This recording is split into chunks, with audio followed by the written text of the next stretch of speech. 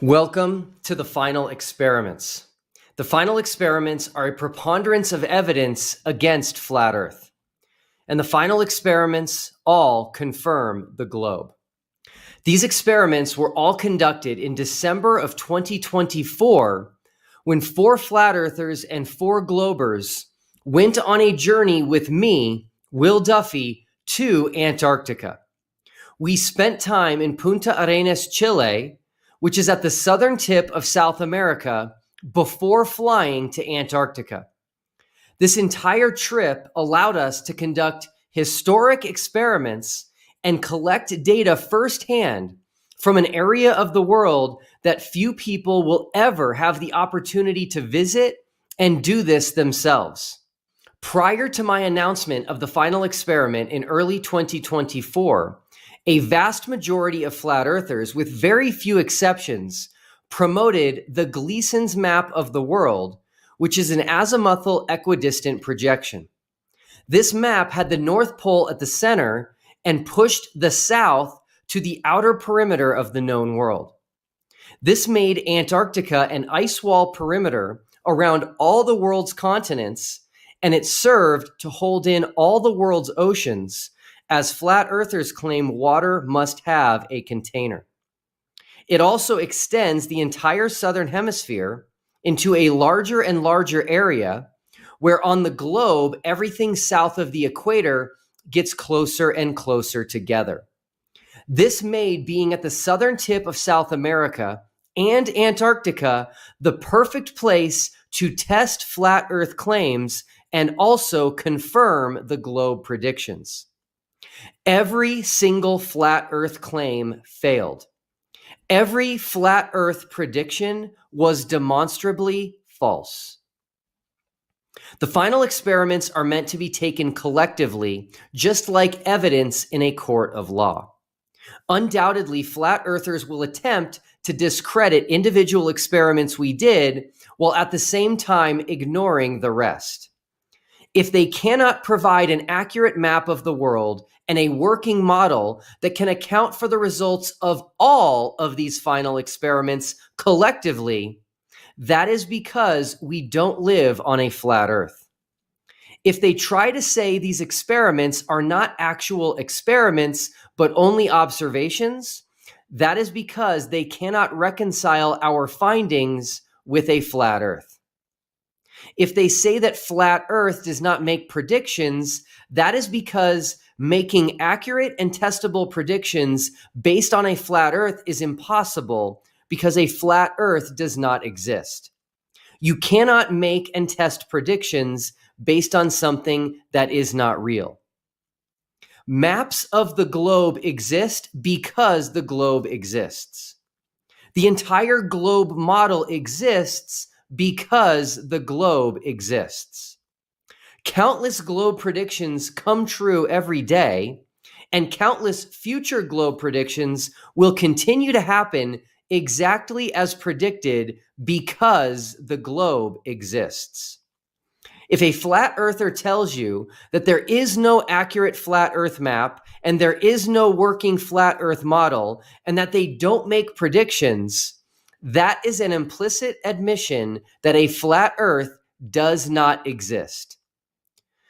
Because you can map things that exist, you can model things that exist, and you can make very specific predictions that come true based on something that actually exists and is testable. I created the final experiment to give both sides, flat Earth and globe, an equal opportunity to prove their side. Only the globe side returned with evidence supporting their position. The globe side returned with tons of concrete evidence that both accurately matches the globe model and also falsifies flat Earth. This brings us to the 24-hour sun in Antarctica. A 24-hour sun is a sun that is visible in the sky all day and never sets. It's visible in the sky all 24 hours. Flat earthers said for almost a decade that there was not a 24-hour sun in Antarctica. They were wrong.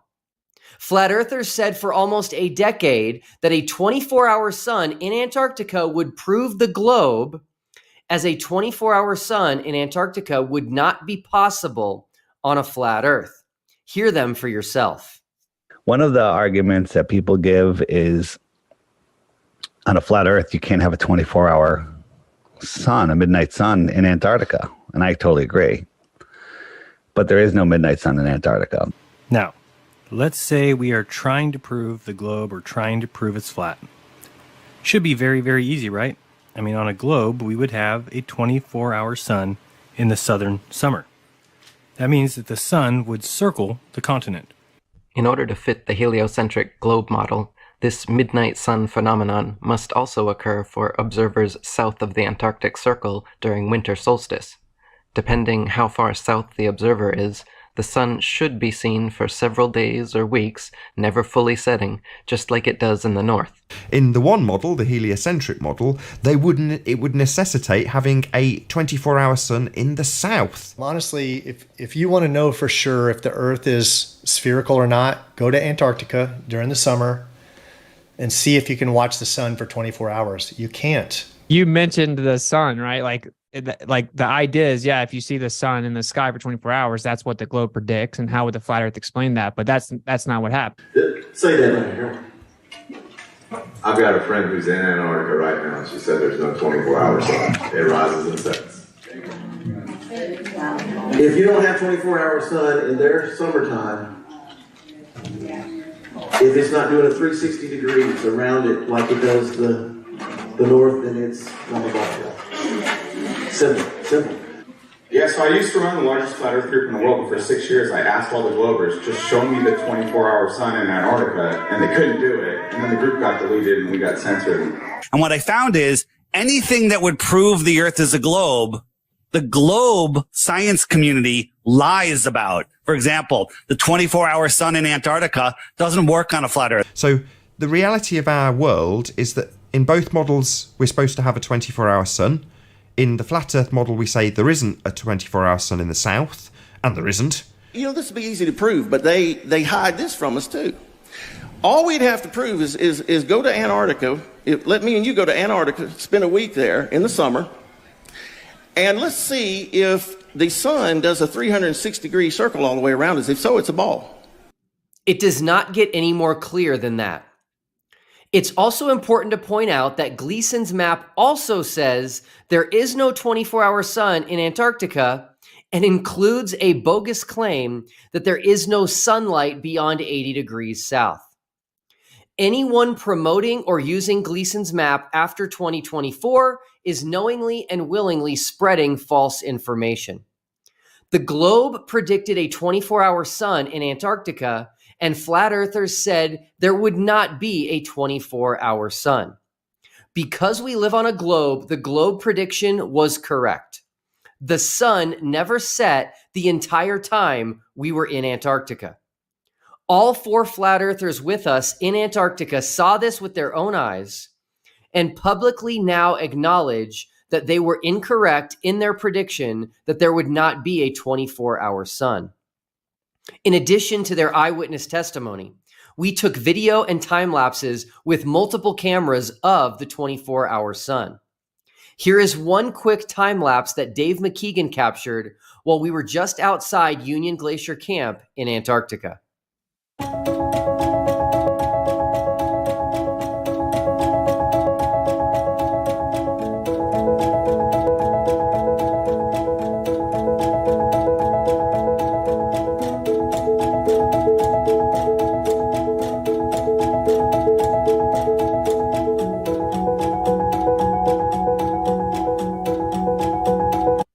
If a flat earther tells you that a time lapse is not a video and therefore doesn't count as evidence of the 24-hour sun, remind them that a video is a series of pictures, as is a time lapse.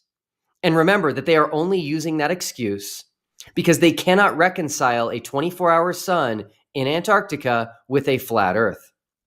So they will come up with other ways to attempt to dismiss the reality of the 24-hour sun, the eyewitness testimony from 4 flat earthers, and the high-definition video and time lapses we captured with multiple cameras.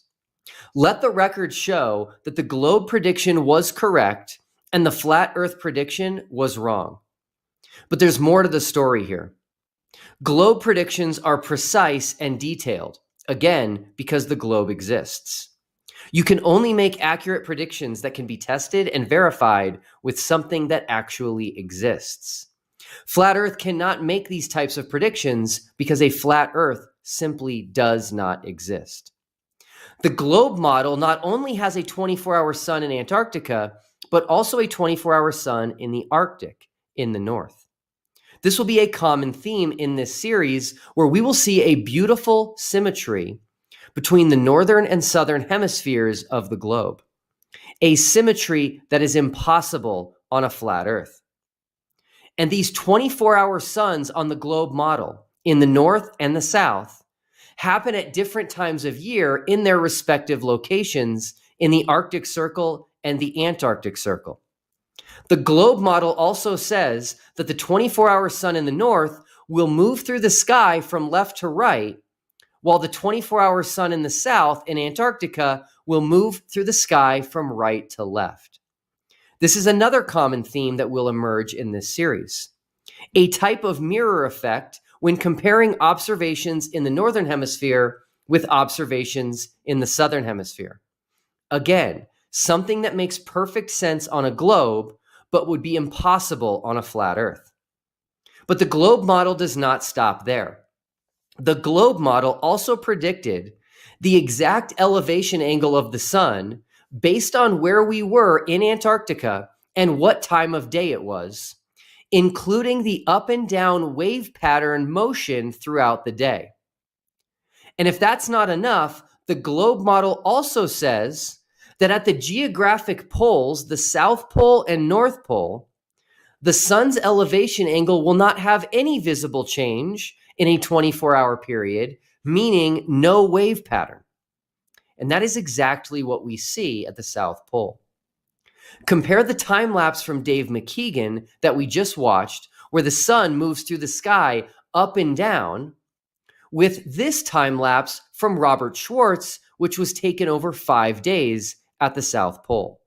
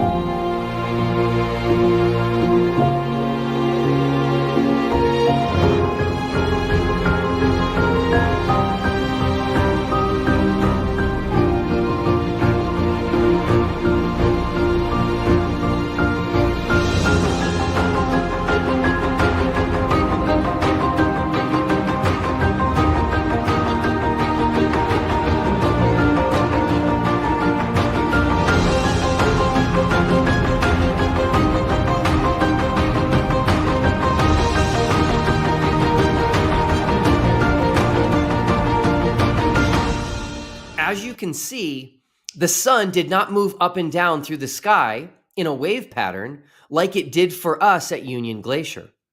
Yet both of these time lapses were taken in Antarctica. Still, the globe accurately predicted the sun's elevation angle changes at Union Glacier, in addition to accurately predicting the lack of elevation angle changes at the South Pole. Many people all over the world released video predictions of the sun's elevation angle changes prior to our trip to Antarctica. Here is a video prediction from Ola Dazalier, which he created before we flew to Antarctica. And as you can see, accurately predicted the movement of the sun through the sky at our specific location of Union Glacier. None of us had ever been to Antarctica, and the 24-hour sun had never been filmed at Union Glacier. So how was this precise prediction by Ola and others able to be made? Because we live on a globe. Because the globe exists, it can be modeled by anyone and will accurately predict what will be seen at any geographic location. This is impossible to do on a flat Earth because a flat Earth does not exist. All data points collected perfectly match the globe. A 24-hour sun in the north at the opposite time of year from a 24-hour sun in the south. A 24-hour sun in the north that moves through the sky from left to right, with a 24-hour sun in the south that moves through the sky in the opposite direction.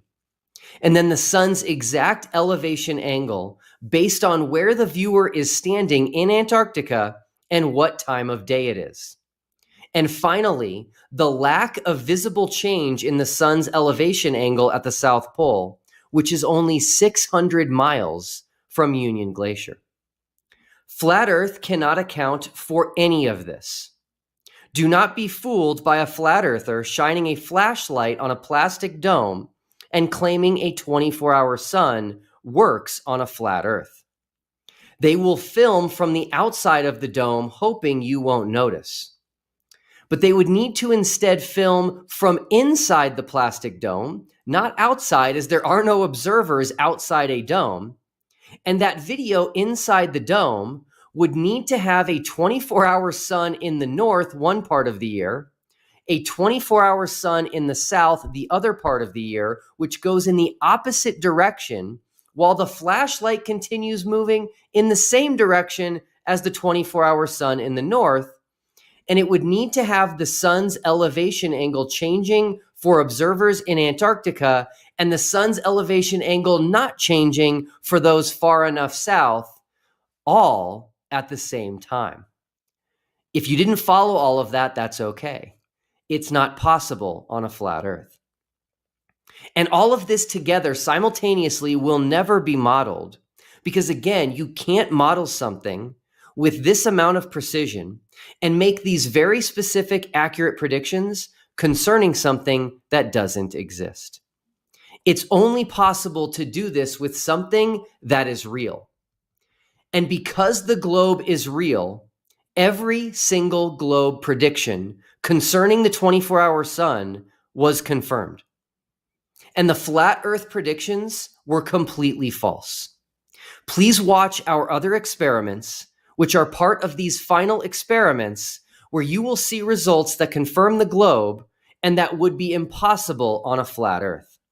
And please share this video with anyone you know who is a flat earther or considering flat Earth. As Jesus said in John 8:32, you will know the truth, and the truth will set you free.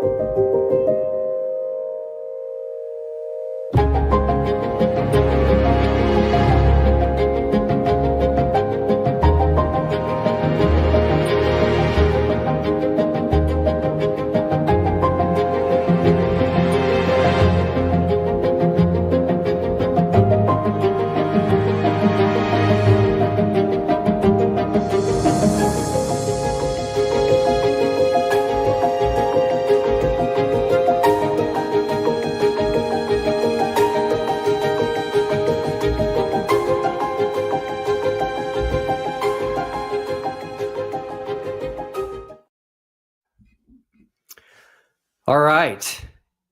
I am back in the saddle and excited to be back, but I did need a break. So just to be brutally honest with everybody, you can only deal with the craziness for so long of being called a Satanist and a fake pastor and all the other crazy things being thrown at me. But I am rested up and excited to be back here in the chair. There is so much going on, everybody, just so you know. The next few weeks are going to be pretty wild in a good way. Need to silence my phone. I am also going to be trying to simulcast the debate tonight on our channel here, because it's also going to be on the Modern Day Debate channel. So I'm hoping there's not issues with technology, but we shall see. But anyway, a lot going on behind the scenes, things I'm working on. So I'm going to give everybody kind of a heads up here on what's to come. I did want to, reconnect here with the TFE fam. And if you have any thoughts on Nathan Thompson, who I will be debating here in just a little bit, let me know in the comments. I'll do my best to watch the comments here on the screen. But so yeah, this debate tonight is something I'm looking forward to. I look at TFE as kind of like a package deal. And so you've got everything leading up to it, which was a lot of craziness. And then you've got the time we actually spent in Antarctica and Chile, all of the experiments we did, all of the observations we made. Someone just asked me if I paid Nathan to debate. No, I did not. Modern Day Debate reached out to me and said, hey, would you debate Nathan Thompson? And I said, sure. So anyway, I'm looking at TFE as a package, which is everything. And now afterward, I'm putting out the series that we already have 4 videos on, which is the final experiments, plural. That will end up having about 15 videos in that series. I personally think that series is going to be the most important thing that we do. I could be wrong on that, but that's the thing that I kind of hope stands the test of time. And kind of gets the most views. It's going to be something that anybody can hand to a family member, a friend, a loved one, a coworker who is flat Earth, who is considering flat Earth. And you can just say, hey, check out this series on YouTube. And no matter which one they click on, they will have incredible information that I think is just not possible on a flat Earth. All right, some important things coming up. We have the TFE Rewind. We're going to be doing a live stream with everybody that was in Antarctica that went on the trip with us. So 9 people, including myself. As you recall, we originally took 4 flat earthers and 4 globers. At least one of the flat earthers is no longer flat Earth and is now on the globe side. But anyway, we're going to get all of us together again for kind of one more live stream, which is mainly for you guys, mainly for the audience, so that people can see where they're at. I get people asking me questions all the time. Where is Lisbeth at? I have no idea. Where is Austin at with everything? I really don't know. He's been relatively quiet.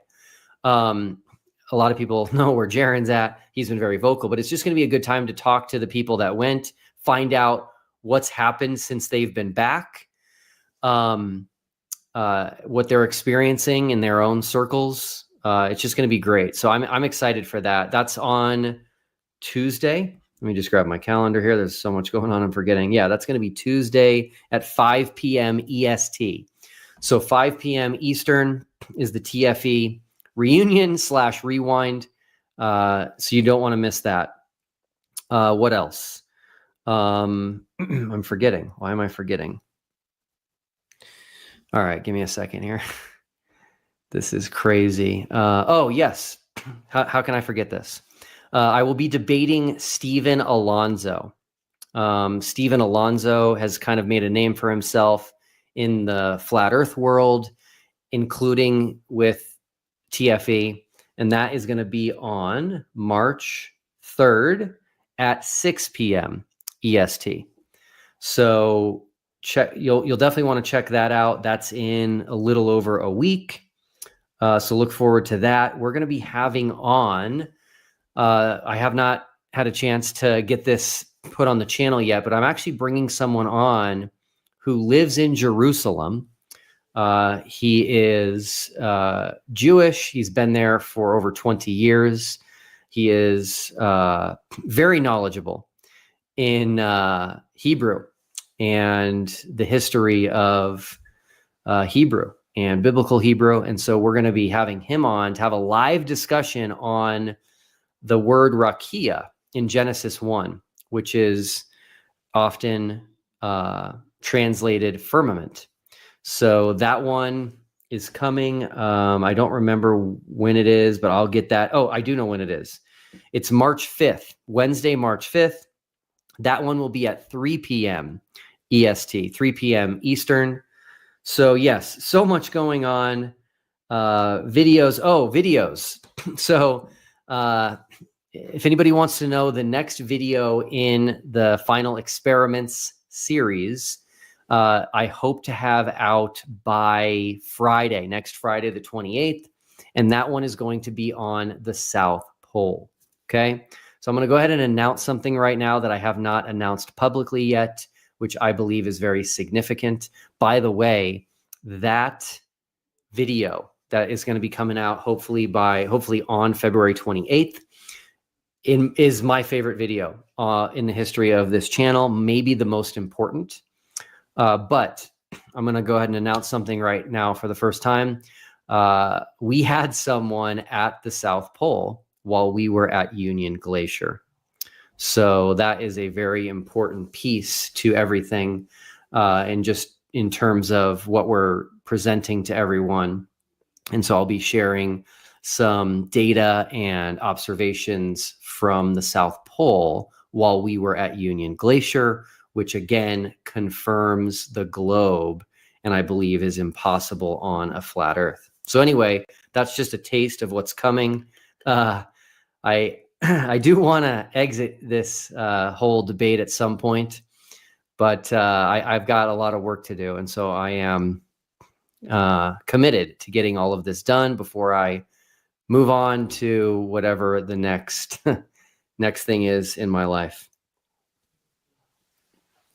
By the way, just in case anybody thinks this is interesting, I actually, in this few weeks of a break that I took, just kind of stepping out of this whole crazy debate, one of the things I did, I actually checked off a major item on my bucket list, like major, like maybe it was at the top. I don't know, because I haven't written it out. But I actually swam in the ocean with whales. I swam with whales and big whales. We're talking humpback whales. And that was just a very incredible experience. I didn't even know that was possible until I looked into it. And it was very, I would call it transcendent. And so if anybody ever wants to swim with whales, let me know. And you can go with me. I will probably do it frequently. The most you could really do it is about once a year, but it was really cool. So essentially what we did is we would try to find these whales, and if they were sleeping, we'd get into the water and we'd be above them while they're sleeping, and we'd wait for them to wake up to take a breath, and we'd be right over them while they're sleeping, and then they would come up right next to you. So you had to be a little careful, but because they're such a massive creature. Someone asked where I did it. Yeah, that's a really good question. There's actually a lot of places in the world where you can swim with whales, but I chose to go to the Silver Bank in the Dominican Republic, which was really cool. So that's more of a warmer climate than some of the other places that you can get into the water with whales. But a really cool story from my trip. There was a whale that was lobtailing. I had never heard of lobtailing, but the whale actually can just kind of either go on its, belly or kind of hang like this, and it just puts its tail above the water and hits the water really hard, probably some sort of a mating ritual or something. But it was just massive, the tail hitting the water. You could just like hear it. You could almost feel it. We were very close to it. And I filmed it, and there's a website called happywhale.com, and you can upload a picture of any tail of any whale that you capture on film anywhere in the world to their website, and they will catalog it for you, and they'll also see if anyone else has ever taken a picture of that whale. So I think they've had well over 1 million photos submitted. And I decided to just submit that whale because I had a very clear photo of the tail. And they came back and they said that they had not seen, this website had not seen that whale since 1992, which is just incredible. So it was over 33 years ago was the last time someone submitted a photo of that whale. And that picture was taken up in Greenland, I believe. And I'm all the way down in the Dominican Republic. So anyway, that excited me because it shows that the efforts going into fighting the whaling industry, which was threatening, whale extinction, are working, that these whales now are surviving for a very long time. But anyway, that's kind of just a cool story. I now need to do something very difficult, which is I need to switch over to modern day debate. Everybody needs to stay here, but I need to switch over to modern day debate to their Zoom. And I need to make sure everything works because I'm using a different program for our live stream on our channel. They're going to use Zoom for the debate tonight. And so everybody please hang out. I'm going to give this a shot. And then it would also help if you guys could make comments and let me know if the sound is okay, if the sound disappears, if there's an echo or whatever. Okay. Someone just asked me if I could do an interview. I am more open to doing interviews, but if you reached out to me when I was just really tired and needed a break, that's probably why I said no. So go ahead and send me an email and I'll see what we can do. Okay, so let's see here. I have to remember what to do. So I'm going to do this real fast and let's see what happens. I'm going to go ahead and I think mute myself. So give me 1 second here.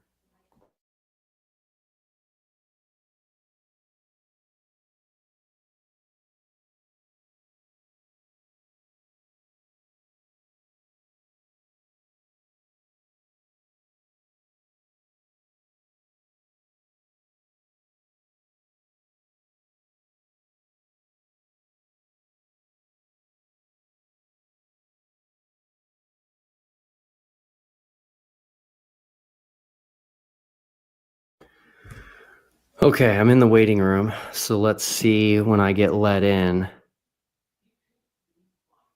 And then we will try to make this happen. My first ever simulcast.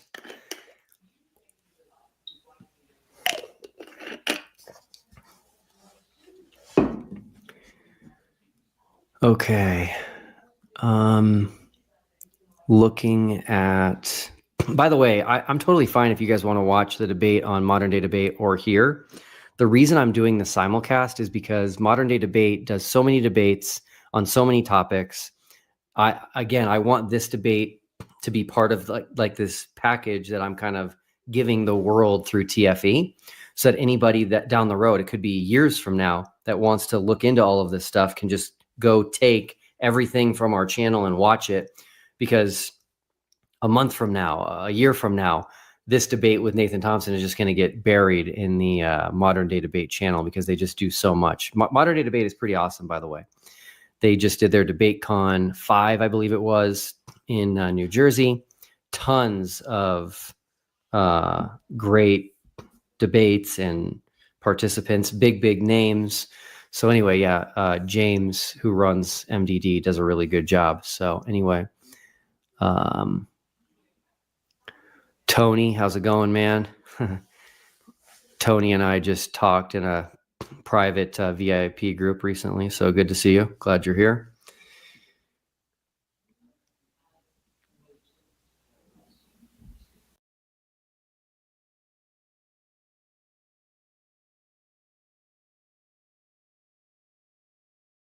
Zoom. Cool.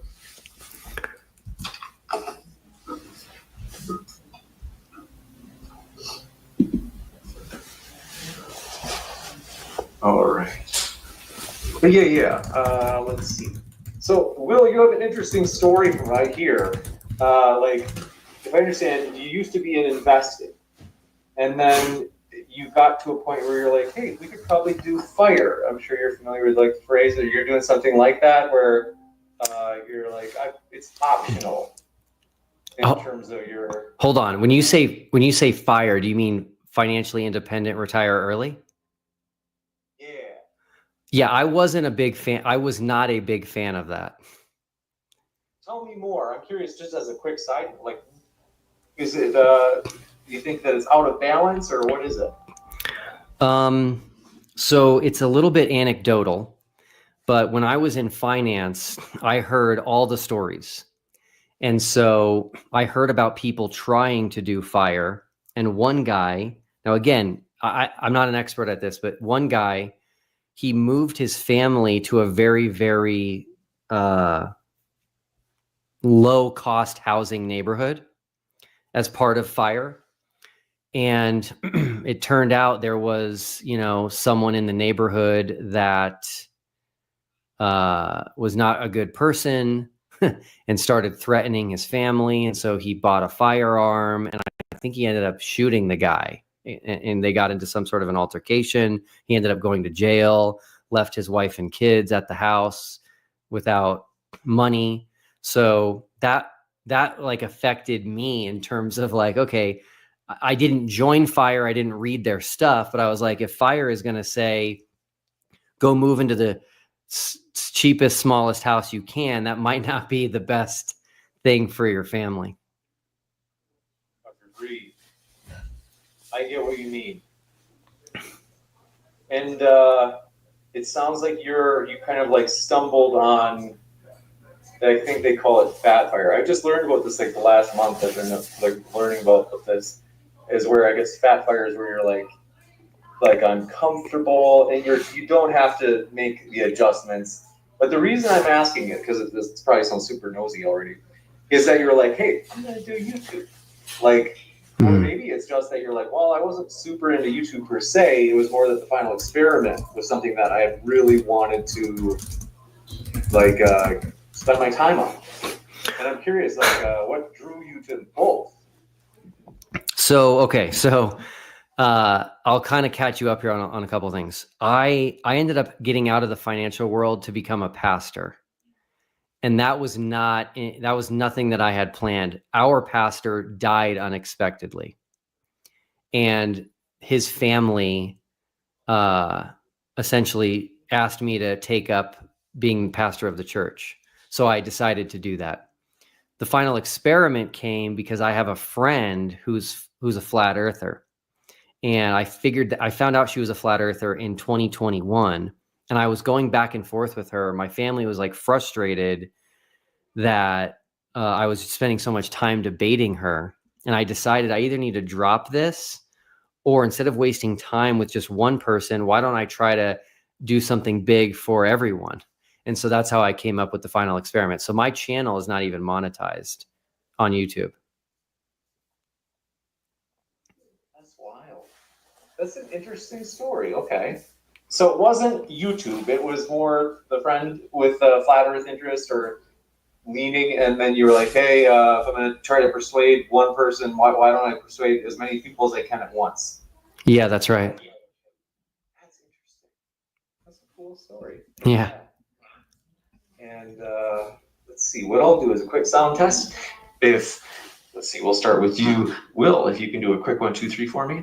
Sure. 1, 2, 3, 4, 5. Good. And then Nathan, if you can do the same for me. 1, 2, 3, 4, 5. Cool. Right where we need you guys. So what I'm going to do is start the stream on my side. They won't see or hear us yet. This is just basically free. So I can make sure the connection is good. Oh yeah, I have a feeling. So actually I'm going to check something right now. But it's good that we're pretty on time still. So just in case this little hiccup is going to happen, we can easily pivot. Oh, wow. Perfect. All right. It didn't happen. So, yeah, what I'll do is I'm just fixing the last little adjustments here is in about a minute, I'll go on screen for the cold open where I'll say, hey, ready? Today we're debating. That's right. Let me get the official resolution back up because I've got this. It might indeed be the last flat earth debate, at least for a long time. So, I've got to put that in the actual title, but give me one moment here as I pull this up.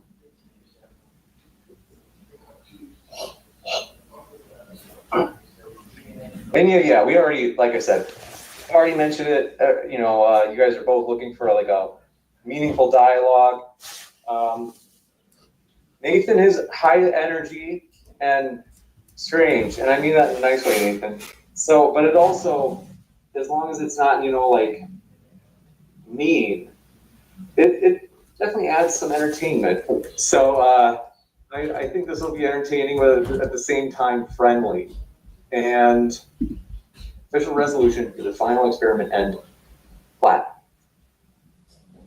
So let me just pull that. I'm excited for this. Thanks for being here, guys. This is fun for me. Thanks for sharing your story, Will. And yes. Nathan, you have an interesting story as well. Former Netflix star. But, all right. Let me just double check this is good. Cool. Do this. Intro. Main. One last little tweak.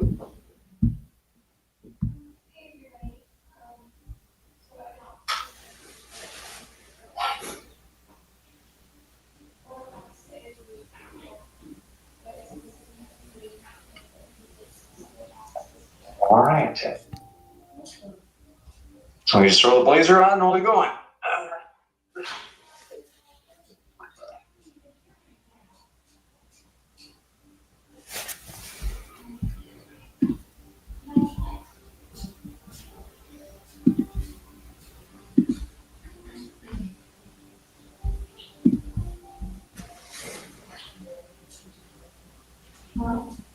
Double check this here. Okay, good. All right. Thanks for being here, guys. So yeah, like I said, I'll kick it over to you after I do that cold opening, and it'll be really obvious. So here I go in. Forgot I'm going to show this little bumper really quick for DebateCon 6 this fall. Excited about that, and it's our first debate since the conference, which is cool. All right, here we go. 3, 2, 1. Ready, set. Hey, everybody. Tonight we're debating, did the final experiment end flat Earth? And we are starting right now with Will Duffy's opening statement. Thanks so much for being with us. Will, the floor is all yours. Let me just do a little tweak here. There we go.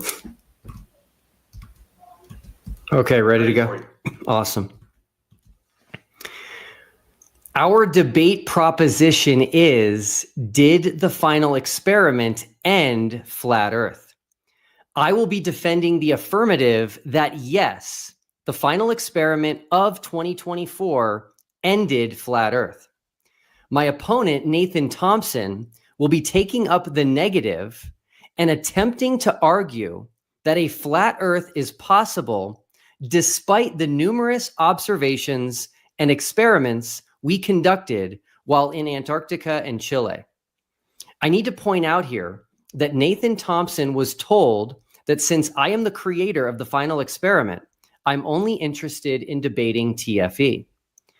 And most importantly, our debate is over whether or not the final experiment has ended flat Earth, which means our debate has nothing to do with the globe or the globe model.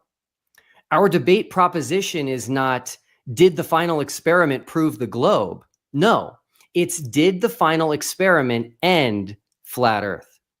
So I will be arguing that the final experiment trip and accompanying experiments and observations are not possible on a flat Earth, and therefore TFE has ended flat Earth. And it will be Nathan's role to argue that TFE's experiments and observations are possible on a flat stationary plane, and that flat Earth has survived. Now, if Nathan goes off topic and talks about the globe, I will hold up this globe to remind the audience that he is no longer debating the topic that we agreed to ahead of time. And I will bring the debate back to our agreed upon topic and refuse to allow him to deflect in this manner. If Nathan decides to keep evading our mutually agreed upon topic, that should send a very clear message to everyone watching that he is unable to reconcile TFE's observations and data with a flat Earth. When I created the final experiment, I set out to end the debate over the shape of the Earth. And I believe TFE has been incredibly successful in this regard. As evidence of this, there is currently a major exodus out of flat Earth, starting with Amarel from Canada, who was one of the first Patreon supporters of Eric Dubé. He saw the writing on the wall when Eric Dubé did not share his excitement about TFE going to Antarctica. Eric Dubé said for years that there is never a 24-hour sun at any time in Antarctica. Dubé also correctly asserted that the heliocentric globe model must have a 24-hour sun in Antarctica. Yet Eric Dubé did not think it was a good idea to travel to Antarctica to see which side was correct. And he even turned down an offer to have his trip to Antarctica paid for by a glober named Mark Harmon. Next is Jaron Campanella from the YouTube channel Jeranism. Jaron was one of the fortunate flat earthers who received a trip to Antarctica on my dime. And Jaron not only saw the 24-hour sun with his own eyes, but was also honest enough to admit that he had been wrong about the 24-hour sun and therefore wrong about flat Earth. Next is Alex Stein. Primetime 99 Alex Stein has been in the flat Earth community for a very long time, including participating in many debates on the topic on the Modern Day Debate channel. Alex Stein was also offered a free trip to Antarctica from political commentator Tim Pool, but elected not to join us. And although he did not join us, he has done the right thing in accepting the evidence and firsthand testimony we brought back of the 24-hour sun in Antarctica, and now acknowledges that flat Earth is false. Next is ROBBIE Davidson, who runs the very popular YouTube channel Celebrate Truth, which has over 150,000 subscribers. He is one of the OG flat earthers who has really been around since the beginning of the modern day flat earth movement. Then there is Nick Havoc. He had been a flat earther for 9 years, but is now so thankful for the final experiment, which has brought him the truth, so he no longer has to believe and defend a lie. Then there's Mellowdome, Austin Thompson, Stefan Driver, Shifty Eyes Shady, Rose 777, David Conklin. There was even an entire small flat earth group who all gave up flat earth after TFE.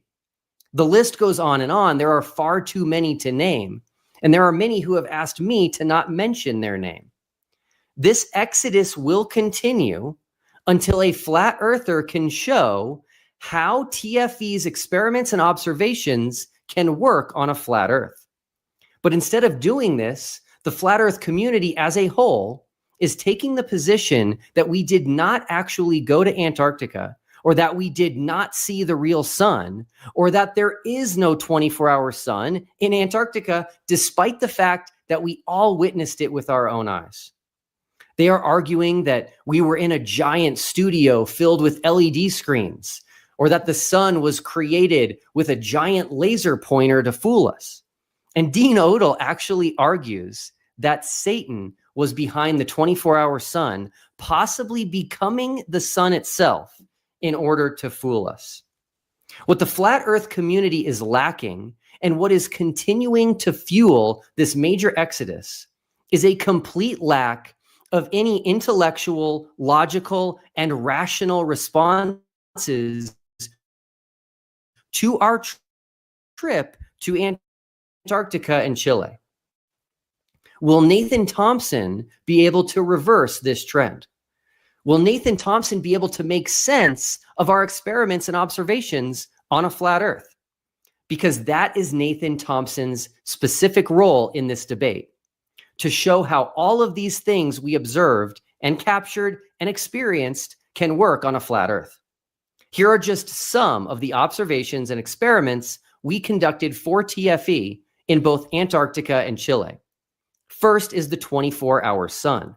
The sun never set the entire time we were at Union Glacier Camp, right at 80 degrees south in Antarctica. For years, the flat Earth community was adamant that there was not a 24-hour sun in the south, in Antarctica. This rejection was fueled by the fact that a 24-hour sun in Antarctica is not possible on a flat Earth. And this is because flat earthers say Antarctica is not an island continent at the bottom of a globe, but rather a massive ice wall that encircles the world's continents and holds in all the oceans. If Antarctica is this giant ice ring on the outside of our known world, the sun would have to rise and set each day, as both sides agree that the sun moves through the sky once every 24 hours for everyone on Earth. In December of 2023, this is a year before TFE, there was a debate outside Nashville, Tennessee, between Dean Odell and Greg Locke. The next day, there was a post-debate Q&A at a nearby hotel. And the room was filled with flat earthers, including Dean Odell, Flat Earth Dave, Austin Whitsitt, Joe Hanvey, and my opponent, Nathan Thompson. The first question at this event was about Antarctica and the 24-hour sun. After Dean Odell confidently stated during the debate that a 24-hour sun would mean we live on a globe, Joe Hanvey spoke up at the Q&A and said he had a friend in Antarctica at that time, and she told him there was not a 24-hour sun, and the sun rose and set each day. Shortly after this, my opponent, Nathan Thompson, was given the mic, and he said he used to run the largest flat Earth group in the world for 6 years, and it was after he asked Globers to show him the 24-hour sun in Antarctica that his group was deleted and he was censored.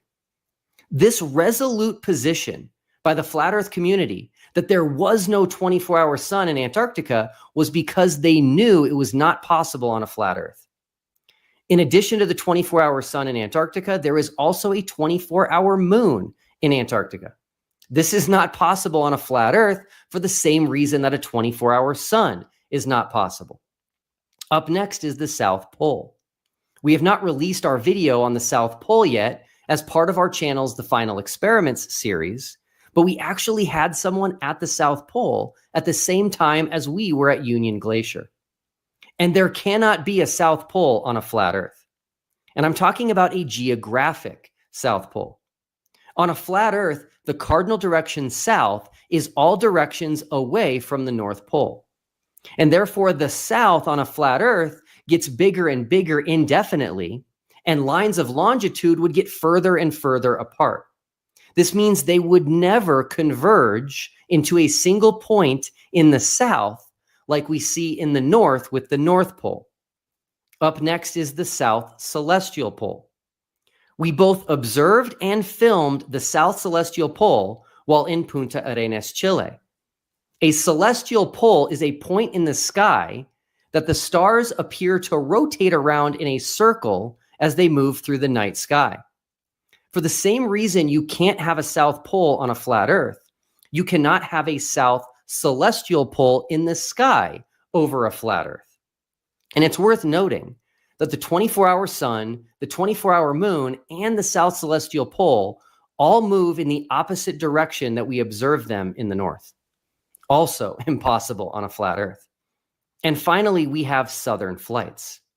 Flights far south on a flat Earth, for example, south of the Tropic of Capricorn, would require completely different flight paths than are actually experienced by passengers on these flights. They would also be of much longer flight lengths than flights in the north. As we already mentioned, a flat Earth pushes south to the outside, and distances on a flat Earth get further and further apart the further south you go. YouTuber Critical Think, a glober who was with us for the final experiment, flew home from Santiago, Chile to Sydney, Australia, nonstop after our trip to Antarctica. And he filmed the entire flight, and it was just over 13 and a half hours. Not only that, but his entire flight from Santiago, Chile to Sydney, Australia was over ocean. After leaving South America, the flight flew over no major land masses, including flying completely south of New Zealand before landing in Australia. This flight is just not possible on a flat Earth. Thank you. Thank you very much for that opening statement. And I want to let you know, folks, if it's your first time here at Modern Day Debate, I'm your host, Dr. James Coons. We are a fully neutral debate channel. That means only debates, no interviews, with fair moderation as well. We hope you feel welcome no matter what walk of life you're from. Don't forget to hit that subscribe button right now, as we have plenty more debates coming up in the future that you don't want to miss out on. For that, we're going to kick it over to Nathan for his opening as well. Thank you very much for being with us as well, Nathan. The floor is all yours. Thanks so much for moderating, James. Congratulations on the channel, just exploding. I remember when you had 20,000 subscribers back in the day, so it's nice to see you doing well. On top of that, Will, I really sincerely appreciate your stunt that you pulled there in Antarctica, because since then, I have multiple social media platforms doing over 1 million views a month, because I've been talking about Flat Earth for 10 years, dude. It's my bread and butter. I eat, sleep, and breathe Flat Earth, guys. I've done over 200 meetups. I used to run the official Flat Earth and Globe discussion before it was censored. We had 155,000 members in there. We didn't allow cursing. We didn't allow insults. We just got down to business, answering questions. So if you guys have questions, ask them in the super chat. We'll get to them at the end. Please share the show. Really appreciate that. But yeah, thanks, Will, for your stunt. Flat Earth is absolutely exploding on my social media platforms now. Thanks to you. Really appreciate it. So Will's opening was lots of talking, not a lot of proof sees. I would have liked to see more proof of the globe, or that the final experiment ended Flat Earth, but all we got was talkie. You'll see a difference in my presentation. I'm going to actually pull up images and show evidence to support my claims that his stunt didn't debunk the Flat Earth. Now, Romans 8:28 says, all things work towards good for those that love the Creator and are called according to his purpose. I've been featured in hit pieces where Globers try and prove the globe, and it always backfires on them, because all they do is make Flat Earth more popular, and it's true. So when it comes to Flat Earth, any publicity is good publicity. I learned about biblical cosmology from a guy named Michael Lavery. He was my brain coach for 10 years. We were studying applied neuroscience, steroidogenesis, neuroplasticity. And one day he says, Nate, you ever look in Flat Earth? And I just about dropped the phone after he told me he spent 7 months looking into it. I thought he was going to say, oh, I heard about it Tuesday. So the smartest guy I know, been looking into it 7 months. I didn't sleep for 3 days. Then I went and got a camera. The camera I got was a Nikon P900. That's this camera right here. But this camera has been converted to infrared. It's what the military uses to see super far. Then we upgraded to the P1000, which is 125 times zoom. Technology has far surpassed the globe lies and the globe religion. So I spent about a week on the beach debunking the globe. Then I started the official Flat Earth and Globe discussion. I've been doing meetups ever since. A couple months ago, someone called me and says, Nate, I got an RV. Do you want to go around doing interviews, gathering products for a website, doing meetups like you've been doing? And so now I'm in an RV with Geo And we've got all sorts of stuff from the community, like Flat Earth Gleason map blankets, some coffee here from Paraplegic. If you don't have the Flat Earth Sun, Moon, and Zodiac Clock app, download that. The referral code is NEO, and you can get tinfoil hats at bonafidetruth.com. And if you need to find any of my social media links, bonafidetruth.com/Nathan. Now, let's get right into it, guys. If I could get this share screen. Ready for you. Excellent. Thank you so much. All right. So if we lived on a globe, and I know he's going to hold up his little sign, go ahead. This is the curvature rate for the globe. It would curve in all directions like a ball, 8 inches per mile squared, or 0.666 feet per mile squared. That would give you 66.6 feet of drop over just 10 miles. But from mile 40 to 50, you're talking 600 feet of drop because it's exponential. Now, we were told that boats go over the horizon, and that's the curve of the Earth. Well, the horizon, formerly known as the curvature of the Earth, is not physical or geometric. If you read Phil Metzger's book on the art of perspective, it says, what is one-point linear perspective? And it details the horizon versus eye level. And it says, in the railroad picture, you can see where the flat land meets the sky. That imaginary line where the sky meets the land is the horizon. So on a globe, we would have a physical geometric horizon at 1.22 miles times the square root of the observer's height in feet. So for a 1-foot observer, it's 1.2 miles away. For a 6-foot observer, it's 3 miles away. Now this picture on the right is 1-foot observer, horizon should be 1.2 miles away, and the horizon is past 9.5 miles. So we don't have a physical geometric horizon. This is a famous picture from Joshua Nowicki from 57.25 miles, should be about 2,000 feet of drop. Now the tallest building in this picture is 1,350 feet. I actually took this picture from Kenosha in a helicopter with the infrared P900 from 51 miles away, just when we got above the tree line. And the entire skyline was visible. None of it should have been visible. Should have all been obstructed by the imaginary elusive curvature that can never be found. Here's 6 lighthouses that should all be obstructed by curvature, but they're clearly visible because the Earth is flat. Here's Mount San Jacinto, visible light, Mount San Jacinto with infrared. You can clearly see it 123 miles away. We've also got videos of the Candido Mountains, the sun setting behind them. No curvature on the surface of the Earth. So I don't know why we're pretending that going to Antarctica and looking at the sky is going to somehow end the argument about the floor. Here we have world record photograph, 275 miles. Bardet Kranz should be 50,416 feet of missing curvature that we can't find. It's very elusive. Can't find it anywhere. Then you've got microwave repeater in 90 kilometers, over 100 miles. Search and rescue. We've done laser tests. You can zoom in on distant objects. They're clearly not obstructed by curvature. Now, I'd highly recommend, guys, test all things and hold fast to that which is true. Once you go flat, you never glow back. Be the change you want to see on flat Earth. The truth is incontrovertible. Malice is going to attack it. Ignorance is going to try and deride it. But in the end, there it is. And you can lead globe earthers to flat water, but you cannot get them to put their sign down and think critically about the shape of the Earth. That's all I got, James. Thanks so much. Thank you very much for that opening statement. What we're going to do is kick it into the open dialogue. Before we do that, just a couple of other housekeeping things. First, if you haven't yet, please do hit that like button. We appreciate your support. And if you are watching live, this is your opportunity. Modern Day Debate has just put a poll in the live chat. This is a great opportunity to vote on whether or not you think the Earth is flat, globe, or you are unsure. With that, we'll get an open dialogue. Thanks very much, gentlemen. The floor is all yours.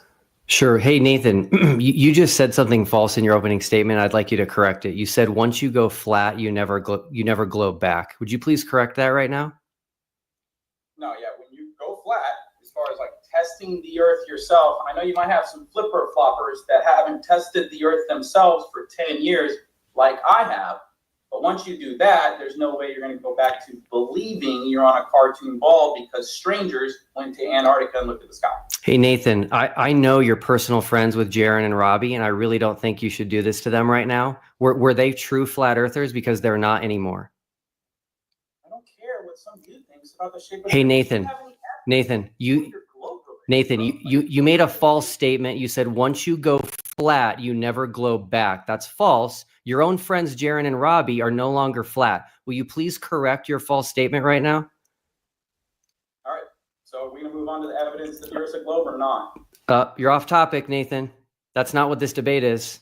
Off topic. We're not here to talk about what people think the Earth is. Okay, so you won't even correct your mistake. That's really sad. Okay, so Nathan, let's start with an easy one. Were you aware that while we were in Antarctica, we live streamed? Yes, I was aware there were live streams being done. How did we live stream from Antarctica on a flat Earth? Please explain that on a flat Earth. So you can only live stream on a globe?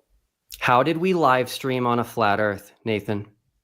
This is your job in this debate is to argue how what we did and what we observed is possible on a flat Earth. How did we live stream on a flat Earth? Please tell me. You had 6 arguments. None of the Hey, Nathan. live streaming was one of the 6 arguments. So you could stick with your arguments. Hey, Nathan. Flat Earth. Hey, Nathan. Nathan, Can you chill out? this is part of the final experiment. How did we live stream in Antarctica? Please answer. Okay, live streaming from Antarctica wasn't one of your 6 arguments. You talked about a 24-hour sun, a 24-hour moon, a celestial south pole, airplane flights in the south. If you want to stick with your arguments, I can talk about how those are affirmative consequent fallacies and red herring fallacies. But how you live stream from Antarctica, the same way I'm live streaming right now. We have internet. It's 2025. But How did we get internet in Antarctica, Nathan? the same way I'm getting internet right now on a flat Earth. How? I don't know. I wasn't there. How did we have internet in Antarctica? So James, he's asked the question like 5 times. I wasn't there. I don't know how he got internet in Antarctica. That wasn't one of his 6 claims. Okay, so Nathan, you know that the flat Earth position is that internet comes through undersea cables. Is that your position? No, definitely not. It comes through a multitude of ways. It's a collective ensemble of things going on. You've got undersea fiber optic submarine communication cables. You've got towers. They normally put them on mountains, and the microwave towers have a Fresnel zone.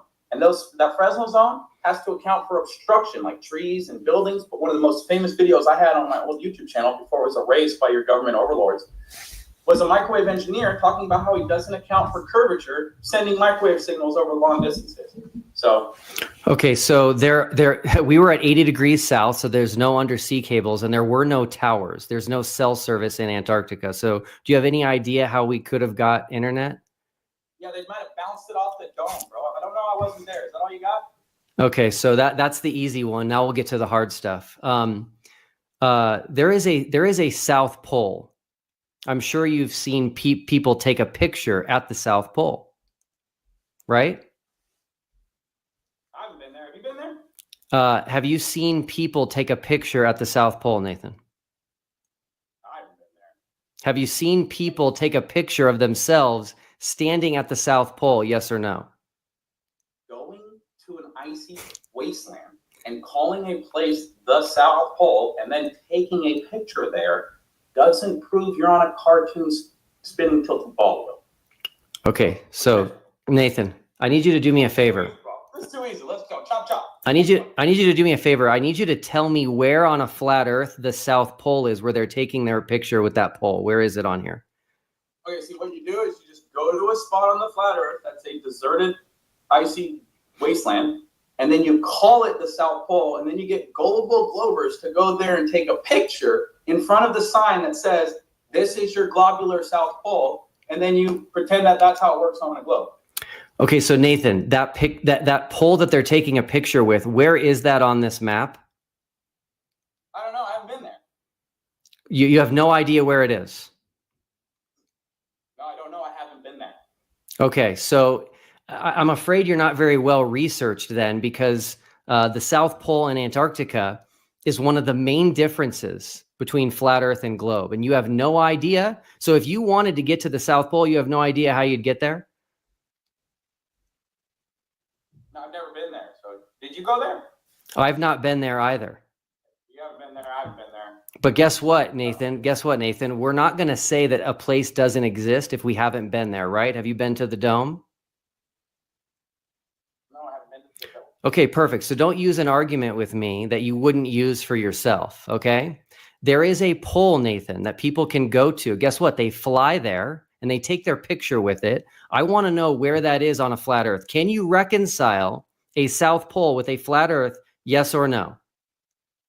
Yes, I just detailed how you go to a specific icy wasteland, you put up a sign for gullible globers that says, this is your globular South Pole that you're upside down on, and then you take a picture because you're a gullible glober and you think that proves the shape of the floor. That doesn't prove the shape of the floor. Well, you're going to need better proofs than this, bro. No one's buying this, bro. Hey, Nathan, you're off topic again. I'm not here to prove the globe. We're here to see if the final experiment observations and experiments work on a flat Earth, and you're not showing how they work. So, You didn't even go to the South Pole. hey, Nathan, hey, Nathan, we had someone at the South Pole, and you have no idea where that is. And Icy wasteland, they put up a sign and said, this is your globular South Pole, and then gullible globers took a picture there, Will. is there anything else there, or is it just a pole? I don't know, I haven't been there. Okay, so you haven't done research. Okay, so Nathan, guess what? There is a station there. It's called the Amundsen Scott South Pole Station. It's massive. You say so. Without being there, that's cool. So Nathan, you're going to have a very hard time defending flat Earth if you can't even show where this location is that people visit, that my friend visited and took information for us from the South Pole. So we're going to go ahead and move on because you have failed at reconciling a South Pole with a flat Earth. All right, next we're going to talk about the South Celestial Pole. Are you familiar with what a celestial pole is? Yeah, you're familiar with what a red herring is? Okay, so if you're familiar with what a celestial pole is, can you please explain how there's a South Celestial Pole on a flat Earth where the stars go in the opposite direction than they do in the north? Yeah, no problem. James, can I get the big screen, please? Crystal clear, right? You go to Google and you type in red herring fallacy. A red herring fallacy is a logical fallacy that occurs when someone distracts from the main topic of the argument by introducing an irrelevant topic. What's the topic of the debate? What's the topic of the debate? I'm still talking, bro. Can you chill with your Tourette's? You need to tell me what the topic of the debate is before you can establish that I'm going off topic. What is the topic? You're talking of the topic is, did the final experiment end flat Earth, which has to do with the ground, and you're talking about a celestial South Pole. Part of the final experiment was documenting the South Celestial Pole. The South Celestial Pole is not possible on a flat Earth. Your job is to show how it is. Can you do it? Yes or no? Yeah, what'd you document? Let's see it. You haven't seen the videos that we have of the South Celestial Pole? No, I haven't seen them. You haven't shown anything either, bro. Are you going to show anything? Sure. Will it change your mind? Yeah, well, it depends on what I see. Okay, give me 1 second. Take your time. We're going to get shown something. Finally get some showtime, bro. Oh my God, it's story time. Ears are going to start bleeding. I am a little surprised that you're taking this position that there is no South Celestial Pole, or that I need to show it to you first, but that's okay. You said you documented it. I'd like to see what you documented. That way I can detail how this is a red herring, has nothing to do with the shape of the floor. That's not the topic of the debate, Nathan. Yeah, you thought your final non-experiment ended flat Earth, which is the shape of the floor, Will. There you go, South Celestial Pole. Those stars are rotating in the opposite direction of the north. You took that in Antarctica? Robert Schwartz did.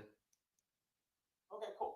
No problem. Thanks for showing me. Now I forget. Can I get the big screen again? Am I still in it? Can you reconcile the South Celestial Pole with a flat Earth? Yes or no?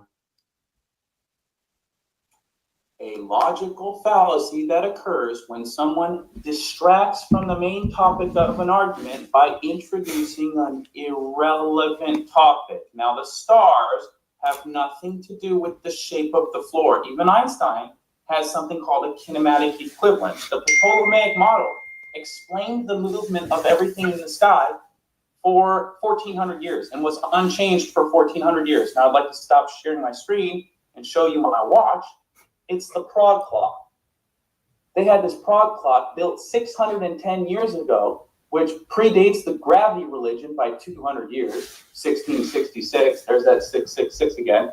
But they had all this mapped out for 1,400 years on the Ptolemaic model, what was going on in the sky, assuming a flat Earth. You could also celestial navigate, getting angles to these stars and the sun, and then navigate the oceans, assuming a flat Earth. So this sky argument really isn't helping your globe religion, and it's a red herring.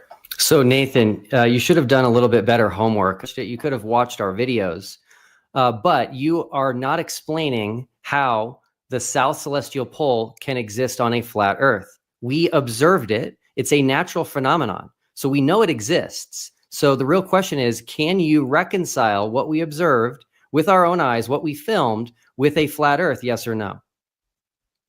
Yeah, I got this flat Earth dome I picked up from Joe Hanby. We can actually show star trails in the north and star trails in the south, 24-hour moons in the south and 24-hour suns in the south, and rainbows and halos and sundogs and eclipses. Just about everything you see in the sky can be modeled right here, or at least shown a physical representation of. So yeah, I'm very familiar. Better proof. You're going to try and end flat Earth. Hey, Nathan, I'm very familiar with Joe Hanby's model. I actually offered him to demonstrate it on our channel, which he declined. And I've refuted his model. So when it comes to his model and the celestial poles, his South Celestial Pole is a reflection of the North Celestial Pole.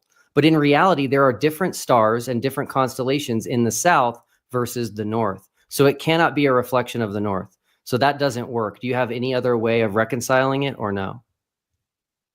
I didn't say it's a reflection. I don't think it's a reflection. And when we project it from the top of the dome, it's not a reflection. So what's showing up in the South if you're only projecting stars to the top of the dome?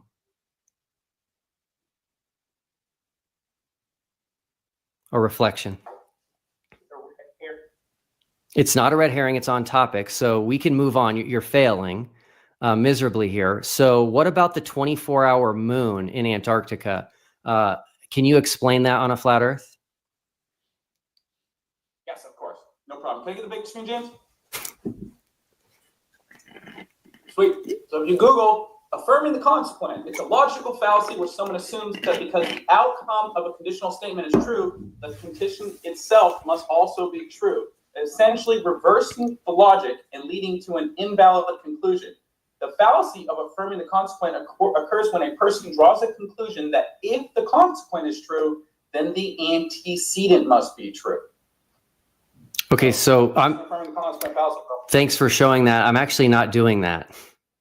So all I'm doing is presenting an observation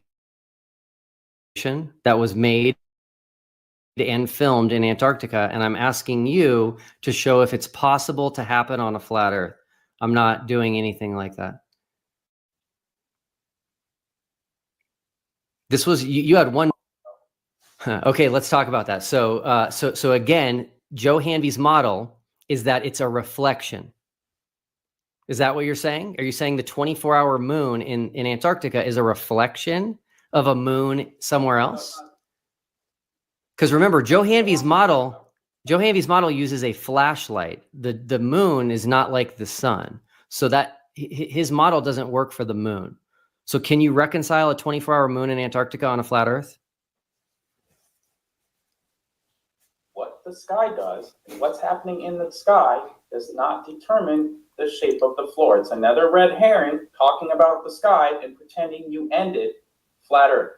Thanks for playing, Will. Well, the reason I ended flat Earth, Nathan, is because you nor the entire flat Earth community can explain these things that I'm telling you. Like, for example, they can't explain how we got internet in Antarctica. It's very simple. We got it from satellites. So this isn't good. This isn't good. Explanations are not proof, Will. I don't know if you know that, but you can walk down to a local tavern, find the local village idiot, and ask him anything under the sun, and he'll give you an explanation for a pint. That doesn't mean he's true. That doesn't mean he's right. Okay? Explanations are not proof. So you sitting over there asking 21 questions about the sky and saying you don't have an explanation for the sky doesn't end what the floor is, bro. You gotta be joking me. But Nathan, it's probably reasonable, right, for him to ask for an explanation where he's saying, hey, let's say evidence A seems less probable on a flat Earth than a globe Earth. It's reasonable for him to ask how you would explain it, right? So yeah, I do want to, if you're willing to engage in terms of trying to give an explanation. I haven't seen it. So he went and saw it. Good for him. Looking at the sky doesn't determine what the floor is, James. That's all he's got. Great, excellent. We can just move the Q&A. No, I've got more. It's great. I'm enjoying this thoroughly. Okay, excellent. Okay, cool. Great. All right, so all right, I will. I'm just going to recap for the audience. So we don't know how you can get internet in Antarctica on a flat Earth. We don't know where the South Pole is on a flat Earth. We don't know how there can be a South Celestial Pole on a flat Earth. We don't know how there can be a 24-hour moon in Antarctica on a flat Earth. Let's talk about the 24-hour sun.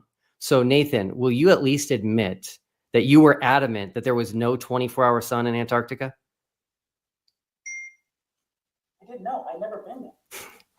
Nathan, that was not your position. That's false. You never said, hey guys, I don't know if there's one or not. I haven't been there.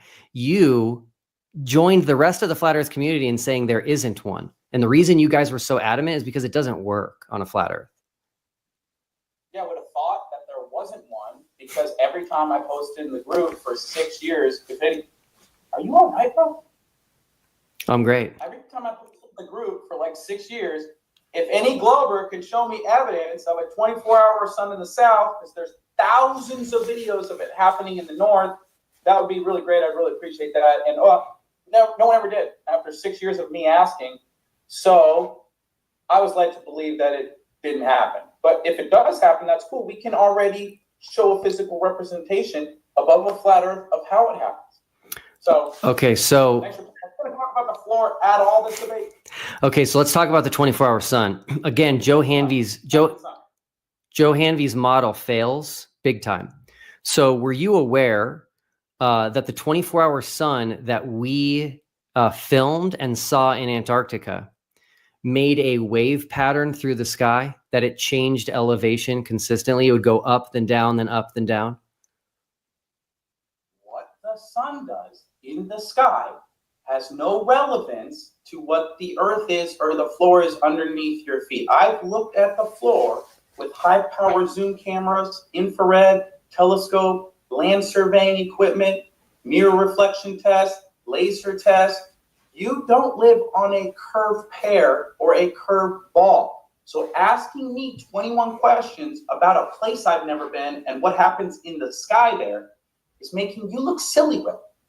Okay. Just one question. Just I think some people in the chat are confused because they're trying to understand. Nathan, would you say that a 24-hour sun is a problem for the flat Earth? Like, would you say no? Actually, it's not a problem. We have this explanation. Here it is. Or would you say we don't have an explanation? We can show a physical representation of a dome and how you can get a 24-hour sun over a flat Earth with a dome. So no, it's not a problem if he saw a 24-hour sun. Okay, so Nathan, here's the issue. People have noticed, and I brought this up to Joe Hanvey, and a lot of people have brought it up to him, that he's not putting the camera inside the dome. He's putting the camera on the outside of the dome to get what might look like a 24-hour sun. But if you put the camera inside, you would never see it. So that's actually a false model because we were not outside of any dome. We never saw any dome. and there was no camera outside the dome. Our cameras were all in Antarctica. So his model doesn't even work. If he were to put a camera on the inside of his dome, there would be no 24-hour sun.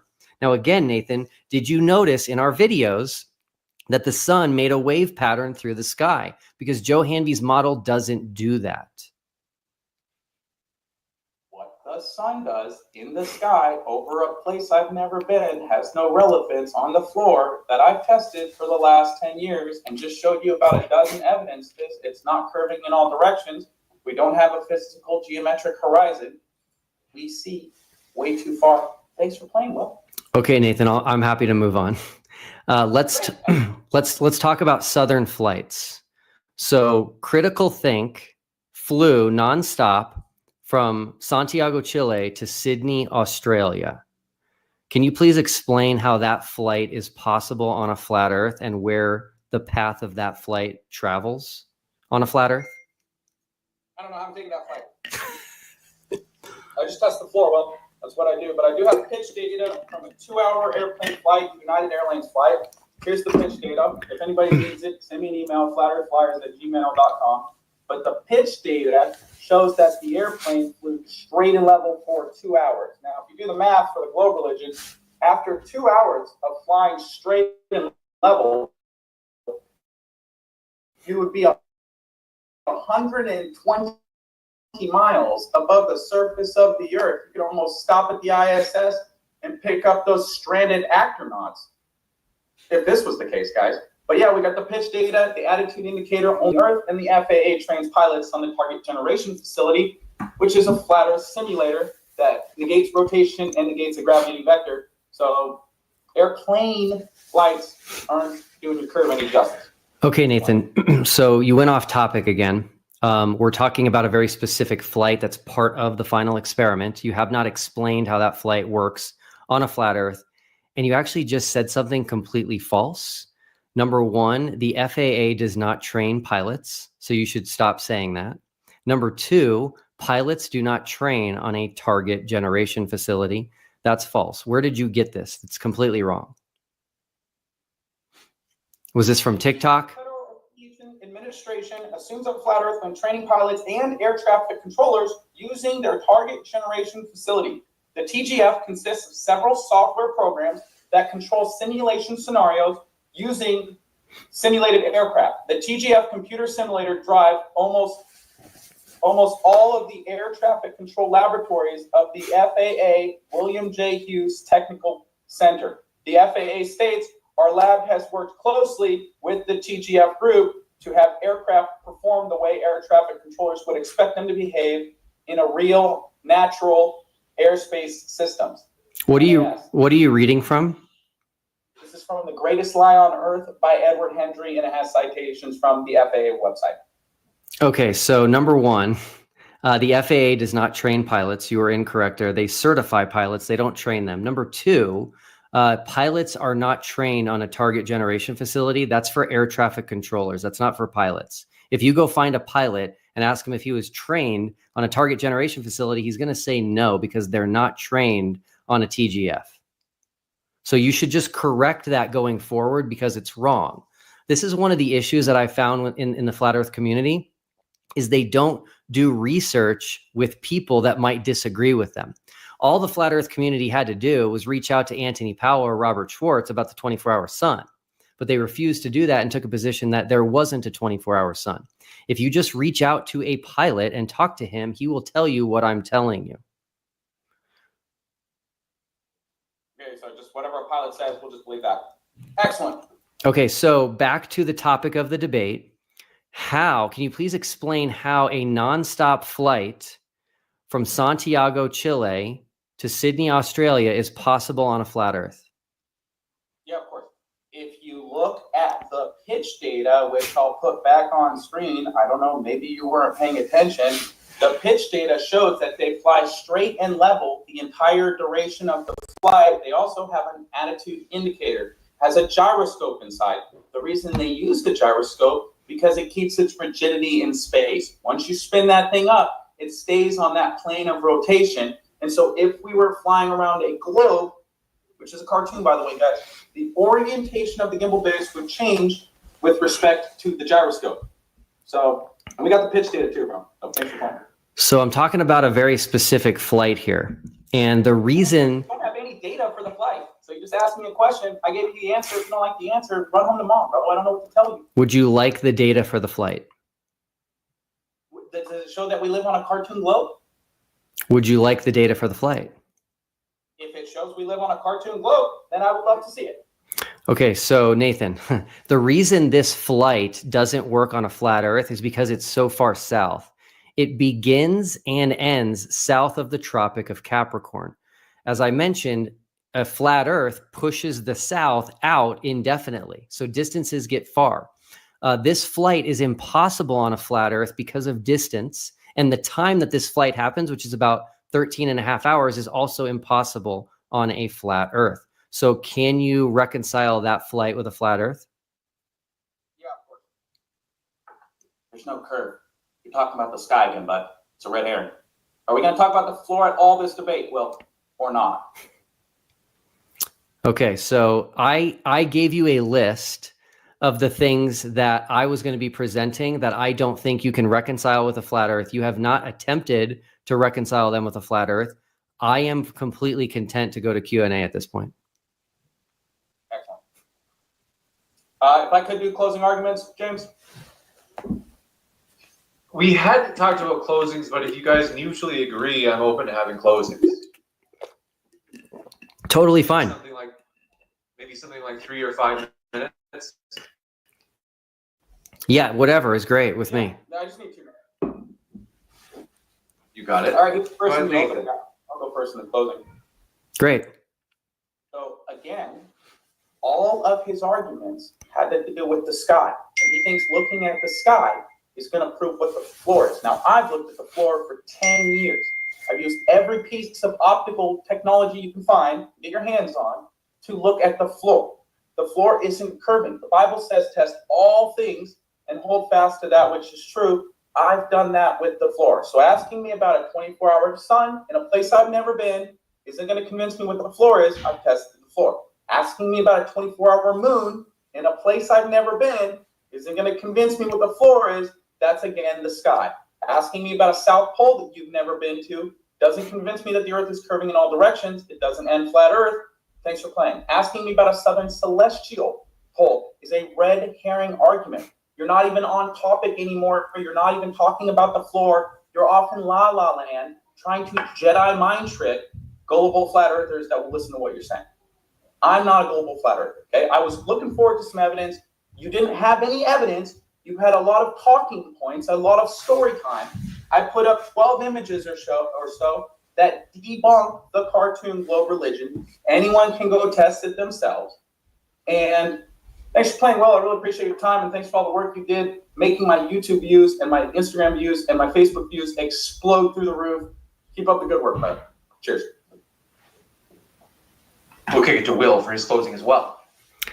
Okay, great. So I actually, just so everyone knows, I sent Nathan the list of what I would be talking about so that he knew exactly what I'd be presenting. He would have an opportunity to watch the videos on the TFE channel and know exactly the arguments I would be presenting.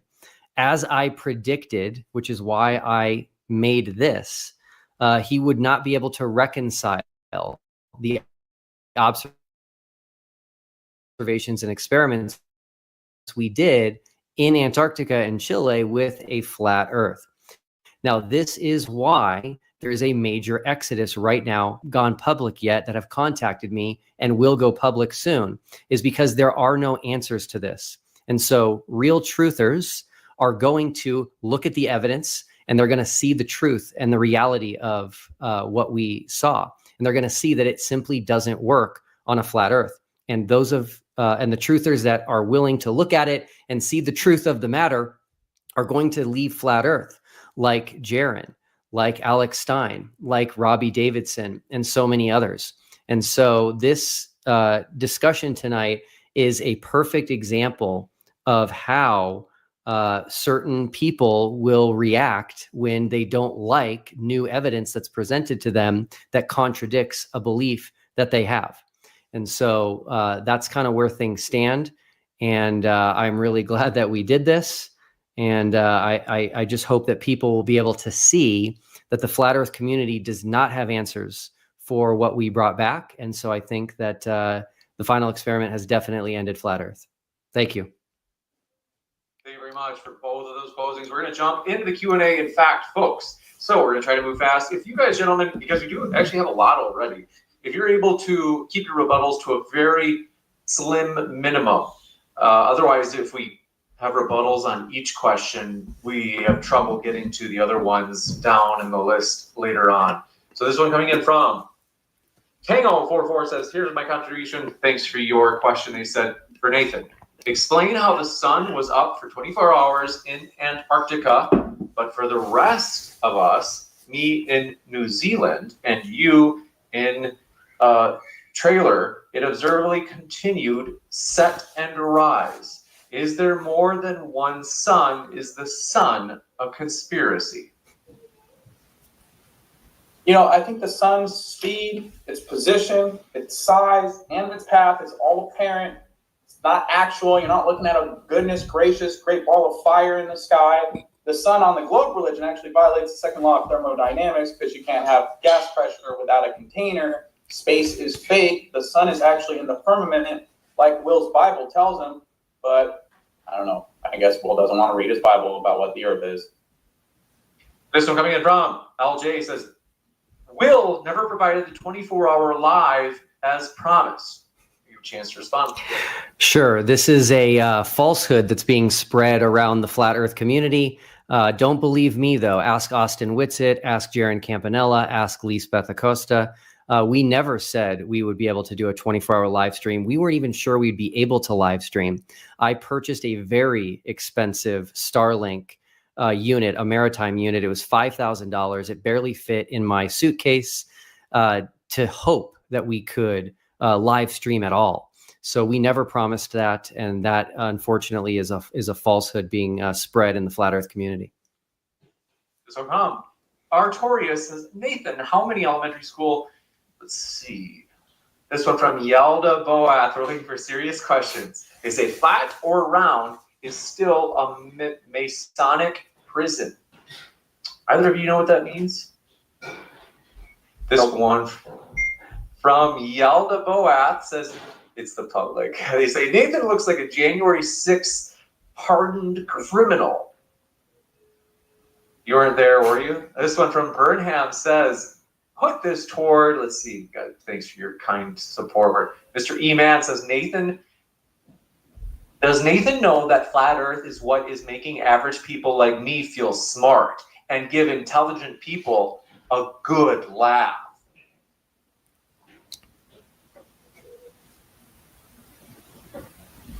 Oh, I thought the screen was frozen. All right. This one, King 44 says, prediction.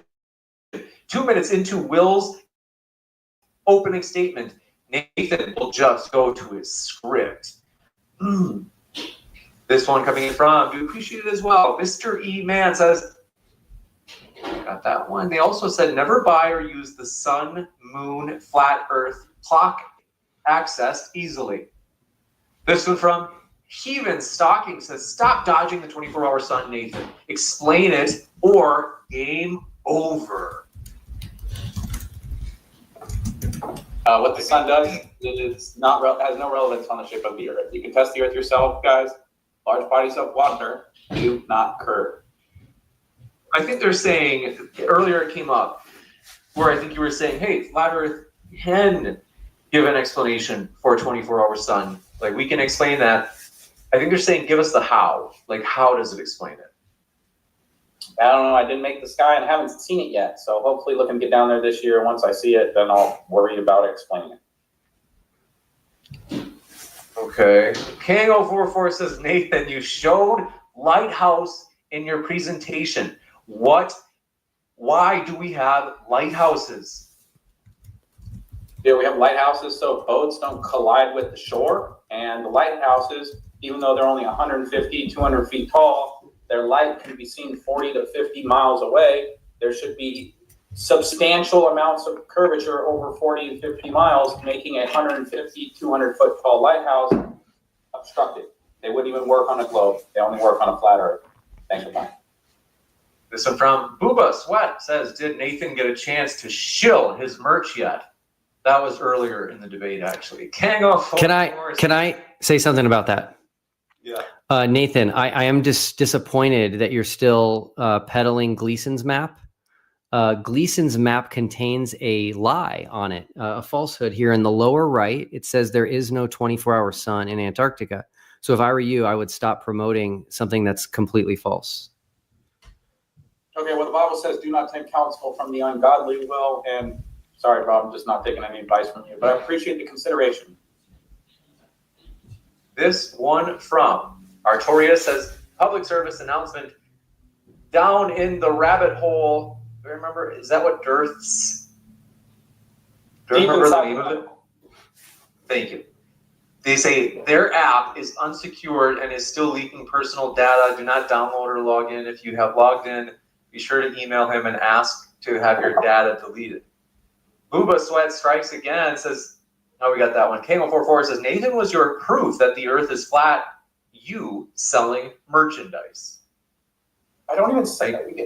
We have blankets that Stephen Alonso offers. We have paraplegic. He's a veteran paraplegic. And I help him sell his copy. I've spent, if you look at my Cash App, like $800 of my own money on his copy because I just think it's good copy. These are not my products. This is not my merchandise. I'm just trying to help people in the community make more money because then we can do more stuff and debunk the globe further. Megan Marie says Earth is a globe, but tinfoil hat is sick.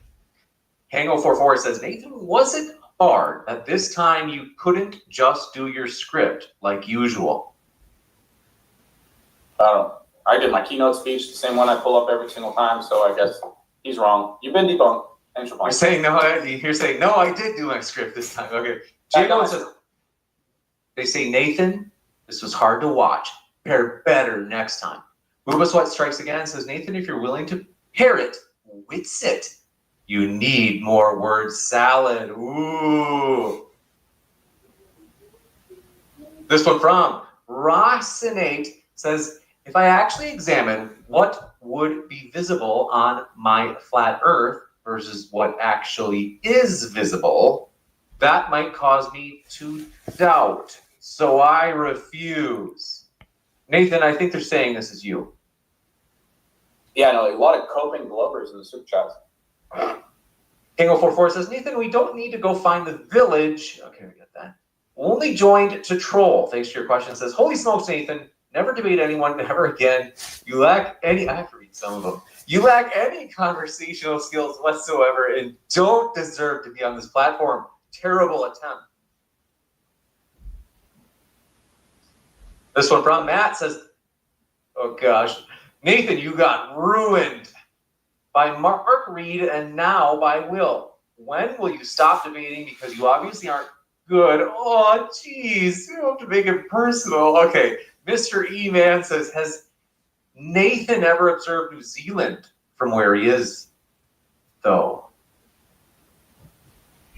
I think they're saying, Nathan, you talked about New Zealand at some point in the debate. And they're saying, well, hey, you know, you kept saying like, oh, I've never been to Antarctica, so I can't really answer questions about it until I've been there. And they're saying, but wait a minute, you talked about New Zealand. And have you ever been there before? No, I haven't been to New Zealand, James. Why do you keep turning your camera off? What are you doing over there? This one from, I don't want to know. Zoomer Ray says, Nathan, do you believe in celestial navigation? Because that debunks your statement of what is measured in the sky. Believe in celestial navigation? No, celestial navigation happens on a flatter Earth because they use triangles to triangulate using the sky, assuming a flat Earth. It only works on a flat Earth. Thanks for calling. This one coming in from the Turk says, what does the floor look like in Antarctica? How about the shadows on the floor? The shadows did a 360, which is not possible on a flat Earth.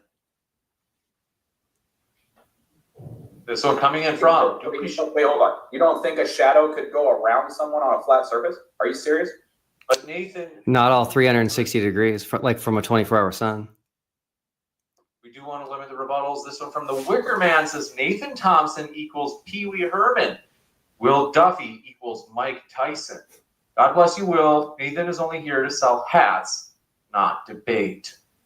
Wait a minute. Nathan was. Get the temple hats. This one, okay, gotcha. Thanks. This one from How Yar the Boath says no. So Nathan shouldn't believe in the resurrection because he wasn't there. That's why it says the just will live by faith. You gotta go look up what the word faith means, bud. Next.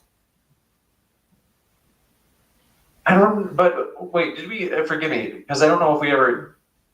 Did you answer the question about New Zealand though? Like, if you talk about New Zealand, I haven't been there. did you talk about it earlier in the debate? I think they're saying that you did, and they're saying, but how could you talk about it then if you don't know, like, you haven't been there? No, I didn't talk about New Zealand earlier. This one coming in from Zelda Boat says, so Nathan, Muck Gump says, Nathan, can you show any of these physical demonstrations you keep claiming you have? Show in detail how it works, not just assertions that it works. So I think they're looking for that, like, connecting piece, like the how behind these claims that certain things fit on the flat Earth. Yeah, I just picked up the dome like 3 days ago from Joe Hanby. I'm here in South Carolina where he lives. So I'm going to get better at working on it and modeling stuff on it or showing representations of what we see in the sky. But if you need, go tune in Joseph Hanby's channel. He's doing it all. Interesting. This one coming in from Munch Gum. Appreciate your question. The Turk says, airplanes fly over the floor. Explain the path. I don't know who that's for, though. They didn't say. It's a really good question because we know the paths of flights. We know them through flight tracking, and we know them through looking out the window and seeing where you are. Are you over an ocean, or are you over a continent? And so this is why I don't think Nathan or any flat earther can make sense of that nonstop flight from Santiago, Chile to Sydney, Australia. Bang 044 says, Nathan, instead of looking at the floor for 10 years, they say, did you drop your ball? Maybe you should have looked in some books instead. Mic drop. Alex Strand says, do you think Nathan mentioning red herring is a red herring or deflection? Yes, it was, because what I was talking about was the exact topic of the debate, and it was the information that I told him I would be talking about before the debate. Yeah, just because you tell me your argument in advance doesn't make it not a red herring. So. Well, it was on topic. So it was about the final experiment and our observations. So it was on topic. It was not a red herring. Looking at the sky is not on topic for the floor and what the shape of the floor is. Well, thanks for playing. Just to be sure I understand, but was there an agreement that the only thing that would be covered tonight would be things that had to do with the shape of the floor? No, Will No. sent me his 6 arguments in advance. They all had to do with the sky, so I patiently waited for this debate so I could laugh at him. He didn't have any arguments pertaining to the floor. Except for the South Pole, which you had no answer for. You haven't been there. You haven't been there. This one. You're talking about Narnia, a place you believe in because someone put a sign up in an icy wasteland. New Zealand exists even though you haven't been there. The South Pole exists even though I haven't been there. Story. Or is New Zealand a myth too? Nathan, are you going to bite the bullet on that one? Or okay, this one, right? I got flat earth friends down there. Let's not go nuts. They say, Nathan, are you saying that airplanes only travel in the direction the nose is pointed? They routinely nose up when they are landing on a runway. Based on your assertion, it would still be climbing. If they routinely nose up, then they're not routinely nosing down to go around a cartoon globe. You just debunked your globe with that question. Thanks for playing. But just be assured the question, because I don't know if that was their question, though. I think they're saying, are you saying that airplanes only travel in the direction the nose is pointed?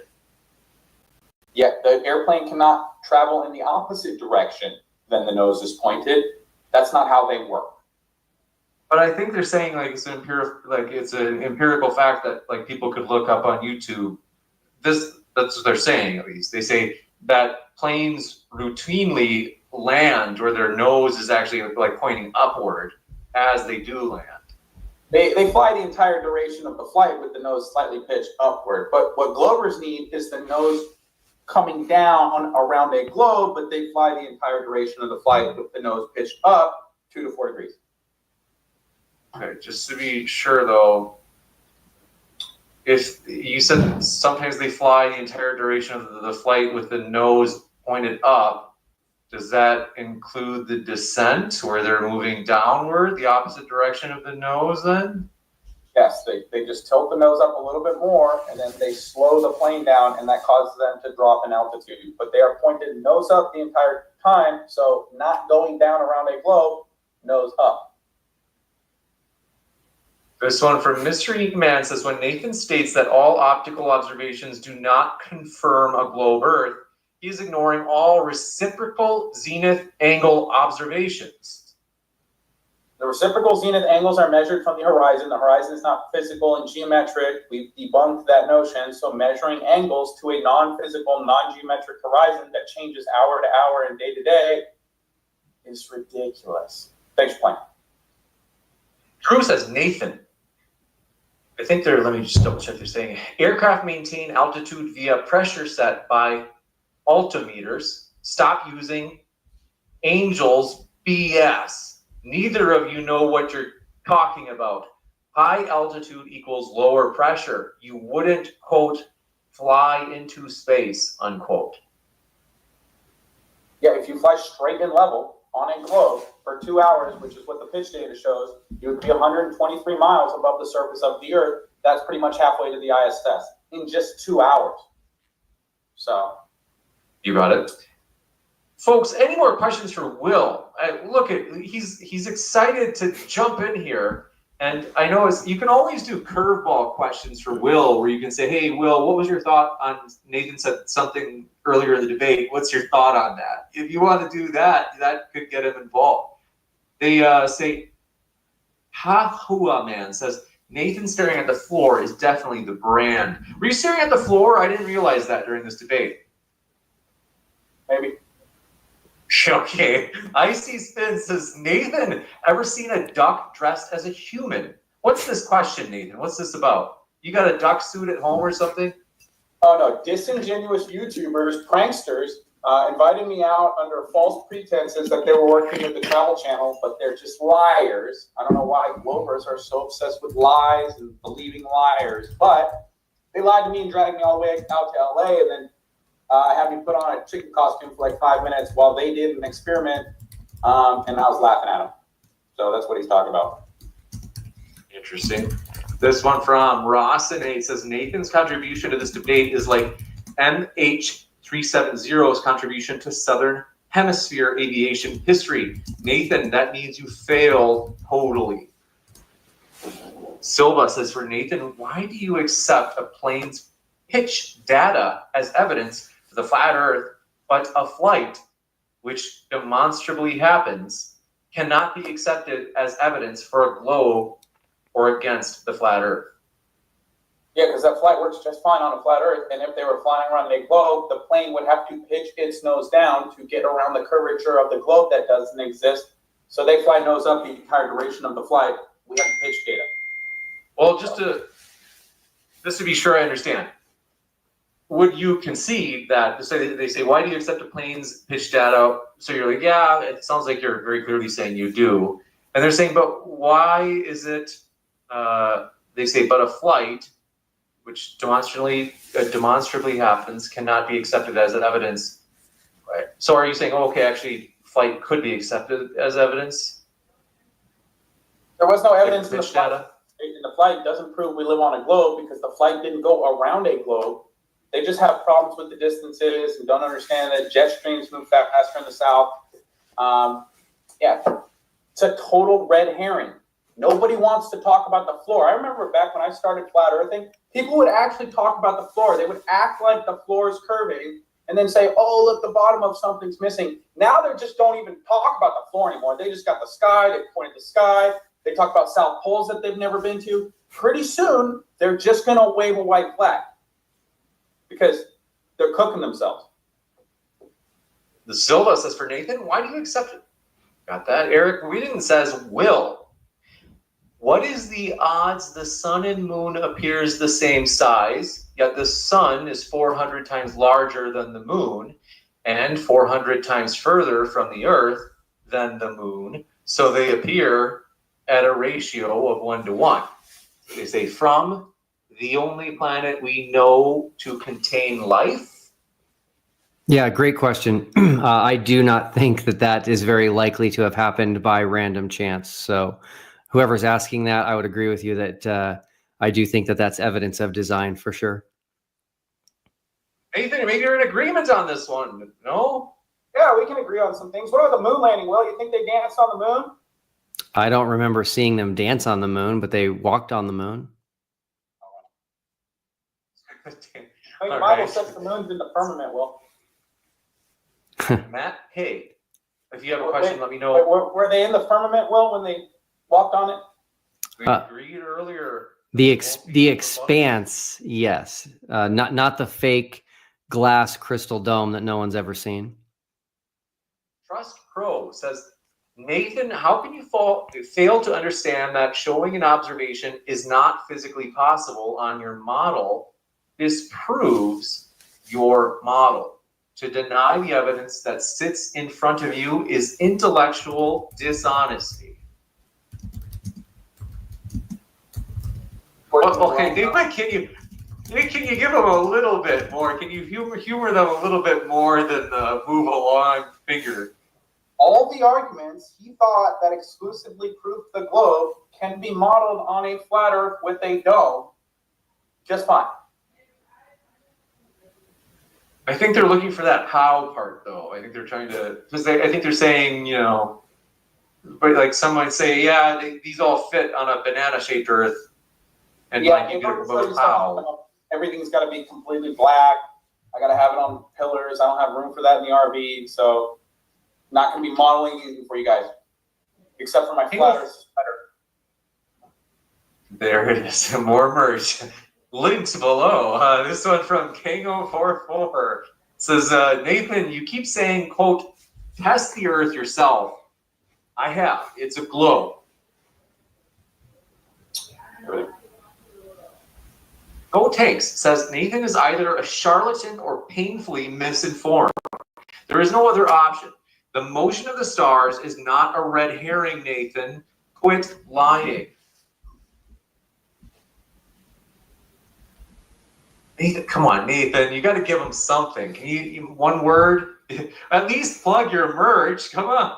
Burnham says, Nathan, can you admit all of Joe's work on his model is pointless since you wouldn't accept it on merit?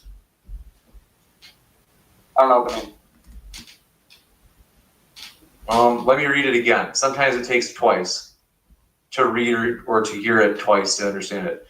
They say, Can you admit all of Joe's work on his model is pointless since you would not accept it on merit?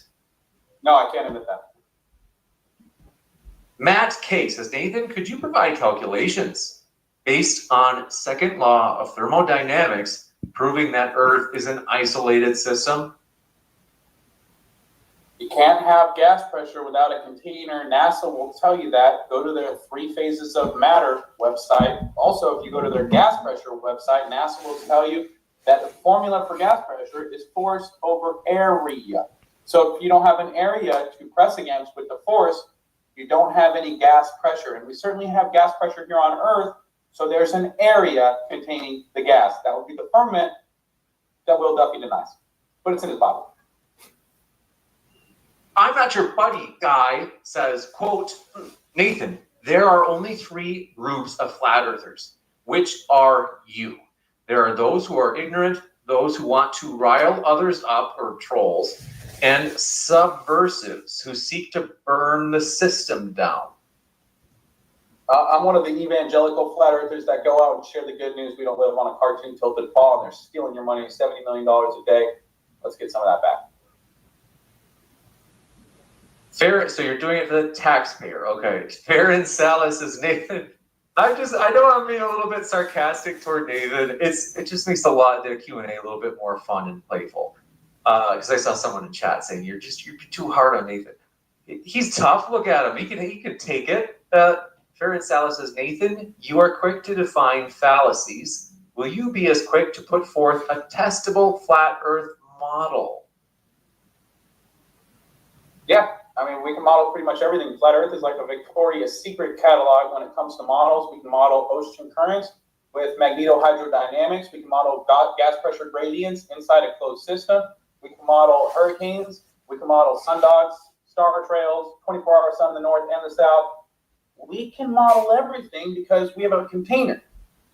And we can hold water. Spinning balls that are tilted, flying breakneck speeds through an infinite vacuum of nothingness do not hold water. So we're actually the only ones who can model anything. Thanks for playing, Glover. Were any of those, given that the topic is the final experiment, were any of those mentioned by Nathan just now, from either of you?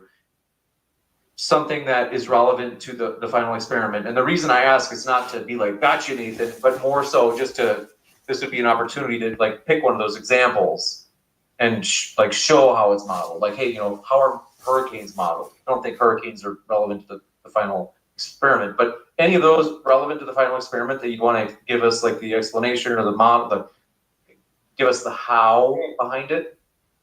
I didn't come here to explain the sky to someone asking questions about the sky over and over and over again. I talk about the floor. He thought looking at the sky debunked what the floor is. I came to laugh at him because that's a joke. I thought I was getting pranked. I thought at any moment Ashton Kutcher was going to come knock on my RV and be like, this is MTV prank. We were just kidding, Nathan.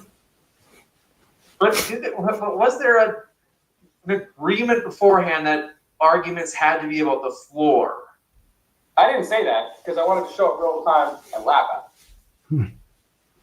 But then why is it that you make it seem as if there was some sort of agreement, like that arguments had to be about the floor?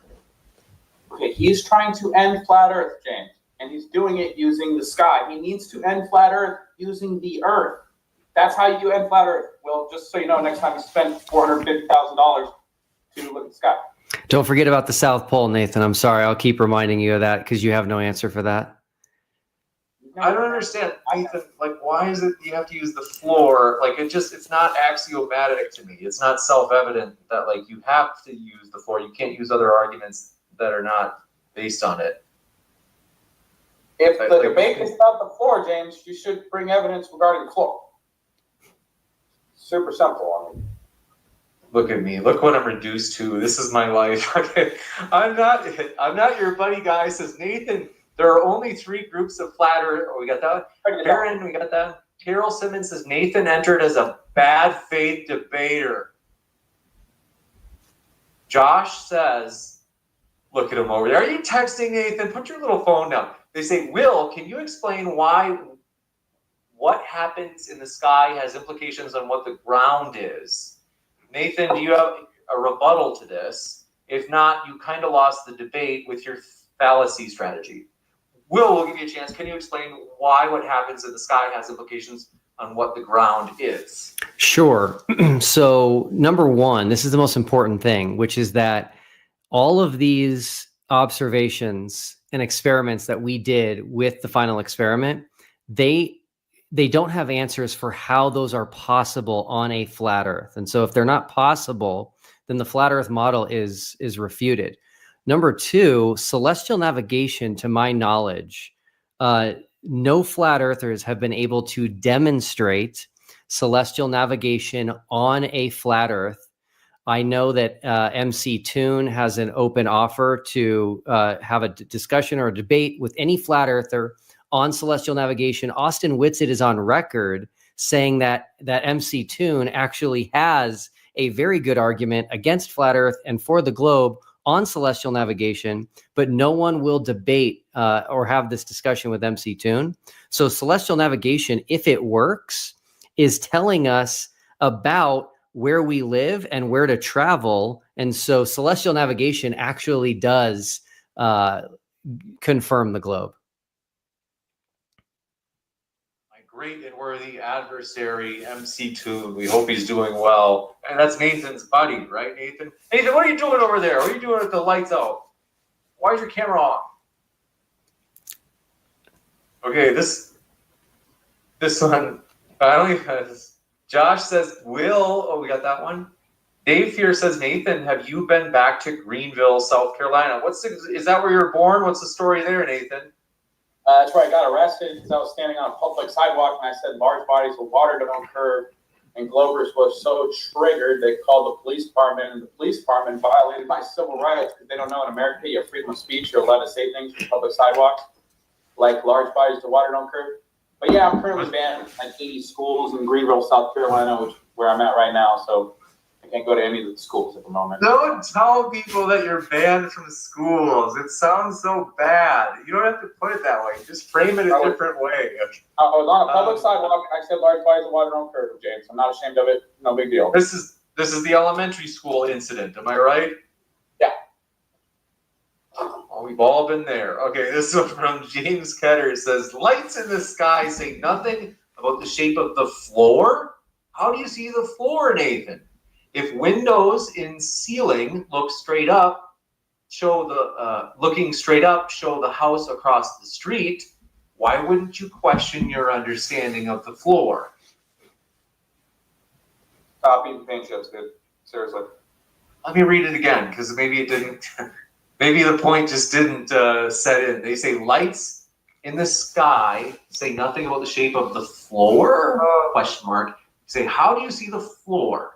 They say, if windows in the ceiling looking straight up show the house is across the street, why wouldn't you question your understanding of the floor as a result? I've never looked up at a house across the street, bro. I don't know what that guy's talking about. Dear gosh, Nathan, are you trying to be difficult? How can you be so obtuse, to quote my favorite movie? Does everybody know what movie that is? Okay. Big Bad Mama, says Nathan. With a flat earth model, explain the existence, and by flat earth model, they don't mean wits it gets it, okay? They mean a flat earth scientific model. Explain the existence of both the aurora borealis in the north and the aurora australis in the south. Is that what they call it there? But go ahead, Nathan. Yeah, I would say they're not even very analogous. If you look at the north, you see these bands of light, like these rivers of light. And in the south, it's all splayed out. It's like a fabric of light that encompasses the entire night sky from horizon to horizon. And I think that's because there's something called electromagnetic ducts. I think that's what they're called, where they're studying the energy flow from the north out to the south. And as that energy flows outward, it is attenuated, which means the energy is absorbed or reflected. And that's why it's rivers in the north and fabric in the south. Got it. And that is what they call it in Australia. Did you guys know that? Is that my understanding right? Yeah, Aurora Australis or something like that. Interesting. The Drunk Debunk Show. Thanks for your super chat. Said, Nathan, do you still yell at children at schools? Already covered that. He still does. Okay, Nick says, if your best argument is, quote, what's in the sky doesn't tell us about the ground, ask yourself why everything up there moves exactly as we'd expect on a globe and not whatever shape you were doodling in crayon. Now, there's actually numerous observations in the sky that debunk the globe, like corpuscular rays, local light illumination from the moon around the clouds, and the stars don't intersect the marine horizon. If you take a time lapse of the star trails, when they approach the marine horizon, they fade away off in the distance, not what would happen if we lived on a globe spinning 1,000 miles an hour at the equator. Interesting. Steve Marsh says, Nathan shills his stuff so he could snort more drugs. Nathan, is this true? Yikes, bro. Glover's in their fields tonight, bro. A lot of feeling poisoning here. Jeez Louise. Dave Fear says, Nathan, how many feet of curvature do you need to be away from a grade school? Okay, come on. Okay. Eddie Lifts FX says, you sound like a DEI pilot. All right. Only joined to troll says, who has anything to gain from lying about the Earth being a globe, Nathan? My question to all flat Earth, why lie about it? Well, not only are they stealing $70 million a day, but if they can get you to deny your senses and deny reality, well, that makes you essentially putty in their hand, because they can shape and shift and mold the world into whatever they want. So there's a huge motive to lie to you about where you live and steal $70 million a day.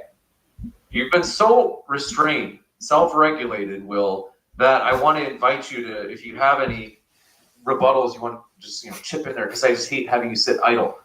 If you want, you can always, for example, this one, if you want to say anything, you're welcome to. I appreciate that you haven't, because you're wanting to make sure we get to all the questions. But I also don't want you to be left out. If you have anything. All right, I'll chip in if I feel like it. Deal. Mr. E-Man says, no. Reciprocal zenith angles are measured with respect to the downward bias. Why does Nathan have to lie? Nathan. All right, we're going to the next one. Debunk Show says, every time Nathan says, thanks for playing, the crucifix on my wall starts moving. Is this like they're saying you're infested with a demon? I don't understand. I don't get the joke. Rossinate says, Nathan, the course over ground path of a south hemisphere flight, for example, Sydney to Chile, does not pass anywhere near Anchorage, Vancouver, or Los Angeles, as they must on your Gleason map. Forget altitude or pitch over. Explain the path over ground. For anybody who's new, I do want to read it just one more time. Jeez. Pay attention, Nathan. This it is a long one, to be fair. They say, Nathan, the quote, course over ground path of a southern hemisphere flight, such as Sydney to Chile, does not pass anywhere near Anchorage or Vancouver or Los Angeles, as they would have to on your Gleason map. Forget the altitude or pitch over. Just explain the path over ground. I mean, unless you had a bird's eye view from like Polaris or the firmament, how would you really know the path that the airplane took unless you're just believing secondhand data that the airplane tells you? So, and that could be all programmed to tell you live on a cartoon globe, so that Globers who are gullible will look at it and say, oh my gosh, look, we live on a cartoon globe. You can also look out. You can also buy a window seat and look out the window. This one from Ajax. We do that with infrared too, and you can see over 1,000 miles, which debunks your globe religion. So we're constantly looking out the window, Will. Thanks for playing. This one from Ajax says, Will, how could your experiment end mental derangement of the flat Earth? I didn't understand the question. I keep saying, Will, how could, I'll read it verbatim. They say, how could your experiment end mental illness? Oh, okay. You're saying flat Earth is a mental illness. I'm saying, how could it end it? Yeah. So I'll deal with that. When I say end flat Earth, I don't mean magically overnight every flat earther is going to say they were wrong. There are still people who deny the Holocaust. There are still people who deny that the Titanic sank and it is at the bottom of the ocean. What I'm saying is that we're going to see a mass exodus out of flat Earth. Flat Earth will slowly die and become very minor and irrelevant. And the people that don't want to look at evidence and just want to turn flat Earth into a type of a religion that's based on faith only, while they do this and this, there's not much we can do for them. You got it. And this one coming in, I'm getting so much heat in chat. This is like, I don't understand. It's we're just having a good time, folks.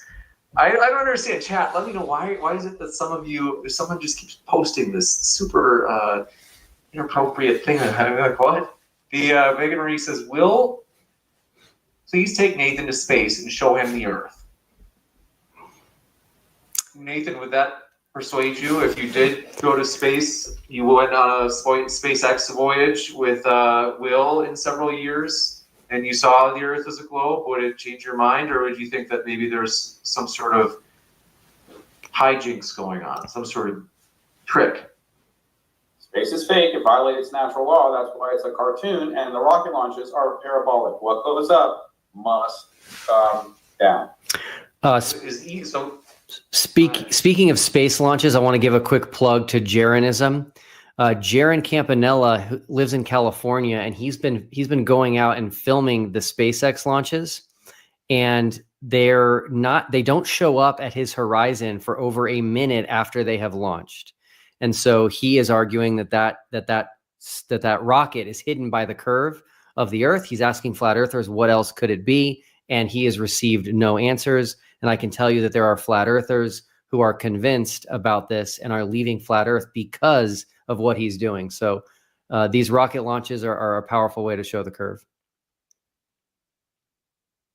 Nathan, do you want to add anything as you take your final line? The rocket launches are parabolic. If you look at the lines that come out of the airplanes, those are all straight lines. So you can't tell me that the rocket's going over the curve of the Earth when the lines behind the airplanes are perfectly straight lines.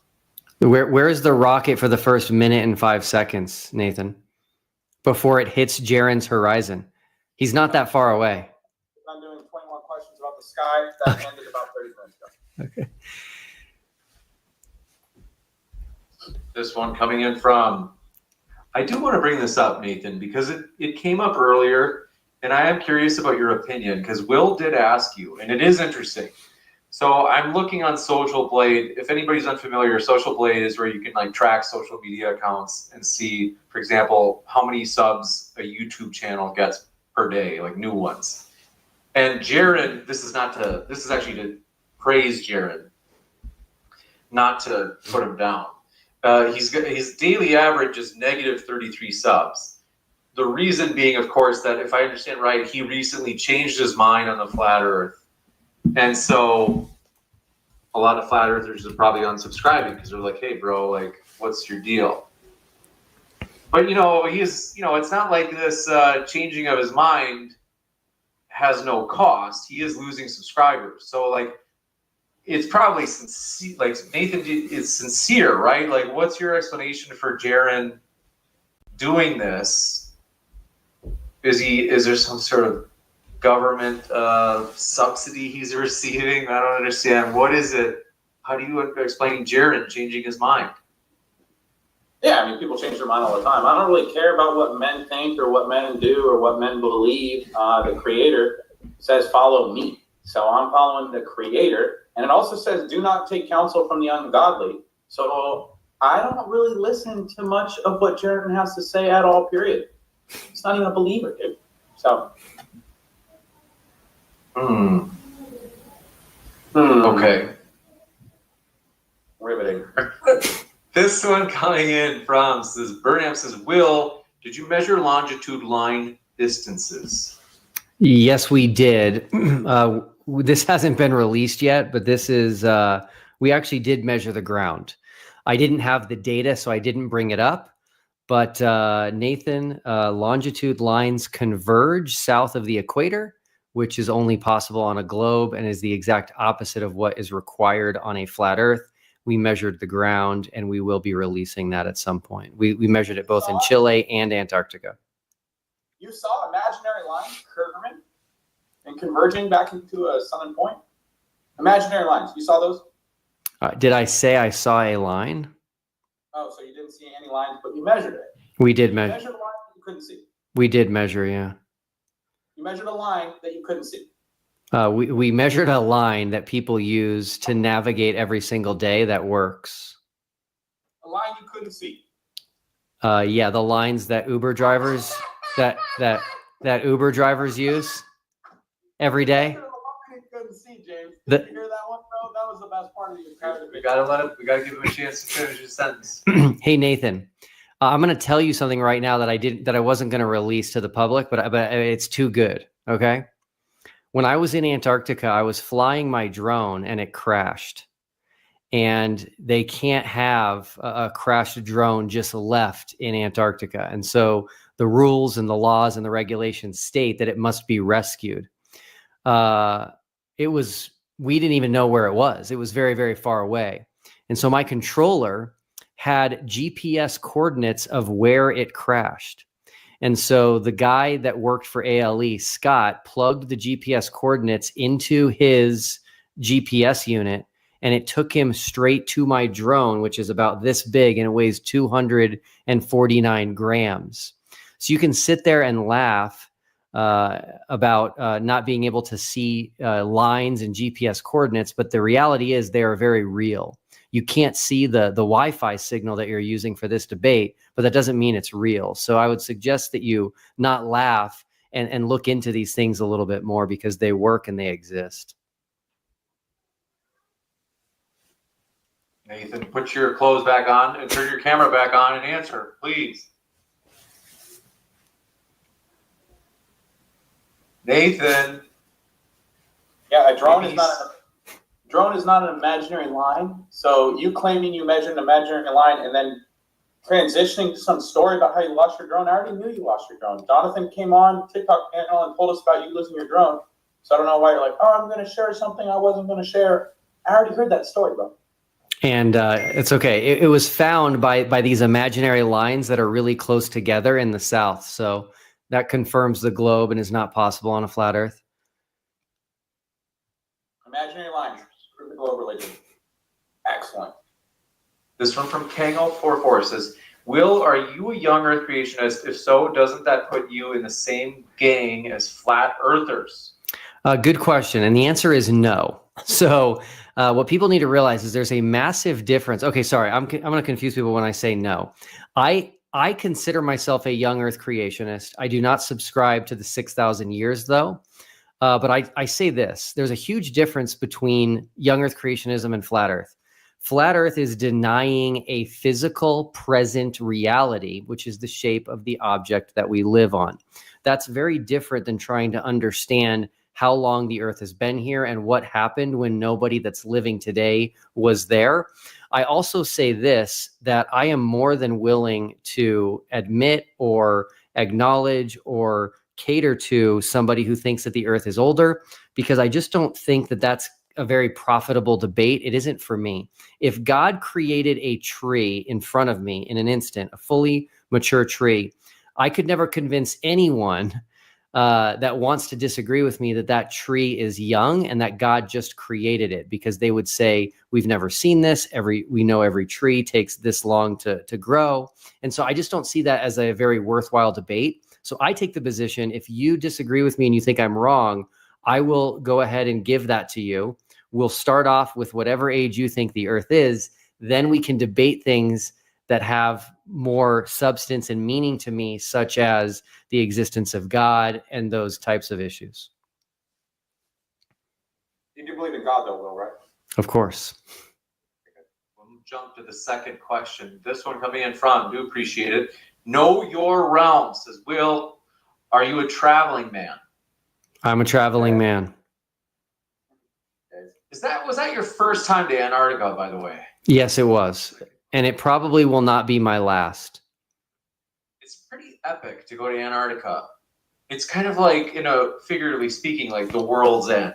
Like you're going, it's pretty cool. I mean, it's like certainly the least traveled to continent by a huge margin. So yeah, it's the bottom of it's the bottom of the world. So it's amazing, and I am thankful that I was able to help flat earthers get there. And we'll see if any flat earthers go in the future, but I am skeptical that will happen. Can a person walk on Antarctica if they take in the future? But I am skeptical across the that will happen. You know? Say that one more time. you know if someone can set foot on Antarctica if they take one of those cruises that goes out there, or is it that you probably wouldn't be able to? You know? I don't know, but I'm pretty sure you can. Different cruises go to different places. There's a cruise line that goes pretty far south called Heritage Expeditions, and there's some that only go to the Antarctic Peninsula. Let me write this down. Heritage Expedition. Because if I were to go to Antarctica, I can't go to the Holiday Inn. So unless I know someone there, I have to just do a cruise and set foot for an hour or something and go back to the cruise ship. No, or you can go with ALE, Antarctic Logistics and Expeditions, which is who we went with, which flies to the interior of Antarctica and has camps like Union Glacier. They have a camp at the South Pole, which doesn't exist on a flat Earth. And you can go camp at Union Glacier. You can camp at the South Pole by taking flights. You might want to tell them at that encampment at the South Pole that they don't exist, because says Nathan. But let's see, Nathan, you gotta go out there yourself, Nathan, and you gotta visit these people at the South Pole and tell them this. What is there anything that it doesn't exist, James? I said you could put up a sign anywhere in Antarctica that says this is your geographic South Pole, and gullible Globers will take a picture with it, a selfie, and pretend they're upside down on a ball. It doesn't verify that they actually live on a ball, dude. Hey James. Fair enough. Hey James. Yeah. It's actually not fair enough. Flat Earthers forget that there's a lot more than just that pole there, which is the Amundsen Scott South Pole Station, which is absolutely massive. It's 80,000 square feet. And so there's only one South Pole. You can get there at approximately the same amount of time, whether you're flying from South Africa, South America, or New Zealand. That only works on a globe. It is absolutely not possible on a flat Earth. Interesting. Yeah, this is the next video that I'm releasing on our channel. It is devastating. Nathan, any thoughts? Are you looking up an answer on Google, Nathan? What are you doing over there? All right, this one from Steve M. says the Japanese Himawari 8 satellite takes a photo of the Earth every 10 minutes. Nearly the entire catalog of photos is available online. 144 per day, approximately 52,000 per year. You know what else takes a picture of the Earth every 10 minutes? Your boy Nathan Thompson right here. And you can see too far. There's no curvature at all whatsoever. We don't have a physical geometric horizon. Specular reflections only work on a flat surface. Plane surveying assumes the Earth is flat. For 100 square miles, and celestial navigation on the ocean uses triangles, which assume a flat Earth as well. So the Himawari, which you deflected on, Nathan, the Himawari 8 has been decommissioned. It's been replaced with the Himawari 9. What this person said is absolutely true. They do take an image of the Earth every 10 minutes. What I find is the most fascinating thing, though, is that they capture natural phenomenon that occur on the Earth that people don't even see or experience. So, for example, there was an underwater volcano called the Hunga Tonga, which erupted in the middle of the ocean, and people didn't even know that it happened until much later when there was like a tsunami. And so the Himawari 9 had a picture of the Hunga Tonga explosion before the sound of the volcano was heard in New Zealand. So there is no answer from flat earthers for the Himawari 9. There is none. You could easily take real data and superimpose it onto a globe and just say, look, guys, you live on a globe. They had that technology back in the 70s, bro. So. Wow.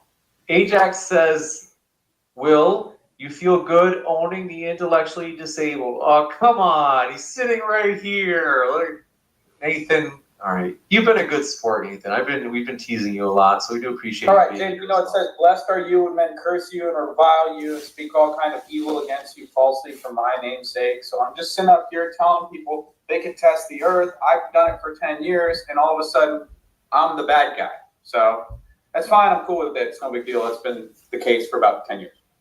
To be fair, in this context, I don't think that they're making fun of you for your being a Christian, or I think they're saying it's because of your flat Earth position. Variety Tube Chan says, how does it feel to sacrifice so much time and money to graciously invite flat earthers to Antarctica just to have them stubbornly persist in their invincible ignorance, aka their flat earth stance? Here's the deal. If the final experiment rescues one person out of flat earth, it's worth it, and that's already happened. I can tell you right now that Jaron being out of flat earth has completely changed his life. And just the one thing that I need to hear to know all of this was a massive success is that he's no longer going to teach his son that we live on a flat earth. So that right there is enough. Everything else is icing on the cake, and it's been just a wild success, way more than I could have ever imagined. Saving the world one flat earther at a time. Keep up the good work. It's crazy that Jaron did change his position, because I remember Jaron's been around since before modern day debate, and that was his shtick, is he used to be like Aaron Ra on Flat versus Globe on the Non Sequitur show. Anybody in chat remember that? So it is interesting. James, I remember when Aaron Ra ran away 10 minutes into the debate with me, and then I just did question and answer for an hour and a half with you. Do you remember that? Yes. Yep. Yeah, he admitted he didn't have any proof of the R value before he left.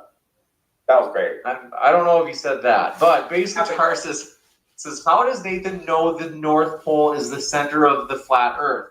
Has he been there?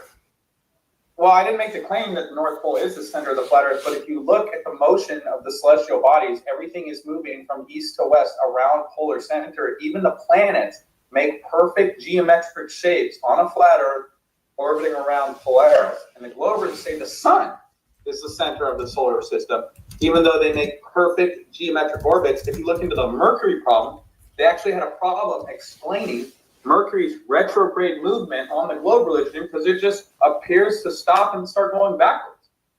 So that's where you get bendy warpy space-time and dark matter and dark energy and all the things in the globe religion that you can't see, test, or verify experimentally. Interesting. This one from, don't forget to hit that like button. Max V says, for Will, would you prefer to debate an actual adult and not a child who doesn't even understand how airplanes fly? I will say this. Nathan Thompson, if anybody wants to rewind when they're watching this later, he just made a claim about the ground based on the lights in the sky. He made a claim that there's a physical North Pole because of how the lights in the sky rotate. So it shows he understands the lights in the sky tell us a lot about the Earth we live on. Oh, Nathan. Yeah, I'm cooked. Nathan, did you violate your own rule that you made up earlier?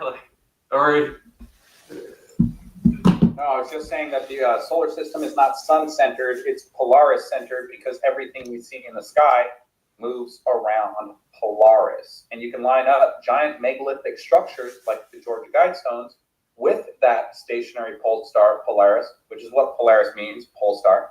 And you can observe all the constellations, 88. We have 36 in the north, 52 in the south.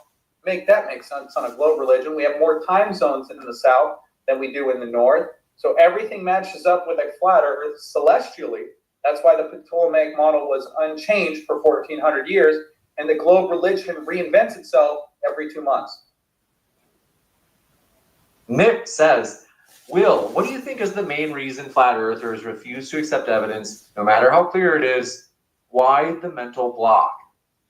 Yeah, this is a tough one that if I had the answer for, I would do something that would work.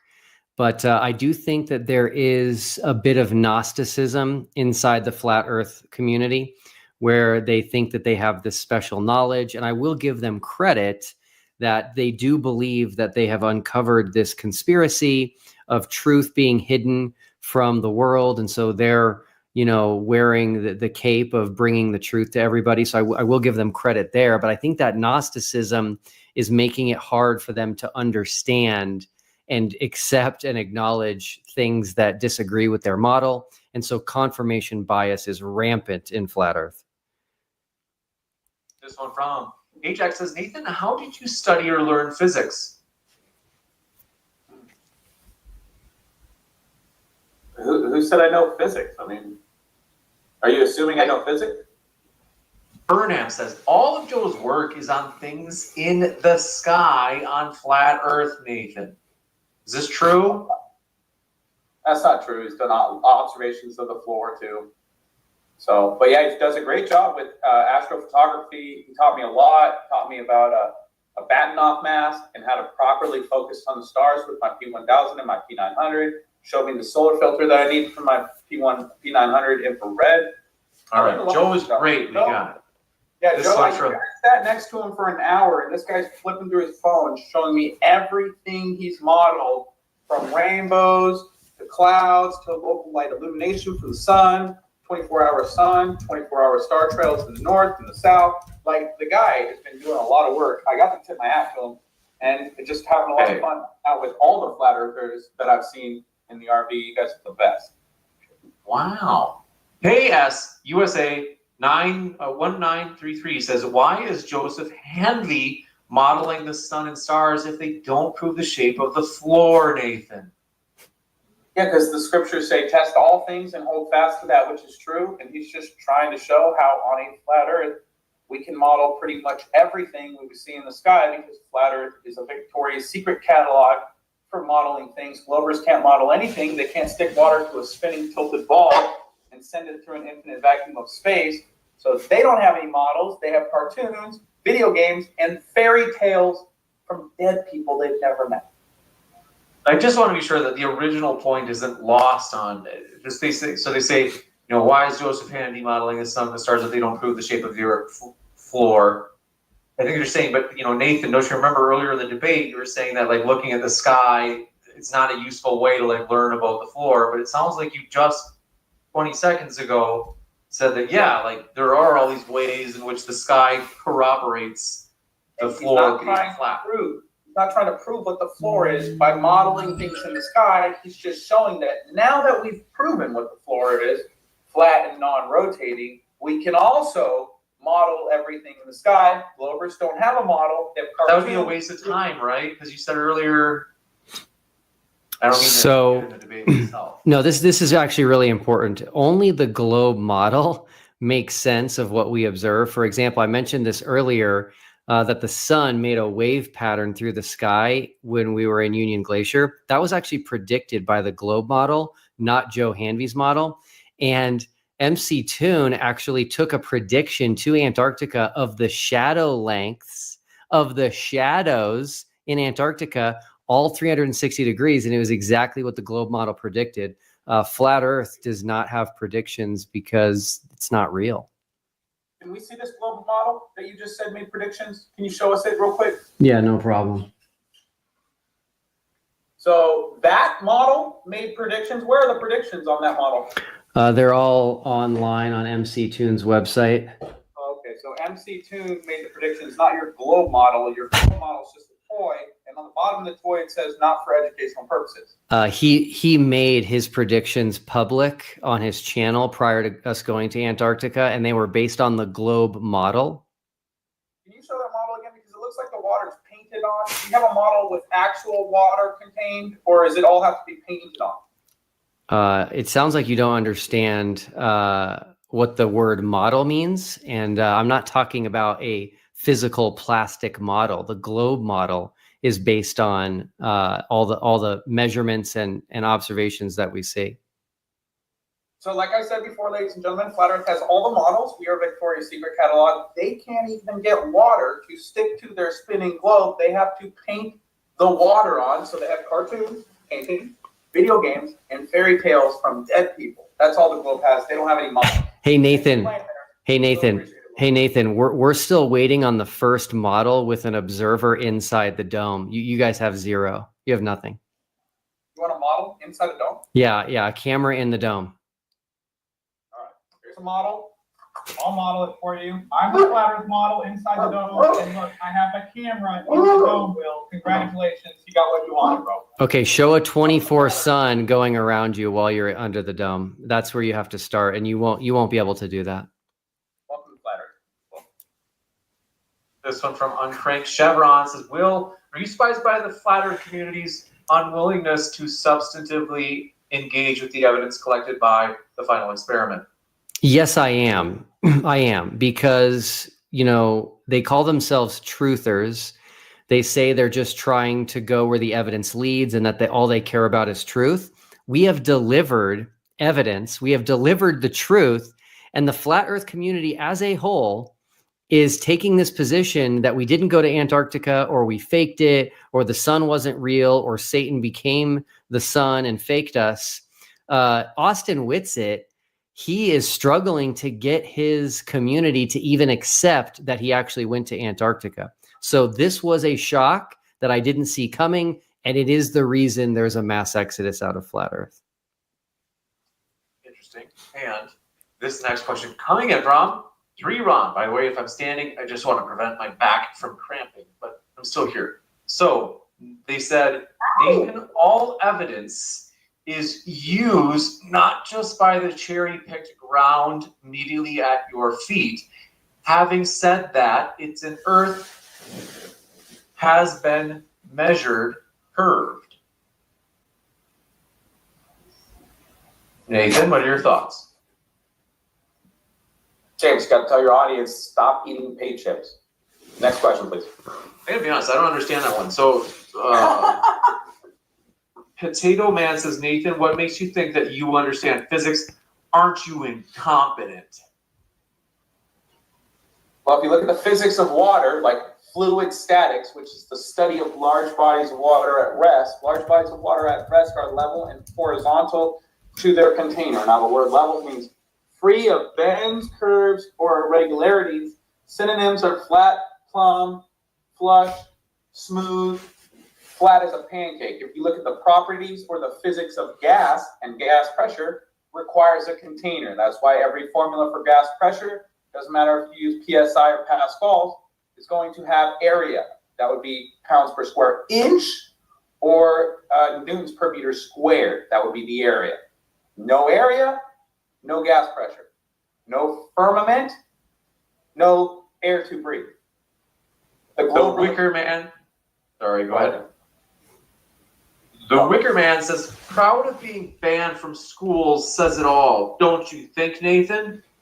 I literally didn't even go to any schools. I was on a public sidewalk and I got banned from school. So yeah, it's fine. I don't really care. You guys can talk about it all you want. Good, because Jonathan Gendler said, yelling and harassing kids isn't free speech. Next one from Potato Man says, Will, are you feeling...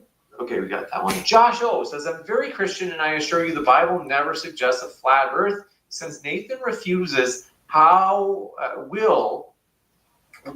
do you flat earthers explain the 24-hour sun normally? Or I'm sorry, they say will. They say, Will, how do flat earthers explain the 24-hour sun usually? Like, what's the usual method? Oh yeah, their usual method is to deny it. That's what they did for almost 10 years, is they were adamant that it does not exist. And now that we have gone, they're now saying that it was Satan, that it was a giant laser pointer, that we were in a giant Amazon studio with LED screens. So they're just in denial mode still. Yeah, but he said that the Bible doesn't say anything about the shape of the earth being flat. It says in Job 38:14 that the earth takes shape like clay under a seal. Now, Will, if I press out clay with this flat earth seal, is it a ball or is it flat with upturned edges? You forgot the word like. So is it like a ball or is it like a flat earth with upturned edges, Will? It's the word like means it's just a word picture. It's poetry. Okay, but is it like a ball or is it like a flat earth with upturned edges when it has that word poetry going on? It depends on what the earth looked like when it took shape originally. So if I press clay out with this wax seal, it depends on if it comes out globular or flat. Yeah, that's right. Okay, how can I press something out and make it globular with this, Will? You're assuming that that's the seal that it's referring to. Could you show me a seal that presses out clay into a ball? I can't show you a seal from the time of Job. All right, well, here's a seal that presses out flat with upturned edges, Will. Thanks for playing. Ron says, crepuscular rays are parallel. I have pictures. The only way to duplicate crepuscular rays are with a local light obstruction and some sort of particulates in the air so you can see the rays. There's no other way to duplicate crepuscular rays with a light source that sends out parallel rays. If the rays were parallel, they wouldn't be crepuscular and converging to a single point. Also, since Globers are obsessed with the sun, I would look into the UV light index. It shows that the light is focused between the tropics. Now, for a globe religion, the sun would have to be a laser beam pointing directly at the equator for that to happen. But on a flat Earth, it makes perfect sense because the sun is small and local and rotates around Polaris like every other celestial body we see.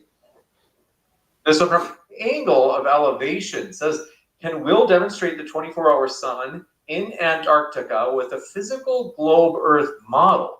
If he can't do it, he concedes he lost this debate. Flat Earth takes the win. Yeah, it's very easy. You can do it with a flashlight and a globe. I've done it. It's super easy. You just shine a flashlight on a globe tilted at about 23.5 degrees and you spin it west to east, and you'll notice that the majority of Antarctica stays lit, assuming the South Pole is facing in the direction of the light. So yeah, that's super easy to do. Actually, let me just do it. Let me just do it real quick. So there's Antarctica. You can see as it spins, you'll notice that's Australia right there in pink. So if the sun was here, if you're the sun, you're looking at it. Australia has daytime right now. Now Australia has nighttime. Now there's Africa. There's South America, and you'll notice you can see down here Antarctica the entire time is lit the entire time. That is what causes the 24-hour sun. Got it. Well, your Bible says the earth doesn't move, so you showing the earth moving goes directly against the scriptures that you claim to preach. Hey, Nathan, the Bible says certain men don't move either, so it sounds like you don't understand figures of speech. This one coming in from, do appreciate it, Messianic Jewish Beaumont. Says, Nathan, is Antarctica the sky or the ground? Thank you, Will, for the final experiment. Antarctica is the ground. We didn't get the evidence that Antarctica was curving in all directions. We went to Antarctica to look at the sky, and that doesn't prove what the floor is. Thanks for playing. Only joined to troll. James, am I crazy? Did you use some chain smoke? No, I think that's Andrew Wilson. This one from Nick says, Will, now that you've been to Antarctica and witnessed the 24-hour sun firsthand, do you feel like you've accomplished your mission? Is the response from the flat Earth side what you'd had expected?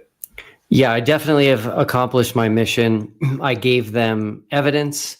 I gave it to them in a form that they have demanded in the past, which is very, very high threshold. They like to show very blurry photos of things and act like it proves something. We brought high definition video. We brought eyewitness account. I even made sure we had flat earthers there. So we gave them everything they asked for. Again, you can lead a horse to water, but you can't make them drink. And so at this point, it's on them. But we're seeing a lot of flat earthers accepting the evidence and walking away. So it's good. We asked for curvature, Will. You didn't pay attention for 10 years. We want some curvature to the Earth's surface. There's no curvature to the Earth's surface. So looking at the sky to prove what the Earth's surface is goofy. Hey, Nathan, I got a question for you. If somebody wanted to show you a picture of curvature from a weather balloon, what camera and lens would you accept for that experiment? That's a Snoop Dogg fallacy, Will, because getting high to figure out what the shape of the Earth is something Snoop Dogg would do. It's a Snoop Dogg fallacy. So we don't need to get high to figure out where we live. You could take an infrared camera or a regular P1000, save $449,000 on your trip to Antarctica, and debunk the globe religion. There's no curvature when we look at the floor, Will. Let me know if you need help testing it. Happy to come hold your hand, Will. Okay, so the purpose of the weather balloon is to look at the floor. So you just kind of exposed yourself there that you're not willing to do tests or consider evidence that goes against your claim. The purpose of an infrared, and by the way, we've sent up high altitude balloons. Even Neil deGrasse Tyson, who has a PhD in astrophysics, goes on Joe Rogan. Isn't Will Duffy sitting here on modern day debate talking to a flat earther right now? He's on Joe Rogan, bud, and he says the Earth isn't curved from a high altitude weather balloon. So asking me if I'd accept curvature from a high altitude weather balloon that doesn't exist is goofy. You need to listen to the Delphic oracles of your globe religion, Will. Nathan, are you saying Neil deGrasse Tyson can't be wrong?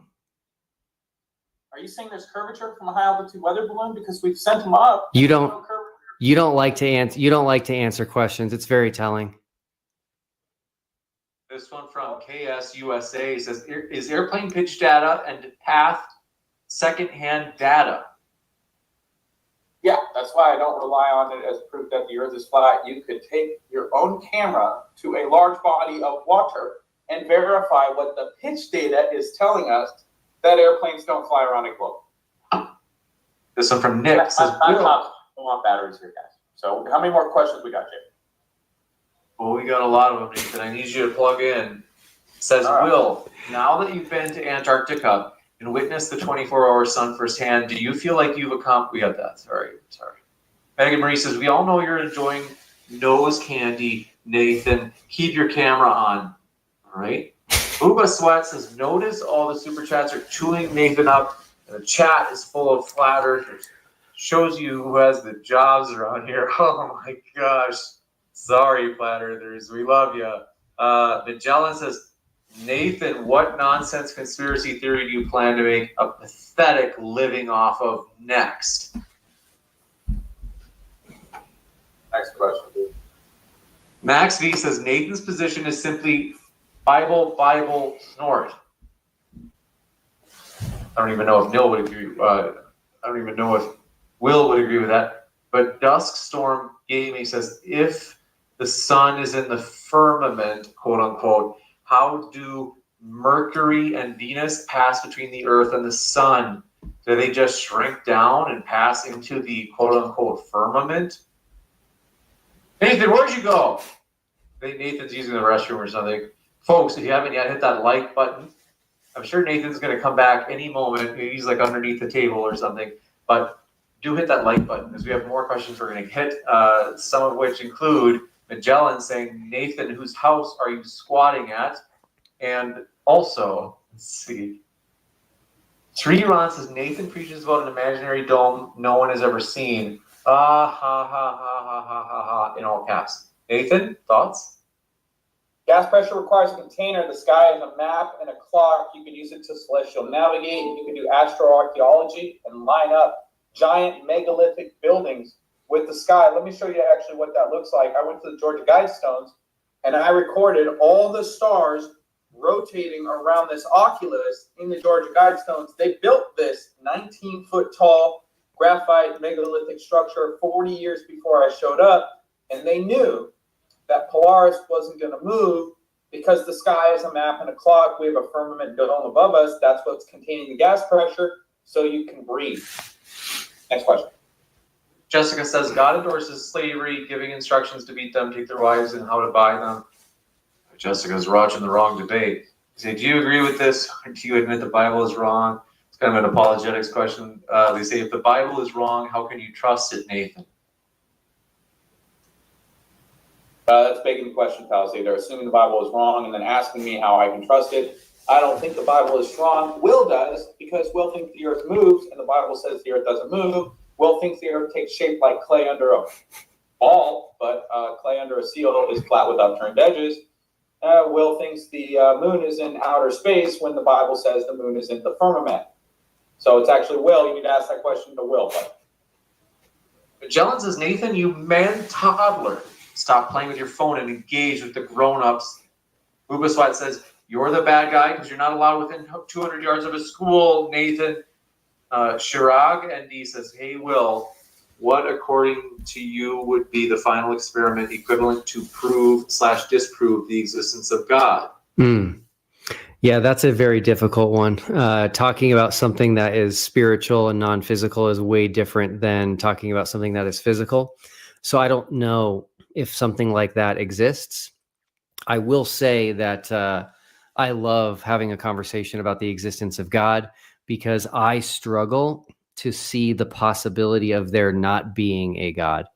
I think that particular debate is going to go on for millennia indefinitely, and it's a good one to have, but I don't think it's going to be a slam dunk like we did with TFE.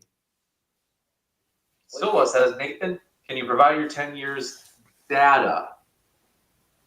Yeah, I tested the Salton Sea, 17 miles across. National Geographic was there. They filmed the horizon above and behind the boat, but said the curvature was happening in front of the boat. We've got infrared photography from a helicopter. I showed that earlier, I think. But also we tested Lake Pontchartrain. It's 22 miles across. I could see buildings that were under 200 feet tall.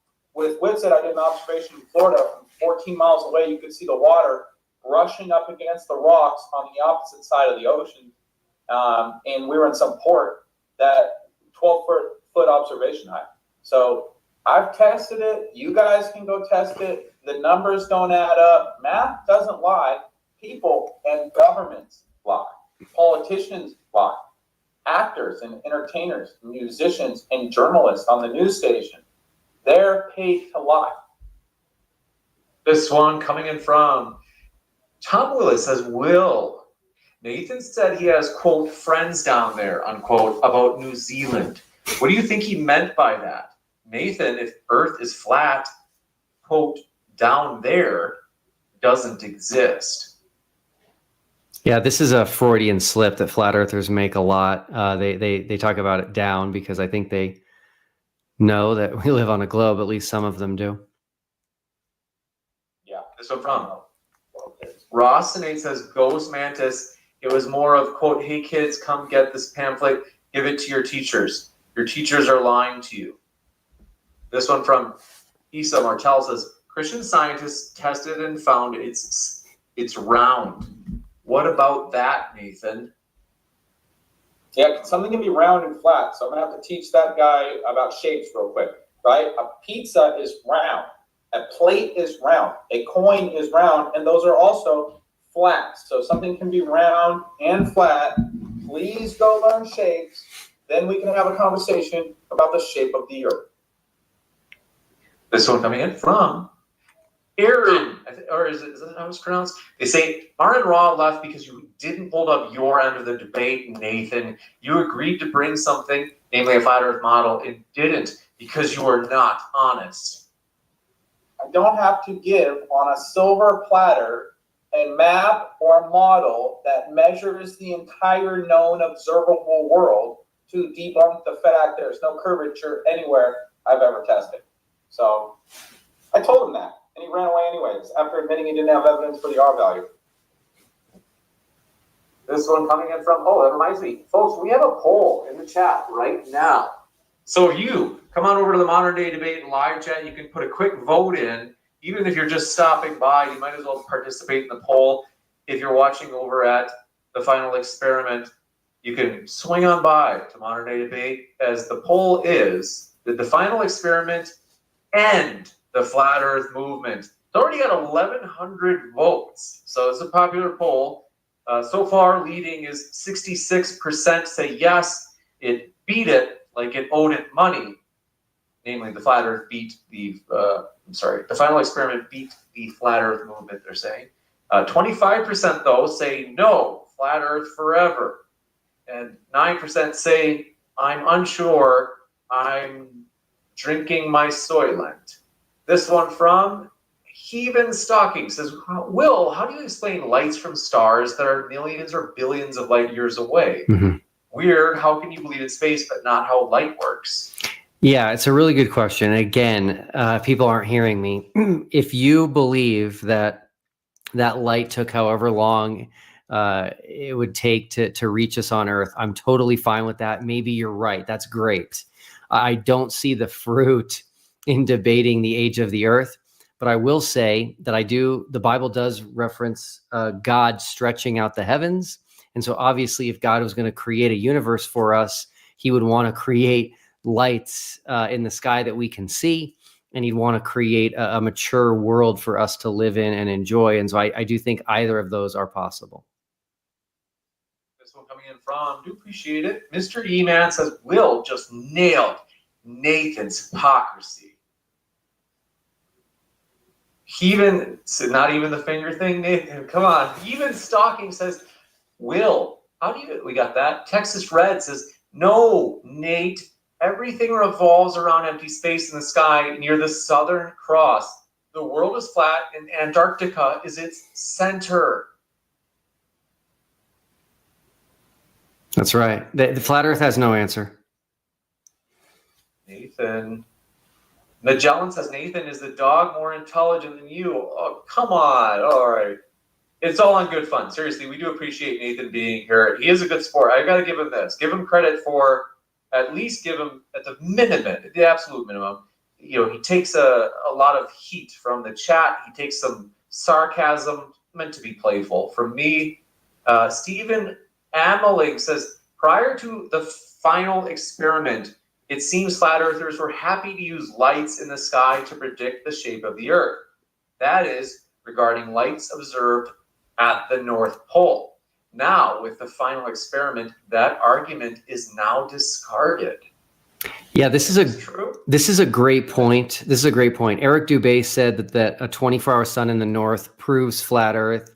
A group of flat earthers sent D. Marble to Alaska to film the 24-hour sun. So yes, their position was that the lights in the sky tell us that the Earth is flat until we showed them the one thing they said didn't exist, the 24-hour sun in Antarctica. And all of a sudden, magically now, the lights in the sky mean nothing. But you'll notice if you go back and rewind the Q&A, when Nathan talks a lot, he immediately brings up things in the sky like Polaris. Nathan. This one coming in from, do appreciate it. Junes says, Nathan, submarines use a gyroscope and are shaped like a spacecraft. Therefore, space exists by following a gyroscope on a globe model. Thanks for coming. Next question. Mic drop. Go ahead, Nathan. He said next question. Nathan, all right, folks, I gotta tell you, please don't send any more questions because Nathan is inebriated. I don't know what he's doing over there. He's laying on the floor. Nathan, don't give up like this. Come on. All right, I killed Earl. Okay. I'm watching Gio. He had to go for a walk, but I'm listening, dude. I'm right here. Thank you. I killed Earl says there are more time zones in the southern hemisphere because China only has a one time zone enforced by the law, you doofus. Bro, this is not worth my time, James. And you like expecting me to respond to all these ridiculous questions that aren't really questions, they're just insults? It's maybe doofus. Like, I don't know, it's an insult, but I mean, like, really, it's not that bad. I just got better. Okay, I mean, I'll take the insults out of the questions, but they are saying there are more time zones in the southern hemisphere because China only has one time zone enforced by the law. Cool story, bro. Okay. This one from Burnham says, Nathan, did Joe show you how he aligns his telescope mount to the sky? As a fellow astrophotographer, I know it proves Polaris is not in the center. We observe everything rotating around Polaris. You can line up giant megalithic buildings with Polaris, and it's the center point of rotation. Even Google admits this. This is how it works on your globes. All right. Actually, this is false. Polaris moves. It is not the center of the North Celestial Pole. Any evidence that it moves? Yeah. Star trails. Okay, well, it doesn't move in star trails. It has a slight oscillation, but all the stars move fixed to Polaris. No. Uva Sweat says, yeah, we'll just simulate a planet in a lab already. Max V says, quote, fairy tales from dead people, unquote. Are you talking about the Bible, Nathan? No, I'm talking about like Newton and Galileo, Copernicus, a bunch of people that were all superseded by Einstein, who had a kinematic equivalence and said you could explain the sky on geocentric Earth, which pretty much destroys 5 out of 6 of Will Duffy's arguments. Stop arguing with Einstein, Will. This one coming in from, and I want to remind you folks, we cannot read any more questions. If you submit them after this time, we won't be able to read it. Aaron Armstrong says, my goodness, you have sunken. Okay. Aaron says, absolutely zero flat Earth models have an atmospheric pressure gradient. Nathan, your arguments are unsound. Everything in nature, all physical matter has a gradient. The ocean has a pressure gradient. As you dive down deeper in the ocean, there's more pressure because there's more overlying layers of water above your head. When he's with his Legos, and he stacks Legos on top of the bottom Legos have more Legos on top of them than the top Legos. So the Legos that he plays with actually have a pressure gradient as well. All phases of matter have pressure gradients. Thanks for playing. Magellan says, Nathan, let's see, got that one. Potato Man says, Nathan, how did you learn these gas pressure laws? You can look them up there on NASA's website. I can show you that, actually, if you guys want to see that. Here you go. Phases of matter on NASA's website saying that water needs a container and gas pressure requires a container. That's why the globe is a cartoon. It violates natural law. Doesn't comport with reality. Tyler says, as a career pilot, everything Nathan said about aviation was ignorant or dishonest. Nathan is leaving the building. Potato Man says, Nathan, isn't your idea of, quote, Snoop Dogg fallacy idiotic? No, you don't need to get high to test the floor. Actually, it's easier to test the floor from the floor. I don't know why, if you're trying to test the floor, you would move away from the floor. That, to me, seems kind of idiotic. If it was curving in all directions, we would see that tangent to our feet, especially at large bodies of water, because large bodies of water painted on Will's little model take up 70% of the Earth's surface. They would have to curve, and they don't.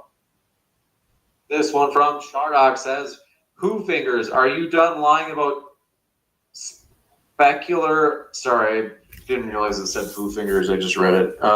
They say Nathan Fingers. Are you done lying about specular reflections being exclusive to your cult doctrine? They happen on most smooth surfaces, even curved. No, you need a smooth surface. If you go to the House of Mirrors at the circus, which is probably where Chardock works, I know he's Santa during Christmas time, but the House of Mirrors has curved surfaces and there's distortion in the image. So you don't get a perfect mirror image, a specular reflection off of a curved surface. You need a flat surface for that. The incident angle has to meet the reflected angle. That only happens on a flat surface, guys. Thanks for playing. General E. Shady says, F, modern day debate. Your chat is uncontrolled. Channel sucks. Thanks for that feedback. And IC Spin says, I used to play Nate Goose as a child. I miss it. Potato Man says, Nathan, you say the math doesn't lie. Can you do the math? Nathan, Mr. X, the agnostic, says, Will, are you considering taking people on the space perspective balloon to see curvature, the final experiment part 2? I didn't know about this. What is this, Will? I'm not, no, but I am going to be releasing a video soon. Creaky, who runs the channel Creaky Blinder, is going to be sending up a weather balloon because flat earthers claim that if you send up a weather balloon, it will not show curvature. And so that's why I'm going to be supporting Creaky and asking flat earthers what camera and lens they will accept for that weather balloon. And I'm anticipating that most flat earthers are going to pull a Nathan Thompson and refuse to state what lens and camera they will accept. By the way, Nathan, what you don't realize is that if you truly believe that we will see no curvature with the weather balloon, you should jump all over this. Mr. X, the agnostic, says, Will, oh, we got that one. Evo Banana Wind says, Nathan, what is your highest education level completed? Nathan? Debunking globally. You got it. With that, we are going to wrap up. We do appreciate our guests. I want to give a huge thank you. Folks, the guests are the lifeblood of the channel. Check out their links. Seriously, we really do appreciate them. I know that like I tease and I play. Eventually I will tease, Will, once I just know him a little bit more, I'll, give him some teasing more. You just have to build rapport. But Nathan's been on for a long time. So despite my teasing, we do appreciate him. We do appreciate Will. It's the final experiment. What an interesting thing. Like, this is something that, is this ever mentioned on Joe Rogan by chance or anything? Like, has that gotten picked up? Yeah. Joe Rogan has mentioned it. It was in the Jerusalem Post. It's been all over the world. Wow, that's cool. It's crazy. Yeah. That's big stuff. It's on Wikipedia. So yeah, it's a big deal. So the flat Earth debate has been forever changed. It's going to be very difficult for flat earthers in the future to have a conversation about flat Earth without having to deal with the final experiment. That's wild. Just because, and it's interesting just that, this is fascinating. So I do want to say thank you to our guests. Folks, they're linked in the description box right now. In fact, the final experiment is actually hyperlinked in the title. If you click on their links, you can go and hear more of their content right now. Even if you disagree, you're like, I don't like that position at all. There's a lot of value from hearing it firsthand, rather than hearing like, I listen to my buddy who shares my view. He summarizes what the other side says and then he debunks it. It's like, well, frankly, you'd probably be getting a stronger representation of it if you went straight to the source. So I do want to encourage you, do check out these guys' links, even if you disagree with them. And it's been a true pleasure to have you guys. Thank you guys. It's been a fun and lively debate. We appreciate you spending your time with us tonight. Thanks, James, for hosting. Nathan, I do appreciate you doing this, man. So thanks for playing.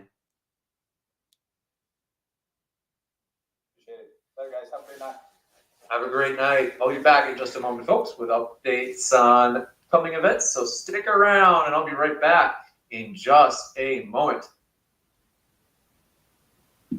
Thank you so much. It's been a pleasure, guys.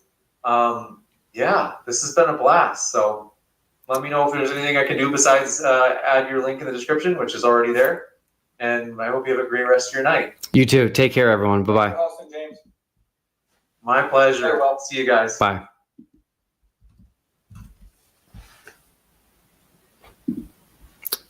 Okay. All right, guys. I am exhausted. Thanks for being a part of this, and look for everything that's going to be coming out. It's going to be fun. So good night, everyone. Bye-bye. Ladies and gentlemen, every few decades, the understanding of the human race takes a giant leap forward. In 1969, man landed on the moon. In 1990, the World Wide Web was invented. And in 2020, our understanding took another huge, great leap forward when flat earthers asked this question. Could clouds be made of salt? Now, ladies and gentlemen, while I can't answer that question myself, I am very, very grateful that there are flat earth pioneers out there bringing up these important topics for us. But as you might imagine, not everybody is cut out to be a flat earther. And here's why. Now, at one time, I thought for sure that there was no 24-hour sun in the south. This is Jeranism. He was, and we'll get to the word was in a minute, one of the biggest flat earthers on YouTube. He was convinced there was no 24-hour sun visible in Antarctica. And he had to be convinced of that because if there was a 24-hour sun in Antarctica, the Earth would have to look something like this. Now, obviously, that would be absolutely ridiculous. And that model is a far cry from this one, which obviously has absolutely no noticeable and obvious flaws whatsoever. But unfortunately for Jeranism, he went to Antarctica and witnessed the 24-hour sun for himself. His entire worldview fell apart, and here he is, beginning to realize that. All right, guys.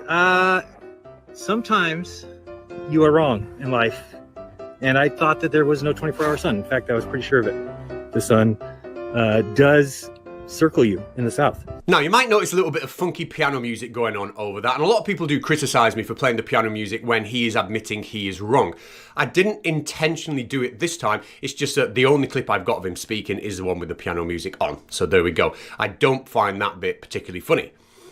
I do, however, find this quite funny. I'm pregnant. Well, it is 2025 after all. Now, I would like to say at this point, if you are not subscribed to my channel, it's probably because you don't like me or you don't like my videos. And my response to that is, you know, I don't care. Just subscribe anyway.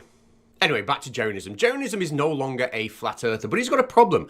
A problem in that his subscriber base has been trained over the years by him and other flat earthers to simply handwave dismiss any scientific observations that go against their belief, and also to call people who provide personal testimony, such as astronauts or people who've actually witnessed a 24-hour sun, just to call them liars. Here he was trying to cope with the fact that when we look at buildings and cities over large bodies of water, we can't see the bottom of those buildings because they're hidden by the curve of the Earth.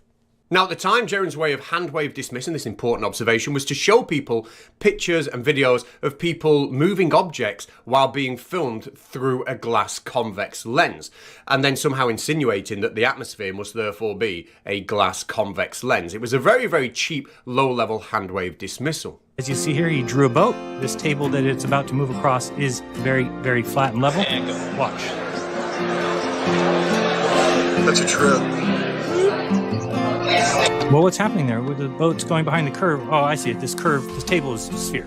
I get it. And at the time, Jeran's subscribers were over the moon because it meant that they didn't have to think for themselves. They could just assume that Jeran was a master of the topic, delivering great presentations. And I've often been critical of flat earthers for training their subscriber base and dragging them down into rabbit holes by producing content like that. So imagine my surprise and delight when in a recent live stream, I heard Jeran say this.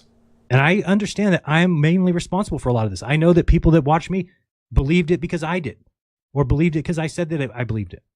I get it. So I'm here to tell you that if you believe in this flat earth because of me, you shouldn't. And he didn't stop there. He made his thoughts on flat earth and the flat earth community very, very clear. I've snipped together a lot of the highlights from that stream, and you're going to hear them now. And I've overlaid on top the comments that the flat earthers in the community were leaving Jeran while he was making these comments. It's a pretty interesting listen.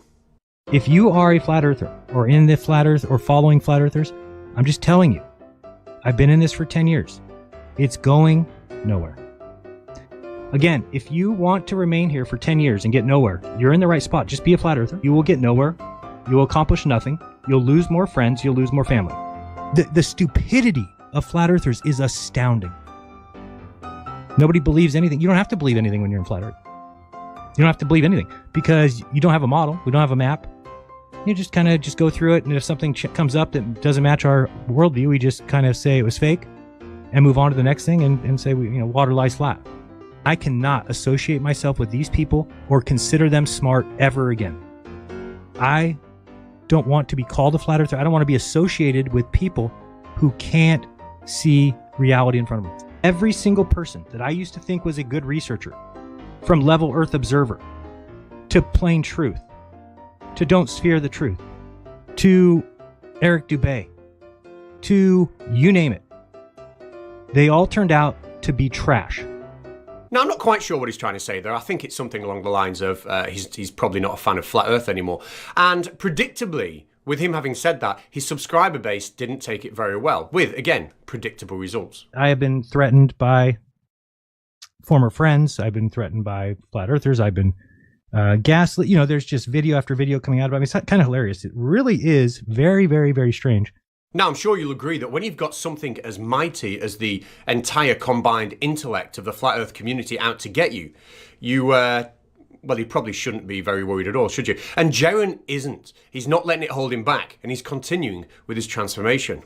Because I'm going to go through and slowly as fast as I can, kind of eliminate a lot of my old videos that I no longer feel are pertinent or are correct or no longer in line with my current thoughts. And that's not just an empty promise. When we look at his Social Blade stats, we can see thousands of views have been removed from his channel just over the past week alone.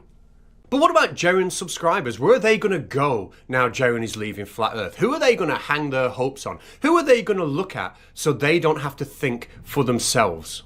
Well, there's always this man, Joe Hanvey. He's featured on the channel before. He's created a flat Earth model that's almost impossible to debunk. And when I say it's impossible to debunk, that's not because it's sophisticated and clever. It's because nobody has a clue what the hell he's trying to show with it. North, west, south, east. Now you see how right here the sun looks lowest below the it looks low below the superfluid and it looks high above the superfluid. This is actually when it would be at its highest point, when you're looking up from the ground. So this would be when it's in the north for the people in Antarctica. What? It didn't affect my brain. Well, it did mine, and it also did to some of Joe's viewers who are actually watching this absolute nonsense and taking it seriously. They are pinning their hopes on him now as being the saviour of Flat Earth. And it turns out that Joe's models are far more sophisticated than we ever thought. Not only can he use his models to show that we would expect a 24-hour sun in Antarctica, but he can also use his models to show how Noah's flood itself would have been possible on a flat Earth.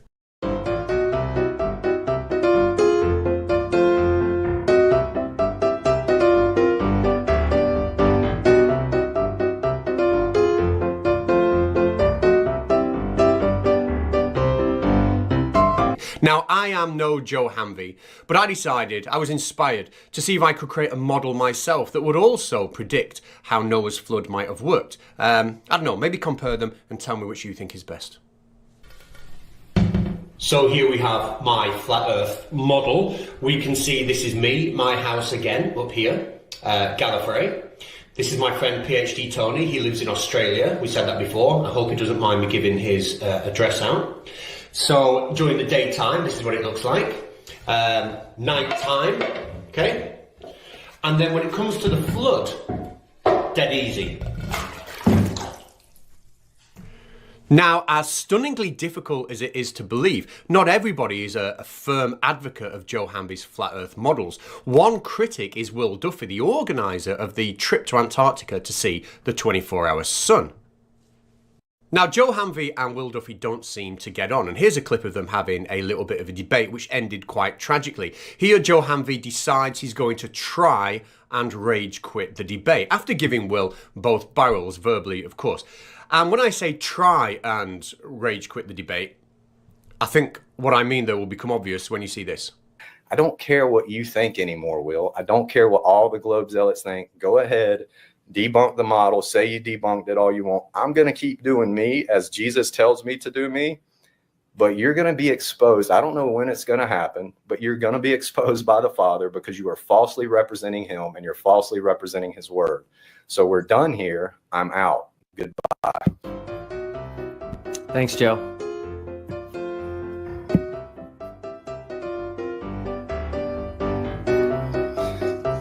Are you able to leave, or do I have to do something?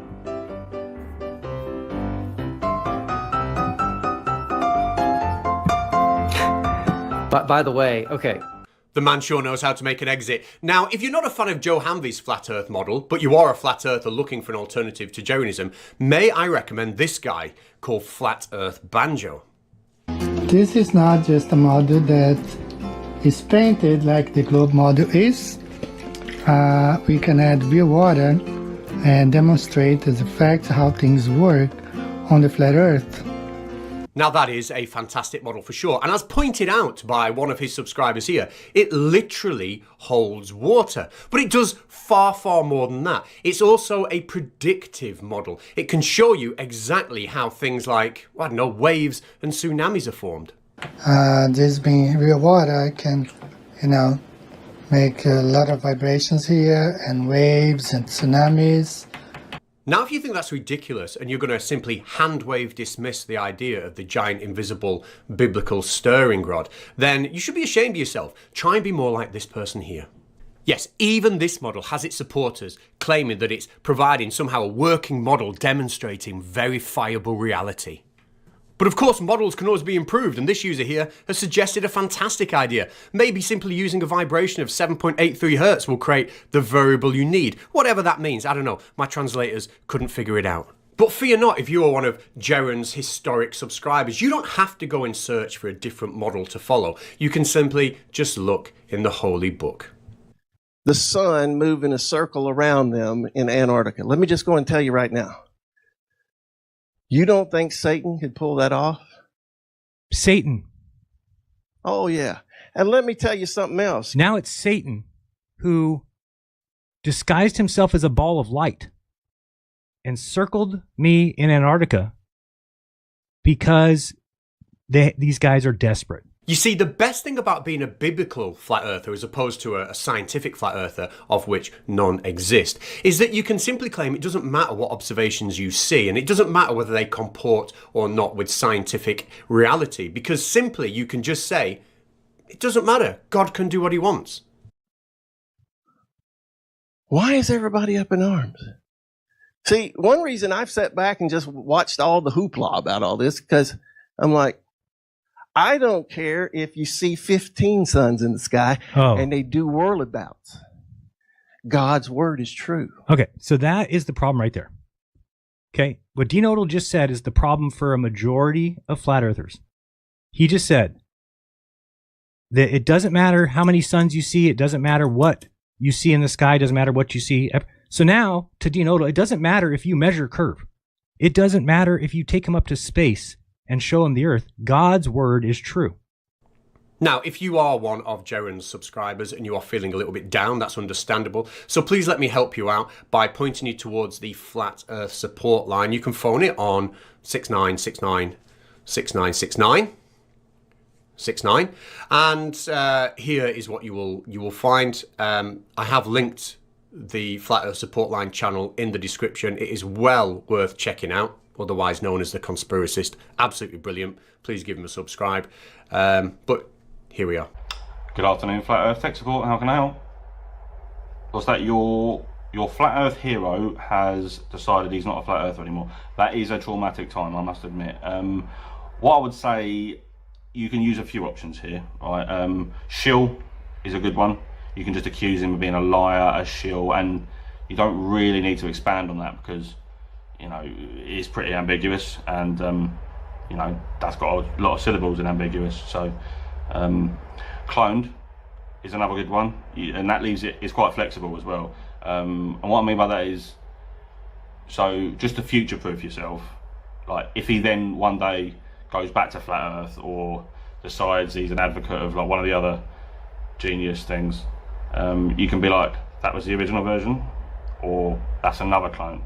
And then people will start to just believe it willy-nilly without you having to sort of reinforce it because they kind of want to anyway. A good one, and it's pretty foolproof, is that you've always had your suspicions. That way you can maintain some sort of dignity and be like, oh yeah, I was just sort of playing him anyway, it was a fraud, and then that way it sort of covers any past indiscretions as well. I hope that helps. Feel free to call back whenever you're confused about reality in the future. Thank you, have a nice day.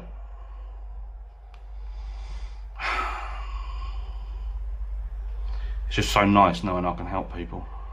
So again, that channel is linked in the description. Please check it out. It is well worth it. As for Jeron, I wish him well in his journey out of Flat Earth. He is going to receive continued flack and criticism from his previous subscriber base and other Flat Earthers for quite some time to come. But he's also got a lot of personal growth to go through himself. When you look at his website, there are some very, very, very distasteful and questionable things on there, which I'm not really going to cover in this video, but you know, who knows, maybe 6 months down the line I'll revisit if Jeron's mindset is still in the same place on those topics. But for now, just, you know, wish him all the best to get out of this as quickly as he possibly can, and also to bring as many other Flat Earthers out the rabbit hole with him. Having said that, I'm off. Goodbye.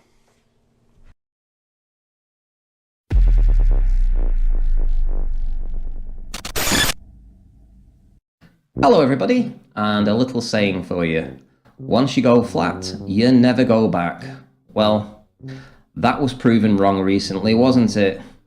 Let's get into the top 5 reasons why flat earthers absolutely despise the final experiment. In the flat earth community, there are lots and lots of videos about flight paths and how that would be impossible on a globe. Here we have Mark Sargent on the This Morning show, and he's going to say something about his own flight to the UK. Take a look at this. So you flew in a straight line to get here? I did fly in a straight line to get here, yes. And you've got... So he says he absolutely did fly in a straight line from America to the UK. That kind of goes against what we saw in Antarctica, because you cannot possibly have the map, the AE map, as they describe it, if the 24-hour sun was in Antarctica. So that removes all of their arguments about flight paths. Number 2 is the dome. Now, the flat earth model as such is that they have a dome, and the base of the dome is essentially at the feet of Antarctica, behind the ice wall. Now, the dome itself encloses everything. It keeps everything in place, including the atmosphere. We'll get to that in a minute. And what you'll see is that, obviously, if there was a 24-hour sun in Antarctica, you couldn't have the dome as described. Here, Mark Sargent is going to talk about the dome. So we've got a dome over the top? Yeah. So let me do this real quick. So the globe that you threw away, what we're talking about is we are all brought up, taught that we live on this tiny little rock that's covered in a little bit of water and smoke. We're flying through this impossible vacuum of space. We're saying that we live on a flat, enclosed world that is basically, you're basically living in a big soundstage with walls and a floor and a ceiling. The Truman Show. The Truman Show. Yeah, very, very, very similar. And to understand who Mark is probably the most well-known flat earther outside of the flat earth community. You know, in the mainstream, he's kind of the face of the community, let's say. So when he went on This Morning and he presented this, and he talked about the snow globe, and he also said that we live in an enclosed system and we have a dome on top. Well, obviously that is an impossibility because he's using the AE map. And of course, the AE map was falsified when the final experiment proved there was a 24-hour sun in Antarctica. So bang goes the dome theory. That is so big that even our best and brightest didn't figure it out until about 1960. And when they did decide to keep it a secret, the really, really short version is you don't live on a globe. This is what it looks like on the outside. That's what it looks like on the inside. There you go. Third reason. Well, if you've got no dome, you can't have the argument about gas pressure without a container because, well, essentially, the dome is the container. So all of that chat by Nathan Oakley and his alike, essentially saying, how can you have gas pressure without a container? Well, that argument is null and void too. Speaking of Narnia, what about any evidence that you can have gas pressure, you know, like we're all breathing, without containment? The arguments, they're falling away. Number 4, a small and local sun and moon. Now, this argument has been floating around for decades, and many flat earthers use this as their proofs. Now, they would do everything, including measuring the size of the sun, the size of the moon, pointing a thermometer at the moon to get the temperature of the moon, all kinds of things to try and prove that the sun and the moon were local. Unfortunately, that is an impossibility with the 24-hour sun in Antarctica, because it just cannot happen, not with the AE map the way that it has been described over the past few years. All those people out there promoting this map and this model, this idea with a dome above them, it's an impossibility. Any evidence of the distance to the sun, as that's what we were discussing in the pre-show, elevation angles more specifically. And number 5, and this is probably the worst one for those flat earthers still left creating content out there. And this all comes down to the personality of the person. Now, people like Jeranism and Patricia Steer and Robbie Davidson and Paul on the Plane, all content creators on YouTube, well known in the community, well, they left because they have morals. They also left and they knew that it would remove their identity as such from the flat earth community. It's a big thing to give up, as is the money that they would have been making, including people like Jeranism, who had a very healthy lifestyle. When he became a globe earther, of course, all of that disappeared. His views dropped, his subscriptions dropped, people, they left him. And he was happy to do that because at the end of the day, he has morals. People like Nathan Oakley, for instance, has none. He still does his flat earth debates. He's still adamant that essentially the earth is flat, and he has seen his subscriber base increase and his views increase. He is continuing on because of the money that's involved. He doesn't care about the people. He doesn't care about the lies that he's telling. The only thing he cares about is lining his pocket. Hit the bell notification icon and join button if you'd like to become a Nathan Oakley 1980 channel member and keep up to date with the Flat Earth debate.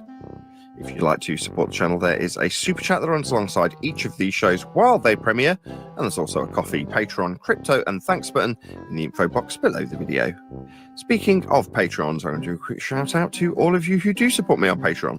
So a massive shout of thanks and appreciation to Smith Tools and Purchase, Level Plain Poem, Vitaly Z, Colton James, BG, Survive the Spin, Effie Patriot, Thomas van der Zander, Gary Hughes, Measured Flat, Chris Wouters, Sea Level Cultist, Mitch Kennedy, Rod, The Name's Burley, Twodwazzle, Jason Hornsby, Christoph Fournier, Flat Earth Travolta, J Mels 24, Unimento, M, Iron 26, Endless, Golden McKeegan, Retro Bill, John Kays, Patrick Gunnels, Banter, Airy Blade, Mobile Max 777, Rob W, Del West Watson, Unbelievable Productions, Blue Ridge Ranger, Abraham Mohammed, Skeptic 936, Texas Mike, Chow Young Cat, David Wayne Foster, and Dank.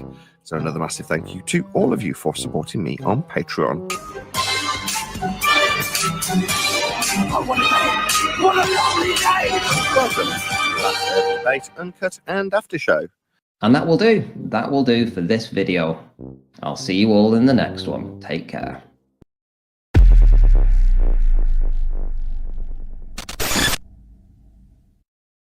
"2025 is one heck of a time to be alive. I searched on the internet this week and I learnt from the European Space Agency that we've just taken some fantastic pictures of Mercury. I learnt that an astronaut had just gone out into space and done a spacewalk. Fantastic times. And I also learnt from a flat earther, this.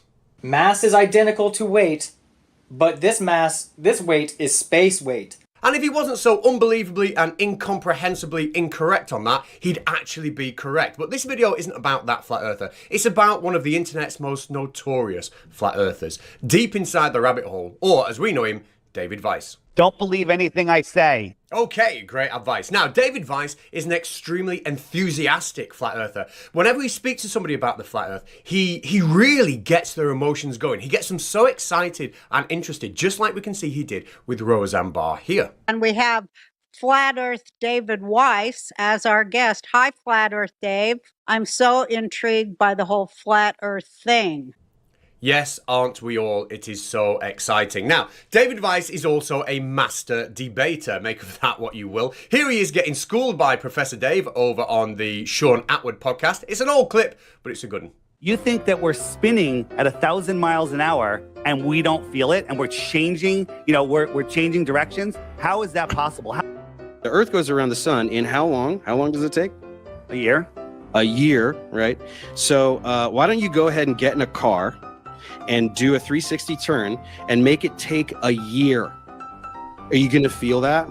Dave, that's not a Let's fair... break it down. 360 degrees, 365 days, that's about a degree a year, right? Why don't you get in a car and drive for 24 hours and over 24 hours veer by 1 degree? Are you going to feel that? Now, before you jump in the comment section, yes, Professor Dave misspoke. It happens in a live debate. He said 1 degree a year when he meant to say about 1 degree a day. Fair enough. But you know what? At least he didn't say this. You might be saying, that guy, why would they even invent gravity then? Why is there mass? What is this shit about mass?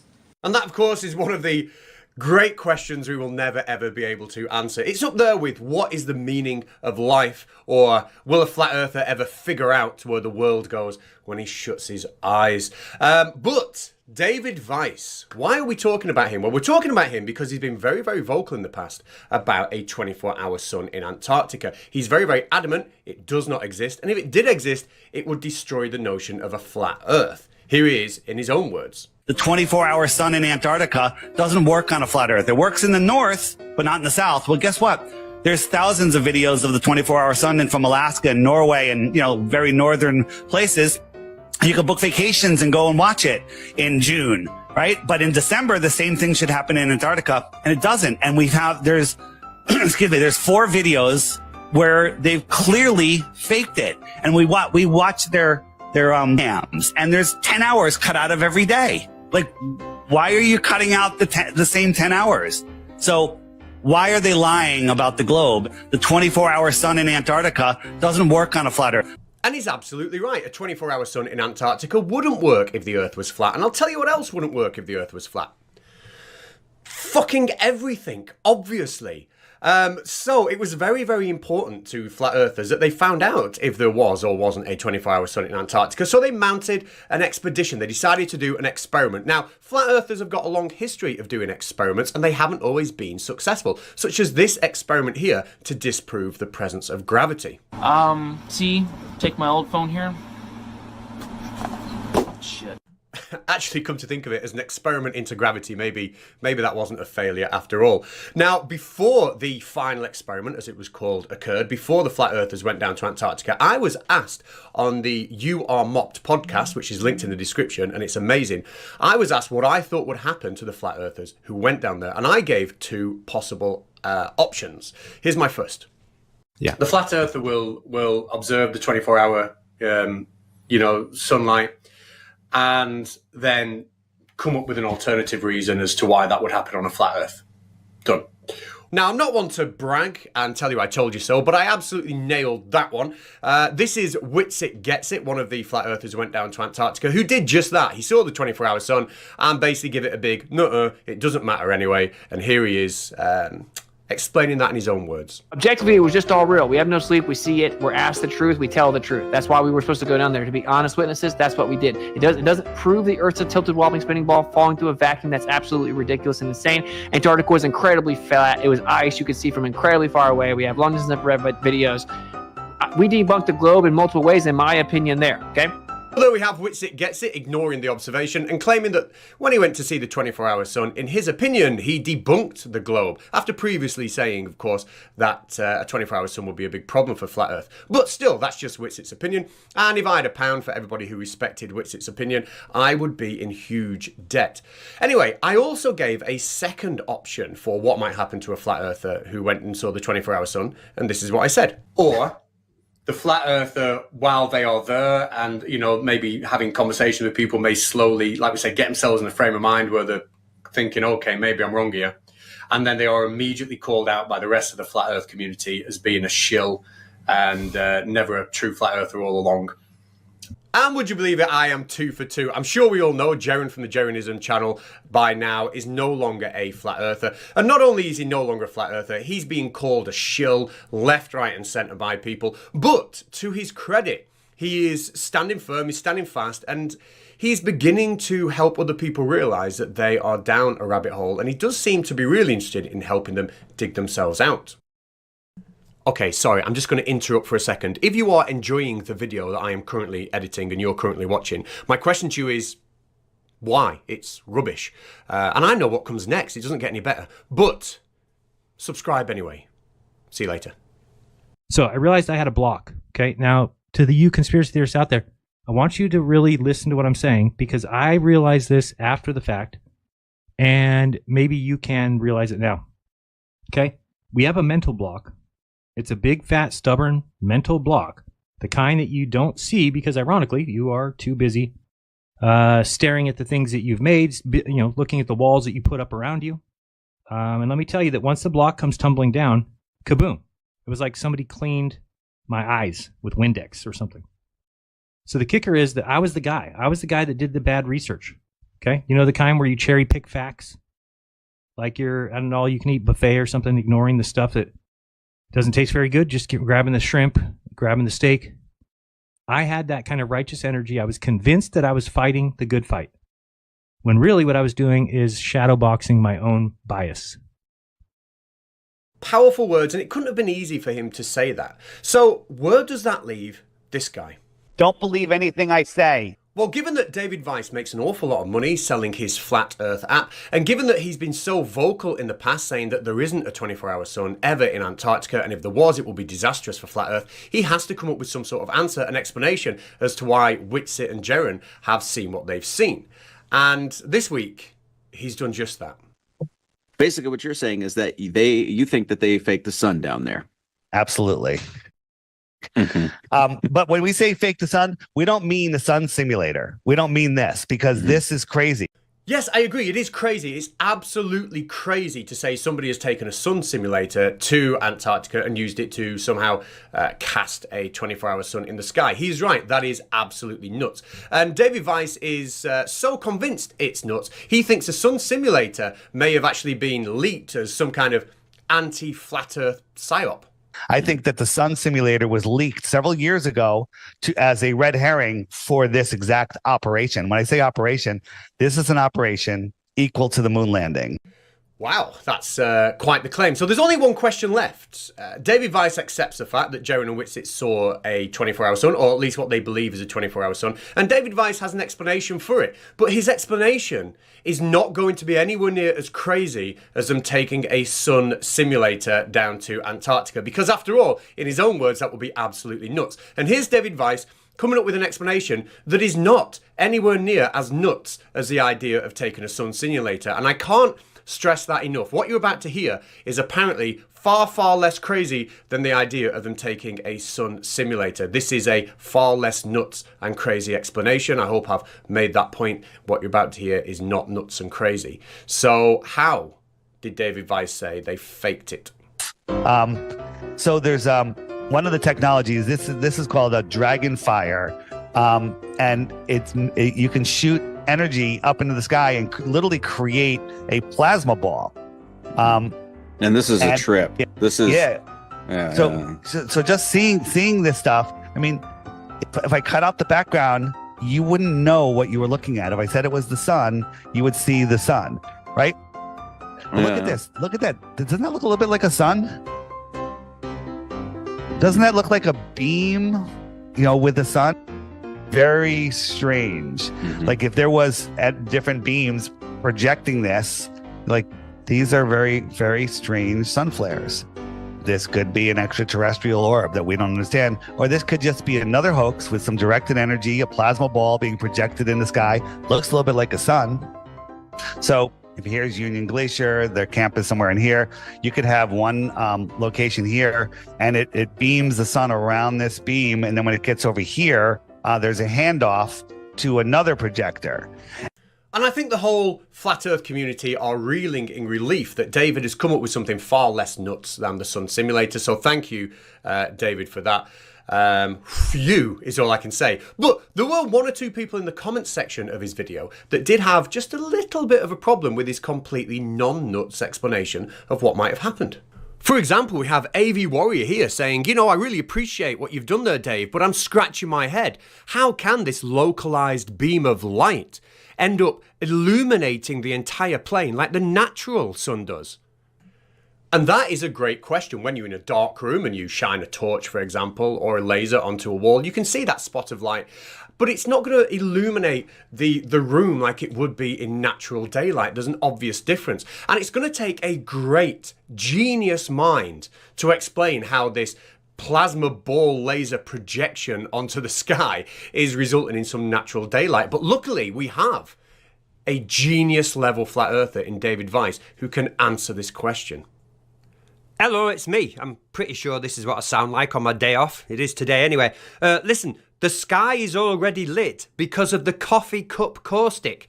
They just need to put the fake sun in it. That makes perfect sense. And if you can't debunk it, it's probably because you can't understand what I'm trying to say. But, still, you can't debunk it, so up yours. So there we have our answer. We now know how this laser projection could result in natural-looking daylight in Antarctica, and that answer was so complete and perfect, there is no remaining confusion about the matter whatsoever. Thank you, Flat Earth Dave. But there was somebody a little bit confused about a slightly different topic. They said if the sun in Antarctica was a projection, then where is the real sun? Oh, I know. I've got it. Me. Let me answer. It's simply too far away to rise. Yeah, that's it. Perfectly explained. I'm going now. Bye. That's it, Dave. Always leave them wanting more. I love that. But there was another question in the chat, and that was from somebody who was a little bit confused about the marathon runners that go running down in Antarctica. And do they not see the 24-hour sun? No, they don't. It was it was cloudy. Yeah. What? What do you mean that's a rubbish answer? Now, some people in his comment section decided to be friendly and actually help Dave Weiss out by offering other explanations of how they might have faked it down there. But Dave, he seems to want the monopoly on stupid excuses. How dare you say something as stupid as it was a green screen? You've no idea what you're talking about. No idea. Let me handle this, because I know about the plasma laser sun that creates natural light, except when it's cloudy, and I think I've explained it perfectly. I don't need your help. Go away. So I think if we ignore the fact that he's explained nothing, we can safely now assume that he's explained everything and got it all covered. Except there is just one last thing. And that is that this projection of a sun in the sky was used by Jeronism while he was down there to burn a hole in a piece of paper using a magnifying glass, something which a projection just simply wouldn't be capable of doing. One more time.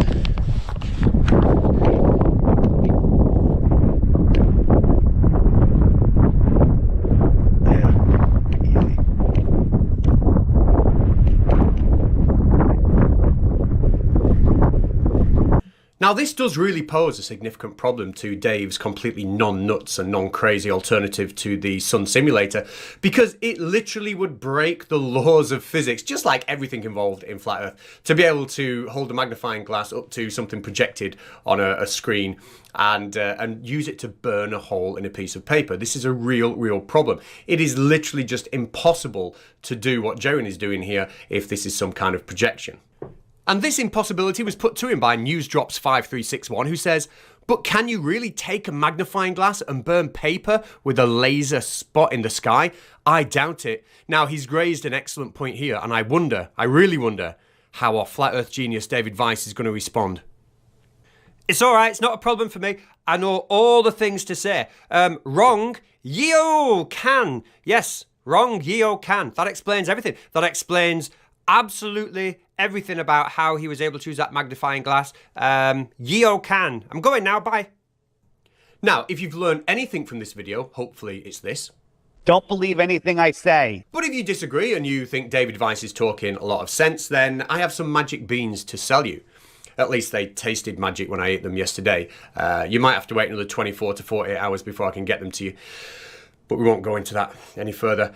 I do want to add before I leave that FTFE is debating Dr. Andrew Wilson on the 15th of February in one heck of a debate. Dr. Andrew Wilson isn't a flirt, an uneducated flirt. He's a very articulate and educated individual who is going to be a real challenge, I think, for anybody, FTFE included. And the debate is going to be about morals and ethics, and is religion likely to produce a more moral and ethical person, or is, basically just understanding science and the way the world works going to be equally as good? FTFE is standing on the side of science, and I'm really looking forward to it. I've linked it in the description, so anyone who wants to watch it can. He's flying all the way out to somewhere. He did tell me, and I've forgotten recording this video, but he's flying Jersey or New Jersey, whatever. It's linked in the description, but it'll be well worth just getting on your watch list for YouTube. I'm certainly looking forward to it. Anyway, until next time, goodbye. Right now, this very second, Akshay Nanavati is freely and independently exploring Antarctica. Yes, the very thing flat earthers say you cannot do is being done right now. For years, flat earthers claimed that Antarctica was closed.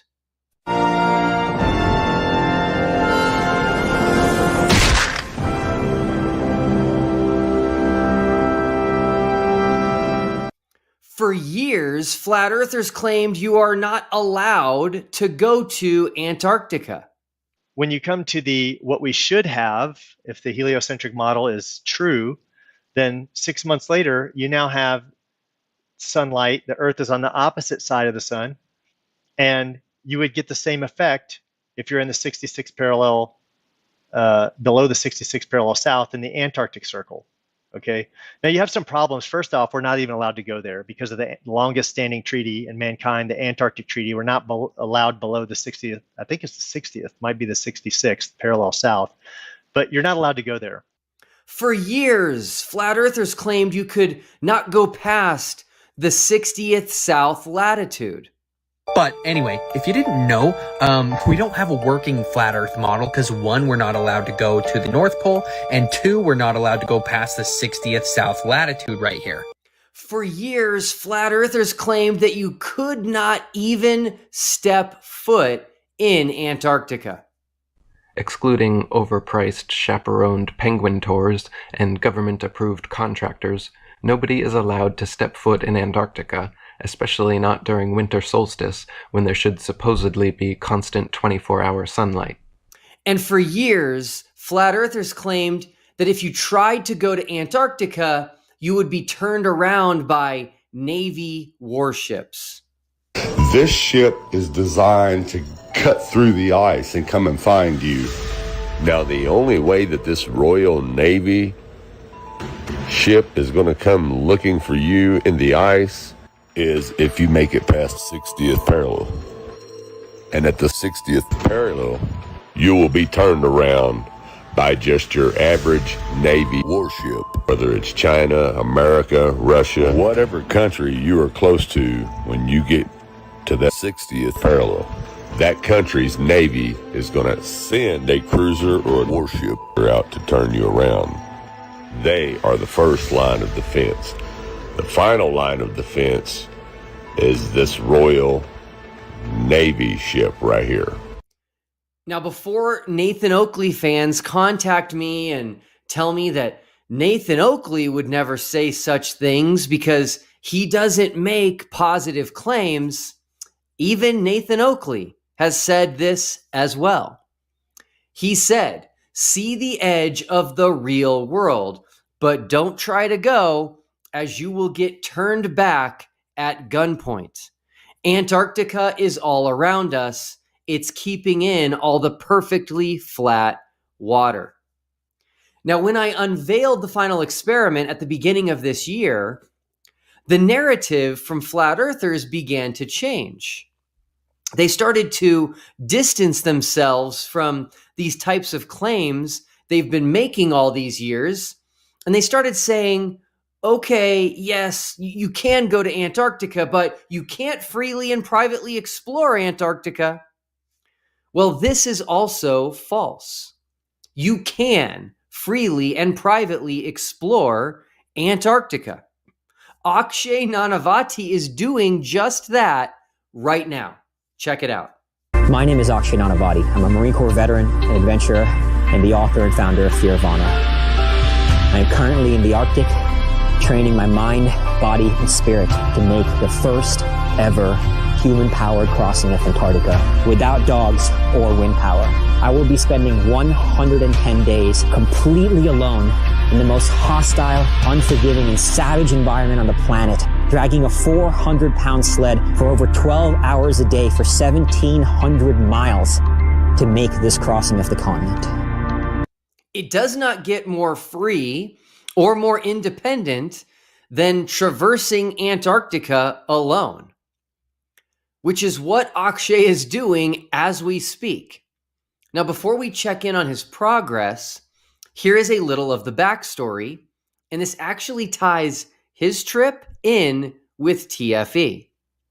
To make a crossing of Antarctica costs $750,000. This is not a number I just randomly came up with. This was a number given to me by Antarctic Logistics and Expeditions, ALE, because we are flying to some of the most remote regions of the world. Just that flight from Union Glacier, the base camp in Antarctica, to the Bay of Whales, my start point, is a $250,000 flight. The flight to Antarctica alone is over $60,000. We are paying for a support team, a logistical crew, a safety team to support me while I'm on the ice and to provide that safety. So this is just what it takes to accomplish something so grand and so impossible. As you heard, he is also using ALE to get to Antarctica.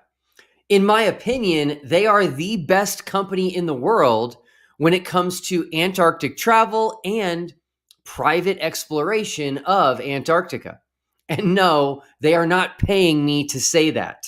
On the contrary, I've written some very big checks to them, but was happy to, as we need a solid, reputable company to get us deep into Antarctica, which is where we need to be to properly conduct the final experiment. Now, Akshay ran into some weather delays at the start of his trip on November 1st of this month. Hello, my friends. I'm here at Punta Arenas with my wife. It has currently been about 2 extra days of waiting to get to Antarctica, to get to Union Glacier. It's too windy right now for the plane to land, but we're crossing our fingers. It's looking like there's a good shot for tomorrow. So hopefully I'll be out there and getting ready to start this journey very soon. As you heard, he began his journey in Punta Arenas, the same place we will begin our journey in just a few weeks.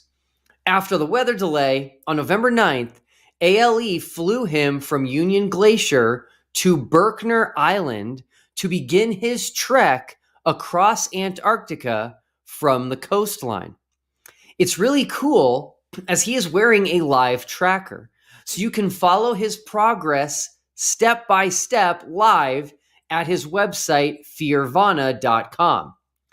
Now, I wish him the best. Taking on a solo crossing of Antarctica is no cakewalk. Now, flat earthers, I do have a request. Would you please stop saying that people cannot freely and privately explore Antarctica? We all make mistakes, so this is not that big of a deal. Just admit you were wrong and let's move on. Now, I've been trying to anticipate what flat earthers might say in response to this video, and the only thing I can come up with is they might say that you can't freely and independently explore Antarctica without permission. And if that's what you want to argue, that's a pretty poor argument that has not been well thought out. Most places in the world cannot be freely and independently explored without permission. Even the government authorities need to obtain a search warrant from a court before they are able to freely and independently search private property. Think about it. I can't freely and independently explore your house without your permission, anyone's house for that matter. And since most land in the world is owned by someone, they have the right to grant permission for you to be on their land or not. You can't even climb Mount Everest without permission from the Nepalese government. The list goes on and on. So if your only argument is going to be that you want to explore Antarctica without permission, then you want to do something that can't be done in most of the rest of the world. But here's the real question. If you really think the earth is flat, if you really believe the globe is a massive conspiracy, if you really think there is a firmament, a dome in Antarctica or maybe other lands beyond Antarctica, wouldn't you just simply ask permission in order to prove this? What am I missing here? If all you had to do was ask permission, and you know permission is frequently granted, then why wouldn't you just do that? Now, I know it's easier to say Antarctica is closed and Antarctica is off limits and no one is allowed past the 60th south parallel and you'll be turned away at gunpoint if you try. But none of that is true. Anyone can go to Antarctica. Anyone can go below the 60th south latitude. And anyone can go to Antarctica alone if you really want to. So when are you going to just do it? But here's the last question I have. Akshay is crossing Antarctica. That seems impossible on a flat Earth. He started at Berkner Island, which is south and east of the tip of South America. And if he's successful in his journey to the South Pole and then to the other side of Antarctica, he will end up at the Bay of Whales, which is almost directly south of New Zealand, just slightly east. So if I grab my Gleason's map here, he will start here, and then he's going to head south, which on a flat Earth is away from the North Pole, and he's going to continue heading south until he gets to here. How exactly does that work on a flat Earth? Let me know in the comments below.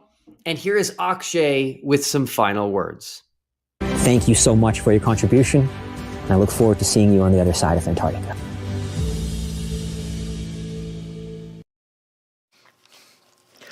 Hello everybody, hope you're doing well and thanks for joining us for another video where today we will be tackling claims that have been made that apparently we faked the 24-hour Antarctic sun by using Unreal Engine. This is a claim I heard back in January during a discussion that I was having with Flatzoid about whether or not the final experiment was fake. They were able to get their environment done, HDR environment done, and they could recreate it in Unreal Engine 5 if they wanted to.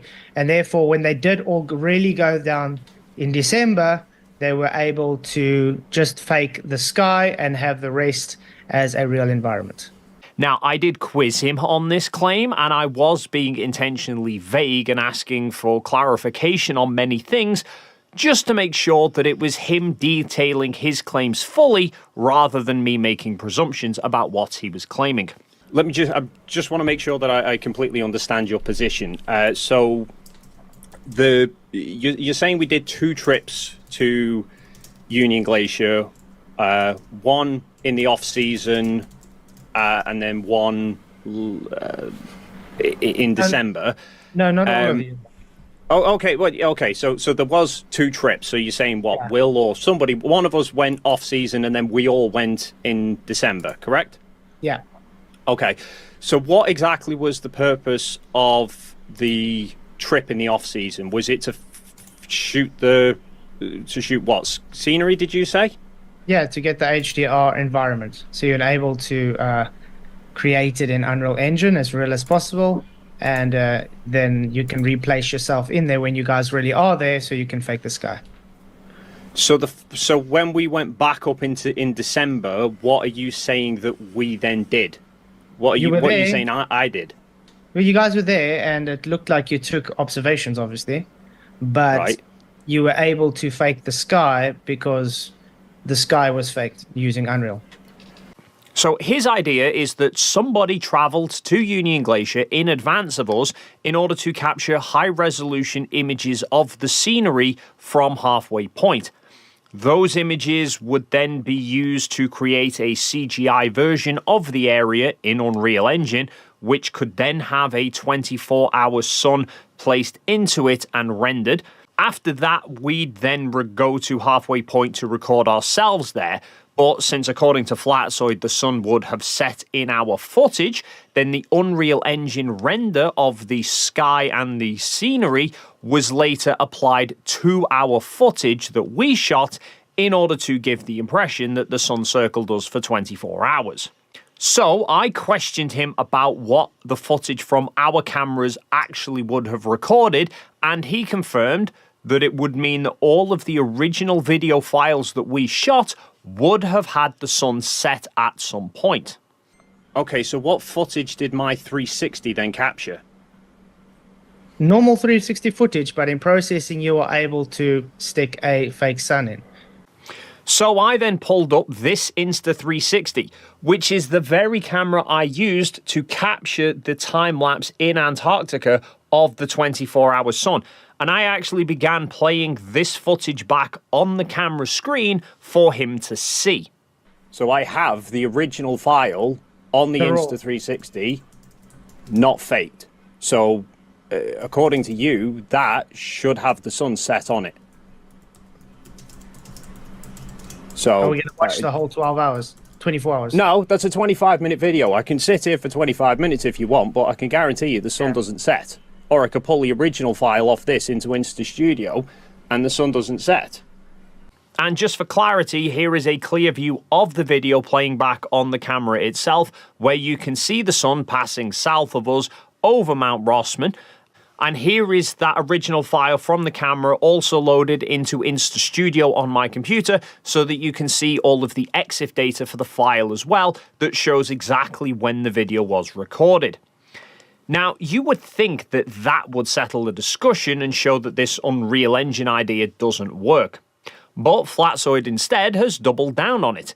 Afterwards, on one of his streams, he was going on about how he was going to do a video to show how we could have faked the render with Unreal Engine and then loaded that faked file back onto the Insta360.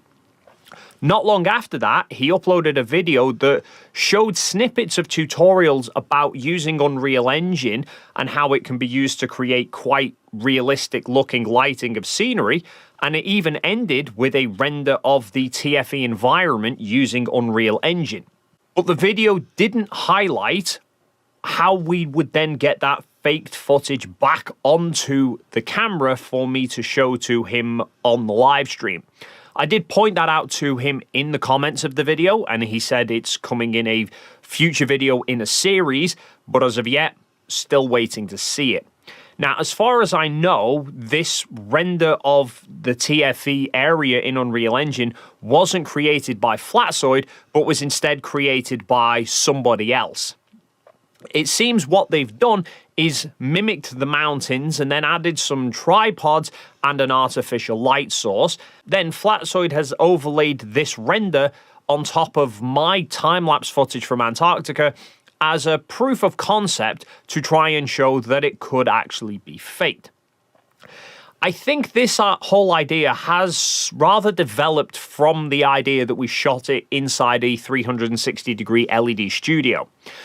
The original studio idea that people were putting forward doesn't work because that would put a physical boundary surrounding us, and yet you can see numerous examples of where we get into vehicles that are going to and from halfway point to the main camp. So taking that notion a step further, that we actually were in Antarctica and shooting outside, but that the sky is being faked in Unreal Engine, gets them around these boundary problems. There is, however, a major flaw in Flatzoid's idea, which is something that I did actually hint to him during our discussion. All of the time-lapse footage and the real-time footage that Will and Toon have both put out, you can see us there, we're moving around. Is that us in Antarctica in December? Yes. So how are our shadows doing a full 360 degrees on the ground? Unreal Engine has a thing called ray tracing, and it's able to map shadows and lights over an environment. That's why I said they were able to get that environment, 3D render it, and then have you guys overlaid in that 3D environment, so the shadows are able to be rendered through light tracing. In the footage, you can see the shadows of all of the objects around us were all doing full 360-degree circles. Flatzoid's explanation for this is that it was done with ray tracing. Unreal Engine has a thing called ray tracing, and it's able to map shadows and lights over an environment. It does seem, however, as though Flatzoid doesn't really understand how ray tracing works. Ray tracing is certainly a thing related to lighting and shadows, but there is a fundamental issue here that shows it cannot be used to explain the footage from Antarctica. Now, as a very brief overview, When you're creating 3D renders for animations or video games, etc., you will have objects within a scene and you have a light source. The light source obviously will cast light out, and if an object is sitting on a path of light, then it will block the light from going any further and cause a shadow to be cast. Typically, these shadows were done using shader maps and rasterization. And when light hits a particularly reflective object, it doesn't just stop, it will obviously reflect off that object and go somewhere else. And these reflections were typically created using reflection mapping. But in reality, that reflected light will then end up hitting other objects, which will cause fill light on those objects, and the light will then again reflect off those accordingly, and so on. These repeating reflections and fill light are typically where lighting in CGI with rasterization and shader maps struggle to match reality, especially given that how much light is reflected off an object is going to vary depending on the color and the texture of the object, and the direction that the light is going to reflect will depend on the shape of the object and also what direction the light is hitting it from. This is where ray tracing comes into its own. Ray tracing actually calculates how light will behave much more in depth. It works out how much light will reflect off a surface. Where is that reflected light going to travel to? How will it then interact with other objects in the scene? It is especially powerful when it comes to reflective surfaces. Modern graphics cards now come with ray tracing cores built into them, which can be used for calculating how light will interact with objects in computer games, and where reflections will then appear. If you look at some of the demo videos showing the difference between games that are using real-time ray tracing versus when they're using normal rasterization, you can see that in areas such as Windows, the rasterization just can't work out what reflection should be appearing, whereas ray tracing does. The ray tracing cores are making millions of calculations involving breaking down how the light is going to behave and interact with objects, the vectors involved in how it will then reflect off objects, running it all through complex algorithms in order to work out how each individual object should appear to a viewer. Each of those by itself are insanely complex topics that I am not even going to attempt to detail in this video. Although if you would like to learn more about them, today's sponsor, Brilliant.org, covers a lot of these sorts of concepts amongst their many different classes. Their use of interactive animations particularly, I find, makes even the more complex topics a lot easier to understand and visualize. But don't worry if complex topics are off-putting to you, because all of their courses build up gradually throughout the classes, from an introductory level moving on to the more complex stuff. I love using Brilliant so much that I was even doing classes whilst I was in Antarctica, and as a result, my streak of consecutive days using it has now surpassed 700. I am less than a month away from 2 full years non-stop using it. So why not try it for yourself by taking a 30-day free trial using my link brilliant.org/Dave McKeegan, and using that link will also entitle you to 20% off their annual subscription. So ray tracing requires a lot of complex calculations to work out how light will behave within a particular scene to then try and produce results that match reality as closely as possible. And this is where Flatearth's claims fall to pieces. Because for Unreal Engine and ray tracing to work out where shadows would be casting, it needs to know all the exact details about every single object within the frame before it can render what the lighting for them will be. I.e., the software needs to not only know if an object is in a frame, it needs to know exactly the size and the shape to know what shadow to cast. It needs to know the texture of the object to know how much light is going to reflect off it and in what direction.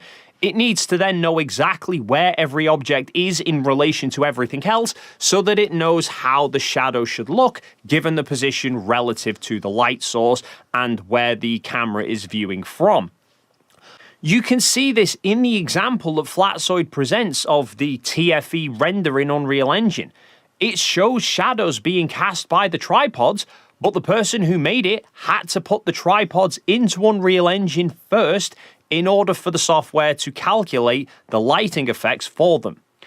Ray tracing is only ever used for animated environments, because the designers can create the entire environment and all the objects involved beforehand and then have the lighting worked out afterwards.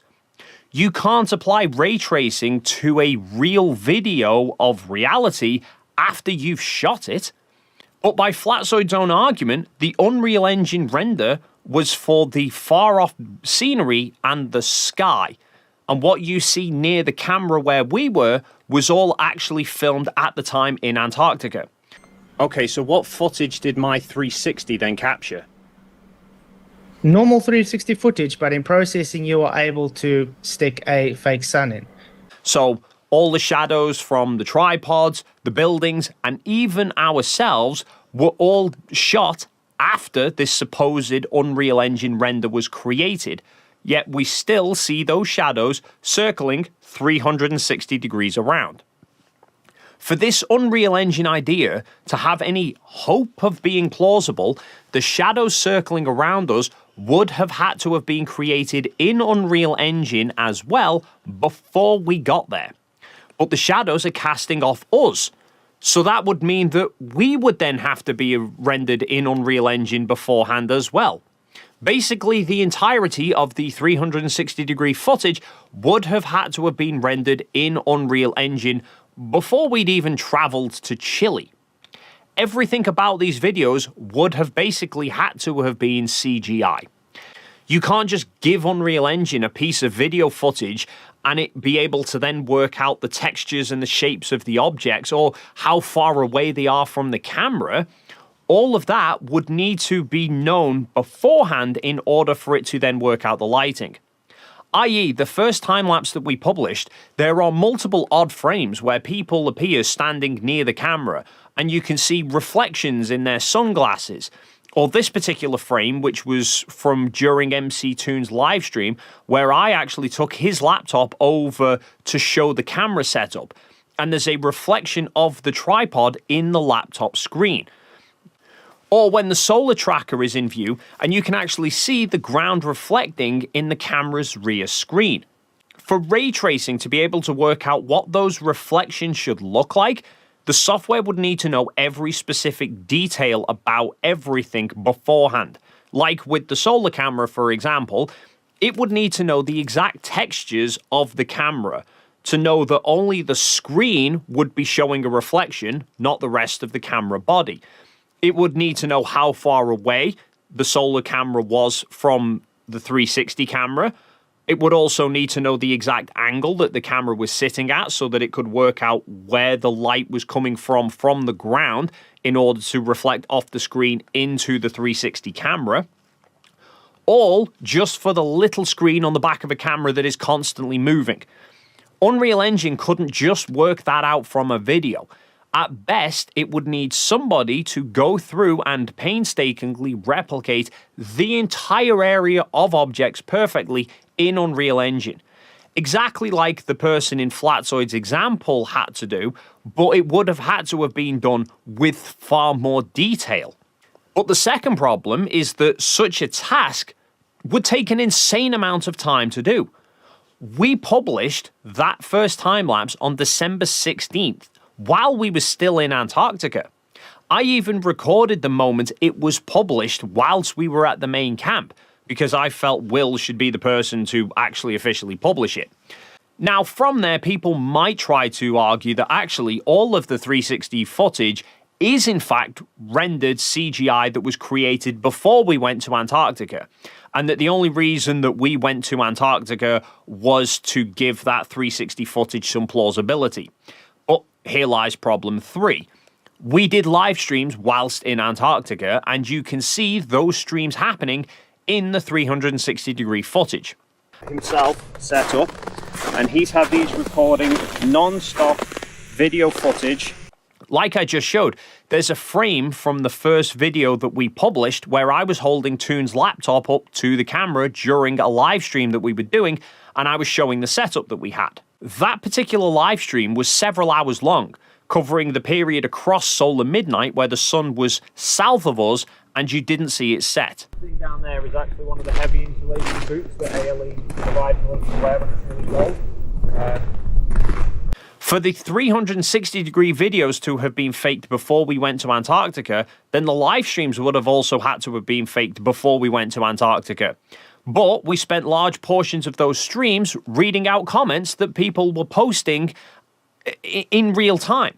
And in the stream that I did, there were people who were sending me super chats with recent sports scores to read out to show that the stream was actually happening live rather than being pre-recorded. JJ for $1.99. Buff 45 Det 28, further proof it's not pre-recorded. Okay.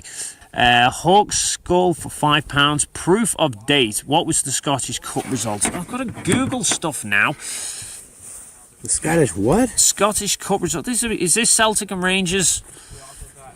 Right. Okay. Fine. I've got this one from 30th of November. Can we see that? There we go. There's one from the 30th of November. So it's close enough to Mullsborough 3, Bosness United 1. So for Flatzoid's Unreal Engine claims, then the live streams would have had to have had Unreal Engine creating all of the background scenery and the sky as well in real time as we were actually streaming. But then we go back to the problem of working out the reflections that you can see. All of our glasses and goggles were clearly reflecting the scenery and the people surrounding us. At one point during Toon's live stream, I was trying to show a photo that I'd taken on my phone by holding my phone up to the laptop camera. And the angle that I was holding the phone at to the computer was at times showing reflections of the ground behind the laptop. During the midnight stream that Will did, everybody was outside together, and you can regularly see times where the person is standing in front of the laptop and their goggles or glasses are reflecting clearly the people who are standing behind the laptop. Or when Will turns the laptop around to show the midnight sun, his glasses are showing reflections of the shadows and the ground behind the laptop. For ray tracing to have been able to have rendered those reflections, it would have needed to have known the exact positions of everybody and everything for that exact moment in time. Not possible to do for a live stream that we were actively engaging with and responding to. There is also another glaring flaw within Flatzoid's claim here, which is he's saying that we did actually film ourselves in Antarctica, but then the Unreal Engine render was added in afterwards. And he's saying we had to do that because apparently the sun set. But that would then mean that the original footage that we captured would have a set of shadows and lighting where the sun was visible during parts of the day and then set on us.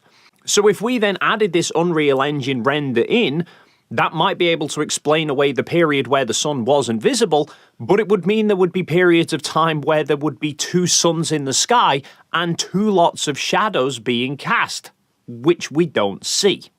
So yes, this whole notion that it could have been faked with an Unreal Engine doesn't work.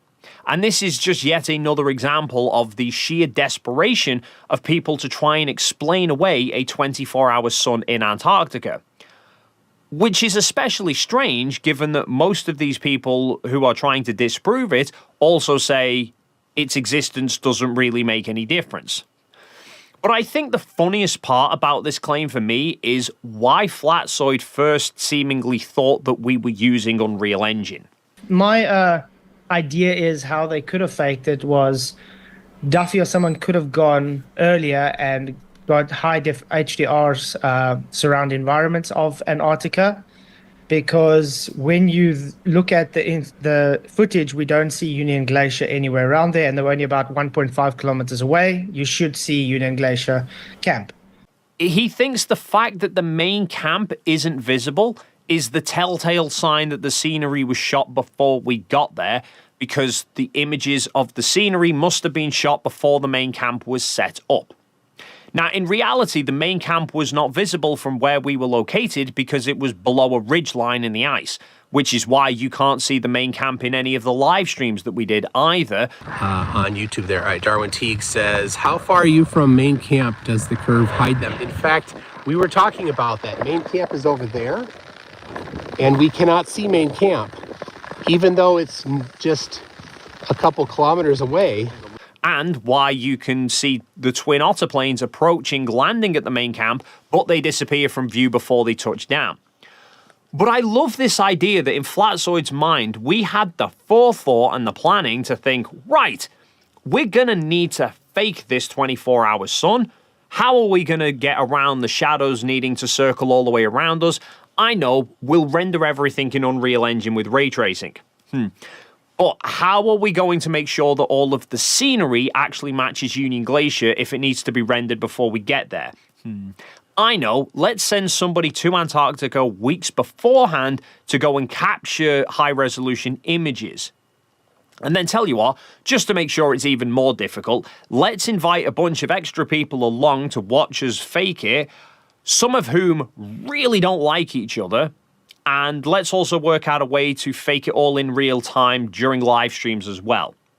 Apparently, we went through all of that meticulous planning, but seemingly none of us thought to add a main camp into the scenery when we were rendering it beforehand. Anyway, that's going to wrap it up for this video. The idea of this being faked in Unreal Engine just does not work, so I guess it will have to go back to the drawing board to come up with some new claims of how it could have been faked, which I am very much looking forward to hearing. But until then, feel free to leave your thoughts in the comments down below. If you enjoyed this video and you haven't already done so, then please consider hitting the like and subscribe buttons, and hopefully we'll see you in the next video.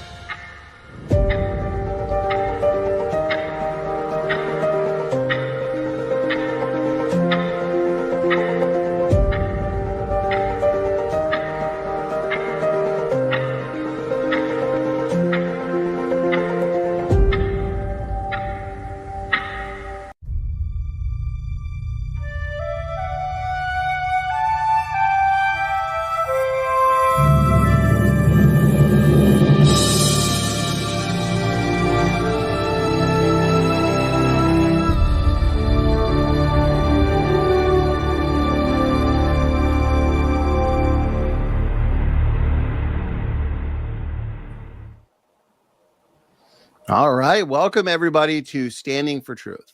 My name is Donnie Bedinsky, and I am your host and moderator for tonight's highly anticipated great shape of the earth debate between Will Duffy from The Final Experiment and Sean Griffin from Kingdom in Context. I am thrilled to have Will and Sean for this exciting debate because I know they've both spent considerable time studying this topic. That means we are going to get a comprehensive, thought-provoking, and professional exchange on tonight's subject matter.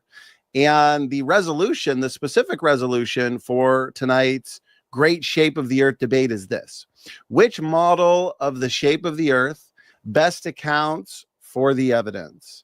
Will and Sean are no strangers to debates, nor are they a stranger to the Standing for Truth debate platform. And so I appreciate the both of them being willing to be seen with me in public for a few hours here. And so, Will, Sean, let's get acquainted, gentlemen, and break the ice a little bit before we get into our opening statements. Will Duffy, let's start with you. It's great to have you. I appreciate the time you've offered for tonight's event. And tell us a little bit about yourself, Will. Yeah, so glad to be here. Thanks for hosting. Big fan of your channel. I'm Will Duffy. I created The Final Experiment. And if you're not familiar with it, you will be after tonight. I'm coming to you guys from Colorado and really looking forward to this. Awesome. Appreciate that, Will. For those in the audience that enjoy what they're hearing from Will Duffy here, do check the description box where I have a link to his YouTube channel where you can go over there and subscribe. Sean Griffin from Kingdom in Context, it's great to have you as well. I appreciate the time that you've offered for tonight's debate. A lot of people really looking forward to this one, and that includes myself. And Sean, tell us, how are you doing tonight? And also tell us a little bit about your channel, Kingdom in Context. Thanks again for having me, Donnie. I'm doing well. Thanks, Will, for doing this. And yeah, this is a fun topic. I'm excited to talk about this one. I've been studying biblical cosmology for 10 years, since 2015. And I feel like there's just ample evidence, both in the physical reality we see as well as in the Word of God. So I'm excited to talk about this topic. It is something we discuss on our channel, Kingdom in Context. We mainly try to focus on the gospel of the kingdom that Christ and all the prophets preached, but the creation and the design of the creation is a part of that message. So it matters to the details, and I'm excited to flesh those out tonight as a part of this debate and engage with Will and his points as well. Very good. Thank you very much, Sean Griffin. To those in the audience who like what they're hearing from Sean, I also have his channel linked in the description box where you can go check that out and see more from him. Will and Sean, thank you for helping us to get acquainted and get to know you guys a little bit before our comprehensive debate tonight. Again, to anybody just joining us, as we are doing this live and people are still making their way in for this epic exchange, the debate resolution for tonight is: which model of the shape of the earth best accounts for the evidence? And here's our format. Why I say tonight is going to be comprehensive is because we have 30 minutes each for opening statements. For those who might remember, last month we had a live debate negotiations event just to hash out all the important details. And so for the 30-minute opening statements, both debaters will bring 6 main arguments or points to engage. Then we'll jump into a round of uninterrupted rebuttals. Uninterrupted rebuttals will be 10 minutes each. Those will be meant to respond to the 6 major arguments or pieces of evidence that are brought up during the opening statements. Then we jump into a discussion. Now, the discussion, rather than a strict cross-examination, this is going to be more free-flowing and organic, where Sean and Will can have a dialogue or a conversation on the issues at hand. Then this is where we get you guys in the audience involved. We'll have a roughly 25 to 30 minute audience Q&A, depending on how many questions come in. Please keep the questions respectful, no personal attacks. Feel free to send in challenges. Perhaps you hear something Will says or Sean says and you disagree, you object to what they're saying. Again, send in an objection. Make sure there's a question mark at the end of it, but keep it respectful. No personal attacks there. And what we'll do in light of tonight's large live chat is we'll bump super chats to the top for those who want to guarantee or ensure that their questions are engaged. And that's it for format. So, gentlemen, let's get into the fun. I am looking forward to this. Will Duffy is going to be kicking us off in terms of opening statements. Again, we have 30 minutes. Will, please just let me know when you're ready to go. I can also put your slides up or your presentation up whenever you're good with that as well. Yeah, why don't you get it set up and then we can start. Okay, so I've got that up on the screen and I can start the timer as soon as you're ready to start your presentation. Okay, I'm ready. Okay, go ahead. Flat Earth is officially finished. I created the final experiment, TFE, to once and for all settle this debate over the shape of the Earth. I came up with TFE in November of 2023 after hearing so many flat earthers say there was no 24-hour sun in Antarctica, and if there was a 24-hour sun, that would prove the globe and be impossible on a flat Earth. Shortly thereafter, I was invited to watch a debate between two pastors over the shape of the Earth. The debate was between Greg Locke and Dean Odell and took place on December 2nd, 2023, near Nashville, Tennessee. I decided to attend this debate in person as I had already begun creating the final experiment in order to settle this debate for good.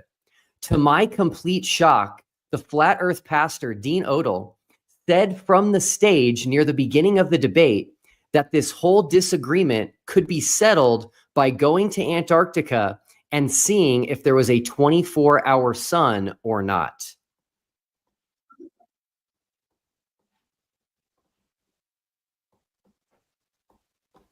You know, this would be easy to prove, but they hide this from us too. All we'd have to prove is go to Antarctica. Let me and you go to Antarctica, spend a week there in the summer, and let's see if the sun does a 360-degree circle all the way around us. If so, it's a ball. This was my confirmation that my idea for TFE was indeed final, hearing from yet another flat earther himself that going to Antarctica and seeing if there was a 24-hour sun would end this debate. The final experiment was just that, final in every way. There is no flat earth map or model that can account for the observations and experiments we conducted on our trip to Antarctica and to the tip of South America. As it turned out, the 24-hour sun was just the tip of the iceberg, pun intended. So many other observations and experiments confirmed the globe, and these are all impossible on a flat earth. If no flat earther, including my opponent Sean, can provide a working map or model that can account for all of these, then the debate is over. Full stop. As we go through these observations one by one and the results of our experiments, I want you to keep something very important in mind. Every single flat earth claim was wrong. Every single flat earth prediction was demonstrably false. Every single one. This is not some crazy coincidence. It's because we do not live on a flat earth. Because we live on a globe, every single time a flat earther makes a prediction or claim that contradicts the globe, it will fail. I don't have time to cover all of the demonstrably false claims from flat earthers prior to TFE, but I will highlight some of the bigger ones now. First, flat earthers said for years that you could not go to Antarctica.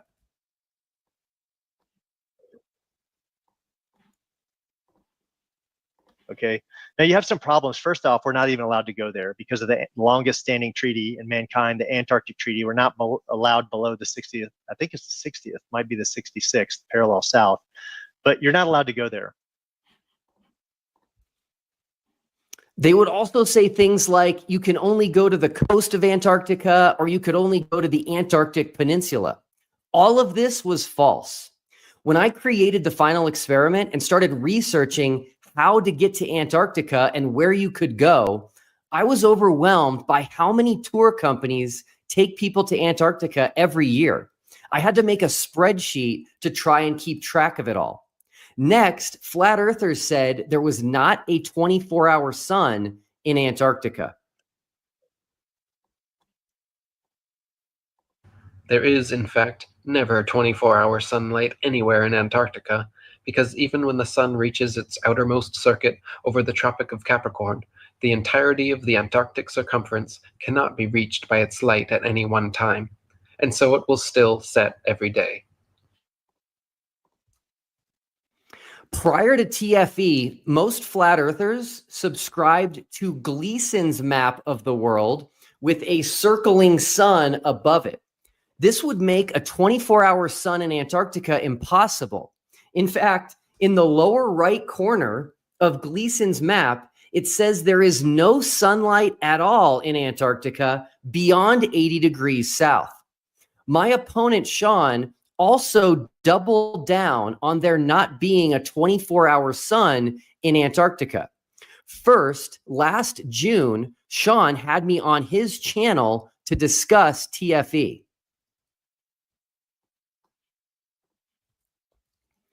Now, we need to take a quick tangent here. Notice in the description, Sean says I am joining him to discuss my public challenge to biblical cosmology. This is manipulative and disingenuous. Flat earthers, including my opponent, use this term biblical cosmology as if it's synonymous with a flat earth. Nothing could be further from the truth. I hold to biblical cosmology, as does Donnie, who is hosting this debate, but we have disagreements with Sean's position on biblical cosmology. People disagree with each other. That's a fact of life. And in the world of theology and biblical matters, it's no different. Disagreements and different interpretations abound. If someone calls their own personal view biblical theology, despite the fact that many people disagree, you can see how disingenuous that is.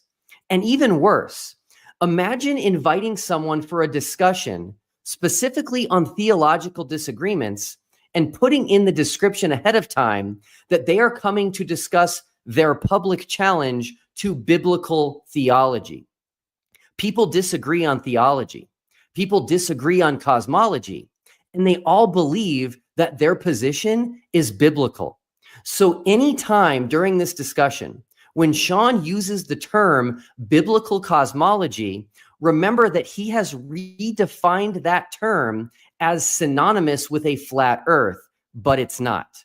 All the varying views on cosmology among those who believe the Bible is true can all be described as biblical cosmological views. Going back to Sean's position that there was not a 24-hour sun in Antarctica, a few days after having me on his channel, Sean posted this video to his channel. You'll notice it's titled Multiple Testimonies Against 24-Hour Southern Summer Sun in Antarctica, and he was furthering his case that there is not a 24-hour sun. And then a few days later, Sean had MCToon on his channel, and both TFE and the 24-hour sun were, of course, brought up. And Sean told MCToon that the globe side has no video evidence of a 24-hour circling sun in Antarctica.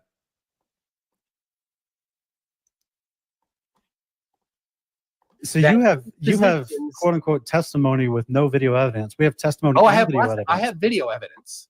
No, you don't. You've got edited film. You do not have a 24-hour video evidence of the Antarctic summer sun circling above someone's head for 24 hours. The body of the sun.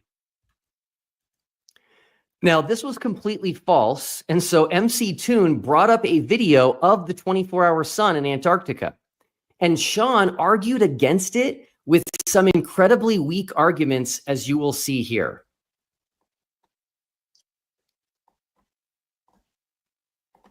Okay, so who's Robert Schwartz?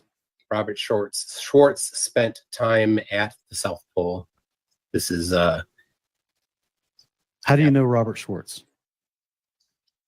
how do you know the guys in the video that you did? You don't know them either. So No, I don't. we're But at the same. they actually have a timestamp. They have dates. They have coordinates. You have a random video that's moving in circles where I can already see cuts in the clouds because it's moving at high speed. So I'm just saying to you, Standard flat Earth denial. How do you know Robert Schwartz? This is 5 days. Well, watch it go. Yep. This destroys flat Earth. You asked why hasn't it been blasted around? I don't know why.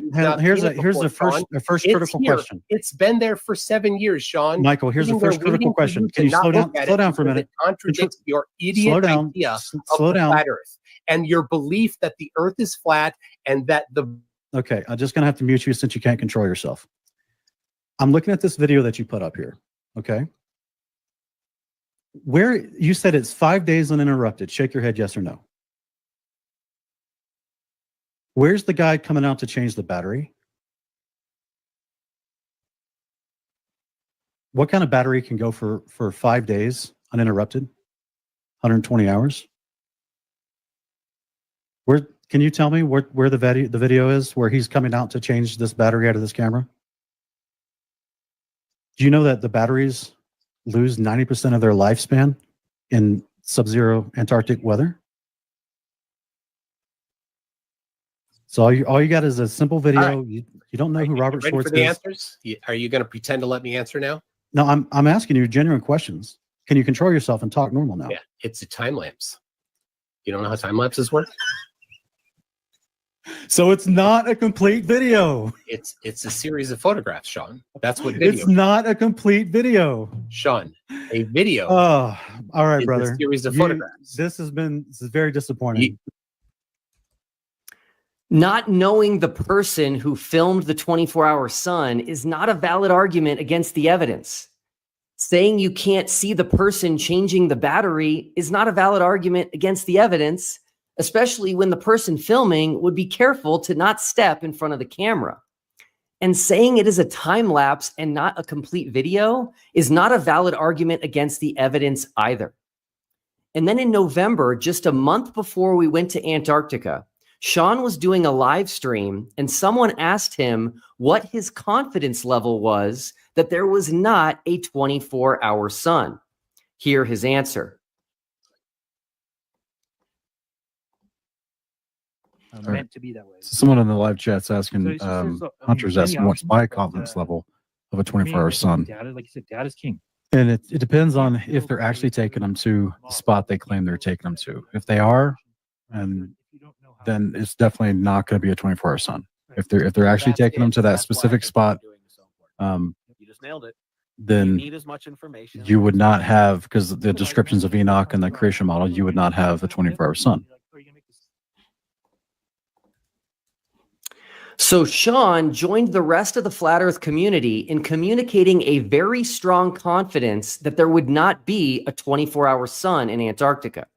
Now, to be fair to Sean, he did seem to change his mind after our trip and after we live streamed the midnight sun and also video recorded the 24-hour sun. He seems to have latched on to Joe Hanvey's model, which Joe and Sean and others think reconciles a 24-hour sun in Antarctica with a flat Earth. It doesn't, and I'm actually excited for Sean to bring up Joe Hanvey's model because it's very easy to refute. But we will get to that later in the debate. Some people argue that a single data point, such as the existence of a 24-hour sun in the south in Antarctica, is not enough to falsify flat Earth and prove the globe. They argue that you need a preponderance of evidence to show which side is actually correct. Fortunately, TFE ended up being about much more than just the 24-hour sun. As you are about to see, every globe prediction was correct and every flat Earth claim was wrong. Shortly before we went to Antarctica, I released this video on the TFE channel. The one thing everyone completely forgot about. This video was about the moon. Leading up to our trip, everyone was talking about the sun, but on the globe, there is not just a 24-hour sun in Antarctica, there is also a 24-hour moon. And flat earthers had made it clear that they also denied the existence of the 24-hour moon.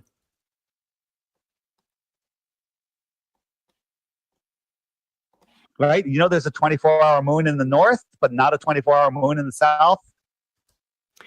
And my opponent also asked me about the 24-hour moon during our interview last June.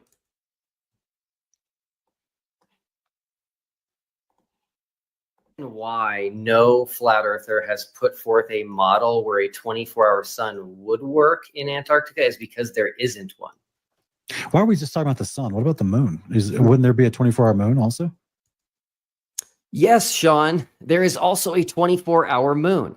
Multiple people have filmed the 24-hour moon in Antarctica. And we actually released the first ever video of a 24-hour moon taken in the winter in Antarctica, courtesy of Anthony Powell, who has spent many years in Antarctica. Up next is sunrise and sunset directions. Our journey to Antarctica took us through South America, specifically a town called Punta Arenas, which is at the very southern tip of Chile. What's significant about this is that we were south of the Tropic of Capricorn. According to flat earthers, the sun should always be to the north of you if you are south of the Tropic of Capricorn.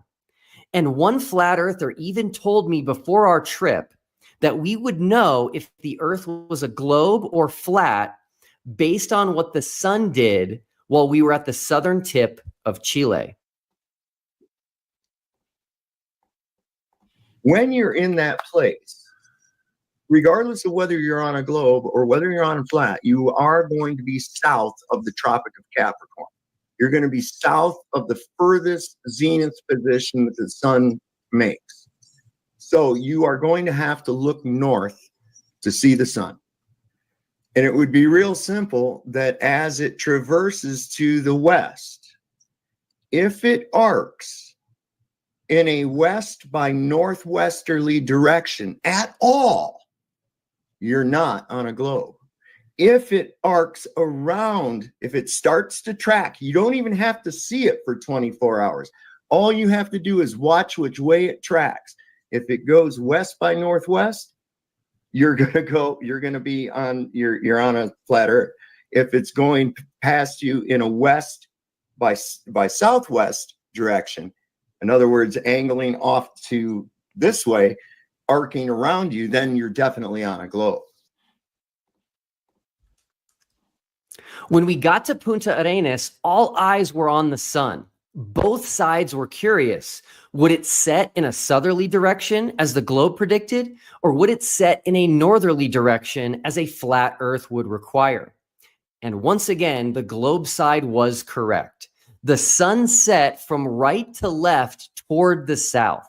And the really cool thing was that you could see the movement of the sun through a very faint twilight throughout the night to the south until it rose again, still in a southerly direction. Up next is the South Celestial Pole. Flat earthers have denied a South Celestial Pole for years as they believe the stars in the night sky all rotate around Polaris, the North Star.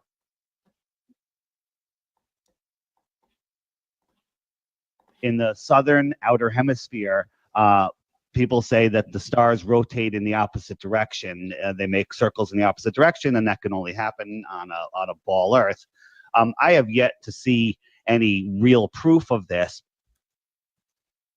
On a globe, you would have both a north and south celestial pole. And most importantly, on a globe, the stars in the south would rotate in the opposite direction that they do in the north and around a different point in the sky. And again, while at the southern tip of Chile, we were super curious to see the movement of the stars in the night sky. And once again, the globe side was correct. 3 of us, MCToon, Dave McKeegan, and myself, all filmed the southern stars rotating clockwise around the south celestial pole. This, of course, is the exact opposite of the counterclockwise movement of the stars around Polaris in the north. Here is an incredible video taken by Robert Schwartz of the South Celestial Pole while he was in Antarctica, and he actually took this at the geographic South Pole. Now, speaking of the South Pole, that is up next. A geographic South Pole is impossible on a flat Earth, and flat earthers do not shy away from this fact. No one's at the South Pole because there is no South Pole. Now, while we were in Antarctica for the final experiment, a friend of mine was actually at the South Pole.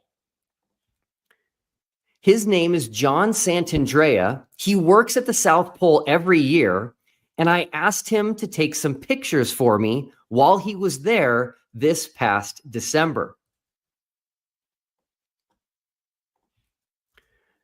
Now, if a geographic South Pole does not exist on a flat Earth, then where was my friend John? Well, flat earthers like to claim that since a geographic South Pole does not exist, that people who go to the South Pole are just dropped off at some random spot in Antarctica. Well, this is simply not true. People visit the South Pole for many reasons, but one of the main ones is to visit the Amundsen-Scott South Pole Station. This is an over 80,000 square foot building that has as many as 150 people working in it at a time. So one of the first questions I like to ask flat earthers who deny the geographic South Pole is this: where is the Amundsen-Scott Station? Please show me on a flat earth map where this gigantic station is located. And flat earthers historically have failed to respond to this simple question. I will be asking Sean this question during our discussion. And I would like to suggest that if flat earthers do not know where the Amundsen-Scott South Pole Station is, they need to rethink their stance on flat earth. Even if you have not been to the Eiffel Tower, it's easy to show where it is on a map. And if you wanted to travel there, it would be relatively easy for anyone to get there. The South Pole is no different. Anyone, and I mean anyone, this includes children, can show you on a globe where the South Pole is. And if people want to visit the South Pole, you can. But if we live on a flat earth and no one can show where the Amundsen-Scott South Pole Station is on a flat earth, then how is it that anyone can travel there? The answer is simple. We know where it is only on the globe because we live on a globe. And I predict no one, including my opponent, will be able to show where this is on a flat earth map because we don't live on a flat earth. So once again, the globe was correct. There is a geographic South Pole. That brings us to my final point in this discussion, and that is Southern Hemisphere flights. Flat earthers denied for years that nonstop Southern Hemisphere flights were real. Some globe debaters will acknowledge this fact, but rebut with the claim that non-stop Sydney to Santiago flights follow a great circle route over the Pacific, remaining in the Southern Hemisphere the entire time, therefore increasing the necessary flight distance, speed, and duration. With regards to this claim, firstly, it has yet to be proven that these flights even exist, since no unedited video footage exists online, and every time flat earthers have attempted to book the non-stop flight, it fails to go through, gets cancelled and refunded days before departure, or changes to a non-direct flight. A non-stop Southern Hemisphere flight is an airplane flight that both departs and lands in the southern hemisphere without crossing the equator. The reason flat earthers denied these flights existed is because on a flat earth, the south gets bigger and bigger the further you go past the equator.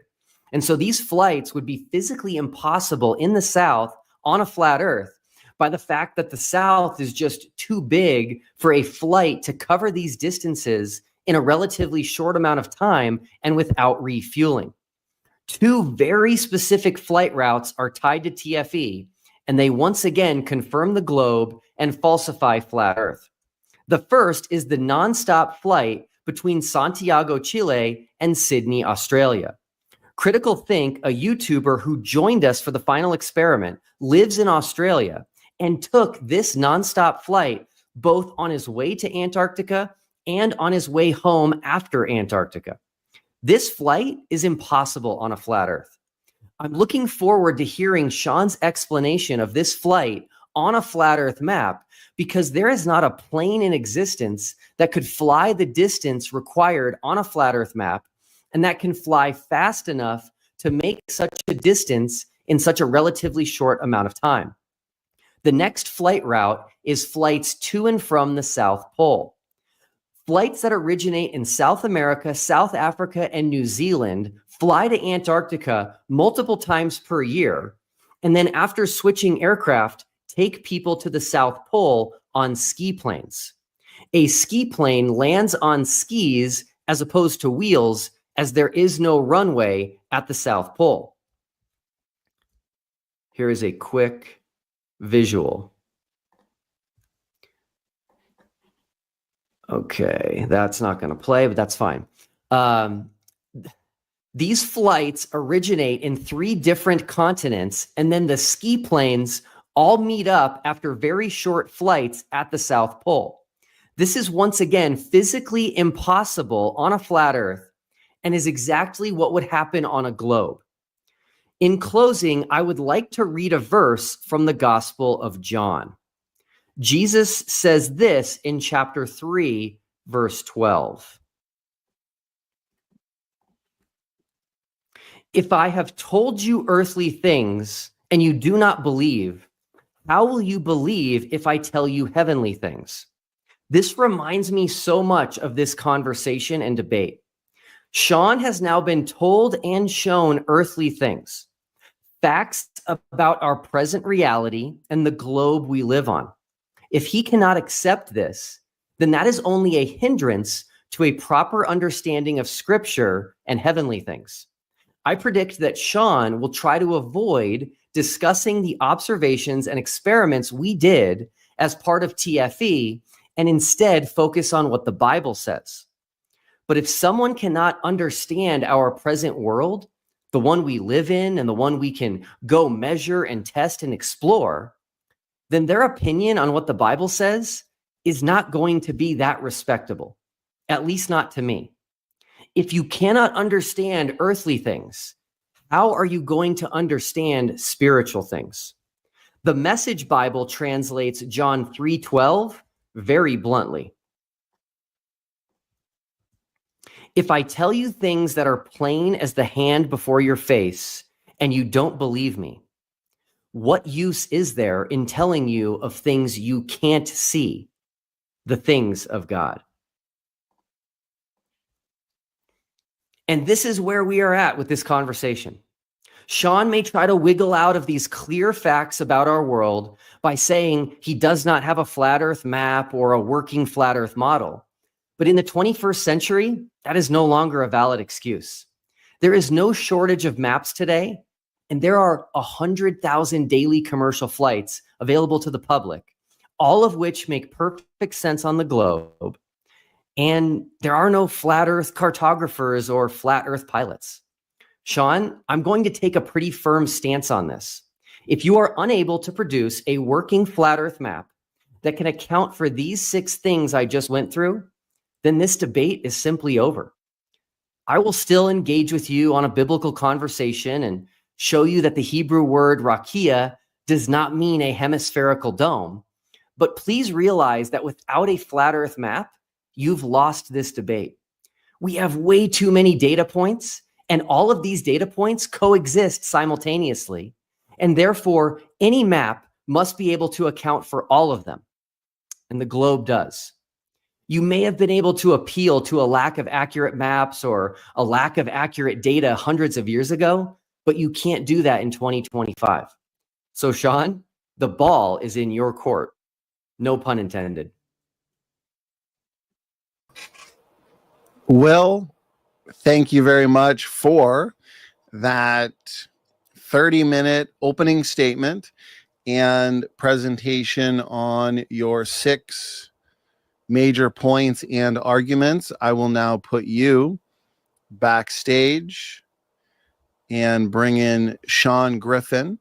Before Sean presents, I will remind everybody in the audience that we are having an audience Q&A as soon as we're done with the discussion portion of tonight's great Shape of the Earth debate. I am all caught up on your questions. I appreciate all of the engagement and interaction in our lively live chat tonight. In light of all the questions and comments coming in, I have bumped the super chats to the top for those who want to guarantee that their questions are answered and engaged. And lastly, a reminder to anybody just joining us, we want your questions and comments to be respectful and also professional, as our debaters tonight, Sean Griffin and Will Duffy, have been generous and gracious with their time, not only for the debate itself, but for the prep that goes into these kinds of debates to give us a thought-provoking one. So again, please keep it cordial. And nothing wrong with attacking arguments, but just make sure it's the arguments that are being attacked and not the persons, not the debaters themselves. Okay, Sean Griffin, I am going to reset the timer, and this is going to be our second 30-minute opening statement. Did you want me to get your slides up? They're in the studio already. Okay. All right, here we go. You just let me know when you're good to go. I'll start the timer, and you have 30 minutes. I'm good to go. Okay, floor is yours. Thanks again, Donnie, for doing this. I think this is an important discussion because we're going to validate God's word is true. We trust in the Bible. We don't trust in man's claims when they contradict the Bible. So I'm going to offer to my debate opponent tonight that if he cannot account for the Big Bang heliocentric cosmological model's claims, all of them claims, then all of the observations that he attributes to that model are incorrect. They're wrong. All of his observations are wrong. Every single one of them. Let me repeat his debate fallacy again. If he cannot account for all of the Big Bang's cosmological heliocentric claims, including dark energy, dark matter, quarks that apparently appear and disappear in and out of existence, then all of the other claims that he has according to that model are also wrong. Every single word that comes out of his mouth is wrong. Every single thought, his whole reasoning, his whole logical, substantial, coherent framework of his entire life and how he reads the Bible, how he does his taxes, how he actually goes to the bank. Every single thing that he does and reasons in his life must be incorrect if he doesn't have all the answers for a model which admits it has many answers missing. So since we're fully engaged in debate fallacies tonight, I thought I'd just go ahead and get that out of the way. And now let's actually look at some substantial evidence for a biblical cosmological model, which is a circle of Earth enclosed by a firmament, as our heavenly creator tells us, the one who's offering us eternal salvation to live in his house with him in the future at the second coming.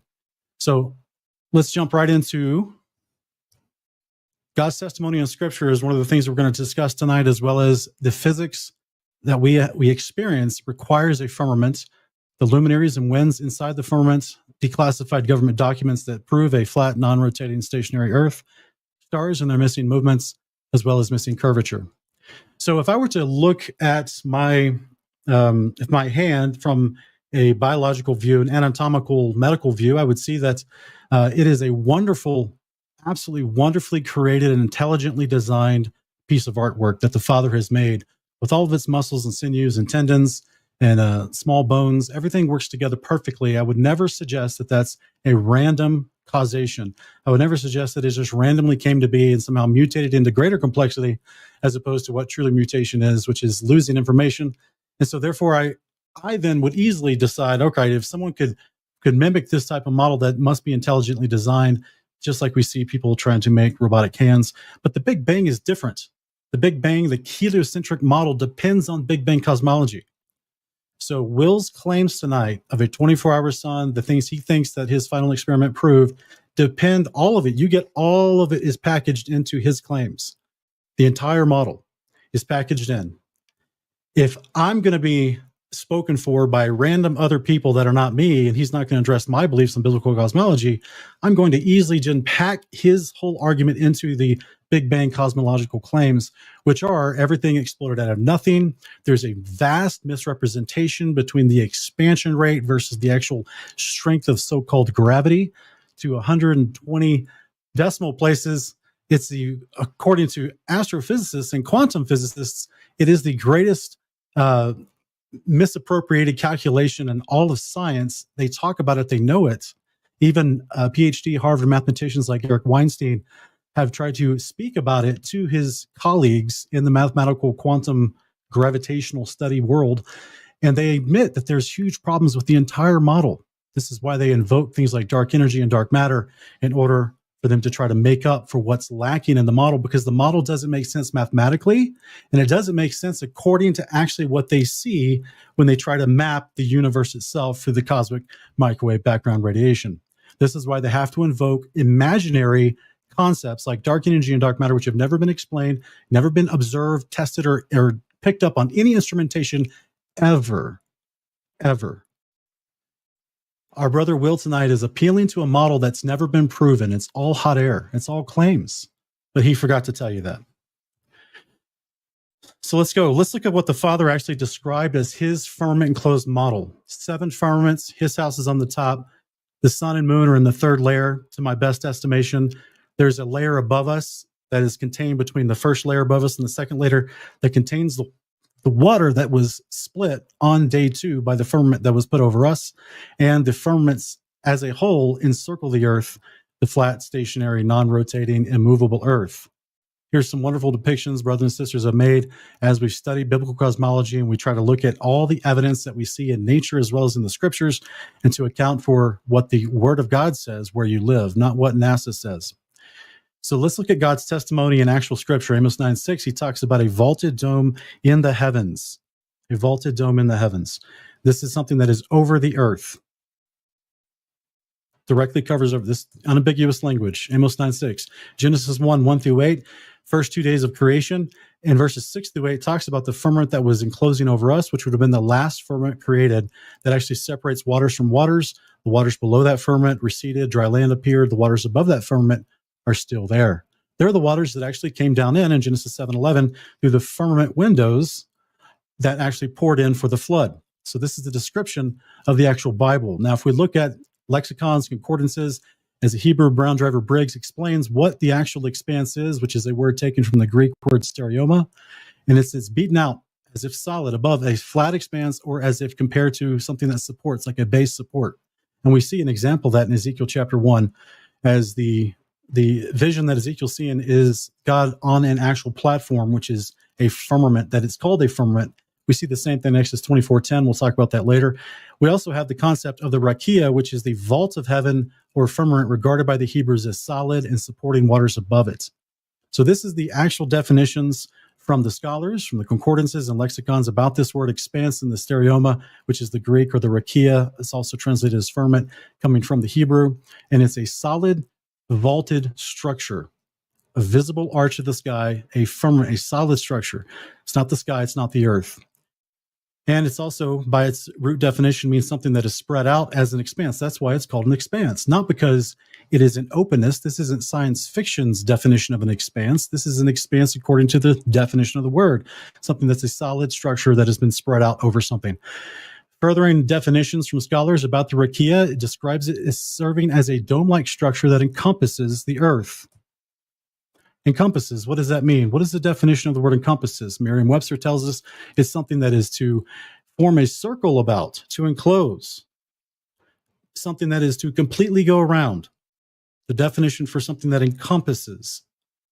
Here's some synonyms for the word encompass. We have the concept of circling. Completely goes around. We have the concept of a compass. is something that is circular, that encompasses the measurements within according to the magnetics. Encircling something is an army encircles another army to cut them off and surround them. Also, just in the very concept of a daisy, the word daisy means the eye, basically, which is the yellow center of the flower, and it is enclosed or encircled by the actual petals around it. In the same way, another synonym for the word encompass is surround. So we have surround sounds that are put in speakers in people's homes for better audio quality. It's because it's put all around them. We know what these words mean. These words are specific to the firmament that encircles the waters of the earth. We also have the word gird. We see this in the book of Job, that he should gird up his loins when the Father starts speaking to him in Job 38. But the concept of how you actually would take your robe and tie it around yourself, tightening it around the lower part of your hips to gird yourself up so you can run or fight, is because it is now enclosing, encircling your waist in a tighter fashion. It's actually the definition of the Hebrew word in Amos 9:6 that we looked at, which is translated as vaulted dome, which is the word agudah, which is something that is a troop, something that is enclosed tightly as an encircling concept. In Proverbs 8:22-29, as you see in the highlighted yellow here, it says, when he established the heavens, that's the word in Genesis 1:8 that was given to the firmament. I was there when he inscribed a circle on the face of the deep, when he made firm the skies above, when the springs of the deep became fixed. So at the beginning of creation, wisdom was with the Father as he created and established the heavens as a circle on the face of the waters. It says the King James Bible uses the word compass. The New American Bible uses the word vault. And the Berean Standard Bible uses the word circle on the face of the deep. These are very specific language. Job 26:10, he inscribed a horizon on the face of the waters at the boundary between light and dark. The boundary between light and dark. He encompassed the waters with bounds. Other translations, even the Syriac Beshida, he circled the waters with bounds until the day and night come to an end. This is the firmament that has been circled, the waters that have been circled with bounds. It's the firmament that encloses the seas and the land of the earth. He placed a limit on the waters, the boundary between light and day. So this is a concept of the actual water, or the actual sun, creating light and dark, creating night and day, which are the bounds within the firmament of our earth. Job 22:12-14 says, of the Father in heaven above, that thick clouds veil him so he does not see us. He traverses the vault of heaven. More specific language. We know what a vault is. It's an arched concept, an arched solid substance. He traverses it. He walks across it. 2 Ezra chapter 6, 1-4. In the beginning, when the earth was made, before the borders of the world stood. The world has borders. It's the firmament. Further on, he says, or ever the heights of the air were lifted up, before the measurements of the firmament were named. These are all very specific language to what the Bible, through his prophets and priests, gave to us on the earth to know what he created and how special you are. You are not on a floating, random ball in space, an insignificant part of the universe, waiting for the sun to go supernova in 200,000 years. The God cares about you. He created you specifically below his feet in an enclosed, special environment. That's what his word tells us. 2 Peter 21, 3-6. In the highlighted yellow, he goes on to say, oh, that you have made the earth, hear me, that you have fixed the firmament by the word and have made firm the height of the heaven by the Spirit. I will never believe our brother Will Duffy in his very deceived mind to try to argue that the firmament ever means the crust of the earth. The descriptions of it is that it's firmed, it's fixed, it's high above us. It's called heaven above us, as high as the heaven is above the earth. Scripture clearly defines the placement and location of the firmament above the earth. Job 37, 10-18, very famous passage as far as him spreading out the sky as strong as a bronze mirror. We see in multiple translations, he goes into directly calling this the firmament, because even the scholars know what's being discussed when we see other translated words like sky, which is being spread out over the earth. They know the context of the Bible has already been described as a vaulted solid substance, an arched firmament over the earth. They know how to define this stuff. So we also see how the waters receded on the earth, dry land appeared. This is complete contradictory chronological events to the heliocentric Big Bang cosmology, which believes in an old earth, millions and billions of years, swamp gases arising out of a rock, and the moon breaking off from the earth millions of years ago. Swamp gases slowly create an atmosphere somehow, some way, ignoring the second law of thermodynamics. All of this stuff is contradictory to what God has given us in Genesis chapter 1, 9 through 13 about the formation of the land and the sky, the earth. 14 through 19 describes the luminaries in the heavens as well, sun, moon, and stars to mark the days, the seasons, and the years. This is why they never change. This is why he says he put them in the firmament of the heaven. We also see examples when we calculate the sun and we clock the sun with photography. We can see it makes an analemma pattern as it goes through the 6 gates every single year, as the scriptures describe to us in the book of Enoch, detailing its gate that it goes through. The Father has, through his prophets, Jude calls Enoch a prophet, gave us all the descriptions about his actual creation so we can be rest assured that he took care of us when he made us. Ecclesiastes 1 talks about the sun going forth, rising, and returning to the spot where it started. It returns on its course in the same way we see in Psalm 19:16, the movement of the sun in the sky above. This is the Father's word about the luminaries that he put in the firmament above us. The sun runs its course from one end of the heaven to the other. It's in a circuit. That is something that has a starting place and goes back to the other starting place. It completes a circuit. The heliocentric Big Bang model says that the earth, moves around in a circuit around the sun, which is completely opposite, contradictory lie to what the Father has told us in his word. We also, again, another model of how the sun moves in its circuit above the heaven over the earth. Here's another quick example of a high altitude balloon. As we see the sun moving away, fulfilling Psalm 19:6. Also, conveniently, there's no left and right curvature anywhere in this video at a high altitude. It's a wonderful, quick example. We go on to the moon. What does the moon say? It's called a lesser light that produces its own light. According to the scripture, it actually charges its light up over the course of 29 days. It is the waxing and waning concept that we're familiar with. And that there will be a day when the moon will not give its light, also referred to in a female pronoun as her, not only by the prophets, but also by the Messiah. The moon will not give her light on the day of the Lord. Why not? If it's a ball in space and the sun is just shining on the earth, shining on the moon, reflecting onto the earth, then it should always perpetually give its light. But on this day, the moon will not give its light. 1 Enoch 78:17 talks about how there is nothing in the moon except its light when it waxes and wanes. Well, so once it wanes and it departs and it just disperses all of its light, and it goes dark for almost 2 full days and nobody can see it. This is something I asked Will Duffy in my channel last year, and he didn't even know that the moon cannot be seen for almost 2 full days in the sky. Not even when anyone that believes in the heliocentric model, no one's ever taken a picture of the moon while it goes dark. The book of Enoch directly talks to you and describes to you the hidden phase of the moon where no one can see it before it begins the new moon phase. The observable reality of what we see is better described by our Father's word. So we're going to go on to a unique concept called the lunar wave, which was filmed more than a dozen times in the last 13 years.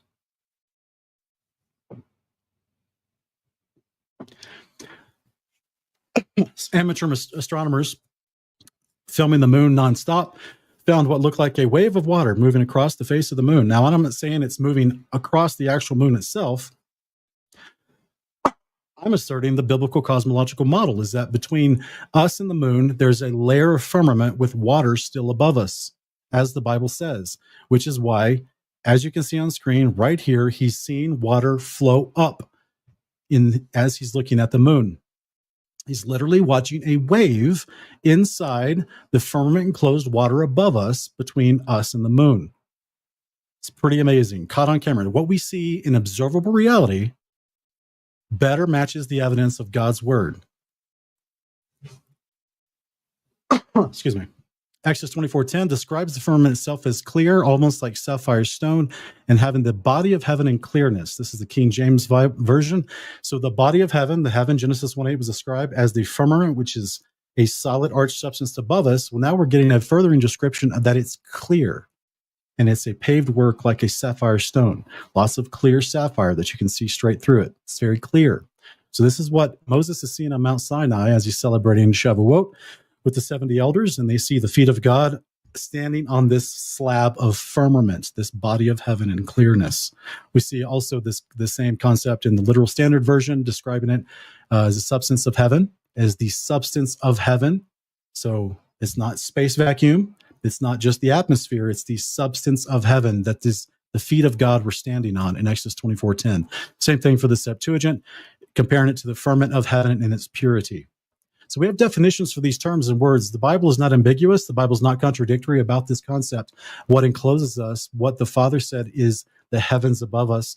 In the Dead Sea Scrolls, and as well as the 14th century Armenian Orthodox Bible, we see the Testament of Levi describes the 7 layers of heaven with great specificity and detail. Speaking about the 3rd layer of heaven, where the sun and moon are, and the New Jerusalem, as 2 Corinthians 12 talks about the paradise of God, that's in the 3rd layer of heaven. It's much bigger and brighter than the 2 layers below it. So we see that there. This is why there's still a piece. There's water suspended above us between firmament layers, just as Genesis 7:11 says. Psalm 148:4 says, just as Revelation 21 verse 1 and 2 talks about. As the firmament is renewed, there's a new heaven, a new earth. As the New Jerusalem comes down, that suspended sea that the Testament of Levi describes in the 2nd layer above us, that suspended sea is moved aside. It's no more. Genesis 1:20-23 describes the open area where the birds fly as called the open firmament. Why? Because that's where the open air is. Makes a lot of perfect sense. I'm not trying to sound like Kent Hovind back in the day, but I'm hearing myself sound like this. Pretty wild. Also, Genesis 2:1-3, the heavens and the earth were completed in all their vast array. The heavens and the earth were completed, not that they're continuing to expand and birth new stars in celestial star nurseries. They're completed. They're done. The 7 layers of the firmament, all the moving pieces, sun, moon, and stars, the portals of the winds that come into the earth, everything is completed in 7 days, 6 days. 7th day is the day of rest. The firmament is the handiwork of God. Deuteronomy in the Septuagint 33:26, he's called the magnificent one of the firmament. Psalm 33 says that the Father Yahweh looks down upon the earth, upon mankind. We also see in Isaiah chapter 40 that the heavens are stretched out like a tent over the earth. That's a very specific description of shape. Psalm 104, the same thing. He stretches out the heavens like a tent and lays the beams of his chambers in the waters above. So if you're a Christian who believes that the Father has an actual temple in heaven, which is described in an abundance of scriptures, including Revelation 5 and Revelation 11, then he has chambers, and those chambers is a real structure with beams that are sitting in the waters above, in the layers of heaven above. These are very literal descriptions. Again, Paul talks about the 3rd heaven in 2 Corinthians chapter 12, where paradise is. This is important to the overall story of the Bible, the gospel of the kingdom, the denouement of the Bible itself, which is that God's tabernacle comes down to the earth and he tabernacles amongst mankind. It comes down through a firmament. It doesn't come from Betelgeuse. It doesn't come from Sigma Octori. It doesn't come from some distant, unseen parallel realm. This isn't Marvel. This is a very specific description of the Father's house is above us, the paradise of God, where the tree of life is, that the saints have access to in Revelation 22:14. If they do the commandments, they get access to the tree of life, which is in the city of God that comes down out of heaven, is in the 3rd firmament above us right now, waiting to descend on the day of the Lord. How even would the New Jerusalem and all of its dimensions given in Revelation 21 actually fit on a globe? It doesn't. It would throw the earth off of its axis. It would throw it out of its orbit around the sun. It would mess up the moon's orbit around the earth. It would completely change everything.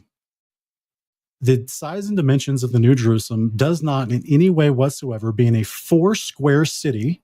So that means there's no curvature to the city. It's a 4-square city. Anyone that has any concept of engineering and architecture should understand that language. A 4-square city is not going to be allowed to wrap around the shape of the earth for approximately 1,400 miles in length and width. This is something that would not fit on a ball earth. It does not, the dimensions and descriptions, is it coming down through the firmament? None of that language comports with the Big Bang cosmological heliocentric model that Will is appealing to. Isaiah 64, the prophet is pleading with the Father in heaven above to rend the heavens. That's a physical substance being torn open.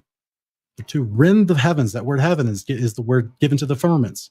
To rend the heavens so that he may come down. He wants justice to happen on the earth, and he knows that it's only going to happen when the Father comes down through the firmaments. Revelation 6:13-11, the stars of the firmament fell to the earth. The heaven, which is the firmament, was departed like a scroll being rolled up. Here's just a fun little representation. This music is not, this is music I own the copyright to, Donnie, so don't worry about that music. This is just a fun little representation of what everyone on the surface of the earth is going to see on the day of the Lord, when the heavens are open like a scroll and the stars are falling to the earth, as prophesied in Isaiah 34:4 and Revelation 6:13-14. Beautiful, beautiful concept. So the physics of what we experience and see requires a firmament. Donnie, can you tell me how much time I have left? Yeah, sorry, Sean. You just hit the 22-minute and 30-second mark. All right, we're going to go quickly. So the inverse square law of light. Light gets less in luminosity as it gets further away by orders of magnitude. So there's actual equations for this. It gets less in luminosity the further it gets from its source. There's entire science behind this. It's called the inverse square law of light. So the moonlight that we see, the illumination of the surface of the moon should be 16,332 lux, which is a measurement of luminosity. But instead, by the time it gets to Earth, we see this. So according to the inverse square law of light, by measuring what we observed on the Earth, it should be this on the moon, but it's not. This picture of this supposed Apollo 11 astronaut standing on the surface of this dull pale moon is not 16,000 lux. Let me give you an example. So the surface of the moon, 16,000 lux. By the time it reaches Earth, just a typical sunset or sunrise on Earth is 400 lux. This is not the observable reality that we see. What NASA, what Big Bang cosmologists and promoters push to us as a true Apollo mission that truly happened in space, with the moon being in space and all that entire different model that's contrary to scripture, that is not the observable reality that we saw even in their own claims and pictures. This is just an average street light that emits 600 lux. The moon, the surface of the moon should be 2,700% brighter, but it's not. Here's original footage from the actual, air TV. It's not. In fact, it should be so bright that the picture should look like this.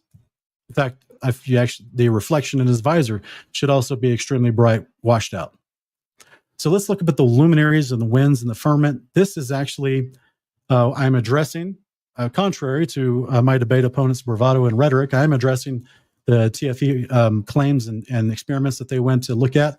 So this is Joseph Hanvey showing in a firmament enclosed model of Earth with a light circling on the top, but there's a counter rotation on the exterior edge of that firmament. This is just an optical effect that happens with light on a firmament. And I'm actually really happy that Will Duffy went to Antarctica and caused people to start experimenting in this vein to realize, wait a minute, this observation of a 24-hour sun at the exterior edges of the known world actually does show a counter-rotating 24-hour sun. That's amazing. That's amazing. Thank you, Will Duffy, for bringing this up so that people started experimenting better and better with this to show it can be absolutely modeled inside of a firmament enclosed model of Earth, as basic as it may be. And as you see, he's scrolling the camera around different points around the circumference of the hemispheric dome to show that the optical effect is visible from anywhere on the dome. And of course, this is Dave McKeegan's footage from the final experiment. And what's interesting, I think, is you'll notice here is, look how the sun kind of squishes right here. The sun kind of squishes as it gets to that part of the firmament. It's pretty interesting, right? Joseph Hanvey's does the same thing. It squishes when you get to the outside too, right there at the outside. It squishes too. Better seen right here. It squishes as well. Look at that squish. Wow, it's almost like the observable reality that Will Duffy and some other people saw in Union Glacier is modeled and fits a biblical cosmological claim according to Scripture. Amen. Pretty amazing, right? We also talk about the Scriptures describe the portals of heaven where the actual wind comes into our enclosure and gives us different winds. Those winds are recorded highest in the exterior perimeter of the Earth, what we would generically call Antarctica. This is a wind map from across the Earth which shows higher winds in Antarctica, just as Scriptures might describe. We also see celestial movement in our dome. This is I'm actually going to skip this for now. We can look at this later, but this is experience of stars and how they look like they're in water. It's pretty interesting. This is what you've been shown by NASA that Venus looks like. Yet in 2021, someone recorded Venus actually looking like this. Look at that. Is that a ball in space? Nope, that's not. That's them recording Venus. Isn't that crazy? 2021. It was actually done on a live stream. let's look at declassified government documents just real quick. We have all types of military and NASA documents that have been opened, available for public reading. And you can see that every single concept, whether it's the flight dynamics of a vehicle or a missile, talks about a flat, non-rotating stationary Earth. There's a ton. I'm going to just kind of fly through these. You can pause the screen and look at them later if you'd like. Even for rigid aircraft flying over a flat, non-rotating Earth, all of their calculations assume a flat, non-rotating Earth in their military documents. Military documents for testing different missiles and vehicles. A flat, non-rotating Earth is how they tested them. They didn't account for curvature or Coriolis. It's a flat Earth. Let's look real quick at the stars and their missing movement. So we see something like the Aquarius constellation, which is an equatorial constellation. And we see that this particular constellation, and these are all the stars that make up that constellation, we see that this one is seen every year of the month. Every year of the month. But I thought the Earth was spinning around the sun, which means we would have 4 different points of observation for the equator facing outward around the sun when it's night. We would have spring, summer, autumn, winter, 4 different points of observation. Shouldn't we see different constellations? But instead, this equatorial constellation is seen all throughout the year. This observable reality matches Genesis 1 better than the heliocentric model. Pretty amazing. Upward star movements are missing completely. So this is a video taken by a pilot who took a trip from Brazil to Lisbon. So that's at a northeast direction. So according to globe math, the stars should look like this, should be coming up as he's going over the curvature. The stars in front of him should be coming up. This is actually modeled on Google Earth to show you what it should look like, but instead, the stars never move. So on his recorded flight, the stars never move. They don't come up. They just turn and rotate as the Bible describes. They never rise upward for the sake of the curvature of the earth. They're just circularly turning as the scriptures describe, specifically First Enoch. It's pretty amazing. So the observation of a 4,000-mile northeastern flight better matches what the Bible describes than what the heliocentric Big Bang cosmological model describes. Lastly, let's look at missing curvature. And this is actually at Union Glacier. Sean, you've only got 10 seconds left, just to let you know. Okay. So this is Will's video here from Union Glacier. And you can see there's a distant mountain in the background that defies the curvature of the earth. All these mountains, that mountain in the very back, 163 miles away. There's 0.3 of a mile of curvature. This is the mountain right behind this lady that should be blocking this mountain's view, but instead we see it in Duffy's drone footage. Here's the observations and calculations for Will if he ever wants to fact check this. This mountain is visible within his drone footage. Thank you, Will, for that wonderful biblical cosmological proof. Sean Griffin, thank you very much for your 30-minute opening statement. That concludes our opening statements and our 6 main points and arguments for tonight's debate. Gentlemen, Will and Sean, I do appreciate the time you put into those opening presentations. I will put you backstage, Sean, and bring in Will Duffy as we transition into our rebuttals. Now, for rebuttals, we have 10 minutes of uninterrupted time to engage each other's points and lines of evidence brought up in our 30 minutes of opening statements to the audience. I appreciate, again, all of the interaction and engagement. We've got a lot of questions coming in. I am all caught up on them. And of course, I am bumping the super chats to the top. And by the looks of it, we've already got about 20 of them.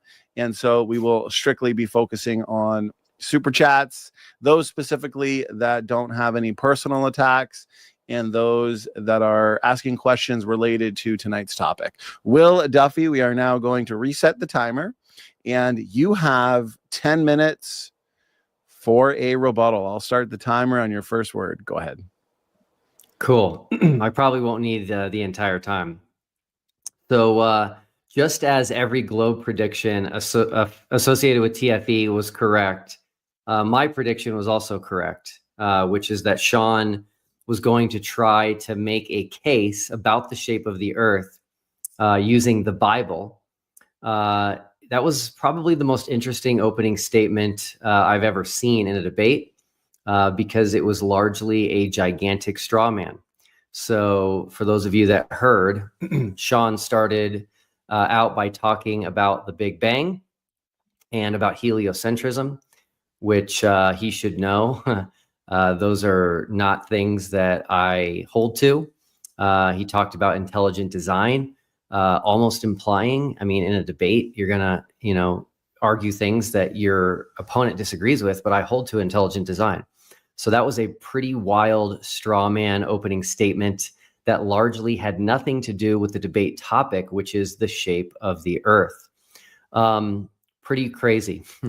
Again, I'm going to hold Sean's feet to the fire, because the shape of the Earth is something that we can establish very easily in the present. We're not talking about something that happened however long ago that nobody was there to be there to see it or to witness it. We're talking about the Earth that we live on, an Earth that we can go out and look at, measure, test, explore, etc. And so the debate topic is an important one.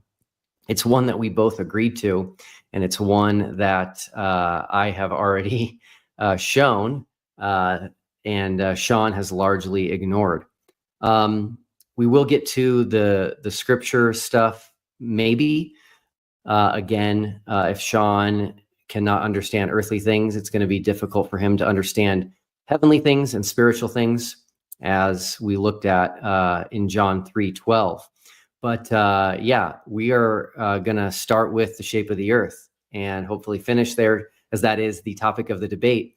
And if Sean does not have a map or a model that can account for the 6 items that I brought up, then this debate is over. It's settled.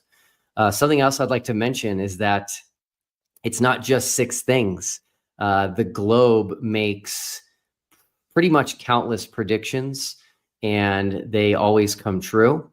And every time a flat Earth person makes a prediction that contradicts the globe model, they are wrong.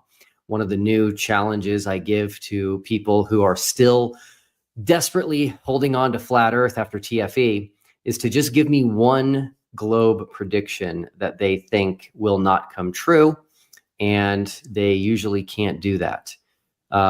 So yeah, Sean's going to have to provide a map and or model that can account for just 6 things. It should be easy. And if he can't, then this debate is over. The debate over the shape of the Earth. We're not going to reinterpret the Bible to contradict the present reality that we live on. That's not a good position. No one should ever take that position. That would be silly. I do want to address a couple of other things. One of them is so much of what he brought up in his opening statement just had absolutely nothing to do with the debate topic, which was very interesting to me. Also, at the very end, he is claiming that there's a mountain in Antarctica that can be seen in my drone footage that should not be visible on a globe. I'm super excited to talk about that one because I did my homework on that one ahead of time. And sure enough, the globe prediction is right again. But I do want to point out a bit of a logical fallacy that Sean is making and that flat earthers make when they say that we can see too far for the globe. That is also completely irrelevant to the shape of the Earth discussion. If something could be seen too far, which there isn't anything, but if something could, that doesn't have anything to do with the shape of the Earth. It doesn't mean we don't live on a globe. It could very well mean that we live on a bigger globe than the math formulas are accounting for. It has nothing to do with a flat Earth. I also want people to realize that Sean quoted a lot of scripture. He quoted from a lot of texts that the majority of Christianity does not consider scripture, which includes myself. And what's interesting is that if you go back and re-listen to his opening statement, you will, and you look at these passages and these verses that he's referencing, none of them say that the earth is flat. So this is a bit of smoke and mirrors thing that flat earthers do, which is they, again, claim to be showing a flat earth, and then they show verses that literally have nothing to do with the shape of the earth, or have nothing to do with the earth being this flat plane. And so please don't be fooled by that. Go and read each one, and you will quickly see that none of them say that the earth is flat. Now, the big one that Sean is relying on is the word, the Hebrew word rakia. And the Hebrew word rakia actually does not mean firmament. That is something that's relatively new in history. I had a Hebrew expert who lives in Jerusalem on my channel, Dr. David Weisskopf, and everyone should go listen to that discussion. He's a biblical Hebrew expert, and he's a modern Hebrew expert, and he's lived in Jerusalem for many decades. And he put out a challenge in that video to try and find an authentic Jewish source that states that the Hebrew word rakia means firmament or dome, or that we live on a flat earth, and you just won't be able to find it. Flat earthers like Sean utilize solely non-Jewish resources in order to make this argument. And in reality, when you look at the Jewish resources, you see that before there was even an English language, they were describing rakia as an expanse, essentially referring to the sky and referring to the heaven that way. And one of the best ways to understand how, or understand what a word means, is in the context of that word being used. So if we look at Genesis 1, we're actually going to see that the birds fly both on, in, and above the rakia.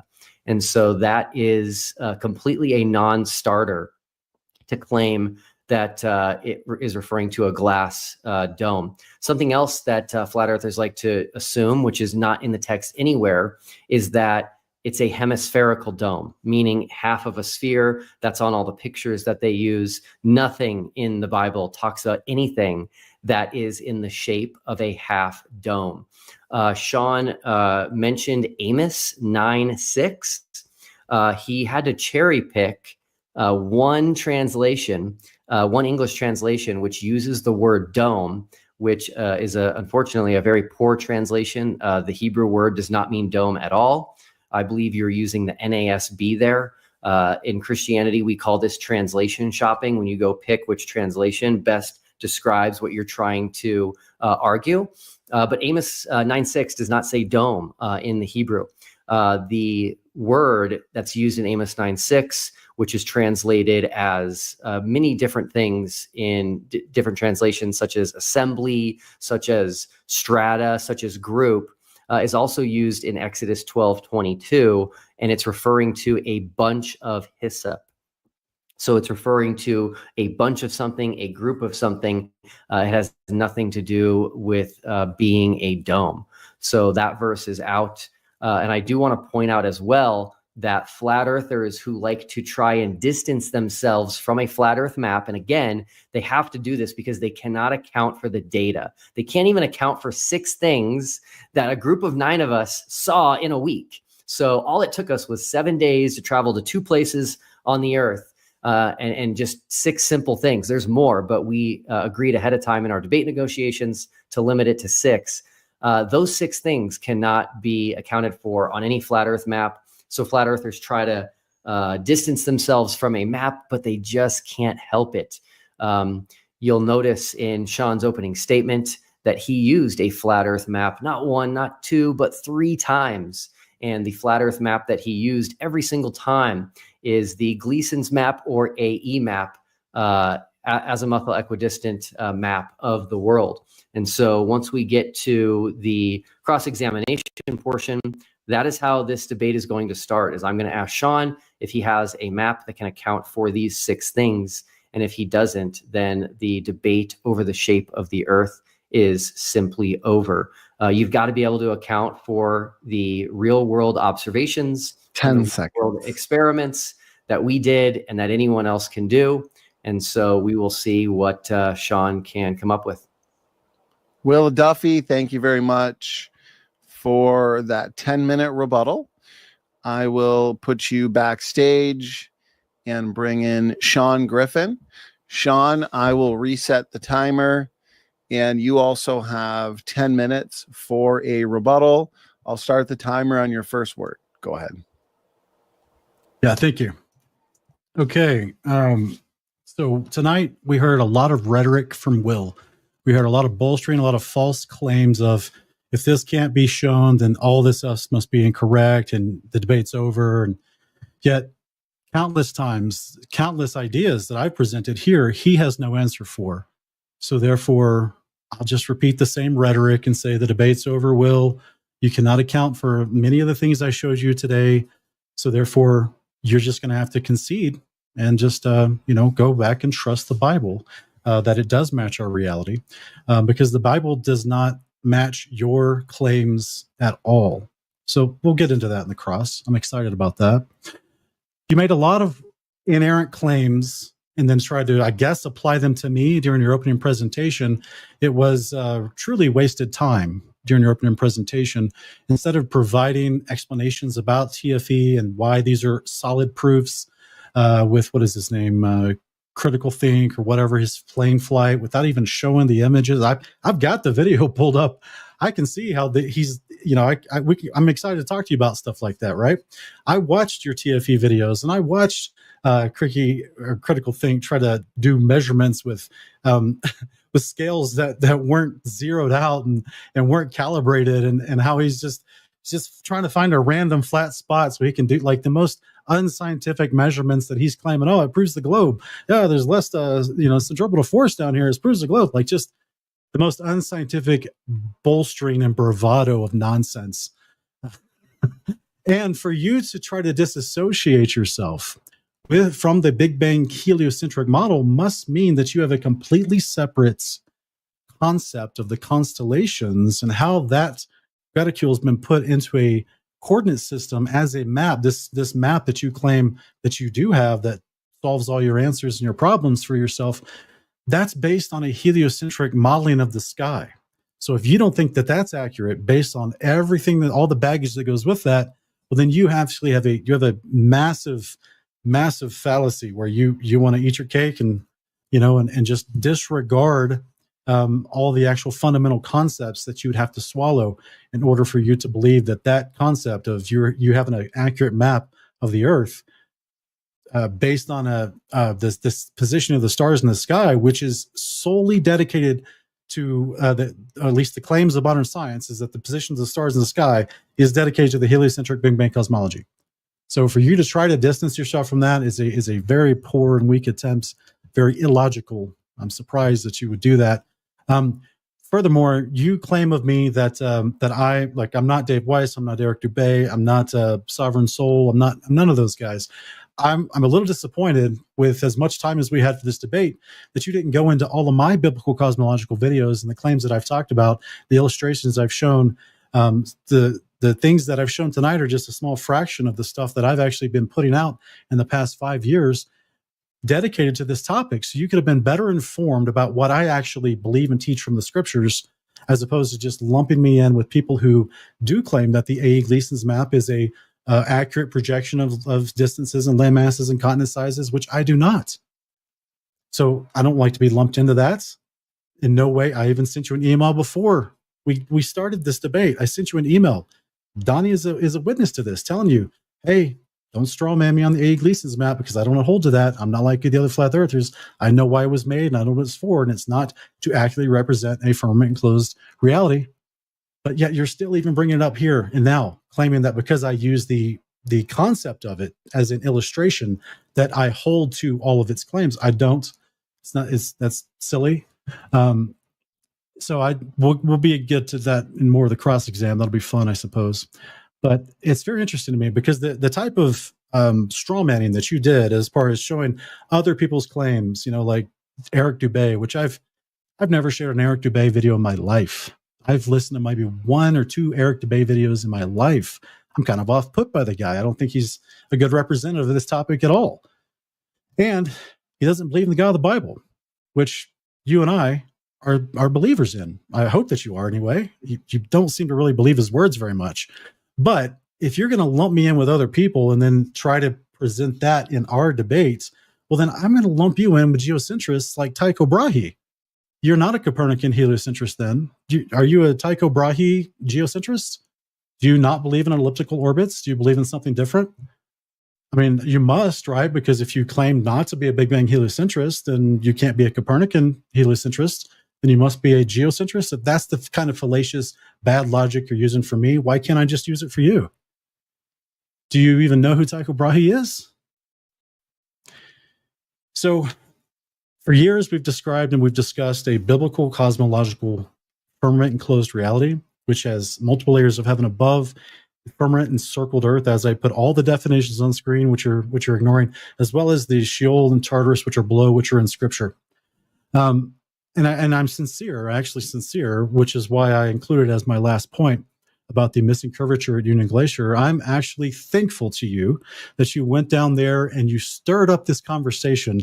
It's kind of the greatest irony of 2024 and 25 that you've stirred up this conversation about a 24-hour sun, moon, and stars concept visible in Antarctica, or as I would say, at the outer extremities of the Earth that's enclosed by a firmament, because it did lead to us actually experimenting with the optics of that and seeing, oh, wait, you can actually have a rotating 24-hour sun from an observer point, as far as the azimuthal distant dome of his vision that he can see, according to how the optics of a light shining in a circuit above a firmament, specifically a vaulted firmament like the Bible describes. What are the chances, Will? How many, like if I were to go into Grok and I were to put in, so there's a vaulted firmament with a light source above it shining down into it that creates not only a circular effect and goes through different gates of the year to create seasons, but also has an optical effect on the outer perimeter of the firmament, where there's a 24-hour observer sun from that placement that works at all of the circumference of the firmament. What are the statistical chances, Grok, that those specific claims matches a biblical description of the Earth and no one else's description in all of history or in modernity? I just wonder what percentage of chances would come back from an AI like that. Oh, by the way, you did play a clip before the final experiment about me thinking there wouldn't be a 24-hour sun. Yes, that was my prediction. That was my understanding. I was wrong. It's okay. I was wrong about that, and I'm glad that you gave us some more trusted information. Unfortunately, I don't know who NT Pal is. I didn't get to talk to him like I did you. You and I spoke, 2 or 3 times? 2 times, I guess, at least before the final experiment. So when you went, and I knew other people that you took with, like Austin and Jaron, and I thought, okay, this is information that I can trust. So then I took that information, I trusted it, and now I realized, oh, okay, so now I have to absorb this into what I believe, and will it work in an actual firmament closed model? Lo and behold, it does. So it worked out. So just like scientists in the past, when they used to think that the sun was 22 million miles away, but now it's 93 million miles away, according to their calculations. So just like those guys were right when they were claiming 22 million, but then they had to change their mind, I was wrong. I changed my mind based on new information. Thank you for that new information. No big deal. I'm okay to admit I was wrong. But what hasn't changed is all the observations of a light that needs an enclosed medium to propagate, which is what a firmament provides for us. It's that water does need a container in order for it to stay level, which is what the firmament provides for us, which is what Proverbs and Job explicitly says. The vault of heaven, the firmament, is the circle that encloses the waters of the sea and the earth. That air pressure needs a container. Second law of thermodynamics. So I'm happy that those things have not been changed. There's no new information there. Those physics of life are observed and depend on a firmament to create that effect for us and that just demonstrable reality. So I don't have to change my mind on those fundamental concepts, just on this one particular aspect of the light in the sky that's moving overhead. So thank you for helping me come to a better understanding on that part of biblical cosmology. Also, I hope that we can get into your claims that you put up about a 24-hour moon. You just flashed it on screen. I think it was Anthony Powell. I don't think it was a Schwartz video. I think your Schwartz video was the stars, but I think it was the Anthony Powell video that you flashed on screen for like 5 seconds of a 24-hour moon being filmed, and it was at night. So I hope we can get into that with the cross exam as far as like if there's a 24-hour sun in the winter or in the Antarctic summer, then, and that's for what, 2.5 months or whatever. I'm just wondering, when you filmed that, what month was it that you filmed that nighttime observation of the moon? Not even doubting anymore that it's a possible optical phenomenon of the firmament. I'm just curious as when that particular filming was done. 10 seconds, Sean. And lastly, the concept, this crazy idea that the firmament is a modern invention, just absolutely nonsense. I mean, Sean, we probably just wrap it up because we are a little bit over 10 minutes. And so I appreciate that rebuttal, Sean Griffin. And let's bring in Will Duffy. We've got both our debaters here for our Great Shape of the Earth debate. We're moving along smoothly. As I said, this is a comprehensive one. We've concluded opening statements of 30 minutes, plenty of points and arguments on the table to engage, plus a 10-minute rebuttal. And I understand, gentlemen, these rebuttal periods fly by. Time moves quickly. And so we're now moving into our free flowing discussion. And so rather than a real strict cross exam, this will be more of a conversation or discussion. And what we can do is do our best to make sure we're engaging each of the relevant points tonight, those brought up in our opening statements. Sean, you just ended with your 10-minute rebuttal. Therefore, Will, why don't we give you the opportunity to pick the first topic or point to engage in, again, 40 minutes of discussion. I'll start it on your first word. Awesome. Okay, Sean, I hope you see the difference between present day observations that any of us can make and talking about things that happened thousands or longer years ago. So the question of the... What do you mean by that? The question of the day is this. What I mean is I hope you can explain your first statement. Yeah, I can. It's easier to establish facts in our present world than it is to try to understand something that happened a long time ago and we weren't there. Do you believe that the Father's testimony is valid testimony? Hey, Sean, I'm sorry. So here's the deal. Can you or can you not? This isn't a structured cross exam. This is an open discussion. Hey, Sean. Hey, Will. No, this is a tactic of yours. It's not a tactic. Yeah. Hey, Sean. I don't care I don't care how you try to dominate the cross. I'm asking you a question. Nope, it's okay. I'm sorry. I told you I'm going to take a firm stance on this. Do you have a map or not that can account for just 6 of our observations last December? I don't know what observations you're speaking of. Well, that's insane because I just listed them in my opening statement. All 6, 24-hour sun, 24-hour moon, the sun setting to the south when you're south of the Tropic of Capricorn, south celestial pole, geographic south pole, southern hemisphere flights.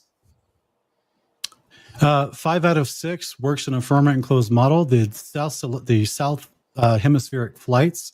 I don't actually have, like you admitted in your rhetoric that there are no quote unquote biblical cosmological Cartesian surveyors, right? So we haven't had an opportunity to explore with great specificity the open waters of the ocean and the distance between land masses without the actual GPS of the modern day. So if we ever have a chance to do that, we may have to find a more accurate representation. But the first 5 things are accurately described in a firmament enclosed reality with the optical effects of light moving overhead, as I demonstrated in one of my points in my opening.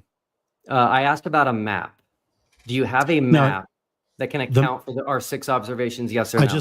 I just told you that there is no Cartesian coordinates that have been discussed or mapped out as a surveyor for the firmament enclosed reality. So we haven't had a chance to do that. So I don't have a problem saying no. That doesn't disprove anything. Actually, it does, Sean. It doesn't, Will. So let me ask you a quick question. You asked one, now my turn. Is the Father's word a valid testimony for our life and reality? It depends. So here's the deal, okay? So the Father's word does not mention you or me. and it does not mention specifics about our Earth today. So if you're trying to claim that it does, that's false. So is the sun, moon, and stars still over our head? They're different, but yes, they are still over our head, but they're completely different. Just as it was in Genesis 1, they were put over the head of Adam, they're put over the head of you, they're above your head, right? They're different. That's all I can say. How are they different? No. I'm going to hold your feet to the fire, and you need to actually tell me how God's word has changed so drastically from when he wrote it, which has been documented to be consistent from early ancient Israelite writings to today, and how our observer reality today is somehow different. You need to go ahead and stand on business and explain that. Easy. Sunspots are different. The sun is burning, so it's constantly changing. Do you have record of sunspots in 4000 BC? Hey, Sean, I really hope you're not going to argue this. This would be super embarrassing. We can see sunspots change while we're living, which means they are different than they were in the past. That's not what I said. The sun is still in the sky over your head, as Genesis 1 describes in the Bible. Has that changed? It's still in the sky. That's right. Has the diameter of the sun changed? Yes. Since Genesis 1, the diameter of the sun has changed. Of course, it's burning. How have you measured the diameter of the sun changing since the days of Adam? I haven't measured it, and I want to point so out. It's a false claim. So you're just appealing to. Hey, Sean, let me answer. I want to point out to the audience, you are evading the topic of the debate, which is the shape of the Earth, by talking about the sun. I'm going to point out every time you evade the topic because this is what you do. So let's go back. We have an actual witness here. We actually did a debate, a film debate agreement where we discussed the actual prompt of the debate itself. So just for everyone that see he's showboating and not being very honest right now. So the concept of the debate prompt and resolution is which model of the shape of the Earth best accounts for the evidence. The sun, moon, and stars are absolutely a part of the models that we're both presenting to talk about. So let's go back to some more logical, grounded, reality-based questions like the one I asked you, which is you're claiming that the Bible actually is an inaccurate depiction of major concepts like the sun, moon, and stars being over our heads, and that they're somehow different from what was described in Genesis 1. Hey, Sean, please don't interrupt me, okay? You just lied. You just strawmanned me. I never said that the fact that the sun, the moon, and the stars are above us is inaccurate in the Bible. You just strawmanned me. Please stop doing that. Well, you literally just said the sun and moon and stars are different from when Correct. Adam saw them over his head. That's So right. maybe you can clarify and explain your stance a little better. I already did, Sean. I said that You the did sun. not. Yes, I You did. did I not. said that the sunspots are Okay. different. So, Actually, Sean, now I'm it's going my- to jump in real quick. So, as moderator listening, my understanding of Will's answer was, and correct me if I'm wrong, and then Sean will let you respond. You're saying they're different in the sense of their attributes, traits. So, sunspots decreasing a little bit because of burning up. Is that what you meant, Will? Of course. Okay, Sean. For me as moderator listening, that's what I understood his answer to be when he said different. Feel free to engage that point if you'd like to, Sean. Yeah. There's still waters above the firmament as the Bible describes. in The Genesis Bible 7:11. The Bible does not describe a firmament as a hemispherical crystalline dome, which is what you are stating. The Bible talks about an expanse, which is what Hebrew scholars, which you and I are not, have told me. And yes, there are waters above, which are clouds, and they're above the expanse that the birds fly in and above, according to Genesis 1. Now it's my turn to ask you a question, Sean. I can't let this We'll go. go back to that. We'll go back to the firmament. That's fine. That's But fine. Go ahead. I'd like to hear your question. You said 5 of the 6 things are workable in whatever you called it in your model.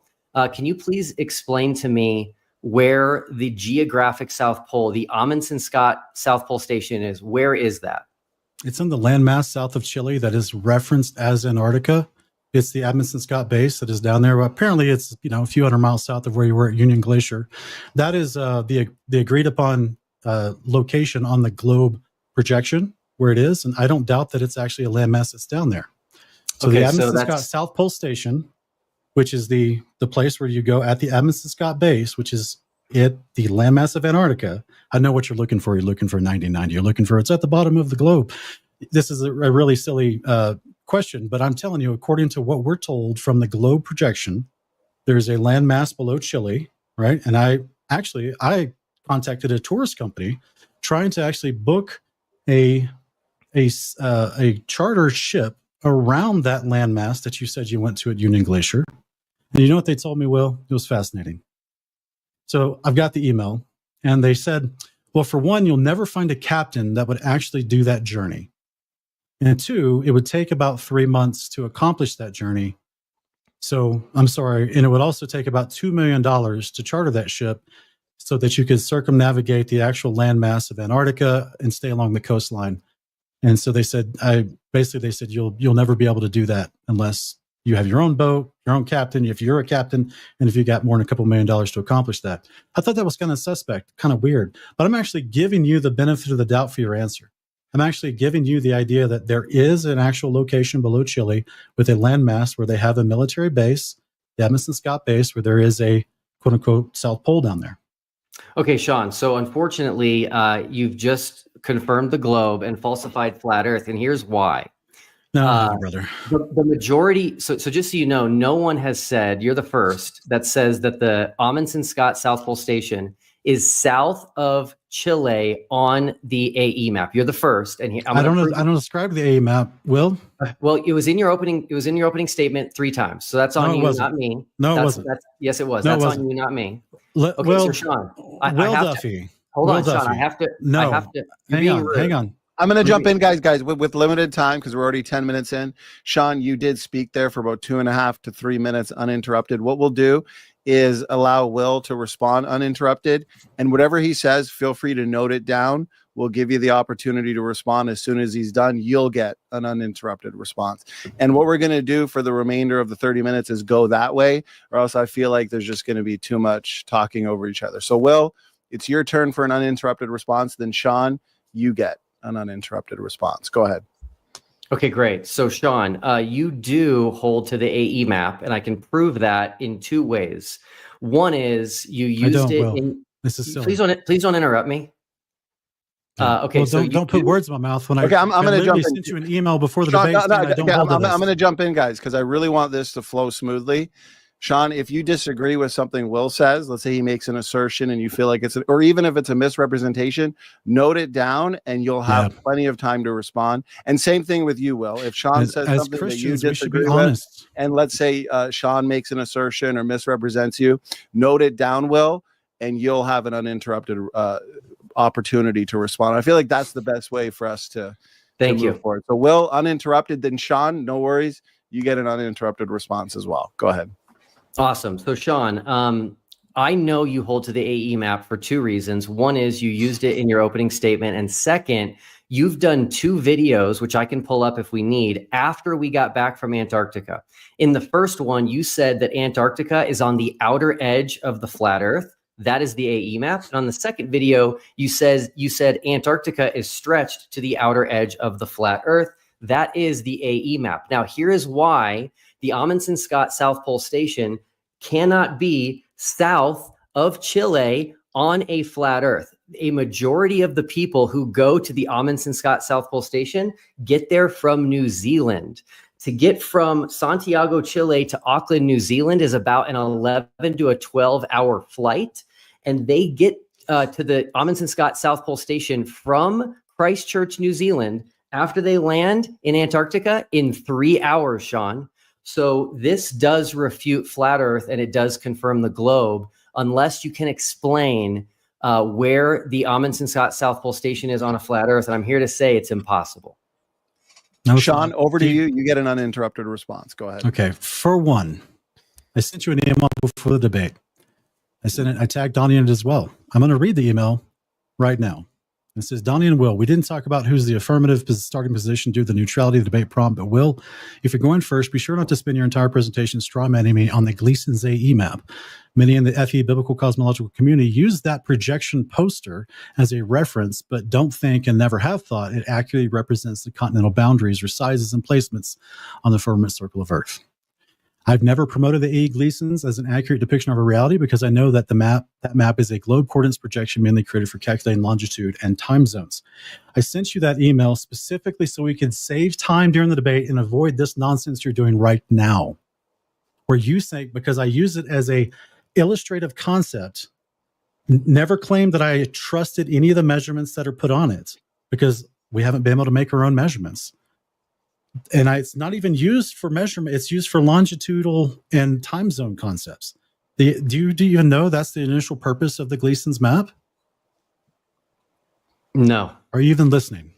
Yeah, no, I'm definitely You listening. don't know that. So did you even understand my email to you? Like I tried to avoid this ahead of time. Like, bro, I don't ascribe to the Gleason's AE map in like some flat earthers might. You should debate me today, not some straw man of some other person. Secondly, hold your little map up again, if you would, please. And point to the landmass below Chile. You see that big, thick area, even on this little projection? You see that? So take your finger and point to that landmass right below Chile. Yeah, you can put a South Pole station there, Edmondson Scott Base, and it works just fine. That's fine. Okay, so I have to respond to that, Sean. It doesn't work fine because how then do people that fly from Christchurch, New Zealand to Antarctica on a very short flight get all the way here in 3 hours? That's physically impossible. I just told you that that is not an accurate representation of the land masses, boundaries, and sizes between continents. There are other maps throughout history that show different placements of them. Are you even familiar with the different maps other than that particular projection that you're holding up? I am. The problem is there is no map you can point to. There is no layout of the continents you can point to that can account for the short flights that all get to the exact same place, the geographic South Pole. It's impossible. That's your claim. Okay. So you made some claims. That's great. So I put up in my opening statements, which I hope you would actually like to address at some point, some of the things I put forward. The Aquarius constellation in the sky, this is an equatorial constellation. You can see it all throughout the year. No matter which place is revolving around the sun and facing the solar system around you in the heliocentric model. Do you ascribe to the heliocentric model? And two, do you understand why that's impossible in a heliocentric model? I'm going to have to call you out again, Sean, for not being on topic. The heliocentric model has nothing to do with the shape of the Earth. There are many, many people that reject heliocentrism. There's many people that hold the geocentrism, and that has nothing to do with the shape of the Earth. Let's do this again. Debate resolution in the video description of the actual video we're doing today. Which model of the shape of the Earth best accounts for the evidence? So the sun, you haven't moon, and presented stars, a model. Your TFE 24-hour sun is literally about the model that you purport. So I'm asking about the stars. You brought up the sun. You think that supports your globe model. I'm asking about the stars movements, and I'm saying they do not support your globe model. And in fact, you can see the Aquarius constellation 12 months out of the year. And no matter where you're facing in the heliocentric solar system, you can see it, which is impossible in a heliocentric model. Debate's over, right? It should be that simple. But this is where we're discussing what evidence fits the model best. Mm-hmm. Did I miss something in the wording, Donnie? Are you, Sean, are you stating that the lights in the sky can tell us about the shape of the ground we live on? Donnie, did I miss something in a debate prompt? Are we discussing which evidence best supports the shape of the Earth model? The resolution I have, which I've gone over several times for us and the audience, which model of the shape of the Earth best accounts for the evidence? So, Will, that'll be the last time you bring that up, okay? You're just wasting time. So, yes, I do say, just like you say, the movement of the sun proves the shape of the Earth, I'm saying the movement of the stars disproves the globular claims of a heliocentric model. Yes, the movements of the stars and how they can be seen supposedly in a heliocentric model, no matter which way you're facing as your back is to the sun, which is impossible in the solar system. Okay, so you didn't, I don't know what evidence you've provided for this. You showed like a cartoon. Did you watch my presentation? Did you take notes? You're interrupting me again, Sean. Are you doing a good faith debate today, Will? Yes, you showed a like a cartoonish drawing in your opening statement, and that's the only evidence you provide. In contrast that, I showed you a video of the South Celestial Pole, which is stars rotating in the opposite direction, which is impossible on a flat Earth. No, it's not. It's actually an optical effect of the firmament. So as you move to the outer edges of the firmament, the optical lights that are circling over the center of the firmament, they have an effect on the outer edge, and there's different stars and how they project to be seen according to the outer edge of the firmament. This is it's a part of the rotation that you see as your hemispheric dome of observation is what it's called. Right? It's actually the very video that I skipped in my opening presentation because of time. And so as you actually are looking around, there's a convergence point between the ground that you're looking at in the distance with all the stars and everything in the atmosphere is how your eye works. There's a convergence point. And so as you turn a 360, you can only see so far. And as you do that, you see different, you only see a limit to how many stars you can see in the sky. And that hemispheric dome of observation will change the further to the outer edges of the circle of the Earth that you get to, allowing you to see the stars rotating in a different fashion above your head at the outer edges of the Earth. So this is it's a mixture of how your eyes work with the hemispheric dome of vision with the optical effects of a dome with lights above it shining down into it. Okay, great. So please let me respond without interrupting. Number one, there is no firmament. There is no dome. You've produced zero evidence that there's a firmament, zero evidence that there's a dome. It's never been observed, can't be tested, can't be seen. So I can't let you slide. Number two, if that's not a big enough hurdle, the second one is even worse. You're implying that the southern celestial pole is a reflection of stars in the north. That's completely false. They're different stars. They're different constellations. So you have not solved this in any way, shape, or form. Okay, my turn. You ready? So I presented tonight in my opening statement the definitions of the word firmament expanse. They're a solid structure. This is detailed, scholarly agreed upon definitions. You claim you found some random, unnamed, unpresented. You're just appealing to some rando who's a Hebrew scholar, you claim, who says it's never been the definition. Yet I can pull up Josephus, Antiquity of the Jews, Book 1, who is an actual Pharisee, an actual Jewish person, and he claims in Antiquity of the Jews in Book 1, he says, and on the second day he placed the heaven over our world and separated it from the other parts, and he determined it should stand by itself. He placed a crystalline firmament around it, that's our world, and put it together in a manner agreeable to the earth. I also have a demonstration of apostolic preaching in the 2nd century AD, where he describes a firmament of 7 layers encompassing our earth. This is Irenaeus and demonstration of apostolic preaching. So that's chapter 1, verse 9. So in addition to the actual scriptures I presented, that there's a vaulted circle that encompasses the waters of the earth, we have historical testimony from Jewish people, since apparently that was your random litmus test. So documented historical continuity with the prophets and the testimony of God through the prophets is also documented by some random people after the days of the apostles. So you're completely wrong. Your claims are fallacious. Hey, Sean, nothing you just said and no verse that you referenced. This is not Mallrats, bro. You got to have a better argument than this. You're interrupting me again.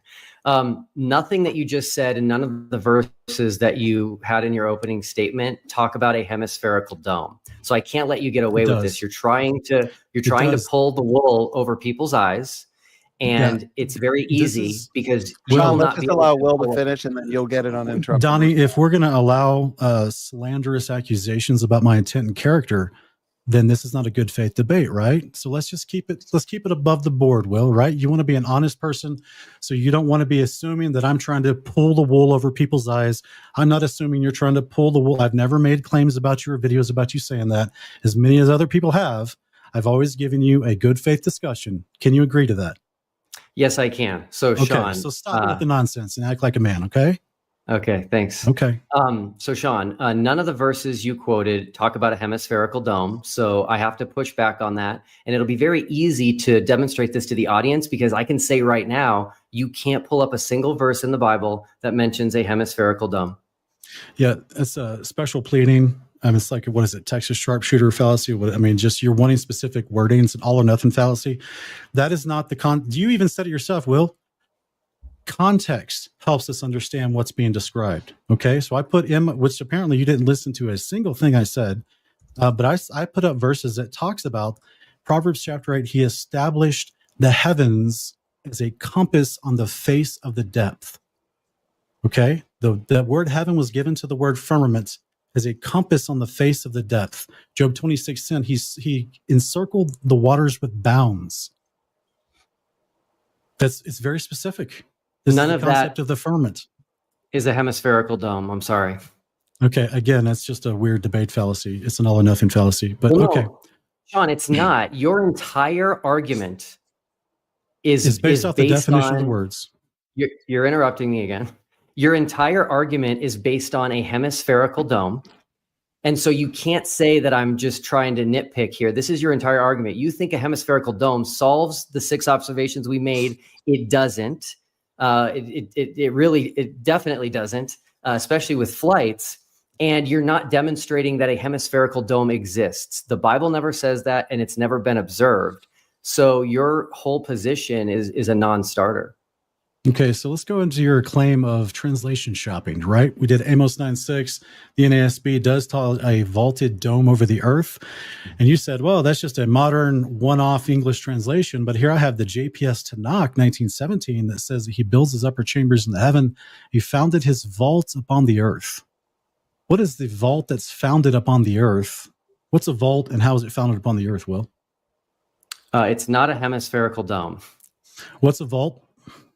I don't know what a vault is. I mean, I could tell you what a vault is in the Olympics. All right, bro. Okay. So did you want to talk about the 24-hour sun and how it's an optical effect of the firmament? Because you went on this awesome trip at Antarctica. You saw these wonderful things. Did you see any penguins? No, let's stay on topic. So, Sean, I do want to talk about the 24-hour sun because that's what I just asked you about. Yeah. There is something that Flat Earth has no answer for, which is that the 24-hour sun in Antarctica makes a wave pattern through the sky. Everyone's seen it in our videos, but there's only one spot you can go to in Antarctica where it doesn't, and it stays at the same elevation, which is the geographic South Pole. So this is where Joe Hanvey's model utterly fails, even setting aside that he has his camera outside the dome and no one is outside of a dome. Flat Earth cannot account for that, but the globe perfectly predicts it. And we actually predicted the elevation angles of the sun at Union Glacier before we got there, and they matched perfectly. So this is where I was actually searching for this video. I couldn't find it, but I was searching for this video of, since you've brought this topic up and people have been experimenting with firmaments and the sun and the 24-hour concept, it actually does work. There's a gentleman out there that put the camera underneath the hemispheric dome at the base of it, towards the outer edge of the perimeter of the dome, and circled lights above it, and you see it reflecting inside the dome as well. So unfortunately, I was trying to get the video prepared, but I just couldn't find it. And some of the people I knew that had it, they also couldn't find it. So point is, long story short, I don't have to demonstrate everything about everything in order to say that God's word is true and that he actually placed the sun, moon, and stars above us, as well as I don't know what the specific shape of the hemispheric firmament is. So just as you know, in a vault, if you look at different types of architecture, the general concept of a vault is one thing, but then it can have specificity and shape as it tapers off and as it has, so I don't know if you've ever studied like Gothic architecture or whatever, but there's different types of vaults that are encompassing, that are solid structures that are vaulted over a flat surface, but they'll have slightly different shapes to them. And it's my speculation, as I put forward in the actual concept of 7 firmaments of heaven, that the sun is in the 3rd firmament, shining down through multiple layers of firmament by the time it gets to us, and also through a layer of water. So that could also have some incredible optical effects that we just haven't demonstrated yet. So it's in process. So I do want to thank you for bringing this up.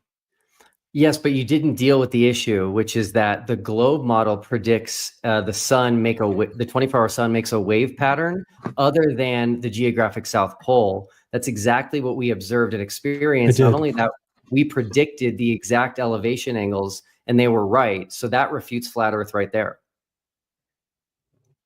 It doesn't refute Flat Earth, brother. It doesn't. It's just because you had the placement of the sun, as is, do you understand that the maps we have is basically the star positions it's created, the graticule of the coordinate position on the Earth? Do you understand that's how they make maps? I believe maps today are made from satellites, which are taking pictures of the Earth from space. So that's why we have such accurate maps. So today. all throughout history, I don't even know if we want to go into this because you just said you have no clue about it. So I'm not going to sit here and give you a lesson on how this works. I'm not trying to be condescending. I apologize, Will. I just think that we're at a huge impasse in certain points of the conversation when you're like, I have no clue about that. And it matters to your understanding on what you're claiming, right? Just the same way you claim, well, that's not the definition of the firmament. It never has been. But here I pull up historical documentation and you just say, everything you said isn't true. Like, this is weird. This is not intellectually honest. Okay, so Sean, here's the cool thing. So I asked you about the constellations in the sky and how you can see them at different points in the year throughout the solar system. Would you please address how that's possible in a heliocentric model? Hey, Sean, I have no idea what you're referring to. You did not provide any evidence. You did not Donnie, provide... can I put this on screen to show him what I'm talking about? Please don't interrupt me. Okay, let's allow Will to finish his thoughts, and then Sean, if you wanted to screen share something, feel free to do so. Cool. So, Sean, you made a claim. You didn't provide any evidence. You didn't provide any videos. That's what I came with. I came with receipts. I came with videos. I came with eyewitness testimony. So if you're going to make a claim right now without any evidence, it's going to be very difficult for me to respond to because I don't know what you're talking about. You don't. But I have it in the studio. If you wouldn't mind putting it on screen for me, Donnie, I appreciate it. So here's the evidence that the world, through Google, will tell you that the Aquarius constellation is visible every month of the year. February, March, April, May, June. Okay? It's visible in the southern hemisphere and in the north, by the way, but also in the southern every month of the year. So if we go to an actual depiction of the model that you believe in, which is a heliocentric model, you see as the globe turns and spins around the sun, there's a portion when it's nighttime, it's facing away from the sun and facing different coordinates throughout the solar system throughout the year. Mm-hmm. Right? Summer, autumn, winter, and spring. And this particular constellation is seen every month of the year, all throughout the year. How is that possible? Okay, great. So I will establish that we're using AI here for your claim, which is fine. That AI would also tell us that we live on a sphere. I know something from personal experience, which is that the North Star is visible all year. I asked you about the Aquarius equatorial constellation. It's important that you stay on topic. I am saying on equatorial topic. Constellation. I am saying on topic. I've never heard of If you can't Aquarius. account for this, then the globe's dead. Sean, you keep interrupting me. I am answering you. So I know that Polaris is visible all year, and that is completely possible on a globe.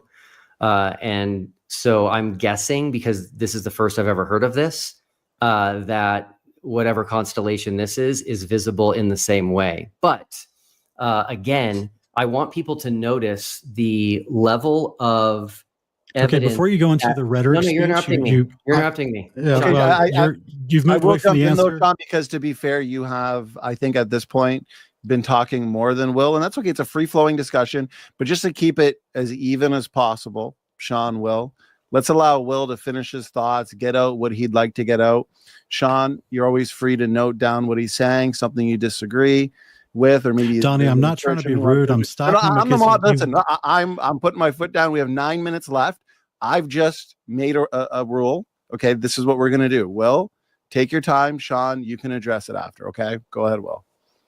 Awesome. So I want people to realize the quality of the evidence that the globe side brings, which is video evidence, high definition video evidence, multiple eyewitness testimonies. If I were to have come to this debate using AI to say, Sean, look, AI says we live on a globe, you wouldn't accept that. So what I'm going to have to tell you, Sean, because this is something that I've never seen, I'm going to have to tell you that I'm going to have to go look into it. But I can tell you that fair enough. People are blowing up my phone right now, and they're saying that AI is actually wrong, which AI is wrong all the time, and that Aquarius is not seen all year, and that you will not be able to have solid video evidence of this. Sean, you get an uninterrupted response. Address whatever you'd like to. Go ahead. If you'd please put on screen what I put in the. So you want high definition. How about your own footage? Is that high definition enough for you? Yes, thank you. High definition. Okay. So we can look at your own footage, okay? High definition drone footage from Will Duffy at Union Glacier. Speaking specifically about a mountain range called the Sentinel Range, of which there's multiple mountains within this range, Okay. We zoom in on the range. I put up on screen on the right-hand side the Google Earth projections for the distances from Union Glacier up into Mount Vinson, which is 86 miles away. Now, according to the observer height and the calculation of the curvature of the Earth, this should actually be the horizon, the apparent horizon. But yet we can see much further than that. And if we go, there's another mountain peak in the back that's 100 miles. If we go to this little one on the far right-hand side, which is much smaller, that's actually also 89 miles away. But if you look very, very close in the very back, you can see further beyond a specific shape to its right, much further in the distance in the back that's grayed out with shadows because it's so far away. It's actually 140 or 163 miles away. I apologize. That's a typo. 163 miles away, which matches the yellow box on the right-hand side as far as the distance on Google Earth where this mountain range is. And this lady's pretty cool. She is actually, she's climbed all 7 of the highest peaks in the world. And she took a picture of this mountain range. It's behind her as she stands up on Mount Vinson. And you can see that mountain range in the back. And there it is, the same shape as the one we see to the right, which is 163 miles away. And that is the actual, it's 0.03. It's at 0.3 of a mile. It should be hidden by the curvature of the Earth by 0.3 of a mile, but instead you can still see that far away to see this further in range behind. Okay, can I respond? Yeah, you can respond, brother. Can you go back to that last slide, please? The zoomed in one, or what's one of the other ones? The one with the numbers. Okay, cool. So you missed one thing, which is the elevation where we were at Union Glacier. You only have the drone height here. So this is common, by the way. Flat earthers do mess up the globe math frequently. Do you have any idea what the elevation is at Union Glacier? I don't. What's the elevation? It's 700 feet. Okay. So can you add that to this and tell me what it says when you've added it? To what you want to add it to the eyesight level? Of course. Because that's not how it works. Because you've already have your elevation above 700 feet. Did your drone calculate as a baseline of 700 feet, or did your drone calculate 4,900 feet above sea level? Okay, so I have to correct you because this is super important, and I think you'll agree with me on this. Okay, if you are assuming the globe model, I'm going to answer. Assuming the globe model, if you are standing on the beach and you're looking out versus standing on a mountain and looking out, can you see further if you're standing on a mountain? Yeah, you can see further because you've raised in elevation. I'm asking you. You have a video where you put the schematics of all the logistics of your drone flight on camera, and that's where I got the 4,918 feet while making this observation. Was that from sea level, or did you input a baseline of 700 feet? It was based on, it's essentially zeroed out from where you launch. Okay, so you're claiming that it already assumed 700 feet above sea level. Is that true? Sorry, I made a huge mistake. It's 700 meters, not 700 feet.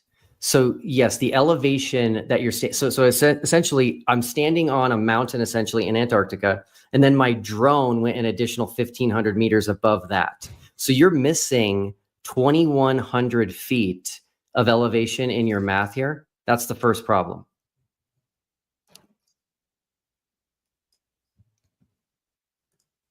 Well, we'll have to. Can you give me some documentation that that's how your drone works? Yes, you could talk to anybody that uses a drone. They'll tell you that if you literally go to like a 14er, which I know you're close to, that we have in Colorado, and you launch a drone from the top of the 14er, it starts at 0 and goes up from there. Can you explain to me the distance of horizon that's on screen here? No. So do you not know how that works? I don't know what I'm looking at. You made this slide. No, this is just a calculation, a screenshot from a curvature calculation. So you put in the fields. You're asking me to adjust the eyesight level field and add 700 meters. Yes. Right? Without documentation. You're asking me to do that without documentation because your drone readings says 4,918 feet. So Okay. I'm asking you, within your drone readings, do you know how the distance to horizon works? At 85 miles, it says that there's a horizon at 85 miles. No, Can you I explain don't what that horizon know. is? No. I don't know the math that you're using for this. I'm sorry. Okay. Well, you can go to any curvature calculator and put in the same numbers. It'll show you the distance to horizon is 85 miles. Well, guess what's 85 miles away? It's Mount Vincent. And you can see the base of it. You can see the bases of all the foothills to the right of Mount Vincent as well. You can see 85 miles away. You can see the supposed horizon 85 miles away. Yet you can see another mountain that's an additional 80 miles beyond that. Another full 0.3 of a mile of curvature should be hiding because the apparent horizon should be right here. Okay, so a couple problems, which is So that are you reading from MCToon at this point? I'm not. The height of these mountains that we're looking at are not being calculated in your calculation.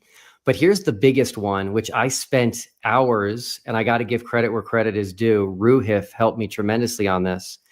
How are you determining the mountain, the blurry mountain from my drone footage? How are you determining I which just showed mountain you my presentation, brother. that is? No, I'm asking you. I showed you it's the same shape when you actually zoom in like I tried to do. I showed you this the same shape of this mountain far to the right of the Sentinel Range, towards the back, beyond the third foothill. And it's the same shape as the one that's at the far back of your high quality photo that you took. Okay, so Sean, this is super important. We noticed in Antarctica how the mountains have very similar shapes to them. There's actually multiple. No, please, Sean, don't be disrespectful. There's multiple mountains in Antarctica just around Union Glacier that actually have pyramid shapes to them. So you're making a wild leap here, claiming that a blurry mountain in the background of my drone footage must be another specific mountain because they have a similar shape. Mountains generally have a similar shape. If you're okay, I actually worked with Here's a photo I have on screen of your high altitude, high definition stuff. Are these mountains of a similar shape? You mean because a mountain has peaks? Hey, Sean, I worked very tirelessly on this to actually figure out what the mountain is in the background, and you're wrong on the mountain. And so if I'm allowed to share my screen now, I'd like to present that. Sure. Is the slides I see at the bottom or presentation at the bottom, Will, is that what you'd like me to share? You can go ahead and share it. I'm adding it to it right now. Okay. You worked very hard on it. Is that what you said? But you don't know the apparent horizon? I worked very hard on your example. So, Sean, the mountain that you can see in the back of my drone footage is Flowers Hills. No, it's not. I already have this one in the footage. You have to look at my presentation. All right, look. Yeah. This one. This is Flowers Hills. It's 89 miles away. I have it pointed out. It's the third foothill that you see from your high def photo. You know what foothills are. You live on the Front Range like I do. This is the third foothill. Anyway, I would disagree with you. I'll disagree with you. Okay. We spent a lot of time on this to try to figure out exactly what the mountain was. And the mountain that's in the background is Flowers Hills. Now, regardless, I'm going to share one more thing, which is super important. 1 second. Okay. 1 second here.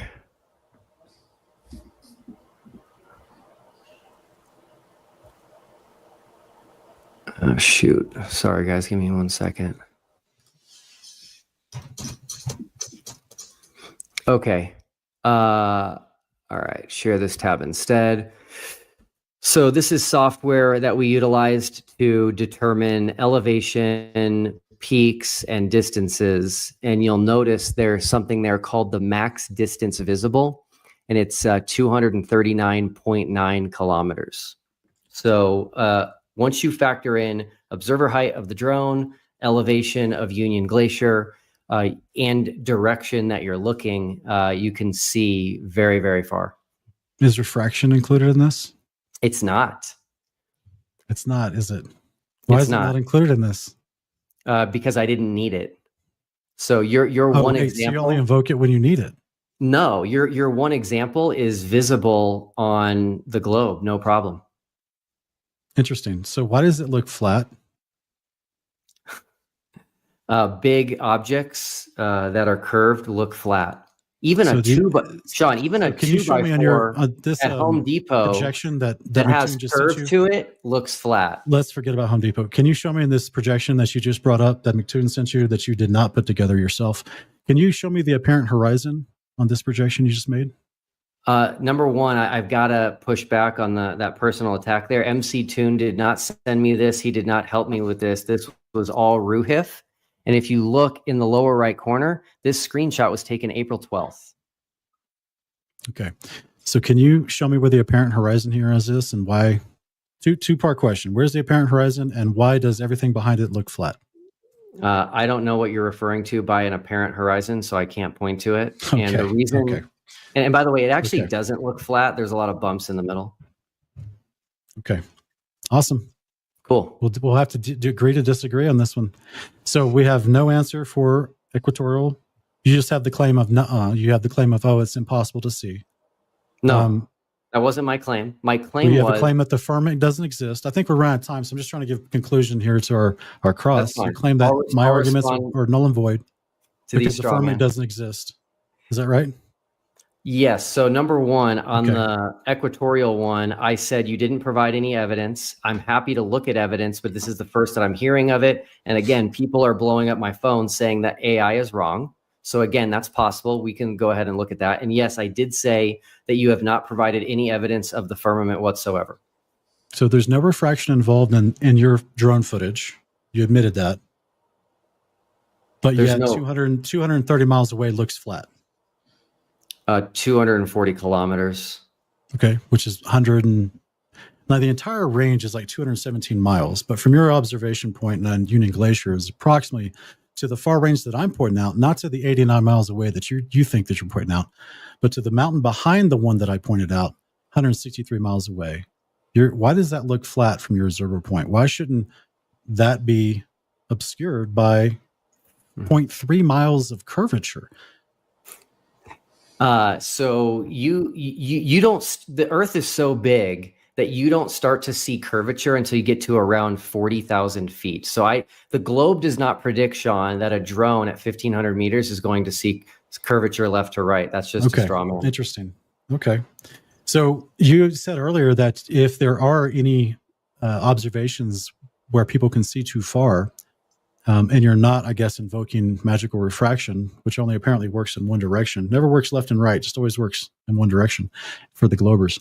If you're not invoking refraction and there's an observation that can be seen too far, you said that the globe could be bigger. No, I said if it was established that something that the current globe model says cannot be seen, can be seen, that doesn't in any way, shape, or form refute a globe. That was a logical argument that I made, and it's absolutely true. No, you said that it could be a bigger globe if there is something that we could see too far. It could be a bigger globe than we know. Right, that's a fact. So therefore, if we have observations of things we can see too far, which there's plenty of, you're saying your answer is that, well, it could be a bigger globe if those were true. And I'm sure you would like to see the evidence of those claims, right? But Yeah. if one of those claims ever turned out to be true, like what I talked about, being able to see the fullness of of Pikes Peak from Fort Collins, then you would say, well, it must be a bigger globe. You would never concede that maybe it's a flat topographical plane enclosed by a firmament. I've never seen a single example where the globe side says, here's our accurate math. We think this should be visible or should not be visible, that flat earthers then refute. I've never seen a single example of that. Interesting. Okay. I mean, that is the generic claim, right? It's, kind of the head in the sand claim of, oh, it's not working. So help me Gentlemen, understand this. Is this the time? I will say we are about 8 minutes over time. Okay. But what I think would be a good idea and would be very helpful to myself in light of everything discussed, all the points brought up and interacted with over that roughly 50 minutes. And I think it would help the audience too. Not necessarily a closing statement, but a summary of everything discussed in that 40 to 50 minutes just to kind of land the plane and offer the audience the best possible position and model in light of tonight's debate resolution to analyze. So it was more free flowing. So we got into multiple different things, which is good, keeps it thorough. So why don't we do 2 to 3 minutes each? And to keep it fair and on the same format, Sean will give you the last word, therefore Will. Why don't we start with you in terms of a summary? And again, 2 to 3 minutes. I'm sure you both will take the full 3 minutes in light of everything discussed so far. So we'll just say 3 minutes. Will, whenever you're ready, go ahead and offer us the summary. Okay, great. So yeah, so very, very important.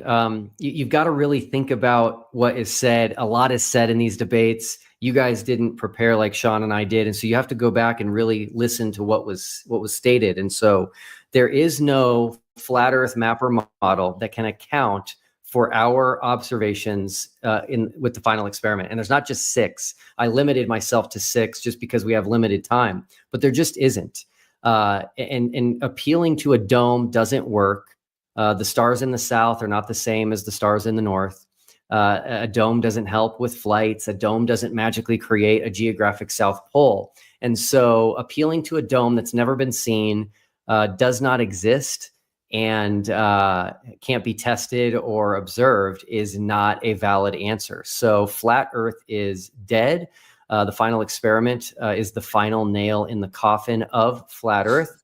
And my hope is that people can now move on from this, stop wasting their life on something that is just completely factually inaccurate. There's currently a mass exodus from flat Earth because people are finally seeing the truth, thanks in part to the final experiment. I've lost track of how many people have left flat Earth, and they're thanking me.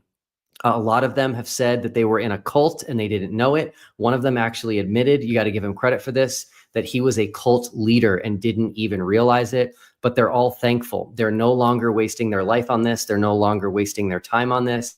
They're actually doing things that benefit humanity and benefit the world. And so I think we're going to continue to see the fallout happen and people leaving flat Earth more and more, which I'm super, super thankful for. That was my initial goal in all of this, was to make the world a better place and to preach the truth of God's creation.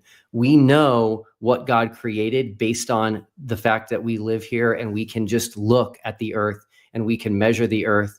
And so we no longer need to misrepresent God and claim that he created a flat earth, which doesn't exist, claim that he created a dome, which doesn't exist.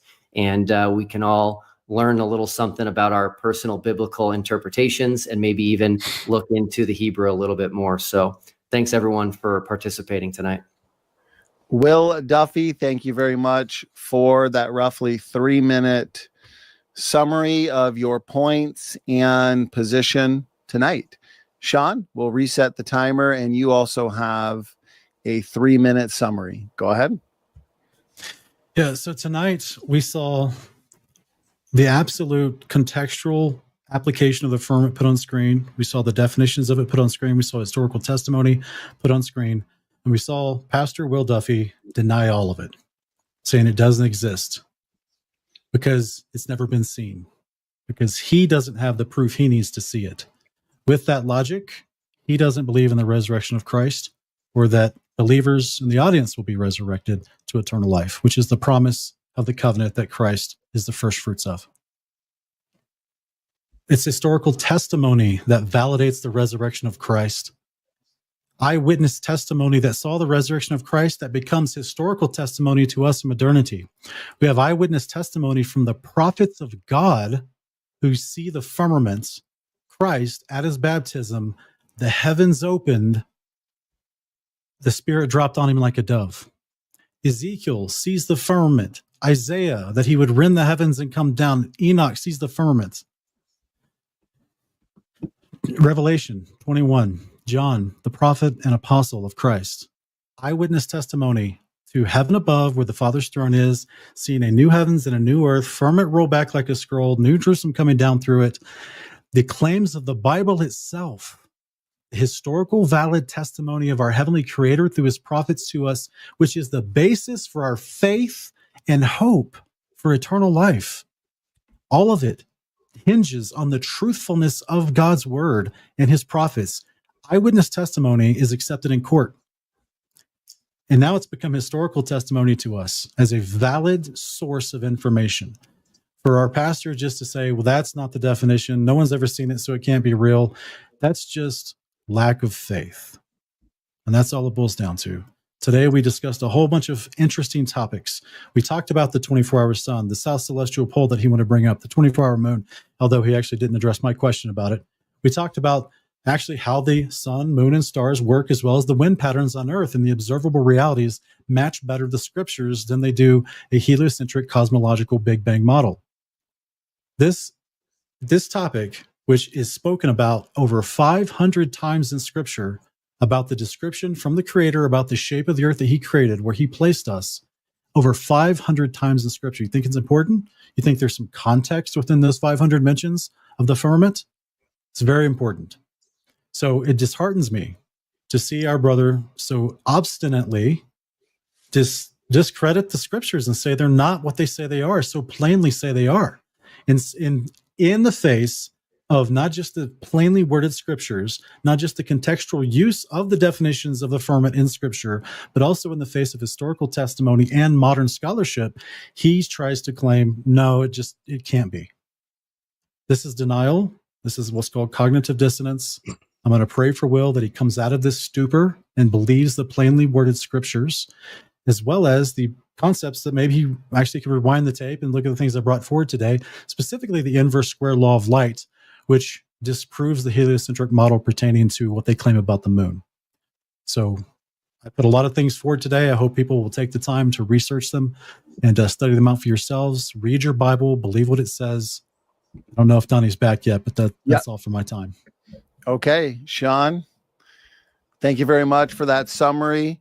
Will and Sean, appreciate you guys being good sports and giving us a solid, energetic, and definitely engaging debate here tonight on the shape of the earth, specifically which model of the shape of the earth best accounts for the evidence. A stimulating back and forth discussion, that's for sure.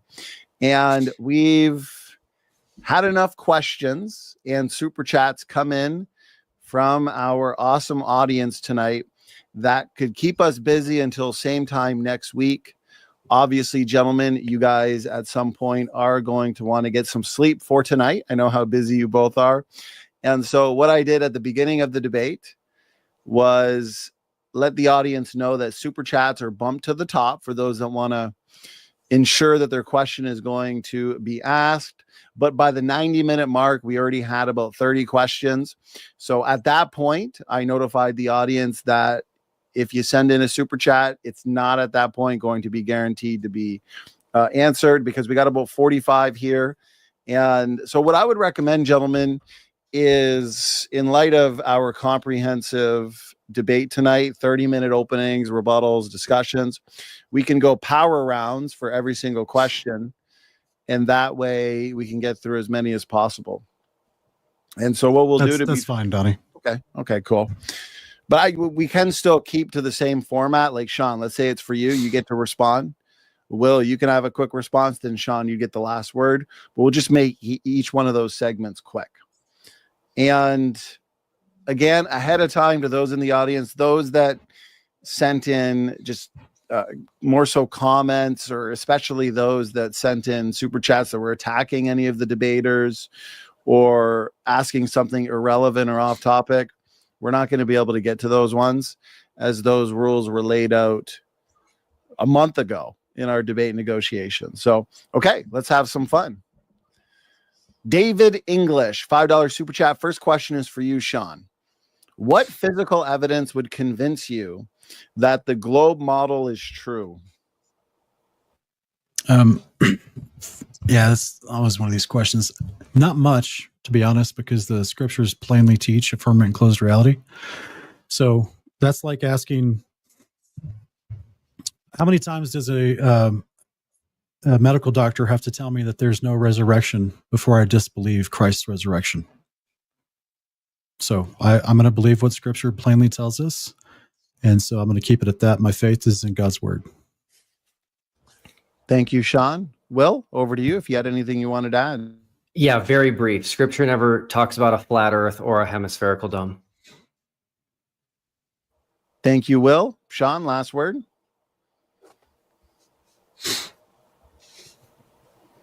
Oh, I thought we were doing power rounds. Sorry.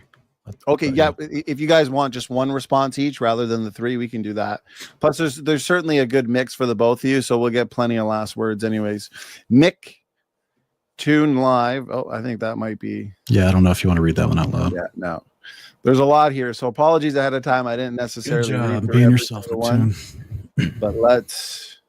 Okay, so let's move to the next one then. Will, how are you friends with that man? Are you discipling McKeegan? I'm friends with him because he's a great friend. Are you discipling him in Christ?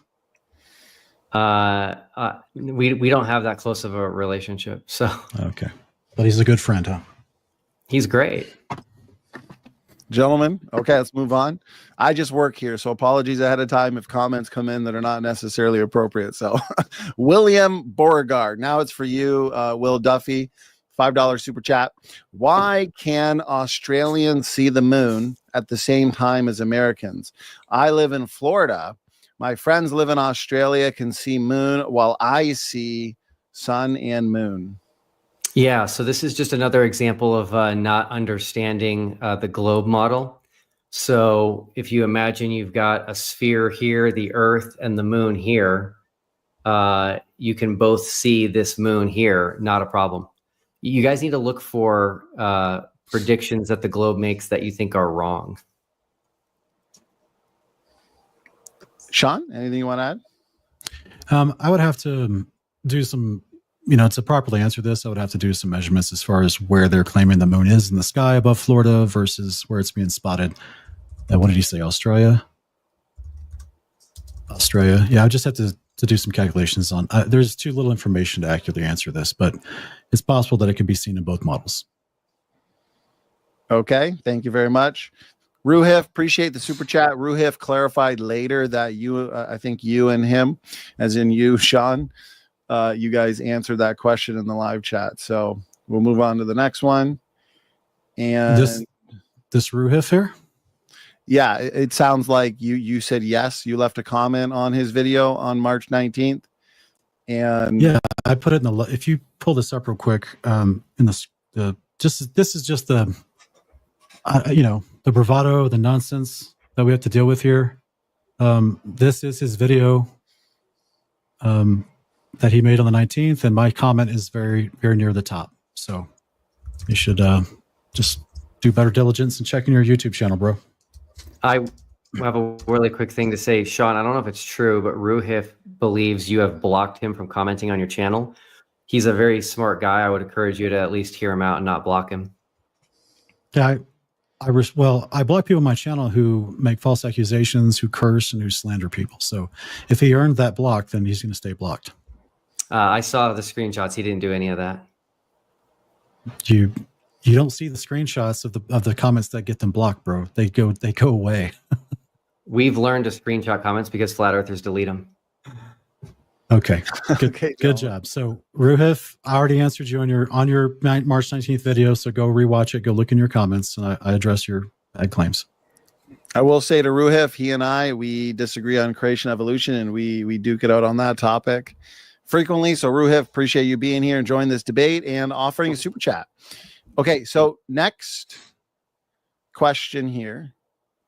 Well, it's a question asking for one of the debater's credentials. I'm not sure that's credentials fallacy. Basically, because I don't have a PhD in physics, I can't ever learn about it later in life and can't talk about it. So I just reject the premise as a whole. But I appreciate you supporting SFT. Keep doing it.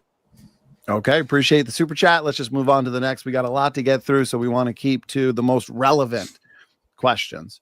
Question for Will. $10 super chat from SoCal Preston. Thank you, David, for the support.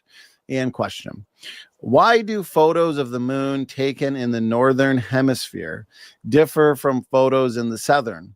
The southern moon pics appear upside down compared to the pics taken in the northern hemisphere. Yeah, this is a really good question. It's because we live on a globe.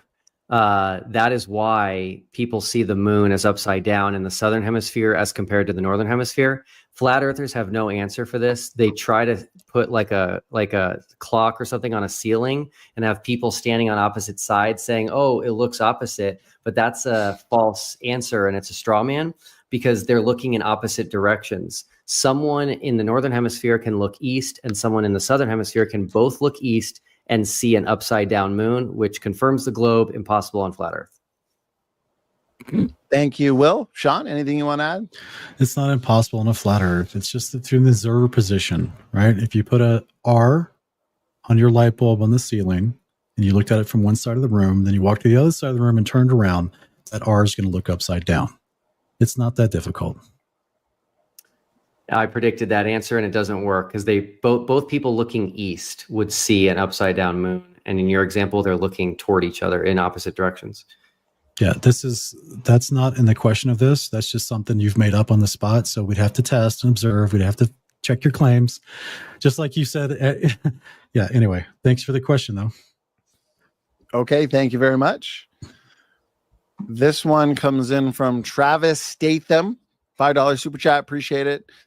Do you both believe that if the Bible is wrong about one thing, let's say the earth, it can never again be trusted to be divine? Bible was written by sinners. Whoever would like to respond to a question for the both of you. I'll go first. We have contradictory manuscripts. So based on just simple logic, if two manuscripts contradict, at least one of them has to be wrong. And so my answer is no. If we have contradictory manuscripts and we know one of them is wrong, it doesn't mean that the Bible can't be trusted. The Bible is kind of like our DNA. We have mistakes and coding errors in our DNA, but we're still human. And so despite these problems and issues that happen over time, the Bible is still God's word. Thank you, Will. Sean, over to you. The Bible's not wrong about one thing. And the discrepancies that are amongst different manuscripts are not contradictions as far as what it's teaching. It's just a discrepancy as far as how things are worded and various manuscripts. And some parts are, indentations or certain parts have been damaged over time. It doesn't mean that the story has changed. The story's never changed. The biblical firmament is replete throughout the story and has never been falsified. So I would say that the Bible was not written by sinners. It was inspired by prophets of God, usually priests or prophets, who gave us this sure testimony from God, the creator of heaven and earth, Hebrews 1:1. Many portions in many ways. The word was given us through prophets. In these latter days, he's spoken to us through his son. So this is why we have our faith. This is why we put our faith in God and his word is constantly being proven right over and over again, just like in many of the examples that I showed in my opening presentation tonight. Thank you for the question. Thank you, Sean. Will, appreciate the responses. Okay, next one is for you, Sean. Judge Rightly, $10 super chat. Appreciate the support. And here is his question. Earth equals ball or flat, excluded middle, he's got there in brackets. Will gave 6 defeaters that show Earth equals ball. Until you refute them, this debate is over, regardless of how you interpret the Bible. Sean, feel free to respond to that however you please.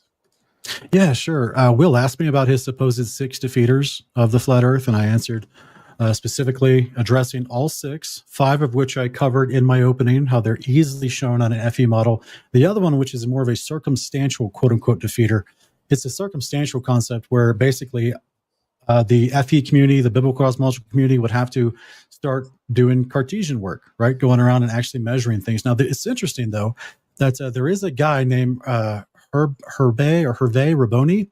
He's actually a French yacht captain who is a part of the Globe Vendée race, which is yachts that go all across the Atlantic down into the south, and they race around parts of the earth and they come back up. And he's been doing that for 20 years. And he actually became a flat earther because there's actually a larger exodus from people from the globe than from the FE side, and that there's a larger amount of people coming to the flat earth.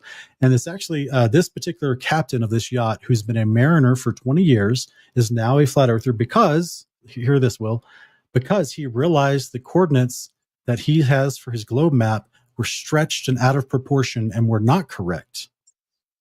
So therefore, the Cartesian work would still need to be done to show proper boundaries between continents and spaces as far as ocean distances, because that's what made him a flat earther, is because he realized as a mariner, as a yacht captain sailing the seven seas, that the distances purported on the globe were not correct. So we have physical testimony of someone that's qualified in the field. And in the future, Abba willing, we'll be able to do some Cartesian work and answer Duffy's sixth claim. But I put forward a whole host of things today that Duffy has no answer for that destroy the globe. So hopefully we can address those at some point. Thank you, Sean. Will, the floor is yours. Awesome. Yeah. So unfortunately, there were no rebuttals to the 6 flat Earth falsifiers that I presented.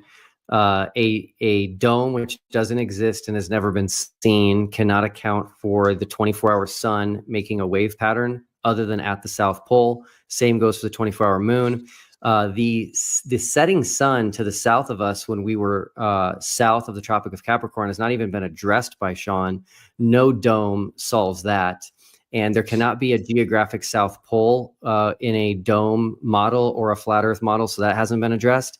And a dome doesn't help you with flights. So all of them are still completely valid. Flat Earth is dead. Okay, thank you, Will and Sean, for that response.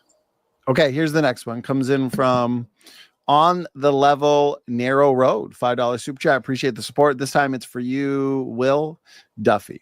Sean is presenting biblical evidence. Would you not agree God's word should give us the best descriptions of God's creation? Yes, of course it does, but it never mentions a hemispherical dome. It never mentions a flat Earth. And we have to realize that when we're talking about the past, that is very, very different from today. For example, I believe that the Bible actually describes Pangea, which is where there's only one landmass on Earth, and it's not all separated and spread apart like we see it today. So the creation that God created back in Genesis is very different than the one that we see today. And because we can look at the Earth, measure it, test it, and explore it, we know exactly what it is today, and we can't have that wrong, or our interpretations of Scripture will be wrong. Thank you, Will. Sean, floor is yours. Go ahead. Thanks on the level narrow road. Thanks for the question. Good question. And yeah, in the same way that we do believe God's word gives us the best description of creation, and we don't straw man God's word like our opponent Will tonight is doing by saying things like, well, the Bible doesn't mention hemisphere or flat Earth. The Bible doesn't mention the actual words ocular regeneration, yet we see God healing someone's eye. Okay, putting some mud in it, spitting it. That's okay, awesome. It got healed, right? But it doesn't use the word ocular regeneration. That's the straw man fallacy he's using this whole night. As speaking of the actual Earth and the shores, I mean, it literally talks in Isaiah 66, 17-23 about the distant coastlands of the earth. It talks about the great seas. It talks about seas in between land masses. And actually, if you read Jubilees chapter 2, it specifically describes 6 parts of the earth that are encompassed by waters, and there are rivers that go through the mountains and streams, and the rivers that go through the land masses. So yes, we have an ancient historical testimony from ancient Israelite literature that definitely describes the earth we live on today as a circle of earth enclosed by a firmament. Good question. Thank you, Sean. Okay, we'll move on to the next question. One God is now here, $5 super chat. Appreciate the support. Question for you, Sean. Why did you choose to strawman Will with Big Bang Theory in your opening statement when you know Will is a proponent of intelligent design? If I did know that, I forgot that. Did you tell me that at some point, Will? Well, I've never claimed to be a proponent of the Big Bang, so I don't know why you'd act like I am. But in all of our conversations and none of your videos did I ever hear you say that you're a proponent of intelligent design. So with that said, you have to take, though, the concept of the heliocentric sun and moon and stars and how they rotate and how they move according to the globe that you purport, according to the movements of the luminaries working with the globe that you purport and that you're defending. So that's a heliocentric model. That's comprised of concepts within a Big Bang. I don't see the relation. Okay, you keep studying cosmology, brother. The Big Bang has tons of problems. Okay, thank you, gentlemen. We'll move to the next one. Nathan Larson, $10 super chat. Not sure who the question's for. It's not specifying anybody. We'll read it, work through it together, and figure that out. Globe-believing scholars such as Michael Heiser state that the Old Testament worldview is flat Earth. Regardless of the shape of the Earth, is Duffy's hermeneutic flawed with 21st century prejudice? So it does look like it's towards you, Will. Therefore, go ahead. Feel free to answer. Sure. I would say that Michael Heiser is a scholar. Scholars disagree, and so you have to determine who you think is right. We have to be careful not to have an appeal to authority, which is a fallacy. And so I really do like Dr. David Weisskopf's challenge, which is to find any Jewish writing that states that rakia means a glass dome, a hemispherical dome, or that the Earth is flat. And I don't think anybody's going to be able to provide that. Thank you, Will. Sean, over to you. Yeah, I provided that earlier with Josephus, and particularly the Jews Book 1, specifically talking about this Earth being encompassed with a crystalline firmament. So whomever you're citing, he's out to lunch. He just doesn't know what he's talking about. He's historically contradictory to his own people's statements throughout history. So Michael Heiser, much respect for them. May he rest in peace. I have, excited to see him at the resurrection. And he accurately stated what the scriptures plainly describe and define according to the linguistics. He was clearly a language scholar and PhD. He knew what he was talking about. And then he followed it up with, but we don't believe that because NASA has shown us the truth. So therefore, God was speaking in accommodating language to the ancient Moses and ancient peoples, to Abraham. And we don't have to believe a firmament closed model because we know better now because NASA has shown us the truth. So I disagree with Michael Heiser's conclusion, which he called the doctrine of accommodation. So he did affirm the language specifically says there's a firmament that encloses the earth. Just like all the nations believed in the ancient world, the Hebrews, through the prophets of God, specifically described it. He said that's true. That is what the language says, but he just doesn't believe it because he believes NASA has shown him the truth. So in a strange way, I actually give Dr. Heiser props for being honest. He just didn't want to believe it. So he actually kind of falls. Anyway, I'll stop there. Good question. Thank you, Sean. Thank you, Will, for the response. Okay, next one comes in. It's a question for both. Why don't we start with you, Sean? That way this time Will can get the last word. Messiah Complex, $10 super chat. Appreciate the support. Do you recognize a link between globe earthers and claiming Jesus changed his father's instruction versus flat earthers and believing the contrary? In brackets, Messiah Complex has Psalm 111, verse 10. A good understanding have all they that do his commandments. Sean, what are your thoughts? I'm trying to understand the question, Messiah Complex, so I apologize if I don't answer it the way you want, or do I recognize a link between globe earthers and claiming Jesus changed his father's instructions, flat earthers and believing the contrary? No, there's actually quite a few quote unquote globe earthers who do believe God's commandments are applicable for discipleship. They just haven't come on to biblical cosmology yet. So I guess in my experience, I don't see the link that you're suggesting, but thanks for the question. Thank you, Sean. Will, anything you wanted to add? Yeah, I don't understand it either, but a verse is coming to mind, which is Hebrews 7:12, which is, for the priesthood being changed of necessity, there is also a change of the law. So the Bible says by necessity, there needs to be a change in the law. Okay, thank you, Will. Moving on. I think this is a question for the both of you. William Beauregard, $5 super chat. Appreciate the support. What is in the air longer? Projectile from artillery or an airplane? Do pilots account for curve and rotation? Why don't we start with you, Will, for this one? Cool. So I don't quite understand the first one. I would say an airplane, if I'm understanding his question. When he asks if pilots pilots account for curve. The planes do. Pilots don't do much in the cockpit. I'm not trying to downplay them, but the planes are just, the technology is just absolutely incredible. And so the planes kind of take over after they take off and while before they land, and they absolutely account for curvature. There's a reason that there's no flat Earth pilots, and that's because we don't live on a flat Earth. You can just simply take all the commercial flights that happen every single day. You can look at where they go. You can go take the flights, look out the window, and they all perfectly map to a globe, and none of them make any sense whatsoever on a flat Earth. Thank you, Will. Sean, over to you. Depends on the flight of the airplane. Usually the airplane's in the air longer. The pilots don't account for the curve manually. Let me just back up. So the pilots, for one, there are lots of flat Earth pilots. So why our opponent tonight continues to say this type of rhetoric it's just false. There's lots of pilots that have come out as actual, realizing we're on a stationary flat plane.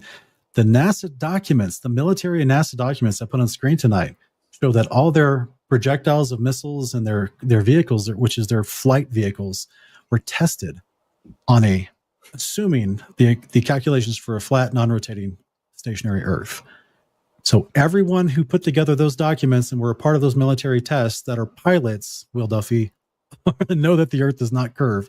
Also, we have people like Rob Skiba and Bob Nodell, both of whom were pilots. Bob Nodell, a traditional airplane pilot, and Rob Skiba was a helicopter pilot. And they could fly without autopilot.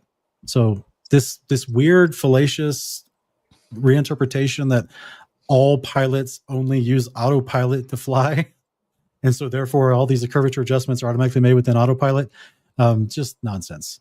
So we have two specifically that I have met personally, names Rob Skiba and Bob Nodell. They're passed on now, but they were both pilots and flat earthers at the same time. So there's a lot of evidence out there. Can I respond to this, Donnie? Okay, yeah, let's do this. Will, feel free to respond. I want to go back and respond to a whole bunch of other questions if we get this. I'm sorry. This is the only time I'm going to ask. Let me just make a judgment call here. We'll give you 20 seconds, real quick response. Then we'll throw it to Sean for, unless you don't think this is fair, Sean. I don't, brother. Back up there yeah, but you're still getting the last word. You'll get 20 seconds. You don't want the last word? Okay, I want to go back to a whole bunch of other questions. And Sean doesn't like it. And get a response. He's the boss tonight, so let's move on. If you let me go back to some other questions, I'll gladly let him respond. Well, you guys can sneak in rebuttals to things said on other questions in questions coming up. So why don't you do that? Try and sneak in some rebuttals, okay? Okay, Tim, $5 super chat for Will. Will, if you believe in the global Earth, how do you see that without the heliocentric model? Sure. So people think that I have to be an expert in all of this stuff, and I don't. And so all I can tell you right now is that there's smart people that believe in heliocentrism, and there's actually really smart people that believe in geocentrism. It's not an issue that I'm that excited about, so I haven't researched it. So I just don't really have an opinion, and that's what I've stated. Okay, appreciate it. Sean, over to you. There are geocentrists out there, but even in geocentrism, they argue for all the same physics that the Big Bang cosmology is inherently involved in their whole redshift observation, cosmic microwave background radiation, all the stuff that they claim is also observable phenomenon that's somehow legit according to the interpretation of those models. They assume so many of the same mathematical equations and fundamental glue, if you will, that it's a very, very fine line to appeal as a geocentrist and not fall into the actual heliocentric model as far as the physics and the math involved and the distances between stars and the inverse square law of light and all that kind of stuff.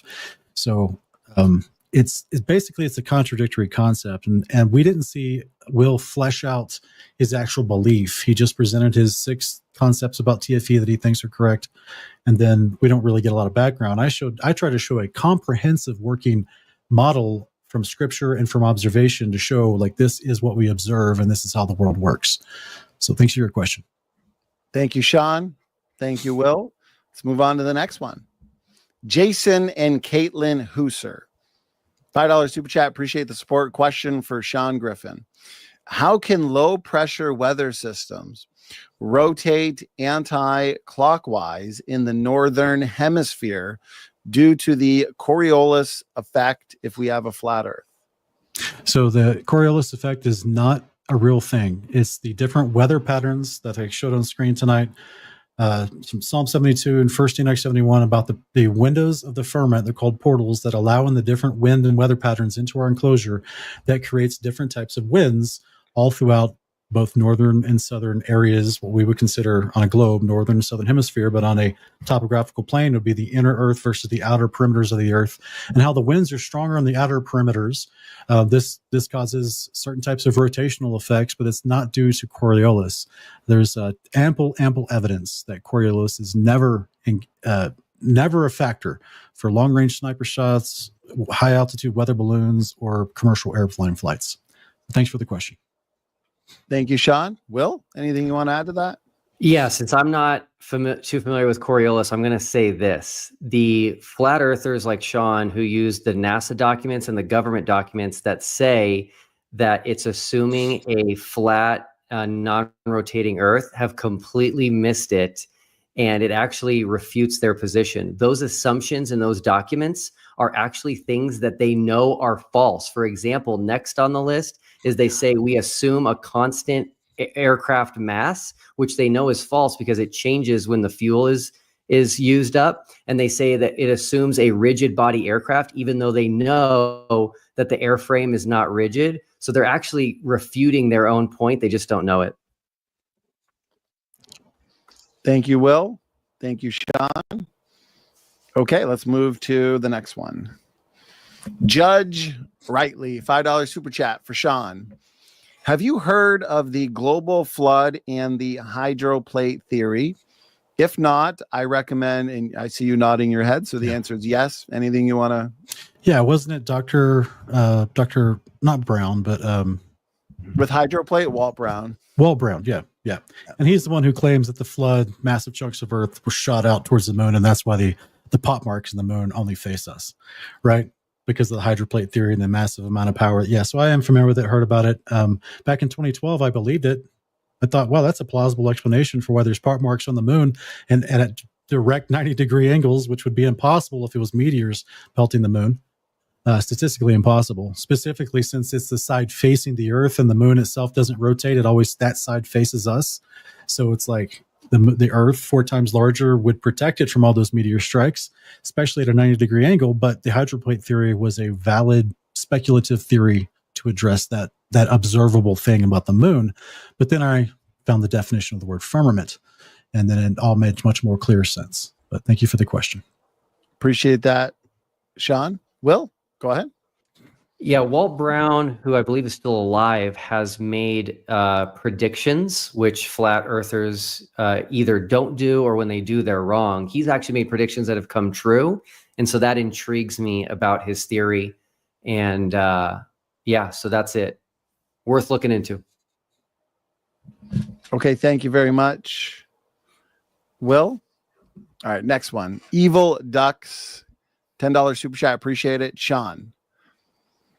If all of astrophysics must be true for the Earth to be a globe, then every word of the Bible must be true, or the Bible must be false by your logic. Are bats birds? Yeah, this sounds like a agnostic question 101. So this is just a wordplay concept. I don't believe, unlike my opponent here tonight, Will, I don't believe the Bible can be falsified. And so I think that the logic is consistent, that the Bible tells us an accurate depiction of reality. Now, if he's found some specific translation that calls a bat, because it flies in the air, a bird, as opposed to a rodent, which is what modern day scientists have labeled its genus, that's fine. Whatever. That doesn't disprove the Bible. That's just in the same way the old KJV talked about chimeras and, chickens that were chimeras with snakes and all kinds of things that was it called the cockatrice or something like that, where modern scientists would say that's fictional. They never existed, right? Same thing with the dragon. They would say a dragon never existed. How dare you? You mentioned something like the Leviathan. but yet we believe Scripture, not modern day poor translations or modern day scientific assertions to try to discredit the Bible. But thank you for the question. Thank you, Sean. Will, over to you.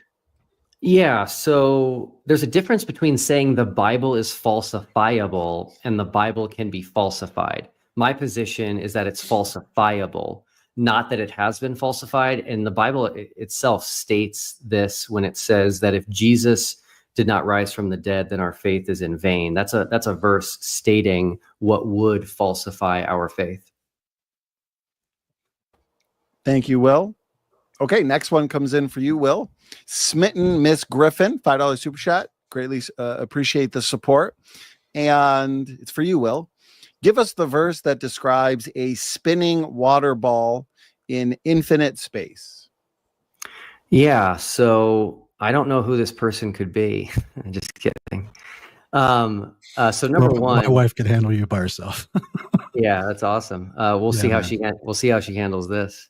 Number one, I never said that the Bible describes this. It's my position that the Bible is largely silent on the shape of the earth, but the Bible does, I think, hint at the rotation of the earth in Genesis 1, because it says that there was evening and morning and days, the first day and the second day and the third day, prior to the sun being created. And I've yet to hear a flat earther explain to me what the evening and morning were and what the days were without a sun. Thank you, Will. And for your wife's question, Sean, you get the last word. Go ahead. Yeah. So this is her playing upon Will's bad debate fallacy, which is give me the all or nothing specific wording. That Will wants to see a hemispheric flat earth wording. He wants to see a specific verse that says the firmament's a hemisphere and the topographical plane of the earth is a flat earth. He wants to see specific wording, which is a debate fallacy, right? Because he's even ignoring his own appeal to context that he put forward in his opening statements. Whereas she's just calling him out that there is no specific wording of a verse that describes the earth as a spinning water ball in infinite space. So all of it is just eisegesis. All of it's just assuming your own theology into the words of the Bible. And so I pray, Will, that you come to believe the scriptures someday. Thank you, Sean. Next one is another one for you, Will.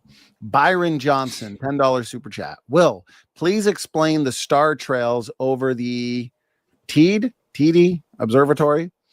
If star trails are evidence of a spinning globe, how could you have clockwise and counter rotation in the same location at the same time? Go ahead. Yeah, it's a really good question. I've never heard of this observatory. I've never heard of what it's talking about. So again, I would love to see evidence of this or to look into it more. If this is taken at the equator, then you could, if you could see far enough, see both rotations looking at different directions in the night sky. But that's my only guess just off the cuff here. Thank you, Will. Sean, anything you'd like to add? Yeah, Byron, I appreciate the question. I actually am not familiar with this observatory either, or your claim about what you can see from that observatory. And Will, it's not at the equator. It's in the Northern Hemisphere. So it's in Spain. So I'm not sure. I've never heard this claim either. I'll have to investigate it. Okay. Thank you, gentlemen. Next one's for you, Sean. Judge Rightly, $5 super chat. Is it possible that it's just your interpretation of the Bible that's wrong and the Bible is true regardless of the shape of the earth? No and no. So the Bible, my interpretation of the Bible is not wrong. Definitions are not interpretations.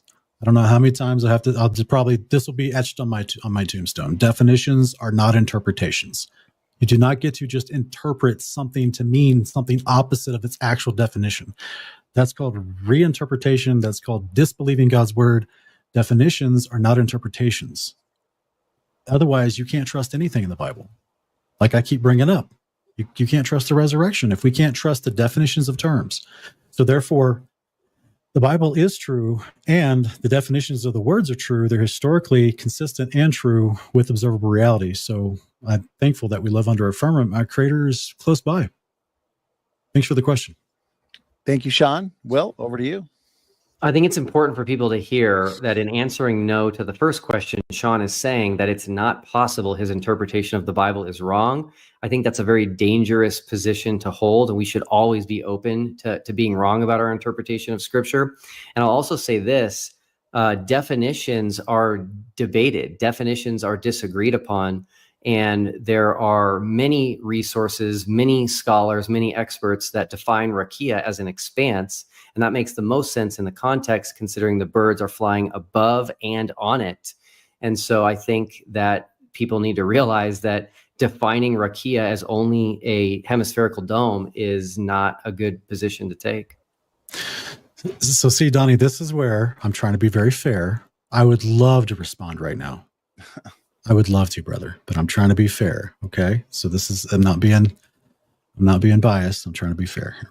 I will say that is fair, and I appreciate you both being good sports tonight. I've really enjoyed this debate. It's been a good, engaging debate, and in light of it getting a little heated at times, we can all agree that this has been a good debate to remember, that's for sure. So, okay, I appreciate that, Sean. We'll move forward here, and trying to get one for Will, because that one was for you. Okay, here we go. Travis Statham, $5 super chat. Question for Will. Why is the Bible true when unfalsifiable, but gone is true when falsifiable? Atheist Glober here thinks you're using double standards. Will, feel free to address that however you'd like to. Yeah, I wish I understood it. I think maybe I'm wondering where he says gone. Is that supposed to be? Yeah, he's basically just saying, he's just saying, like, if the Bible is true when it's unfalsifiable, why is it suddenly untrue when it's falsifiable? Okay, so maybe Travis, you can contact me if this is not a good enough answer for you, but I do believe that the Bible is falsifiable. So hopefully there's no double standard here. Of course, it says it's falsifiable. It is falsifiable. We don't want to take a position that's unfalsifiable, in my opinion. Thank you, Will. Sean, anything you want to add? Absolutely. Travis, my heart breaks over your astute observation. You're correct. And I'm sorry to hear that you're an atheist. I hope that you come to the faith in Christ, that you feel his love is shed abroad in your heart and it changes your life. I don't care if you believe in the firmament or you stay a Glober. I don't care. I just hope that you find Christ. And your astute observation tonight breaks my heart that we have a pastor who claims to teach the Bible but says it's falsifiable when it suits his cognitive dissonance or his lack of belief. This is not cool. And you're right to point it out. So this is why I do what I do, right? As much as I get mocked and made fun of, I try to present accurately what the Bible says according to its definitions and context, and I'm just going to believe what it says, and I get made fun of on all kinds of topics for it. So, but that's just who I am. And I just pray that other people would adopt that same mindset. We can be confident about what the Bible says. It's not always up for interpretation, Will. We can be confident in what it says. Thank you for the question. Thank you, gentlemen. Okay, next one. Jerry Janowski, appreciate it. $10 super chat for Sean. How does a flat earth explain the simultaneous 24 hours of light in the South Pole and the corresponding 24 hours of dark at the North Pole, and that it reverses every 6 months? Yeah, Jerry, if you go back to my opening presentation, I show graphics about how the sun moves through the 6 gates. Now, I covered it quick, granted, because I was trying to squeeze a lot of information into 30 minutes. But I have a large, you could just, slow down the video or pause it as you need, because I do put the slides on screen with all the corresponding verses and illustrative graphics to show you how the sun, looking from a top-down firmament view of the circle of the earth, the sun moves through the 6 gates in the firmament as it circles over the earth to create the effect that you're talking about here. Now, when it gets to the Tropic of Capricorn, as I showed with the modeling, the Joe Hamby's modeling of a firmament, an actual live demonstration, that it actually creates an optical effect to the observer at the outer perimeter of the earth, where the firmament looks like this shows the sun going overhead in a specific spot. So there's actually an apparent sun versus the circuit of the sun going over the Tropic of Capricorn. So I do show and address all those things, and I do apologize that I kind of went through it quickly.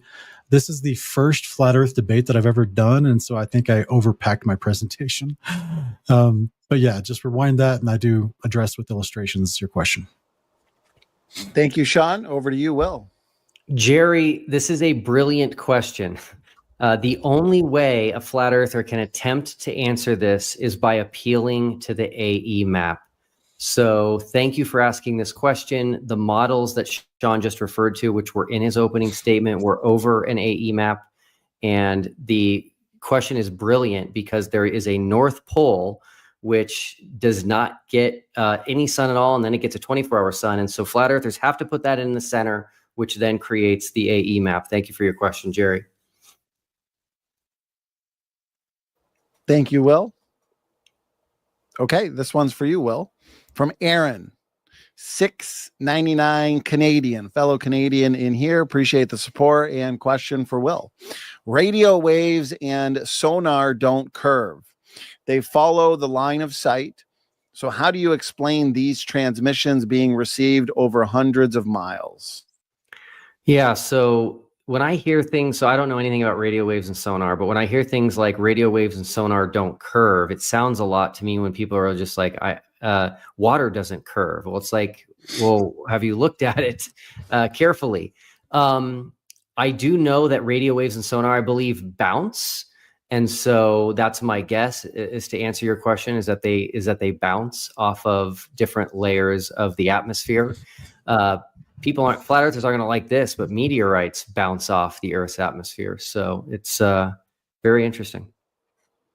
Thank you, Will. John, over to you.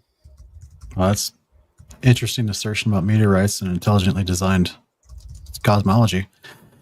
Yeah, this is actually famous experiments that have been done. Some of them were actually done through World War II, radio waves. It's called Battle of the Beams. Anybody can look this up, where they had over 400 miles of unimpeded radio transmissions. So that has actually allowed the Germans to target a location in England accurately over the course of an entire year. And there's actually people that came out and were afraid to put out the calculations because they knew in the 1940s that it disproved the measurements of curvature for the Earth, and they weren't assuming it was bouncing off an ionosphere. So they didn't even want to publish how they made this a reality of this German assault because they knew it would disprove the calculations for the curvature of the Earth. So there's a whole story and history to this. You can check it out even just on a Wikipedia page. There's been books written about this, about how the Battle of the Beams with radio waves defy the curvature of the Earth over 400 miles, to the point where missiles were hitting their targets, bombs were hitting their targets as they were being guided in with the triangulation pattern for the airplanes. Same thing with sonar going. The last time I heard, there was like over 1,000 miles underwater, which means it's avoiding the curvature of the Earth at its place in the water, and it's not even going into the air to bounce off the ionosphere. So all of these are absolute proofs that this is a topographical stationary plane. Water does lay flat, and these are incredible science. I wanted to use some of these tonight in my opening, but I just didn't have time to get to them. Thanks for the question. Appreciate it. Aaron has a follow-up. $14 Canadian super chat. Appreciate the support. For you, Will. How do you explain the longest line of sight photo taken on July 16th, 2016 by Mark Brett at a distance of 443 kilometers? He took the photo of Gaspard Alps from Finistrel's Pyrenees, which should have been hidden. Yeah, the most important words here are which should have been hidden. That usually is completely false.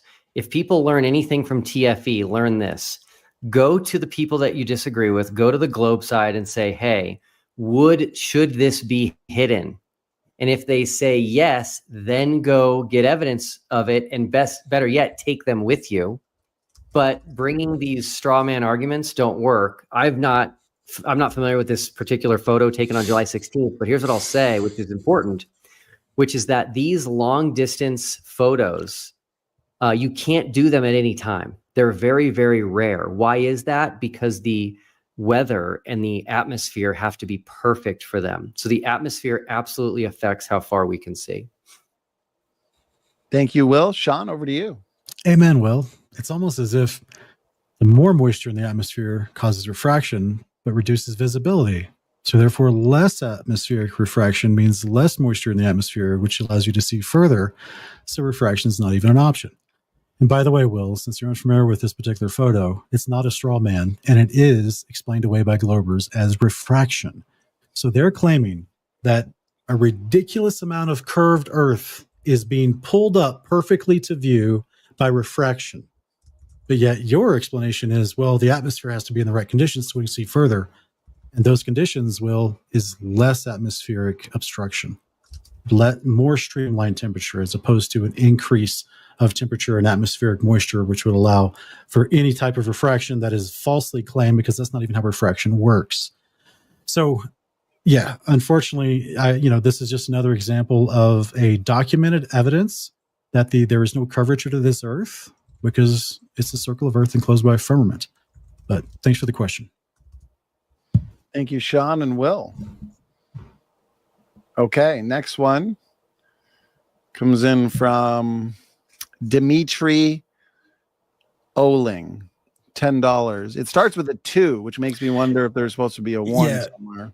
I saw his first comment. He's quoting from like the Talmud about what other people around the world say. Okay. Okay. So I got number 1 here. So I guess we'll start with 1 and move to 2. Dimitri, appreciate that, Sean. $10 super chat. Pasashim, how do you say that? 94B. Pasakim, appreciate it. The Jewish sages say that during the day, the sun travels beneath the firmament and is therefore visible. And at night, it travels above the firmament. Now let me find 2 again.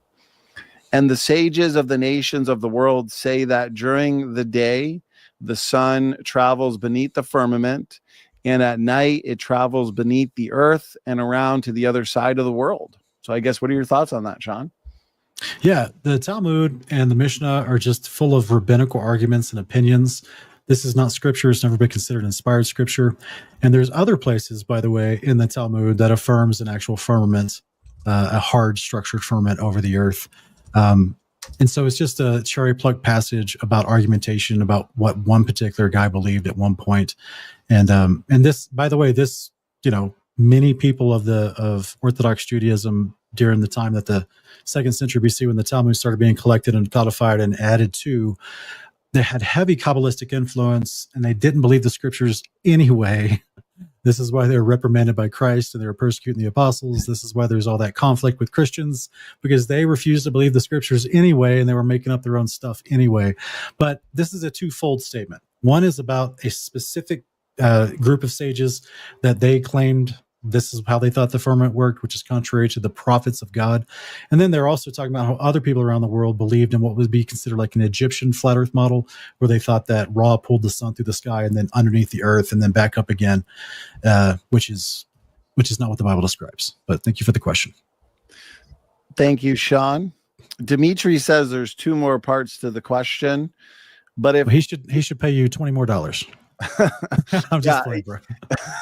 And if you did, Dimitri, and you did that within the latter end here, after we kind of cut off the guaranteedness of getting these questions answers, I apologize. I may have missed them. I'm not sure.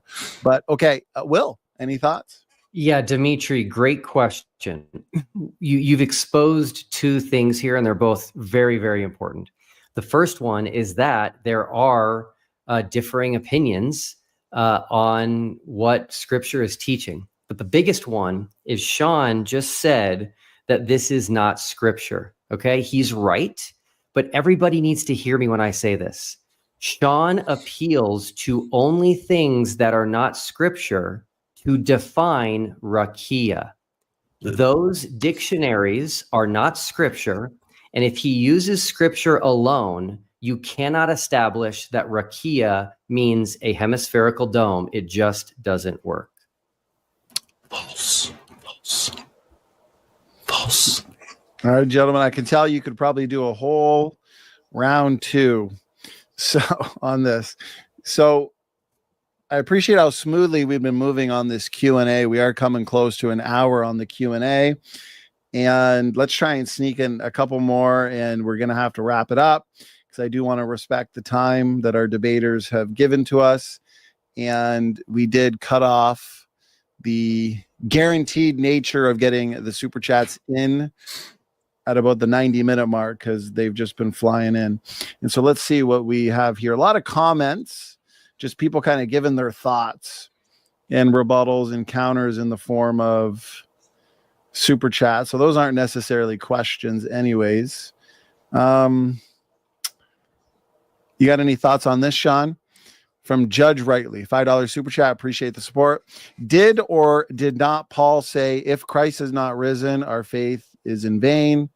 How is that not a test of falsifiability? Yeah, 1 Corinthians 15, Paul's referencing the concept of the resurrection, how it's central and core to our faith, specifically Christ being the first fruits of that resurrection. He then is going to resurrect us later. And he's specifically addressing arguments that he addresses also this in 1 Timothy, Thessalonians, other places where people run around saying the resurrection hasn't happened and that Christ wasn't resurrected. So he's not assuming that there is no resurrection of Christ. He's just saying, if it didn't happen, our faith is in vain. But he then goes on to teach how it did happen. In every single letter that Paul produces, he teaches about Christ's resurrection. So this isn't saying that the Bible could be falsified. He's actually addressing the false claim and then continuing to preach the truth that it is the word of God and it is unfalsifiable because it continues to be God-breathed, instructional for proof, correction, teaching, train up in righteousness. So I think it's a poorly formed question, Judge Rightly, but I appreciate you supporting FST. Thank you, Sean. And Will, go ahead. It's a great question. Again, there's a difference between something being falsified and something being falsifiable.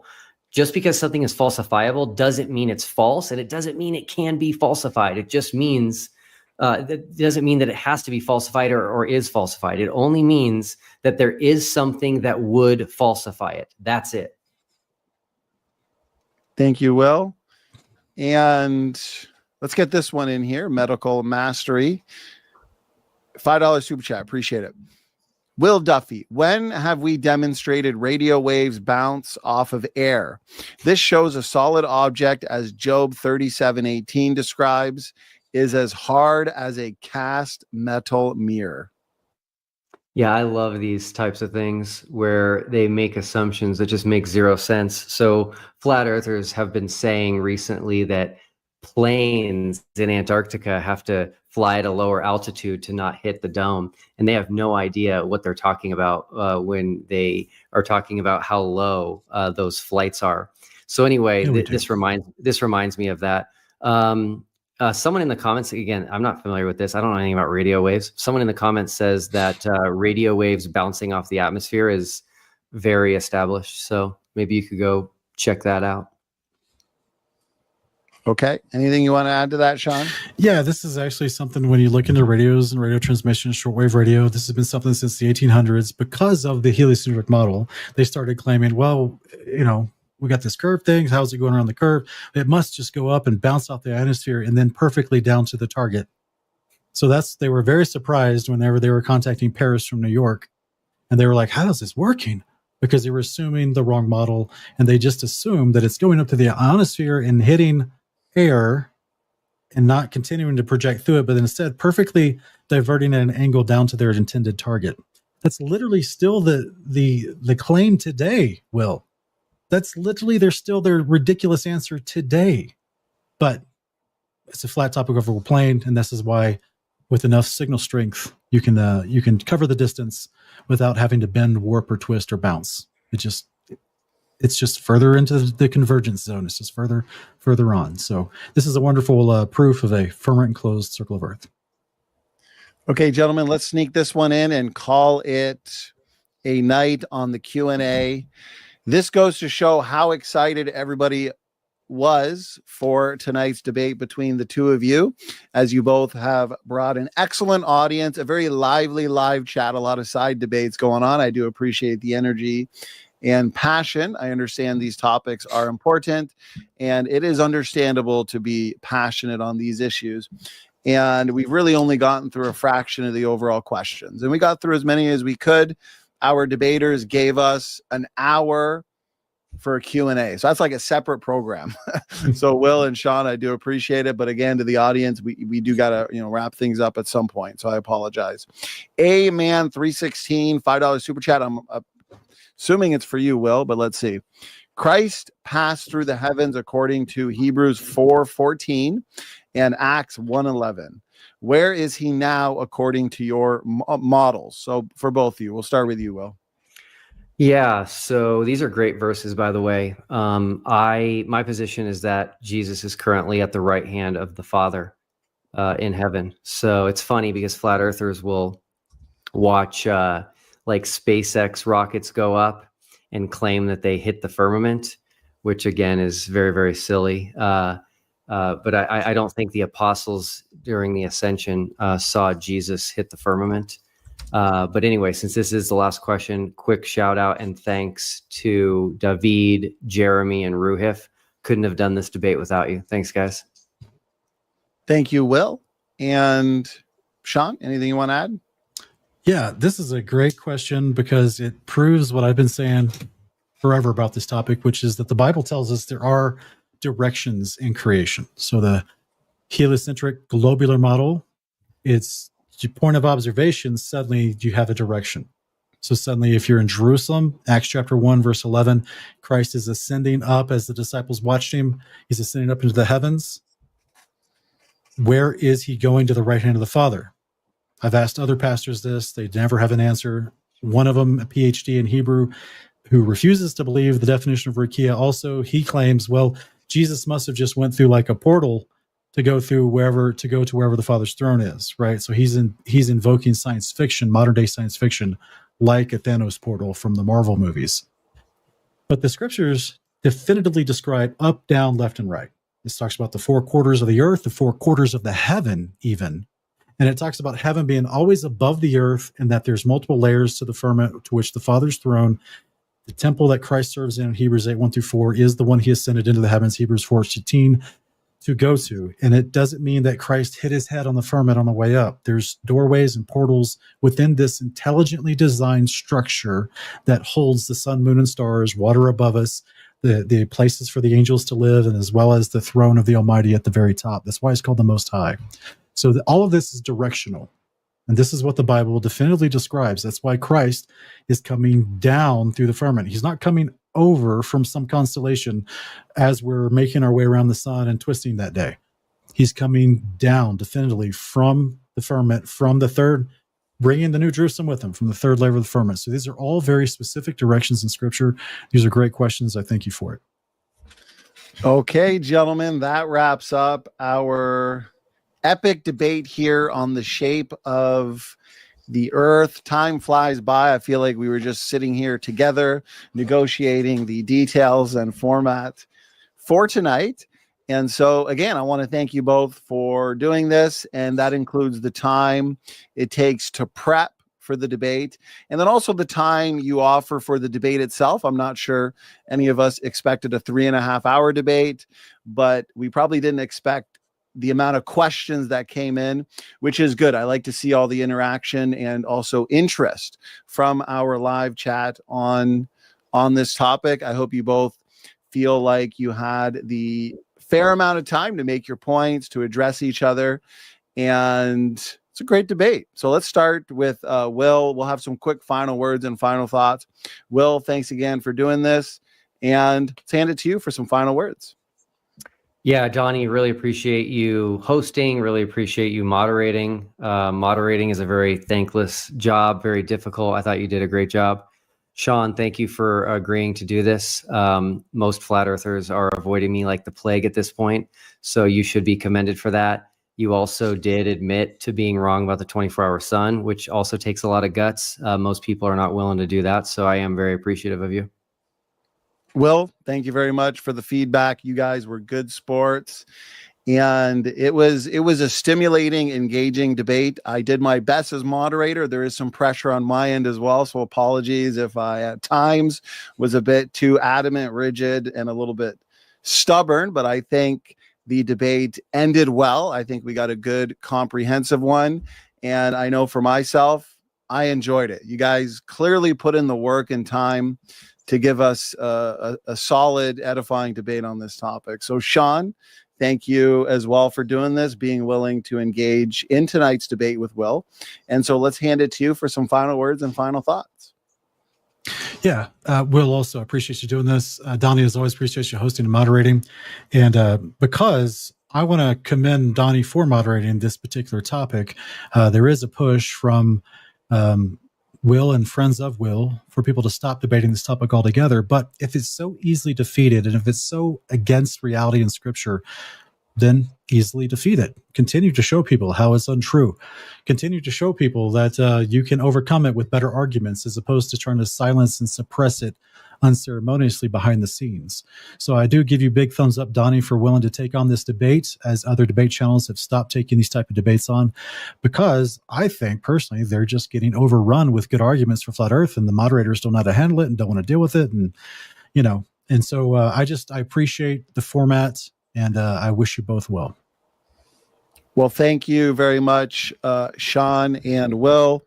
And thanks again for giving us an informed debate on the shape of the earth.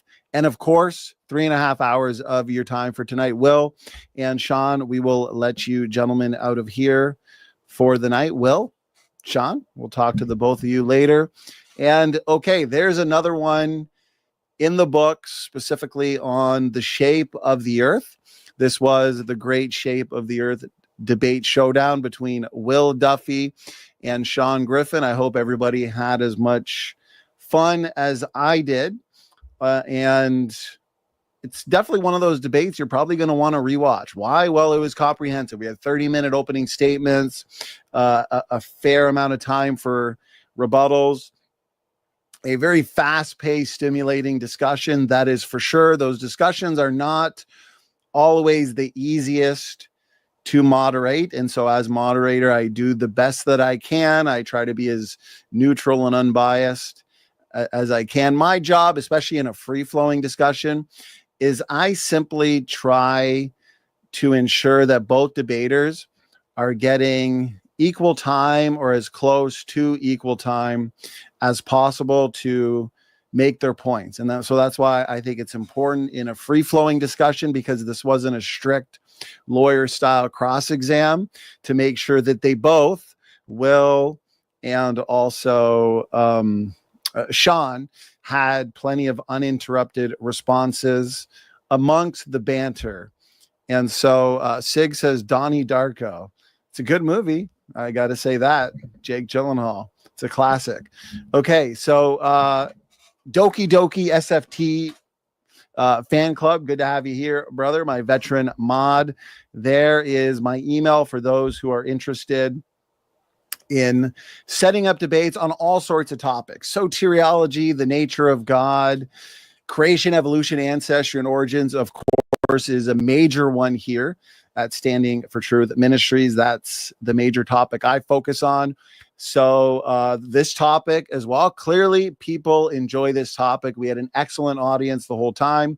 We had close to 400 live, and I'm looking at the questions that came in. I've got 55 questions saved, with 95% of them being super chats, which means people really want to get their questions engaged and get their challenges answered. So I do appreciate that. Reach out if you're interested in entering the Debate Coliseum, especially for the summer. I do my best to put out 4 to 5 live events a week, and that is typically a combination of debates on creation, evolution, soteriology, eschatology, and the nature of God.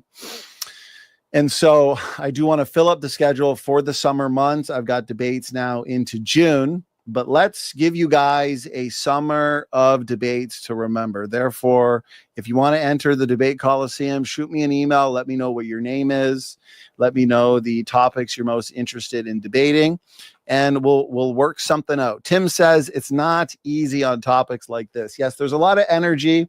There's a lot of passion going into moderating a debate like this between two seasoned debaters, clearly very knowledgeable and passionate and energetic on this. It's not always the easiest to make judgment calls in the middle of an energetic conversation, but we'll keep it that way. But I do hope that our debaters tonight feel like they had the time necessary to make their points, but also make the counterpoints, of course, to the arguments that were brought up. Medical Mastery says this is a great topic. Keep it up.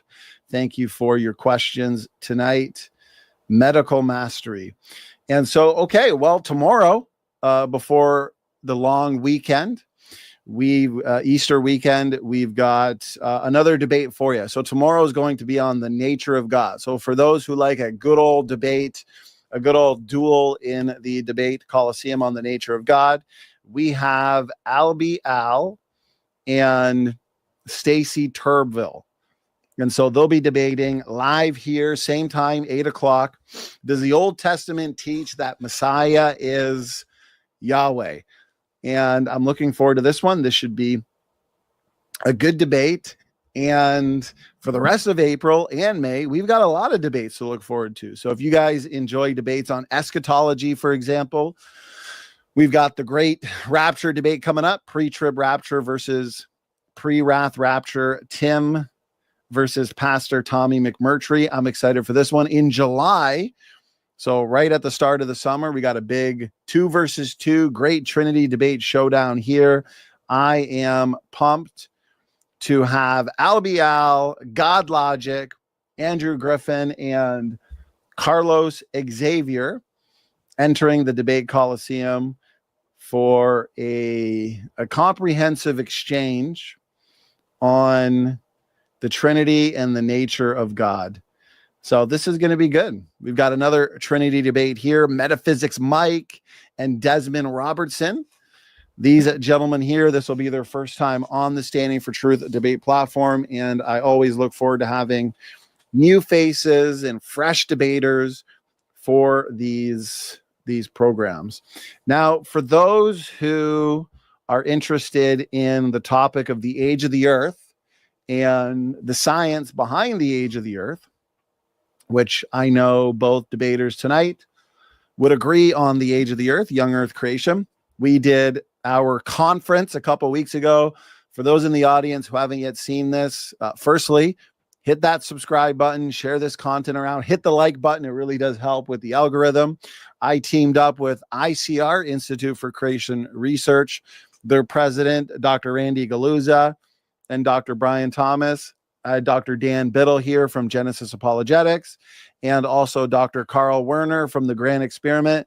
We had a 3-hour conference, truly incredible and undeniable evidence for a young earth. We got into dinosaur, soft tissue, collagen, and dinosaur bones, went over truly incredible evidence for Noah's flood. Guys, this is a conference you definitely want to make sure you've seen. So if you haven't yet seen it, do check it out. You can see it in the live stream section of this channel and also on our website here under events, but also under the main page. I and Sam, we just interviewed, again, Detective J. Warner Wallace.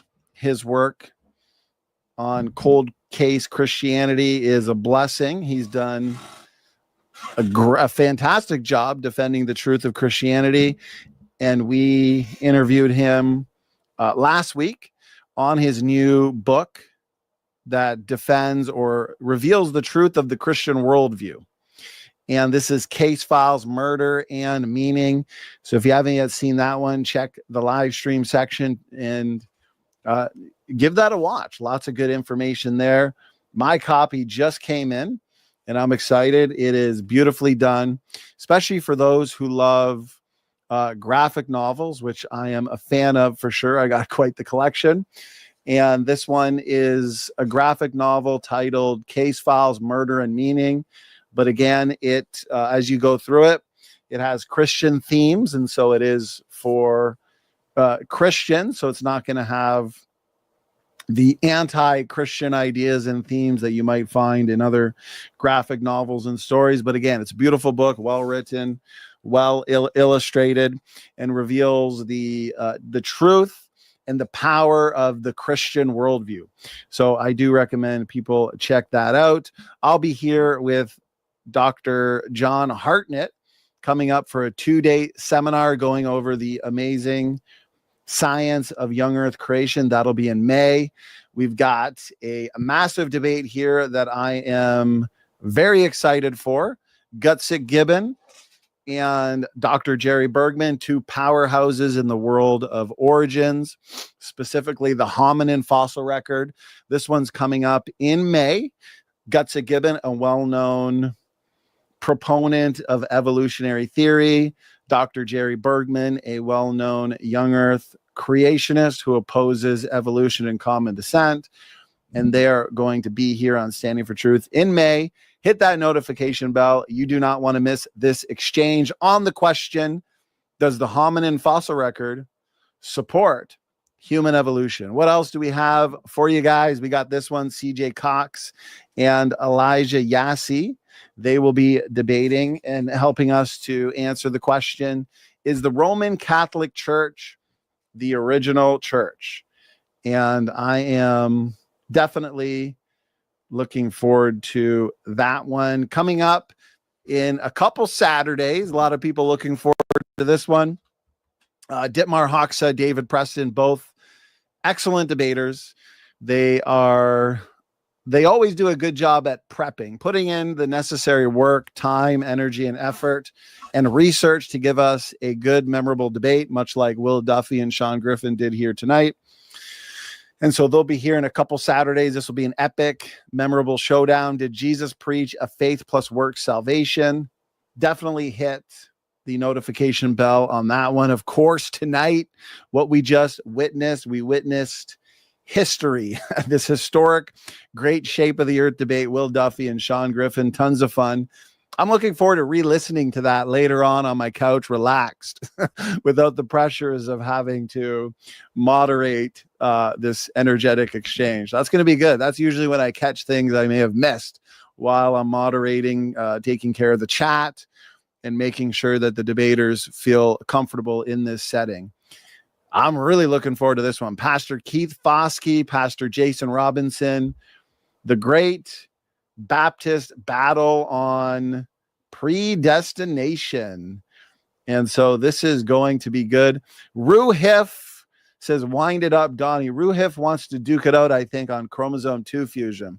And so Ruhif is probably even a bigger fan of the chromosome 2 than I am, but I've done my fair share of work on Ruhif. So he and I, we like to scrap scientifically, of course, on some of the science related to creation versus evolution. So Ruhif, we're going to have to do a podcast together one of these days, something genetics related, maybe endogenous retroviruses. That's my specialty. That would be fun. As a matter of fact, I've been putting out a lot of material on endogenous retroviruses. For those wondering, what in the world are endogenous retroviruses? Endogenous what? Well, these days, if you go onto YouTube or go onto Google and you type in what is the best evidence for evolution, what you'll find over and over again is endogenous retroviruses, ERVs. And so I've written a book. You can see it behind me up there on the top shelf, the Endogenous Retrovirus Handbook. And I did a program, Matt and myself were on Eric Hoven's Creation Today program last month for a show dedicated to engaging endogenous retroviruses. And I just put out the definitive talk on ERVs. I put that out in 2 parts.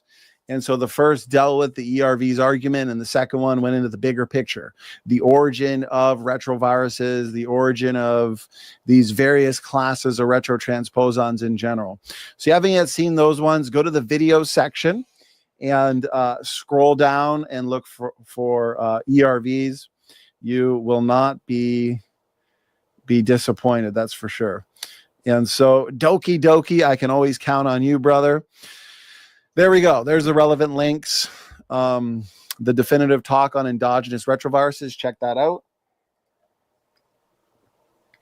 Because it's important that we address what the other side, in the case of ancestry, what they believe is the best evidence or argument for their position, it is important that we as biblical creationists, we engage those, and we engage those sufficiently. And that's what I have done in these programs on ERVs.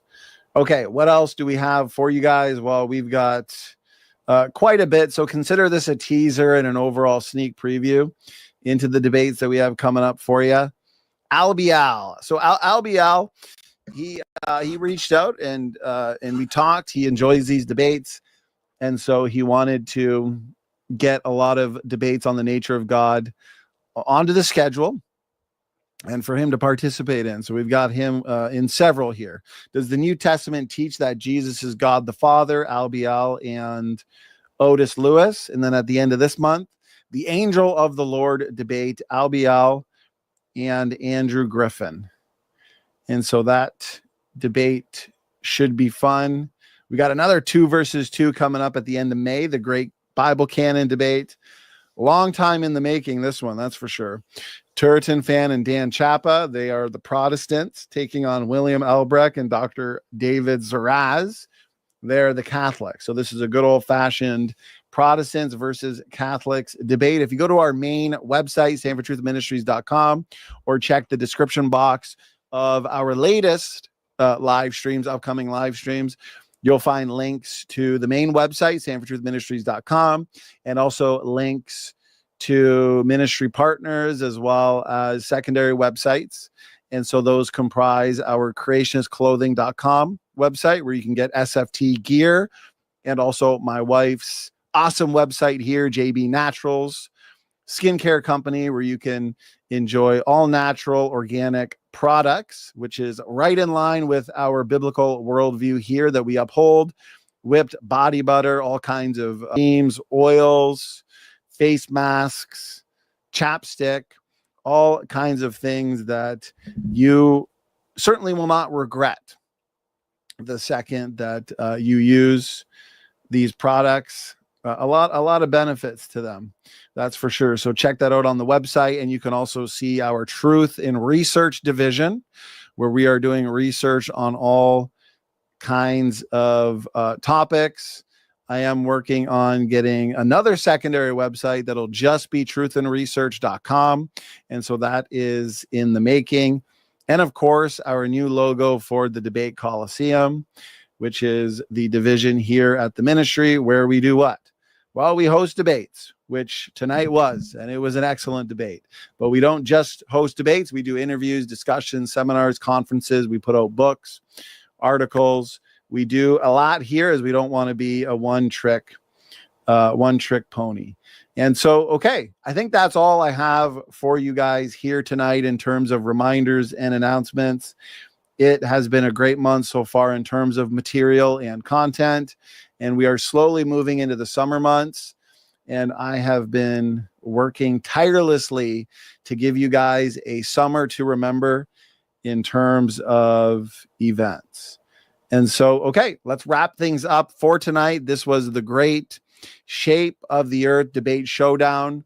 I almost want to say conference between two people who obviously disagree, but they're informed enough to give us a comprehensive event, because we are coming close to 4 hours. And so if you're looking for a go-to video on the shape of the earth, this might just be that video. This might just be that debate for you to enjoy. Debates are important. They get us out of our theological echo chambers. They get us out of our scientific echo chambers, depending on what the topic is. And it puts us into the ring. We got to think fast on the spot. It helps with critical thinking. And I know, as an observer, those of you in the audience, it helps you guys figure out what is true and what is not. And that's why it's important to get out of our echo chambers, get ourselves together here for some healthy debate and discussion and dialogue. And even though it might get heated and energetic at times during the debate, it's important, like tonight, that we can wrap up the debate in a cordial, professional, and friendly manner, shake hands, and say, that was fun. That was a good battle. And I think tonight was just that. It was a good battle. And so, Sean Griffin, Will Duffy, thank you very much for that. To the audience, thank you so much for tuning in. I appreciate all the awesome support, all the super chats, all the questions, all the feedback, all the interaction. I do apologize to those who sent in their super chats a bit later. We did an hour straight of Q&A, and we did a lot of power rounds, so we did get through as many questions as we can. But feel free. We have many more debates in the future. Clearly, we just gave you a sneak preview and teaser of that.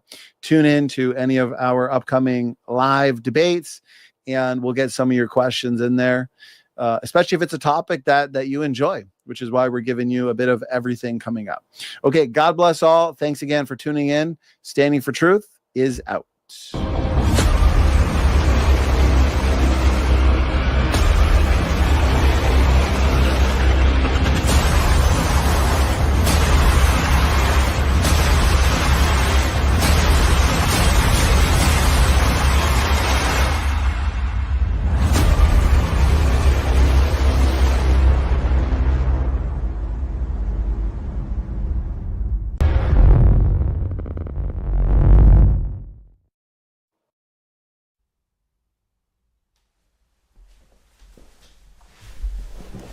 Welcome to the final experiments.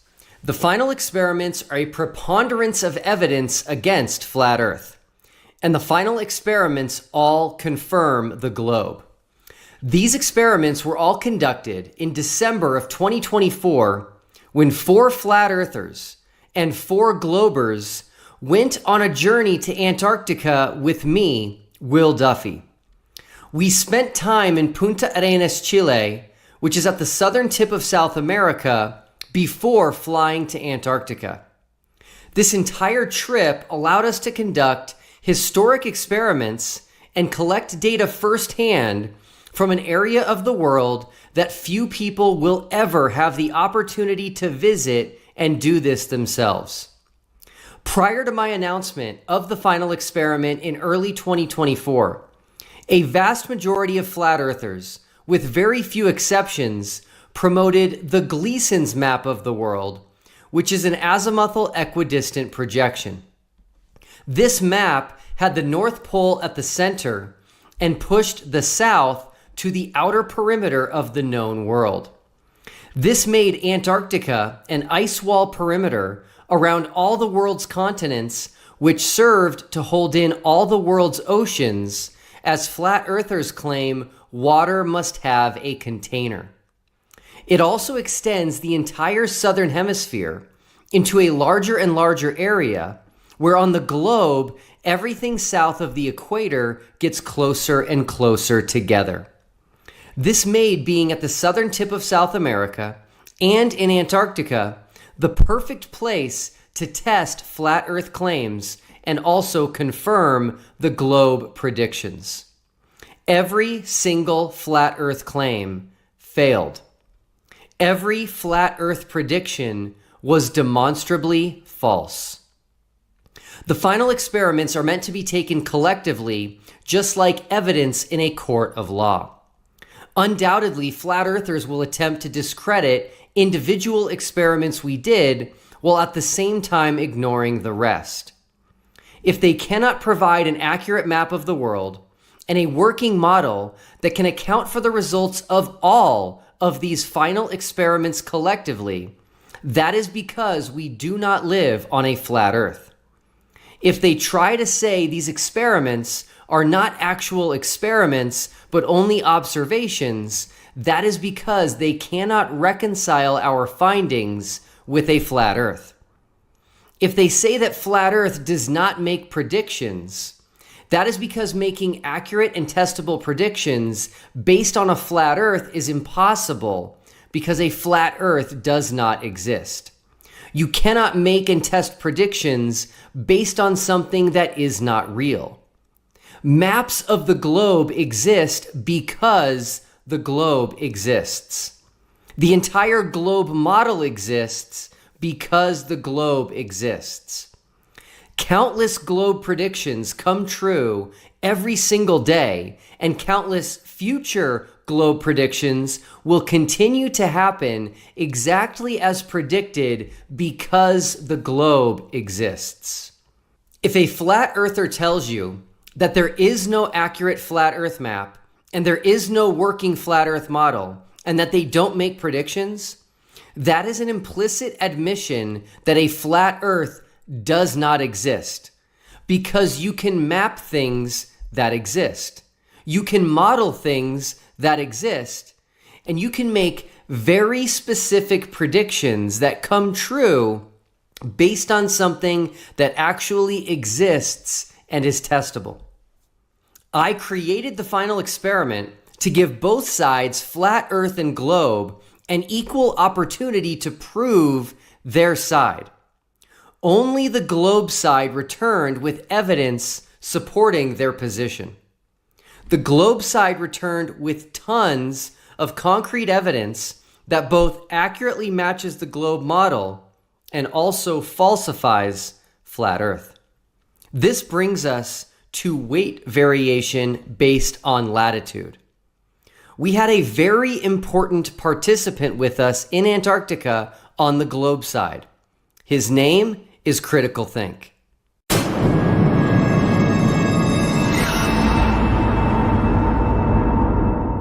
Well, g'day flatties and reality defenders. This is Critical Think from Down Under. Thank you. Critical Think, or CT for short, was an instrumental part of TFE. First, as we covered in a previous video, he took the non-stop flight between Sydney, Australia and Santiago, Chile, both on his way to Antarctica and on his way home from Antarctica for TFE. This flight makes perfect sense on a globe and would be impossible on a flat Earth.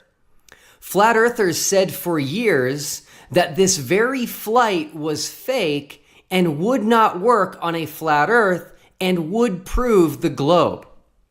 And surprise, they no longer stick with what they said once it was demonstrated that this flight is indeed real and travels nonstop without crossing the equator, staying in the southern hemisphere the entire time.